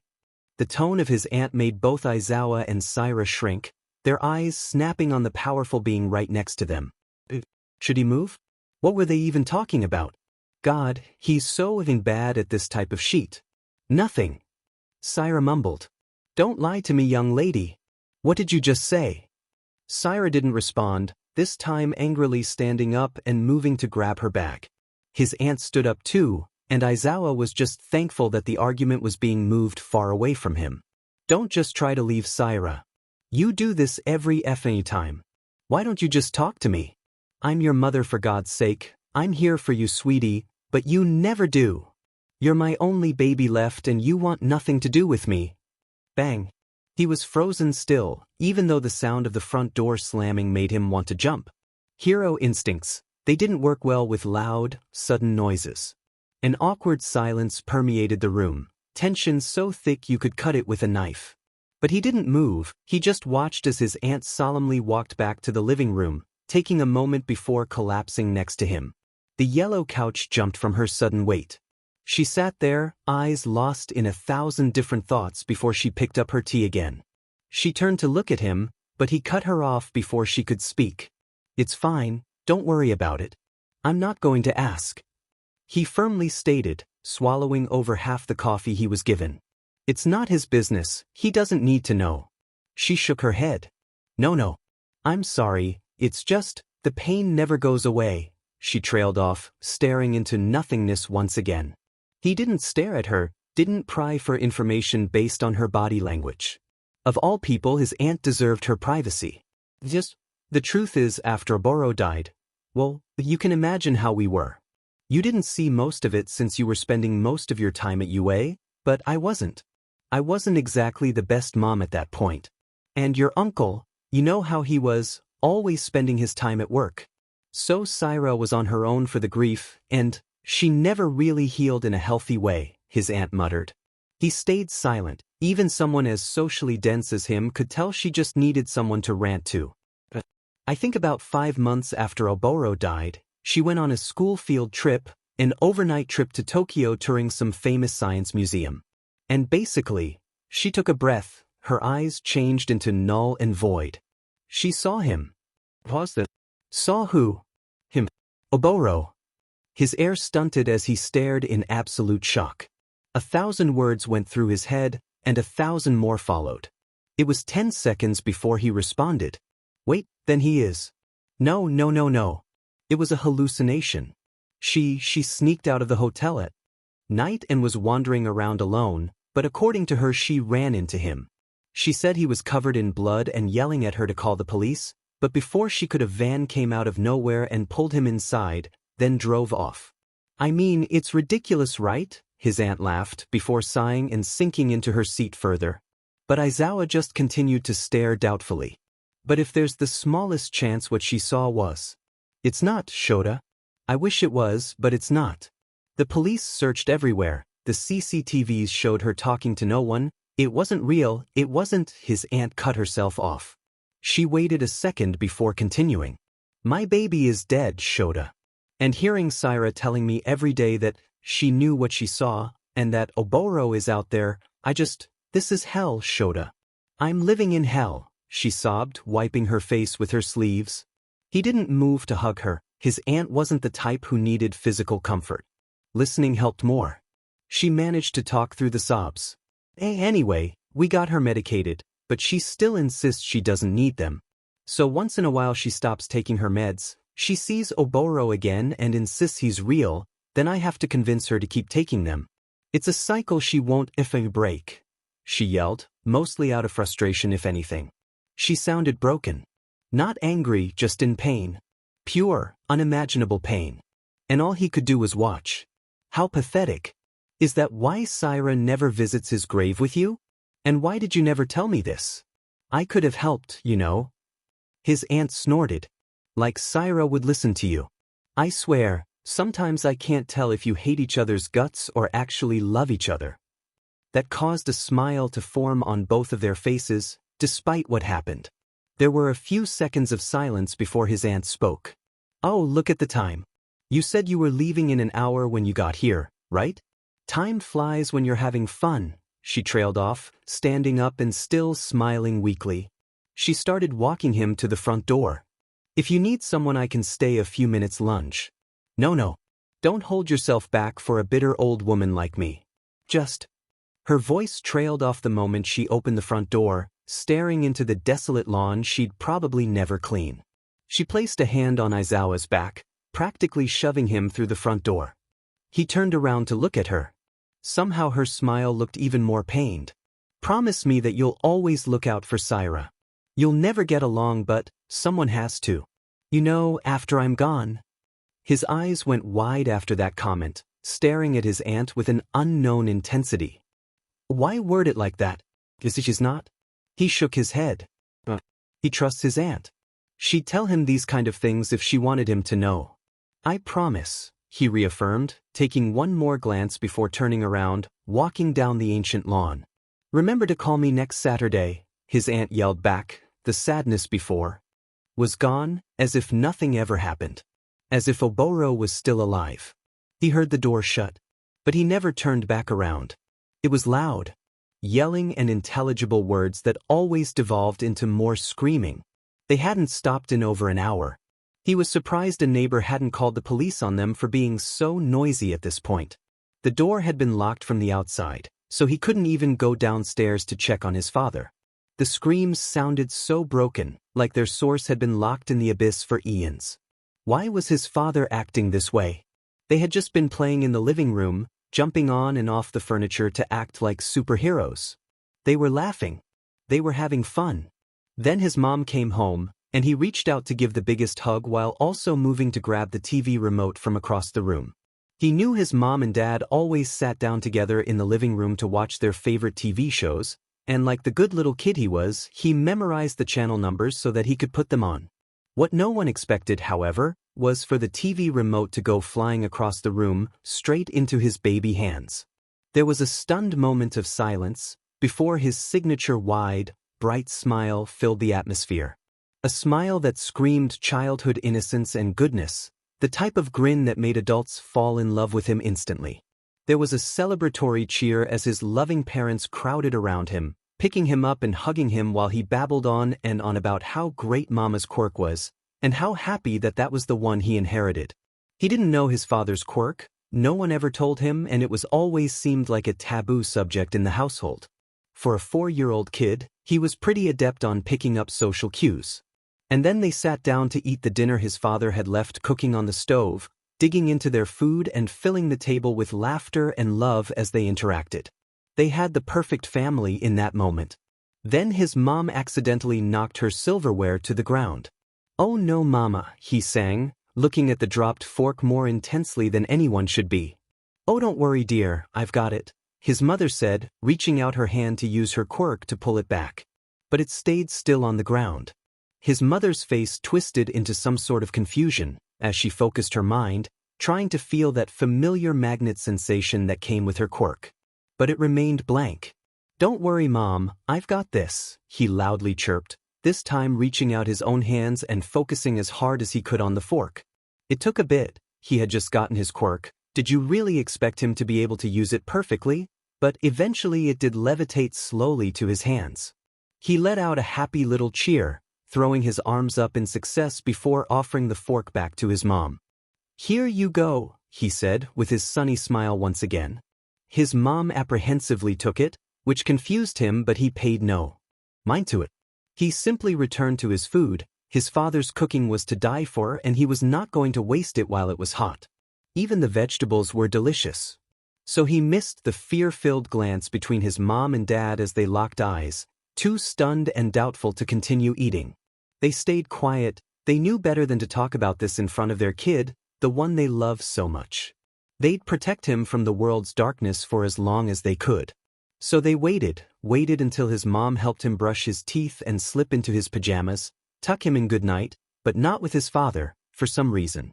"What about Dad, Mama?" he asked, confused and sad from the absence of his father. His mom's face morphed into some sort of masked fear, one that he caught on fairly quickly. He managed to speak before she said anything. "Is everything okay?" he asked, tucking his head into his pillow so that he was fully facing his mom instead of the roof. His mom flinched, albeit barely, and quickly stood up. "Yes, honey. Everything's fine. Your father is just not feeling well right now. He's going to bed early so he can rest up for the morning. You should too. School is starting soon and you need a lot of rest for that big brain of yours," she said, playfully shaking her child while she talked, making him laugh. "Okay, Mama. Make sure he's okay for me, okay?" he laughed, with pure love filling his voice. His mom smiled, one of amusement from the kind-hearted soul she had made, the one she loved so much. "I will, sweetie.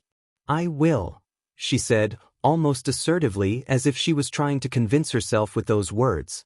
Her loving child just closed his eyes, his smile growing wider somehow as he hugged his blanket and pillows, reveling in the softness and warmth of them. He heard the sound of the door clicking shut, but he fell asleep quickly after that. And now here he was, cradled in his blankets and wondering what was happening downstairs. He couldn't understand any of the words being spoken, though it was obvious what the argument was about. Every time the word was shouted, his stomach dropped with unknown guilt. His mind replayed the day over and over again, trying to find any hint of what went wrong, what he did wrong. The glance at the dinner table was the second hint. His father's absence at bedtime was the third. What was the first, you may ask? That he didn't even know his father's quirk. You ever had one of those teachers that, quite honestly, seem to really hate children? They spend the whole year in mystery and misery, deriving pleasure from torturing the fools under their authority, and leave as soon as their shift ends. But what kind of people were they outside of the classroom? Awful, terrible, or maybe happy to get away from their dread? Maybe they had a horrible to their values, sexist, racist, quirkist, etc., etc. Maybe that was too far to assume. They were just a stranger after all. They should be given the benefit of the doubt, like anyone else would. They probably didn't even discriminate against children. They probably hated everyone and everything. Adults, elderly, babies. Their hate applied to everyone. But their hate wasn't equal. It simply couldn't be. The years he spent at school told him one thing. Their rage was partial to Izuku, and Izuku alone. "All right, class, it's time for you to do your presentations," the teacher said, sounding like he was watching paint dry on the wall. "You all were supposed to do a project on a future career choice, so I expect to see a lot of different jobs in all of your presentations." It was only elementary school, yet this teacher was always so serious about every assignment. Izuku didn't understand him at all. Do the homework within the week. What do you mean you turned it in on time, and not 3 days early? The test is coming up. It'll be on chapters 3 to 5. No, I said chapter 6. It's not my fault you didn't study. Contradiction after contradiction. It had gotten to a point where he had to buy a pen recorder just to assure himself sane on the instructions. Although strangely, it was only Izuku who had to deal with those mistakes. A smile and cheerful tone caught everyone in the class off guard. They had never seen their teacher exhibit more than 2 emotions, boredom and slight amusement. And even then, all they ever got was a small smirk that was anything but a normal smile. "Who am I kidding?" their teacher said, throwing his hands up in the air while papers went flying into the air. "You all want to become heroes, yeah?" The whole class erupted into cheering. "I'm going to be just like All Might. Endeavor is cooler. I'm going to be a rescue hero. I'm going to get into UA right away." There was a loud boom at the front, and one child quickly took the spotlight among the rest. "You nerds are all done for. You might as well give up now since I'm going to be the #1 hero. Try and take me on you because I dare you," a 10-year-old Bakugo shouted, even going as far as to stand on his chair and put one foot down on his desk, doing a heroic pose. His crimson copper eyes were flaring with power, as usual. "Yeah, that's right, Bakugo, you're going to apply for UA2 when we get to high school level, aren't you?" a classmate said, the one with leather wings. To Izuku, the wings looked awesome, the words and color of it were beautiful, like a poem, but he'd get punched if he said it out loud, so he just admired them from a distance. Another one spoke up. "Yeah, I bet you'll get into UA with perfect scores too. Your quirk is just so strong." "Demon right it is. I'm going to be the first student from this garbage dump to get into UA, and none of you will even come close to it," he yelled once again, pointing a finger and moving his arm 360 degrees, a weird way of showing dominance, but an effective one. Mumbling rippled through the classroom. "As if I'd ever even tried to compete. Hey, man, at least have some faith in us." "Ah, Midoriya, you also made your project on becoming a hero too, didn't you?" Izuku froze, his pencil stuck in the middle of a word as he dared not look up. He could already feel the eyes of the classroom burning into him without even looking up, but actually seeing it would make him feel worse. So he didn't dare to move. He just waited patiently for what was about to happen next. Bam! A hand slammed on the desk, Bakugo wasting no time to hunt his prey. It made Izuku flinch so hard he was forced to look up, and accidentally made eye contact with Bakugo. He gulped and looked away, all the while Bakugo glared at Izuku dangerously. No one in the class helped him. No, they were basically encouraging it with just their eyes. His teacher smirked, the usual amused one, before pretending to look for something on his desk and to not see what was about to happen. The man had done this on purpose. It's been like this all week. He should never have told his mom about the unfair grading. After she called the school, everything became even worse. What was that shitty Deku? You really think you of all people can become a hero? He swallowed, trying his DMN best to develop a camouflage quirk in the moment so that he could disappear from everyone's eyes. But nothing came, he knew nothing was coming, so he had to respond. "I mean, I have to at least try Kaken," he whispered, barely audible enough for the class to hear. There was another silence, another calm before the storm, another moment to mark Izuku's doom. Then the inevitable laughter came, though it was louder and more comical than Izuku had imagined. Kaken was the loudest, but his was the most faked. "Dude, he even spoke. That means he's actually serious, haha." Some of the strangers in his class laughed. He felt the urge to sigh, but he couldn't risk a noise, so he just drooped his shoulders and head. Yes, he rarely spoke, both at home and at school, but it's not like he didn't want to. It's just that no one wanted to hear what he had to say. So, why bother? A loud slam right in front of him jerked him out of that trail of thought. God, he needed to stop doing that, spacing out when getting hunted by Kaken. His ex-best friend looked feral. Foam at his mouth was the only thing missing to make him look animalistic. "Now listen here, shitty Deku," he spatted with venom, leaning in close to get his point across. "A quirkless idiot like you would just die on the battlefield instantly. The only useful thing you could be is a human meat shield." The laughter in the class only grew into howling after that, loud enough that the teacher had to get involved. As much as the man probably wanted to, he didn't want to risk being found negligent. Not with his mom involving lawyers. He bit the inside of his mouth. Never again. He'd never tell his mom the full truth about any of this, ever again. All right, class, settle down. We need to start our presentations. Bakugo, you're first. Everyone, begrudgingly, listened to their teacher, Bakugo giving one last snarl before going to the front. He spent the entire presentation glaring at Izuku with a smirk, his minions following suit as well, and Izuku could only squirm under their gaze. After Bakugo, his teacher called on him to go next, even though he was supposed to be calling them in alphabetical order. His eyes flickered up, purposefully staring at the screen and not at his classmates as he stood up. He kept his eyes forward, trying not to offend anyone with his gaze and get another reason to be laughed at. His reward was humiliation. Someone kicked his knee from behind, causing it to buckle from the force and him to fall face first onto the ground.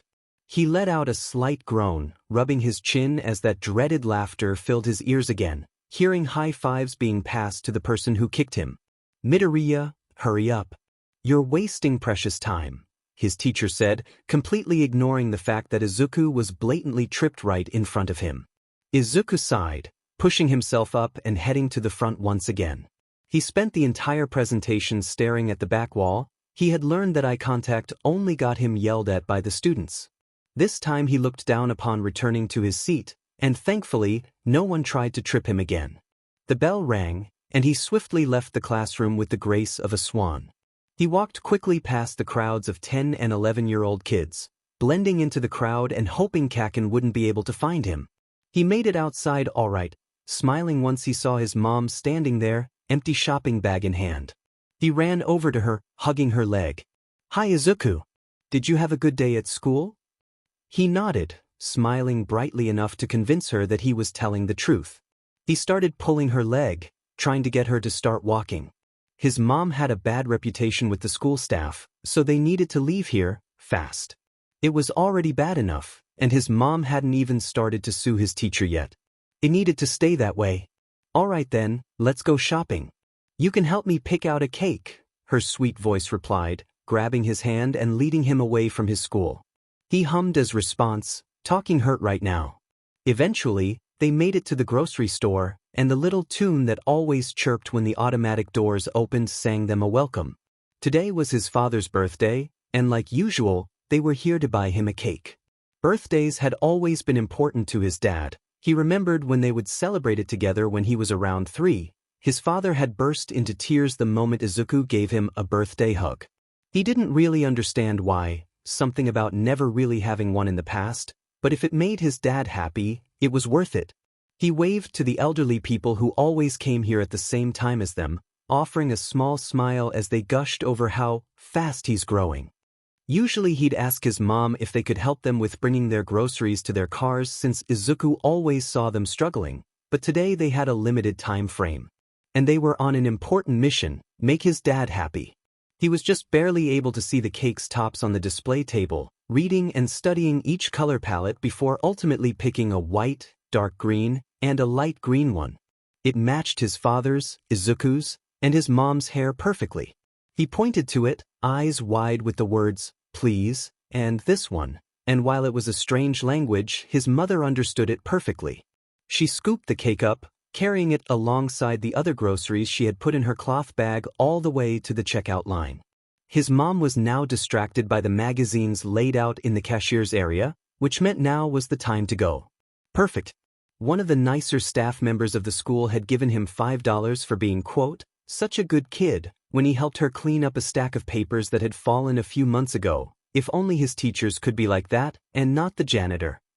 She quit a few weeks later for retirement, but he saved those $5 for this exact moment. He managed to saunter away from his mom while she was reading the magazines to go look for something to buy. He knew his dad loved cinematography, the camera thing, movies, that sort of stuff. He didn't really understand that side of his dad either, something about never really seeing that stuff in the past, but that didn't matter. He was going to find something perfect for his dad and give it to him for his birthday. A keychain rack caught his attention while frisking through the aisles. He paused, looking right at a gray one that had caught his eye. There was one with a cartoon camera design with a cute heart surrounding it, $2.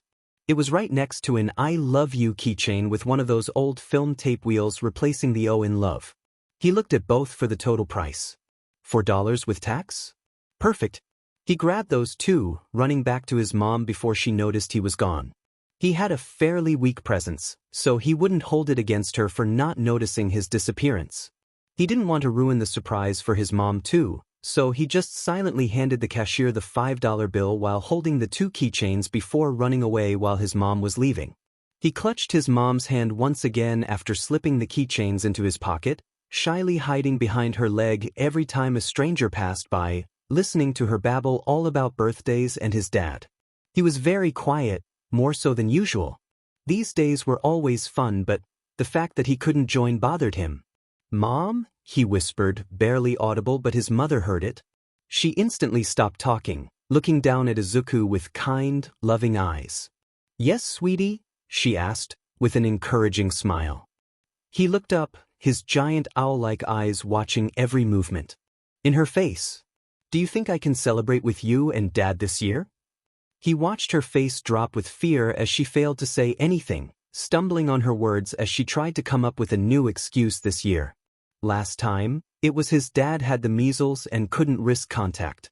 Then the ones before that were usually injury or being tired related. He never really bought those excuses, but he accepted them regardless. But this time was different. He watched his mom sigh as she stared at the sky, silently praying for God's advice before looking back at her son. "Listen, Izuku. I think you're old enough for me to tell you this. I don't want you to take this the wrong way, because your dad loves you very much. He loves you. Never forget that. But your dad is sick, okay? Not physically but emotionally. You know what I mean." Izuku paused, pointing to his heart questioningly. His mom brightened, glad her explanation worked. Yes, his heart is just not in the right place, sweetie. He loves you, he just needs some space. But he loves you, okay? No matter what happens, he will always love you, honey. It sounded like she was trying to assure herself more than Izuku, to be honest. He could tell that his mom wanted him to stop, but he kept going. "A few more sentences couldn't hurt, right? I haven't seen him in a while," he mumbled, leaning onto his mom's leg as they walked. He could feel her flinch slightly as she looked back down at her kid. "I know, honey, I know you miss him. He misses you too, you know? He's not in the right mindset right now. He needs time to get over some things that happened in the past. It's not your fault, okay? You just remind him of certain people, that's all." He nodded, not really wanting to push any further. It hurt a lot that his father didn't want to see him, but he wouldn't complain. That didn't mean he liked the distance. Normal people see their father every day. He hadn't seen his in over 6 years. But his mom said that he loved Izuku, and Izuku loved him. So does it really matter that they don't see each other often as long as they love each other? They got home, and Izuku excitedly kicked off his shoes while he climbed onto the chairs of the dining room. His mother was smiling, giddy over watching Izuku enthusiastically pull out the decorations she had bought and laying them out on the table. She went to their bedroom in order to take out the gifts she had bought days before, and she and Izuku spent the rest of the day organizing them in the most picturesque way they could. It was fun just like it was every year. Eventually, the clock struck 7:55 p.m., which meant that Izuku needed to go to his room. His eyes flickered from the decorations to the cake, to the clock, then to his mom. He wanted to stay, wanted to talk to his father and see him so happy like before, but he knew his mom wouldn't allow it. That's why he had to break her rules, just this once. He pretended to start walking towards the hallway, turning the corner to the corridor, before pinning himself against the wall, peeking his head around like some sort of spy while waiting for the perfect moment to strike. Eventually the door rang, his heart fluttered at the sound of it, and his mom finally left the kitchen to go open the door. He took his chance, sprinting across the house and under the kitchen table, ducking under the tablecloth and curling up while trying his best not to make a sound. He sat and waited to hear his father's voice, then, "Hisashi, you're home," his mother said. There was a short pause, then, "Hi, Inko." His father's voice was always weak, but hearing it so crisp and non-muffled like it was through his bedroom wall made it sound like the most powerful voice in the world. There was a short kiss before the sound footsteps to the kitchen. His heart was racing, he didn't really know why, but it was. Everything went still once he saw his father's legs walk past the table, pulling out a chair and sitting down.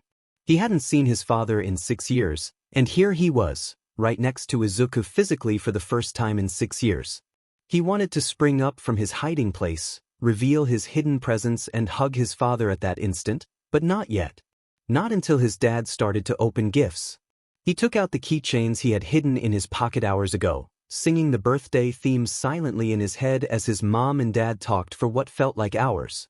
There were a lot of inside jokes that Izuku wasn't allowed to understand, but he waited until he heard the sound of presents being unwrapped. There were a lot of hugs, thank yous, and "I knew you'd love it" in that short PRD, and it only made Izuku more impatient. What would his father say to him? Would he hug him too?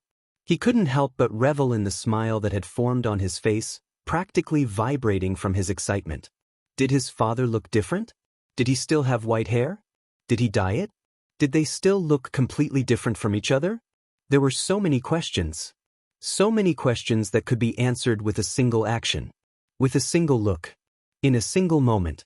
And finally the sound of the last present being opened reverberated in the room, his father saying his final thank yous and his mom giddy with all the praise. God, they were perfect each other, his parents were perfect, their family was so great, and it was only going to be even better once he surprised his father. He waited until his mom left the table, where his dad was somewhat alone.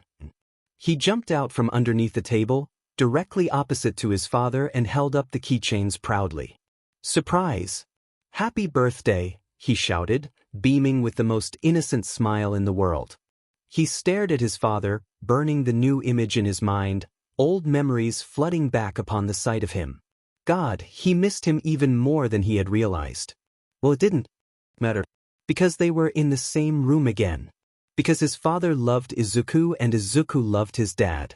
Because his dad was frozen in shock, his mouth hanging open as if he had turned to stone.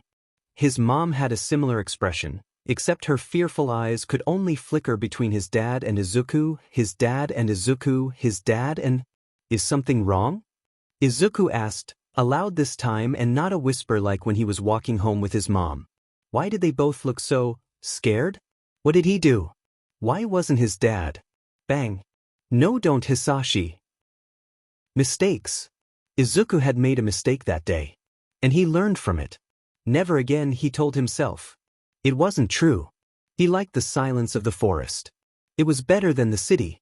He was careful not to slip, keeping his eyes on his target but at the same time on the ground below him. The forest was dangerous to be moving at such a fast pace, but that only made him more excited. Adrenaline shot up his body as he just barely missed his target. Admittedly, he kind of liked the feeling of the herm and how alive it made him feel. He felt dead and mundane most of the time, doomed to repeat the same cycle over and over again, but adrenaline made him aware and in control for once. It was hard not to like it. The rocks in front of him were wet, and there was a chance he could really hurt himself if he tried to use those as a landing pad. So he took a short step beforehand, launching himself forward and skipping the garden of rocks as a whole. The bunny he was chasing had the same idea, but the animal was just a baby and couldn't compete with 12-year-old Izuku, who was far more powerful and knew this forest like it was his home. His smile grew as he finally grasped the bunny midair, sliding a bit on the muddy soil before finally coming to a stop. He watched as the bunny panicked in his arms, thinking that he was a predator that was about to eat him. Somehow, its struggle to live was cute. He sighed, standing up slowly, keeping a firm grasp on the rabbit while stroking its ears back. "It's okay, it's all right. You're safe now," he whispered, trying to soothe it. Somehow it worked. He really didn't expect it to, but fate had other plans. The rabbit stopped struggling, content to sit in his arms and wait for Izuku to do all the work on bringing it back to human civilization. What a lazy rabbit. He sighed, beginning the small trek back to the suburban neighborhood he came from. He hummed along the way, the same tune his mother had sung to him as a kid, petting the rabbit and reveling in how soft and squishy it was. What was the name of it again? Alright, something unoriginal like carrots. That's a pretty bad name. Then again, the kid he had talked to was like, what, 5? Small children get a pass on uncreative names. Eventually he made his way back, purposefully tripping on a fallen log for fun and putting himself right back with his great balance. He looked around the park he had walked into for any sign of the kid from earlier. He smiled once he saw the same sun hat with a blue ribbon tied around it, walking friskily over to the child. He made a small ahem sound with his throat right behind the kid, reveling on how happy the kid instantly looked at the sight of his rabbit. Carrots, the kid shouted, throwing his arms up and immediately taking the bunny out of Izuku's arms and hugging the crap out of it. Carrots didn't seem to mind though, accepting his fate more readily than Izuku would. A man walked over, presumably the dad of this kid, a big grin on his face at the sight of the child's happiness. He leaned in closer to Izuku so that his kid wouldn't hear. Thank you so much. I don't know how you did it, but I'm incredibly thankful. My son always plays with that bunny too roughly, so I'm surprised it's taken this long for it to run away. I'll be making sure my son treats his pet more carefully from now on. But here, as a thank you. He pulled out his wallet from his back pocket, trying to give Izuku a $10 bill. Izuku immediately put his hands up in a surrender position, frantically shaking his head. It was nothing, honestly. I'm just glad I got to help your son out. Just take care of the bee bunny for me. The dad laughed, now more forcefully handing Izuku the money by basically punching his chest with it. Don't be ridiculous, it's the least I could do. You're a good kid, you know, you do well in heroics. He laughed, giving a hard pat on Izuku's back before walking back to his kid. Izuku blinked a couple times, staring at the father and son duo, then at the money in his hand. He shrugged, turning to walk away. It's not the first time this has happened, and even though he always refuses, the people he helps always manage to give him the money somehow. Maybe it was because he's too weak-willed to say no. Or maybe it was just the universe's way of messing with him. He'd probably never find out. And besides, it wasn't like he was entirely opposed to taking the money. Money's been tight since the incident, when Izuku was his father became sicker after that, to the point where he couldn't work his factory job anymore, something about mental health and mood swings. Now his mom was the sole breadwinner of the house, so they had to cut down on expenses to make rent. He felt a singe of guilt seep into him from that memory, but he shook it off. It was a mistake, one that he wouldn't make again. He had already gotten the consequence for that action 2 years ago, so there was no use dwelling on it again. Still, memories of that fight leaked into his mind as he walked back into the forest. His shoes were caked in mud. Back then it was blood. He had to grab a plate and throw it at his father to slow his rampage and give him time to run to his room. Thank God he practiced throwing things when he played in the forest. The accuracy he built up was extremely useful in that moment. It was kind of funny, actually. Now that he's thinking about it, the incident sounded more serious than it actually was. He thought he was going to die. It was just a breakdown, a lapse in judgment in all parties, nothing lethal or anything. Though Izuku was the only who got punished, and now he had a lock on his room that his mom walked him to every night. He shook his head. Why was he focusing on that? He still had free time, he should enjoy it. Step after step, rock, tree, branch, grass. Parkour always came naturally to him. He didn't really know why. None of his parents were ever athletic in their lives. But him? He always had the need to move around, walk outside, run across a field, etc., etc. And moving around in difficult terrain always made his heart race in excitement. There was no end goal, just simple running and getting as far as he could until he needed to catch a breath. He could go for a long time now. He'd spent the last 4 years doing this, so there was bound to be some improvement. He skidded to a stop, just before a small trench that led to a massive boulder crossed his path. He paused, his eyes flickering from the trench to the trees around him. Usually he just got a running start and jumped over the trench. It was wide but doable, but there was a tree that had started to lean, to the point where it was about halfway across the trench. Enough where Izuku could hypothetically launch himself midair without a running start. He smiled as the movements needed to pull this off played in his head, studying the positions of every factor before finally moving. He gave himself a tiny running start before jumping, long enough so that he'd reach the overarching tree. He felt his foot hit the wood, and he pushed all his power into his leg in order to make the rest of the distance. But his foot didn't land properly, either that or the bark was too smooth, causing him to slip awkwardly and tip backwards. He landed straight on his back, deep in the trench, trapped to think over his stupidity. Now he was completely covered in mud. Though who was he to complain? The mud felt cold anyway, the nice kind like pillows seeping into your face while you slept. Laying there felt nice. He liked moving, but not moving felt pretty good too. Although the rock pushing against his back right now could go away. It kind of hurt. He sat up, groaning softly as the pain from falling settled in, but shaking it off easily. He's been through worse. He climbed out of the trench, a bit hard with the roots and vines being wet, but he had his gloves on, the ones he never took off, which made the process a whole lot smoother. Dusting himself off, he headed back to his house. It was past 6 o'clock, which meant his father was away and he was safe to enter. After the birthday incident, the schedule from before had changed. Before, he was allowed to go home straight after school and stay there until 8, or when his father got home from his job. But after he quit, there was no reason for his dad to leave the house anymore. He didn't have any friends he could hang out with, and he couldn't get another job because of mental health and mood swings. But Izuku still needed to go inside, so his parents decided it would be best if his dad got some fresh air from 6 to 8, that way Izuku could take a shower and eat dinner. From there on, Izuku would be locked in his room for him to work on school while his parents got a chance to hang out. If Izuku had to go to the bathroom, he'd have to wait until school the next day. Then in the morning, he and his mom would get ready as quietly as they could, sneaking out of the house and going on to their daily lives.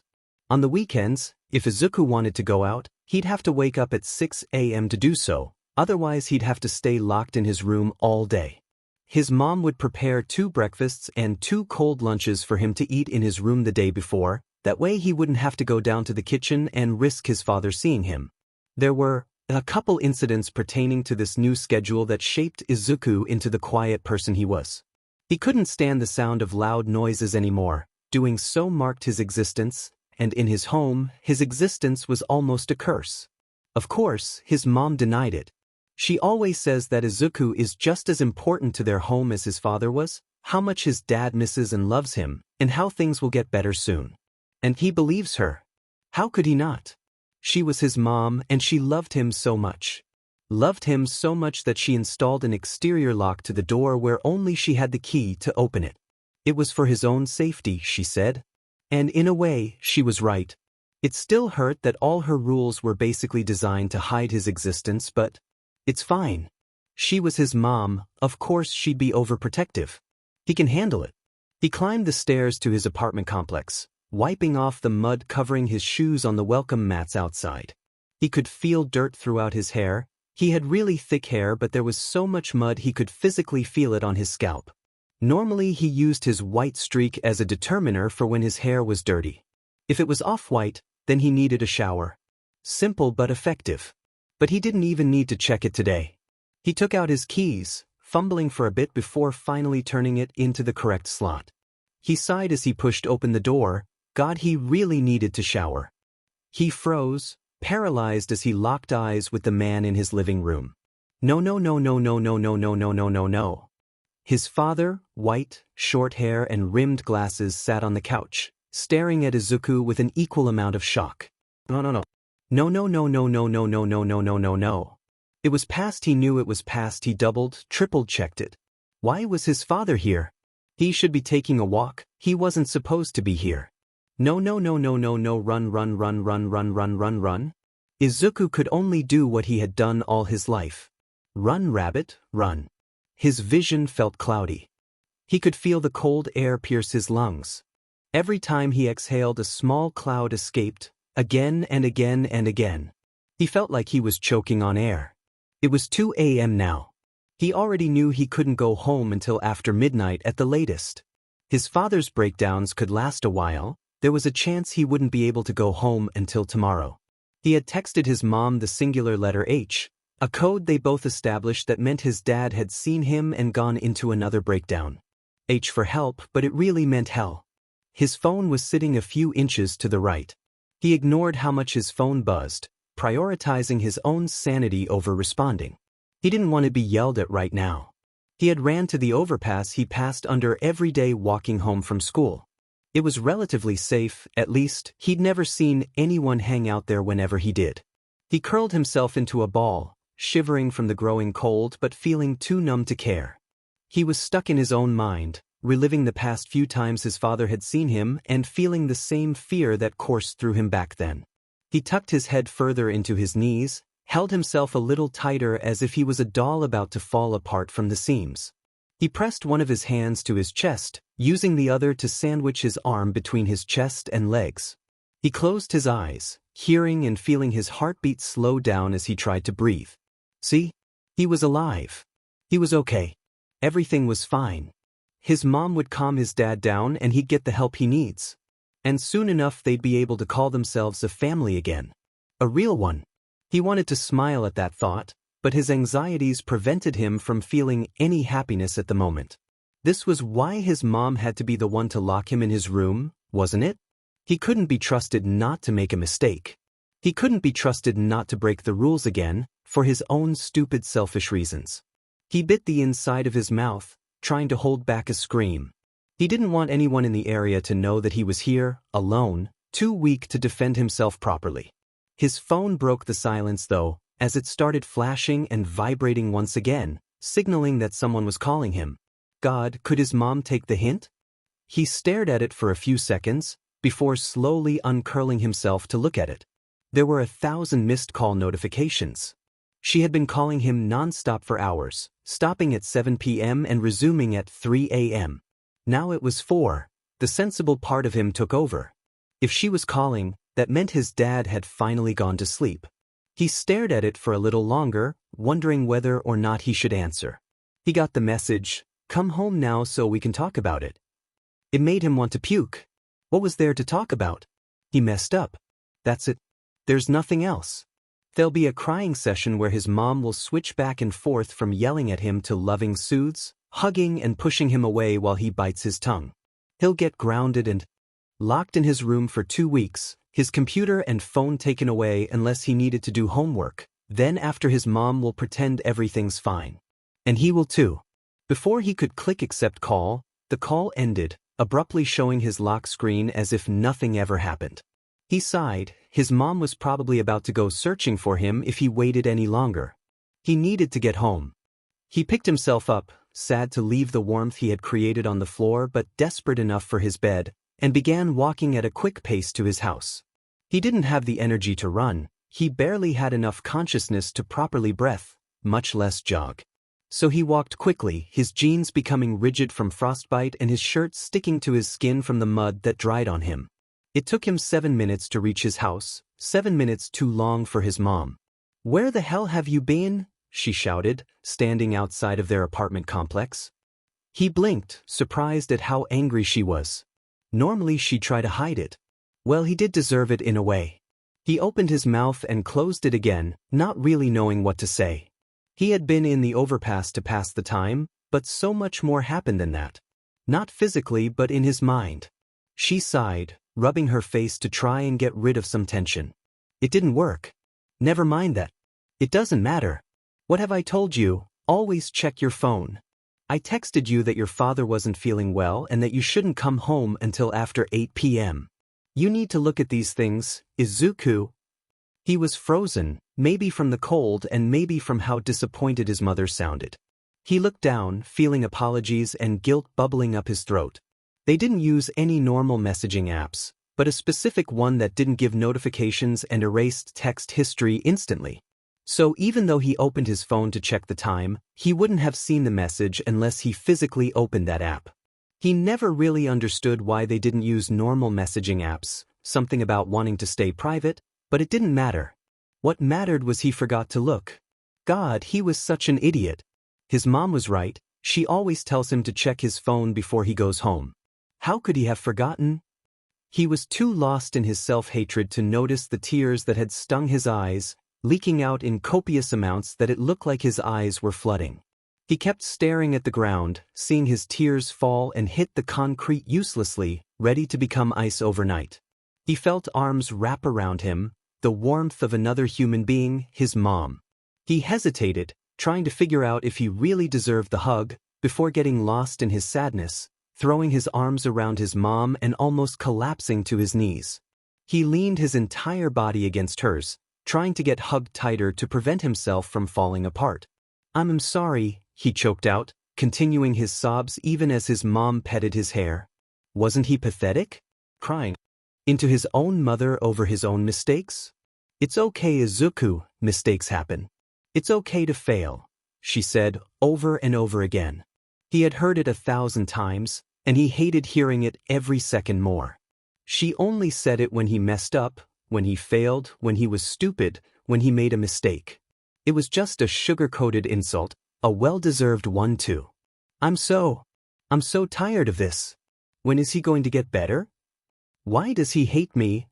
Izuku sobbed, clutching his mom harder, like she was going to disappear from his grasp.